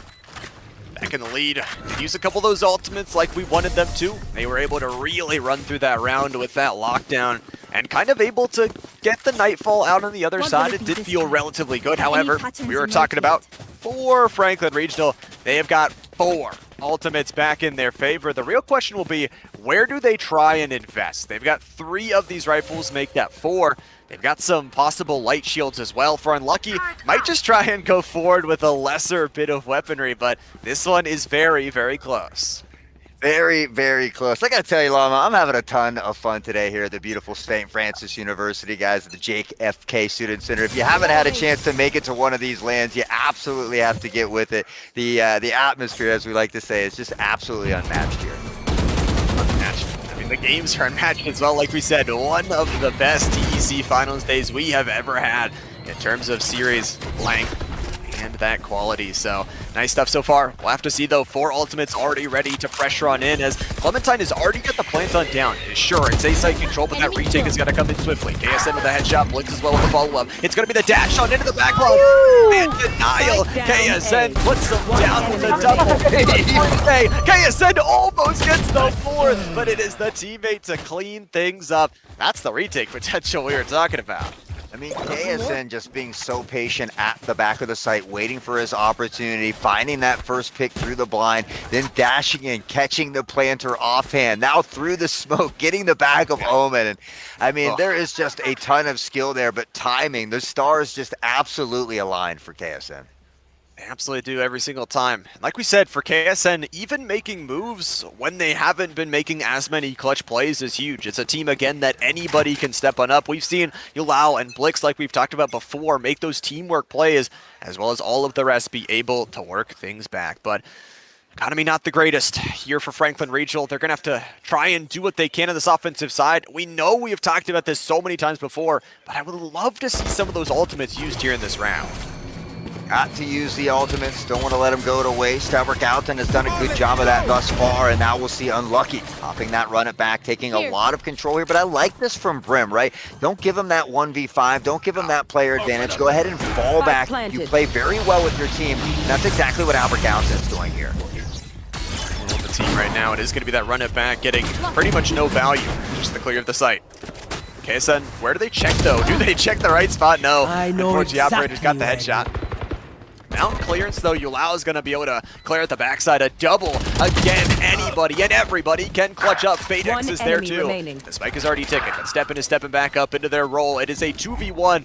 HP bars are not great on either side. 8 is left in the tank here for Quota, but maybe it's enough. Defuse is already up to half, and they did put their full HP player on it, and it's just done. Quota cannot get there fast enough. Steppin with a final bullet will be able to take the 6. These rounds, I gotta say, Atsas, are very, very close up until the end. Yeah, and I mean, Albert, this is Albert Gallatin's map pick. They definitely look really comfortable, but you have KSN at the bottom of the list this time after dropping almost 50 kills, 6 and 8, and it just goes to show you that anybody on this team is willing to step up and do what it takes to win for the team. Steppin, Fadex, Yulau, the whole crew firing on all cylinders at the moment. That they are here. Lovely stuff from both these two squads, though, as Franklin Regional is going to try and maybe equalize out. See if they can get at least up towards the 5 or 6 marker for this half. Again, Colonials, though, leading by 3 up into Face your the rope fear! here. Steppen is going to put themselves back, dodge away from that Nightfall. It is going to also be that Omen TP. So a lot of space gained on the site, but again, the retake potential could be there. The res is up. Omen main cuts down another as they have control not only of that drop, but also over the rope. There's the res into KSN. Blix is going to pay for it with their life. Clementine going for a double again, but Fadex is here. Fadex is doubling, and it's back into a 2v3. Run, little man! Yeah, unfortunately that res getting no value there, able to chop them both down. Clementine having a heck of a round here as well. Quota will wrap it up, and just like that, Franklin Regional doing a good job of making sure that the game doesn't get too far out of hand. Keeping things close, keeping us on our toes as well here. And honestly, like we talked about, anybody and everybody can clutch on up, but at the same time, that was a great kind of back-off round. You get a lot of ultimates out of your opponents. We said you wanted to use some of those for ultimates. Well, use 3 of them, and now they are down to 1. That lockdown, no counter on the other side here. Wherever Steppen chooses to use it, I mean, for Frank the Regional, you just have to back off. That's all you got to do. Sometimes easier said than done. You can be lured in by those temptations, wanting to clutch up, find those ego peaks, click those heads. With that being said, 6-4, the scoreline at the moment. Albert Gallatin up top here temporarily, and Franklin Regional slowing it back down a little bit again on offense. They had a lot of success when they tried to kind of force Albert Gallatin to come out and look for them. So maybe looking to get a little bit of that action here once more. Playing the patience game has got to be important. Like you said, going back to where they found that success has got to be the success of their own. But you're talking about a map number 2 that Franklin Regional needs these other 2 rounds. It feels like you do not want to give over any, but at the same time, you're already down a map. Anything more you give towards this Albert Gallatin squad who feeds off the energy of this underdog. Unlucky shut down by the crossfire there. Fadex first pick, but it is the plant down. It will go down. Killjoy with that lockdown as well, and a little help from the crew, and Gecko Steppen able to find one. Operator did get a trade in the mix, still a 4v3. The blades out for KSN, dashing in for an opportunity of their own, tucked on the other side of the smoke. They'll spray through, and Operator catches a stray knife. Quick defuse here as well. 2 members still standing. KSN will get at least 1 more. Last round in the half. Now 7-4, last round before the half, and we talked about how not always, but typically this is a more attacker-sided map. For them to be doing this well on defense could spell trouble. Yeah, it's kind of volatile like we said, but even if it is defender-sided, like I said, it's usually attacker-sided. Franklin Regional picked the attacking side. You want to pick the side that you're going to get the most rounds on, and it has just been Albert Gallatin having their number all day long. It's 1 final rifle round to end off this half, and it could be explosive here, especially with this neural theft up and available. Yeah, Franklin Regional needs to find this round to bring it a little bit closer. If they could get this one and then the following pistol round, they could set themselves up to tie the game up. And there it is, just the crest of that ponytail from Sage. I see you leaning forward, squinting just like I am, but I don't think it's quite enough room to get over that wall and find that shot. So we'll hear that door coming. Yulao from the top. Clementine finds a trade, but Yulao will immediately trade it back. KSN having a little bit more trouble on this map than the previous one. A little bit of trouble, but at the same time, dropping that spike has got to be critical. 60 seconds left to go, and Unlucky's actually able to take down Blix. That is huge. They got the squids up and available. Steppen is going for it. Steppen so many times has been the clutch factor, and Fadex from behind is just thrown in the dizzy. They're shoving in shots through the box here, and look at this pincer positioning. 3 coming from all different pathways. So hard to predict, but they don't get the pincer at the same time. Steppen is dropped first. Omen made the one to take him down. 2v2. Relatively equal health bars here, but again, peeking one at a time. It is going to be down to just this 1v1 again. Quota, Yulao, both have an opportunity. Yeah, Brim was just on the other side of Quota too. If he would have stayed there and waited for Fadex, they could have found that swing together. Unfortunately, that dog, though, is going to give away the information from Quota. So Yulao, having an idea, will have to fight through the blind. Looks away, and Quota snaps to the head. Enough said. 7-5 is your half here yet again. Switching sides. We were 6-6 at the first map half. Now we're 7-5 here at the second one. Lovely stuff from both of these two teams. Again, a championship worthwhile for both of them, battling for that trophy to end off the day. And Franklin Regional trying to revenge for their Division 1 brethren. At the exact same time, Albert Gallatin is looking stellar. You're telling me this is a 6-seed hot sauce? A 6-seed? Yeah. I don't know how, because and you think, oh well, they picked up KSN partly through the season. He did phenomenal for him, but look here, KSN 8-11. It's FadeX 13-8, Steppen 12-7, Yulao 8-7, and who have all stepped up to fill that role and say, hey KSN, we got your back. Go ahead and take a little time off, rest those feet, rest those hands. Let us put in the work for you. That's that backpack, man. He has been absolutely huge on that first map, but this one, like you said, a little bit slower. Everybody stepping up. It's going to be that trap wire. Operator has got the frenzy here and is playing that Cypher, but unfortunately, KSN. We said, okay, didn't step up. You got the knife out. Maybe want to have the weapon out, but it's going to be an opportunity to step on forward. Yulao is going to go for the plant. Very aggressive here for Steppen, going in towards the Phoenix, but knowing they don't have that flash was really nice. We'll place the turret as a 2v2 ensues. I gotta love. I love these ego peaks coming out from Albert Gallatin all day, just really kind of exuberating that confidence out here on the battlefield. And they will hear the footsteps in the water. A bit of a pincer play here as well, but Yulao somehow comes away with it. Quota, who's been very, very clutch here as well. Pops the blind over top, but Yulao in the right click. We trust. A crazy round for Albert Gallatin as they steal the pistol round away, and that really helps set that tone, that pace for the second half, as they will be able to buy into this round, and unfortunately Franklin Regional will not. Oh, no buy for you to the #1 seed, and Albert Gallatin, like we said, 3-3 to start off a playoffs to get towards this position. Now winning the pistol. Everything is out in front of them. If they can win this next round, it's 9-5. And we've seen them multiple times, as you mentioned, win that third round and destroy the Franklin regional economy. That is what they're looking to do once more. Time to test it. Quota with that dog will spot one. Spray coming out. KSN dangerously in the back of the site. Unlucky will find the trade. Steppen trades back here as well with the better weapon here. Has to be careful though, doesn't want to get caught staring at the ground. The paranoia, the spray, but Omen, another thrifty looking to unfold here for Franklin Regional, but FadeX, Yulao have other plans and Yulao will not allow it. No siree, Operator does have a pistol, but unfortunately doesn't have their life to play with.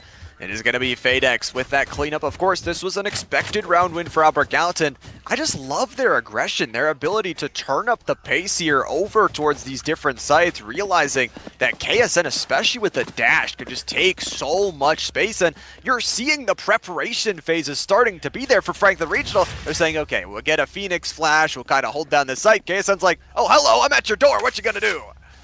Yeah, you know, it's just been crazy the way it's unfolded here today. Albert Gallatin playing lights out. And you got to wonder if maybe it would have been a little bit different. I would have loved to see Mitch here today for Franklin Regional. I think that would have been a real test for Albert Gallatin. But hey, sometimes that's the way the cookie crumbles. That's the way the cards fall. KSN early off the blind from Gecko. And that's how well this Albert Gallatin team works together, pressuring on. They'll take control of the site and look to find the plan.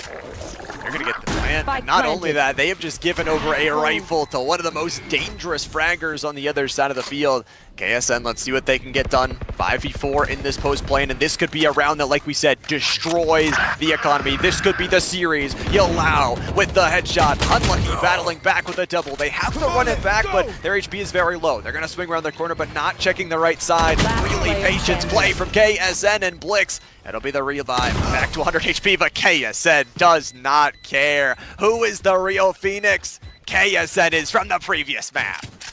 Yeah, just a beautiful job with that trigger discipline, allowing Phoenix to come by so he can wait for that pick and then potentially play for that respawn there as well. So a great situational awareness from KSN. Another beautiful triple kill. And now they've doubled that lead, 10-5, 2 away from match point. Albert Gallatin, the underdogs at the bottom of the bracket, somehow have made their way to the championship. And although we want to say somehow, we know how right here. There is so much talent and skill across the board. So much much talent. These 10 players have got it in spades, but at the same time, the economy is not going to be there here for Albert Gallatin. They have the battle back. They have that opportunity to work things up towards 11. It is going to be a semi-investment. This is dangerous from Franklin Regional. They want to try and get something, but at the same time, I just feel like the preparation is going to be there. Shotgun's going to try and cut down one. KSN the first to fall, but the blinds. This is the thing. The utility is just so good from Albert Gallatin. They don't give up so easily. Fadex with the double. Yulau and Step In will shut down any sort of half buy you've got in the tank. Operator would have to get a 4K with the Bucky. Here's the first. Okay, catch one in the reload, but maybe around the corner in the smoke and playing some longer angles, not trying to bite in towards that shotgun. Okay, Operator almost had a second, but Fadex, we've talked about it so many times. Anybody and everybody can shut up for Albert Gallatin, and they're going to shut him up again. That economy again down the drain because of that half investment. Yeah, it's rough. You know, you have those half buys. You want to make something happen. It's that no risk, no reward, all risk, all reward type deal that we've talked about. But because they are on that loss bonus, it's not too bad. We do see a couple rifles, some full and light armor. So only a couple stingers here for the crew, making it a little bit more difficult. But on the other side of things, KSN won't buy. Going to opt to use that ult here as well. That's the problem. You've given so much economy over to the other side. They've got money bags flowing for days. You have to win this round. That's a great start. Clementine, I would have walked out and grabbed that weapon, but doesn't want to get too aggressive. Right now, though, it's the follow-up. Operator able to take down KSN. That's no more Blade Storm available in this round. Quota's got the headshot as well. This collapse on the point is beautiful. Operator triples up in a round that is needed to win. Franklin Regional win it. 11-6, you can't count them out until it's over. Franklin Regional just has a ton of talent as well. And Operator looking to put the team on the map, 14 and 15, unlucky on that. Phoenix having a little bit of a tough go, much like KSN here in the second series, but that's why it's so important to have such great teammates to kind of pick up that slack when you fall short every now and then. Oh, both these two teams, they've got absolute masterful teams that, like you said, are able to pick up that slack, able to play together. We're talking about, again, another round. You've got to keep playing here for Franklin Regional. You've got to keep trying to win these. And Fadex, it's so clutch, so close already towards getting that MVP. Has got the Thrasher up and available here as they push their way on forward. KSN using that ultimate in the previous round is going to work their way on in. The plant is going to go down, but Operator with that cut down will get traded immediately. The dash in, baby. KSN says no to the backline play. KSN says no to everybody. 3K to put them on not only map, but series, tournament, TEC points. Yeah, you know, I love that from KSN. Not only is KSN dashing in there, but Fadex is coming in from the other side with that Thrasher, containing the person at the back of the site, allowing KSN to get that second pick very easily. And with that, they will double that score up one more time. 12-6, Albert Gallatin. It could be the final round of the day. This could be it. All right here. It's not the best economy we've ever seen from Franklin Regional, but the Panthers have to get it done. It could be a quick walkout. They're stacking a 5-stacking, hoping that Albert Gallatin walks into them, and they are. But this could still be a 5v5 scrappy duel here. KSN is going to be the first one to get that point of contact, possibly dashing in. It's going to be Operator with the headshot, taking down Fadex. The possibility for the neural theft. KSN diving, dashing, dipping, but unfortunately falling. That attacker Killjoy clearing everybody out. 3v2. Yulau is going massive. Absolutely massive. Now the advantage. Still two ults here for Franklin Regional if they decide to use them. And here come the Squids. That's the extra intel they need, but Step It able to drop the spike on down. They have that advantage to kind of fall back and play a little bit safer. Now, does Quota, Omen opt to play together here? And it looks like they are going to press toward heaven. Pressing up towards it. Like we said, this could be it. This could be the final round. A teleport on in. That's huge. The fake teleport, though. Quota is going to have to clutch up like they have clutched before. We'll see the first possibly on a sightline. There you go. Quota might be able to upgrade the SMG, but Yulau is on a 3K. Could it be the brim for the victory? 4K as it is done. The triple upset for Albert Gallatin as they are your Division 2 Valorant TEC victors. The Cinderella story has been written. The underdogs, Albert Gallatin, bringing it back. The bottom seed, they had to upset every single team to get here, and they upset Franklin Regional today, the only undefeated team that was here, the only team that never dropped a map. Exactly. And they lose 2 here today, and I'm sure Albert Gallatin has to be happy. The stars have aligned for them to complete this, because I do believe that it would have been a lot closer, or maybe a different outcome had Mitch been here today. I would have liked to seen these 2 juggernauts duke it out, but as we said, the stars align, things fall into place, and Albert Gallatin will be your Valorant Division 2 champions here at TEC.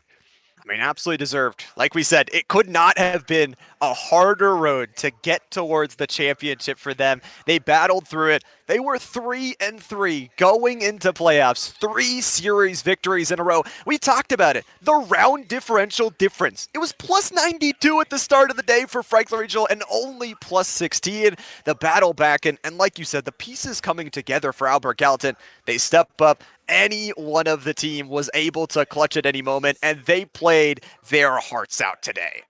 Yeah, I got to say, it's always a fun time at TEC. I always wonder how it's going to get better from every year. This has been by far the craziest championship series and playoff run of any TEC I've been a part of. The amount of upsets that we saw, even in Rocket League, the 2 former pros not being able to make it in here. So it's just been truly a phenomenal day at St. Francis University. And if you didn't get the luxury of coming out here today, you've got to make sure you make it to the next one. It is just a ton of fun to get to meet the students, the parents, the teachers, the players, and put faces to the gamer tags. So again, if you were unable to make it, you're really missed out here today.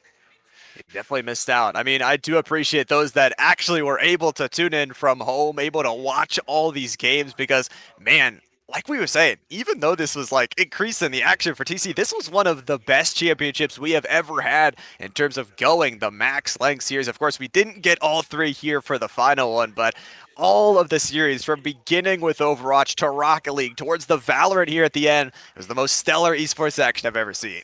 Absolutely. The best by far. I know, I hope everyone had as much as fun as we did up here in the booth. It was just a really, really great time. Unfortunately, that's going to be all for us today, Llama. I'm going to be a little sad going home here, because it's going to be hard to bring down this energy. I don't know what I'm going to do. My heart is going to have to calm on down. But, of course, we will be back for that next season of TEC, so make sure you're hitting all the follow buttons. Make sure you're tuning in for all of these stories of all the players. And I got to say, it was an absolute pleasure casting all the matches today with you. Absolute pleasure with you as well, Llama. Again, we thank everybody who has shown up, showing out, showing their support, whether it be in person or at home. We certainly appreciate each and every one of you. Unfortunately, that's going to be all for us and Llama today, but we still got one more GOAT to close it out. We're going to throw it downstairs with your Division 2 champions and our boy Q. Hey, yo, what it do? What it do? And we've been able to hand out 5 of these things here. We finally get to wrap it up with our D2 Valorant champions. Coach Clark, congratulations. A hard-fought victory. And I've got to ask, we've been talking about it all day on the desk. 3 upsets to the playoffs in order to get here. A little bit of a roller coaster of a season, up and down, but once y'all got hot, y'all got red hot. I was kind of curious, a little bit of insight. What was the switch that really allowed for you guys to turn this thing around? I mean, honestly, it's the gelling of the team over the time. They got to know each other a little bit better. They tightened up things. We got a little bit of coaching. And I think the combination of that and a couple of incredible performances from everybody at certain points in the season, it all came together. And then I believe KSN was a later add to the roster. Is that right? He was doing baseball, right? So walking on, comes on, basically helping lead the team. But I feel like that sells the story a little bit short, because we even saw in the matchup here today in the championship, it's not just the KSN show, right? Everyone putting in the show, even on the second map where maybe KSN falls a little bit from the first map. You have people like Fadek stepping up. It's really a full team effort. I'm kind of curious, how much of this roster you guys got coming back next season? But they're mostly juniors, so we're coming back, and we're going to try and get it again. Trying to get it again. I love it. So not only will you guys have a chance to go back to back in the fall, but if you guys win that as well, you get a chance to go back to back to back. And that's something we don't see very, very often. So hopefully going to be seeing the students hitting the lab here and getting back into this situation when we meet back here at St. Francis in the fall. But I was also, one last thing I was kind of curious about. Obviously you guys caught some momentum heading into the playoffs, right? Things have been red hot. Was there any sort of conversation coming in today that was like, hey, you've been here, you've made the big show, or was it like, hey, the eyes on the prize, we still have one more? We were just trying to put the underdog story out of our heads, and we deserve to be here. I mean, 6th seed, 1st seed, doesn't matter. We punched our ticket. We deserve to be here, and they earned it. I love it. Well, it just shows how much competition we do have in TEC. Again, Coach Clark, congratulations so much. Congratulations, you guys. Y'all are absolutely amazing. And yeah, y'all come on and check in with this thing, man. And chat, we're actually going to be ending things up here as well. And guys, we're going to be wrapping up as far as here at St. Francis University, down here at the JFK Student Center, down here as well at the Luke Trotz Esports Arena. We've handed out 6 trophies today. Before we get out of here, man, there's a bunch of people that we want to thank. I mean, one thing, obviously, we have people like Coach Clark here who are really stepping up across all of our schools and making sure that we get to have an event like this going on. So big shout out to them. I mean, we even saw over at Gateway where we had a student stepping up to allow their students over there to be able to do things. So whenever you see them, make sure you're giving them a big old handshake, man, because they're the ones who put in the work. Also, our production crew in the back, man. I know Hot Sauce, Llama, me, we get to get hyped up about esports, but they're the ones putting in the work. We also have a big crew that puts in all the stuff, not only just on game day, but made sure that things went smooth here today. So whenever you see them, the TEC staff, make sure you're giving them a big old pat on the back as well. Now, I want y'all to make sure you're keeping an eye out over on social media. We got some big things coming over the summer here. Not only do we have TechCon, we also have PIEA coming up as far as in 2 weeks for the big championships, but also some big announcements coming here soon. So make sure that you guys are keeping an eye out for that as well. But I think as far as for now, that's going to wrap things up. We're going to be back here at some point later this summer for TechCon. Then obviously we're going to run it all back around and do it all again. And big shout out to each and every one of you guys who are tuning in for us here today. And make sure if it's your first time through, you're hitting that follow button, turning on those notifications. And so we catch y'all back for the next one, man. Don't forget, with everything crazy going on in the world today, be true, be you, be sincere, game hard and love hard. All right, y'all? It's your boy Q, and from the rest of the crew, from the front to the back, y'all have a great rest of your week. Peace!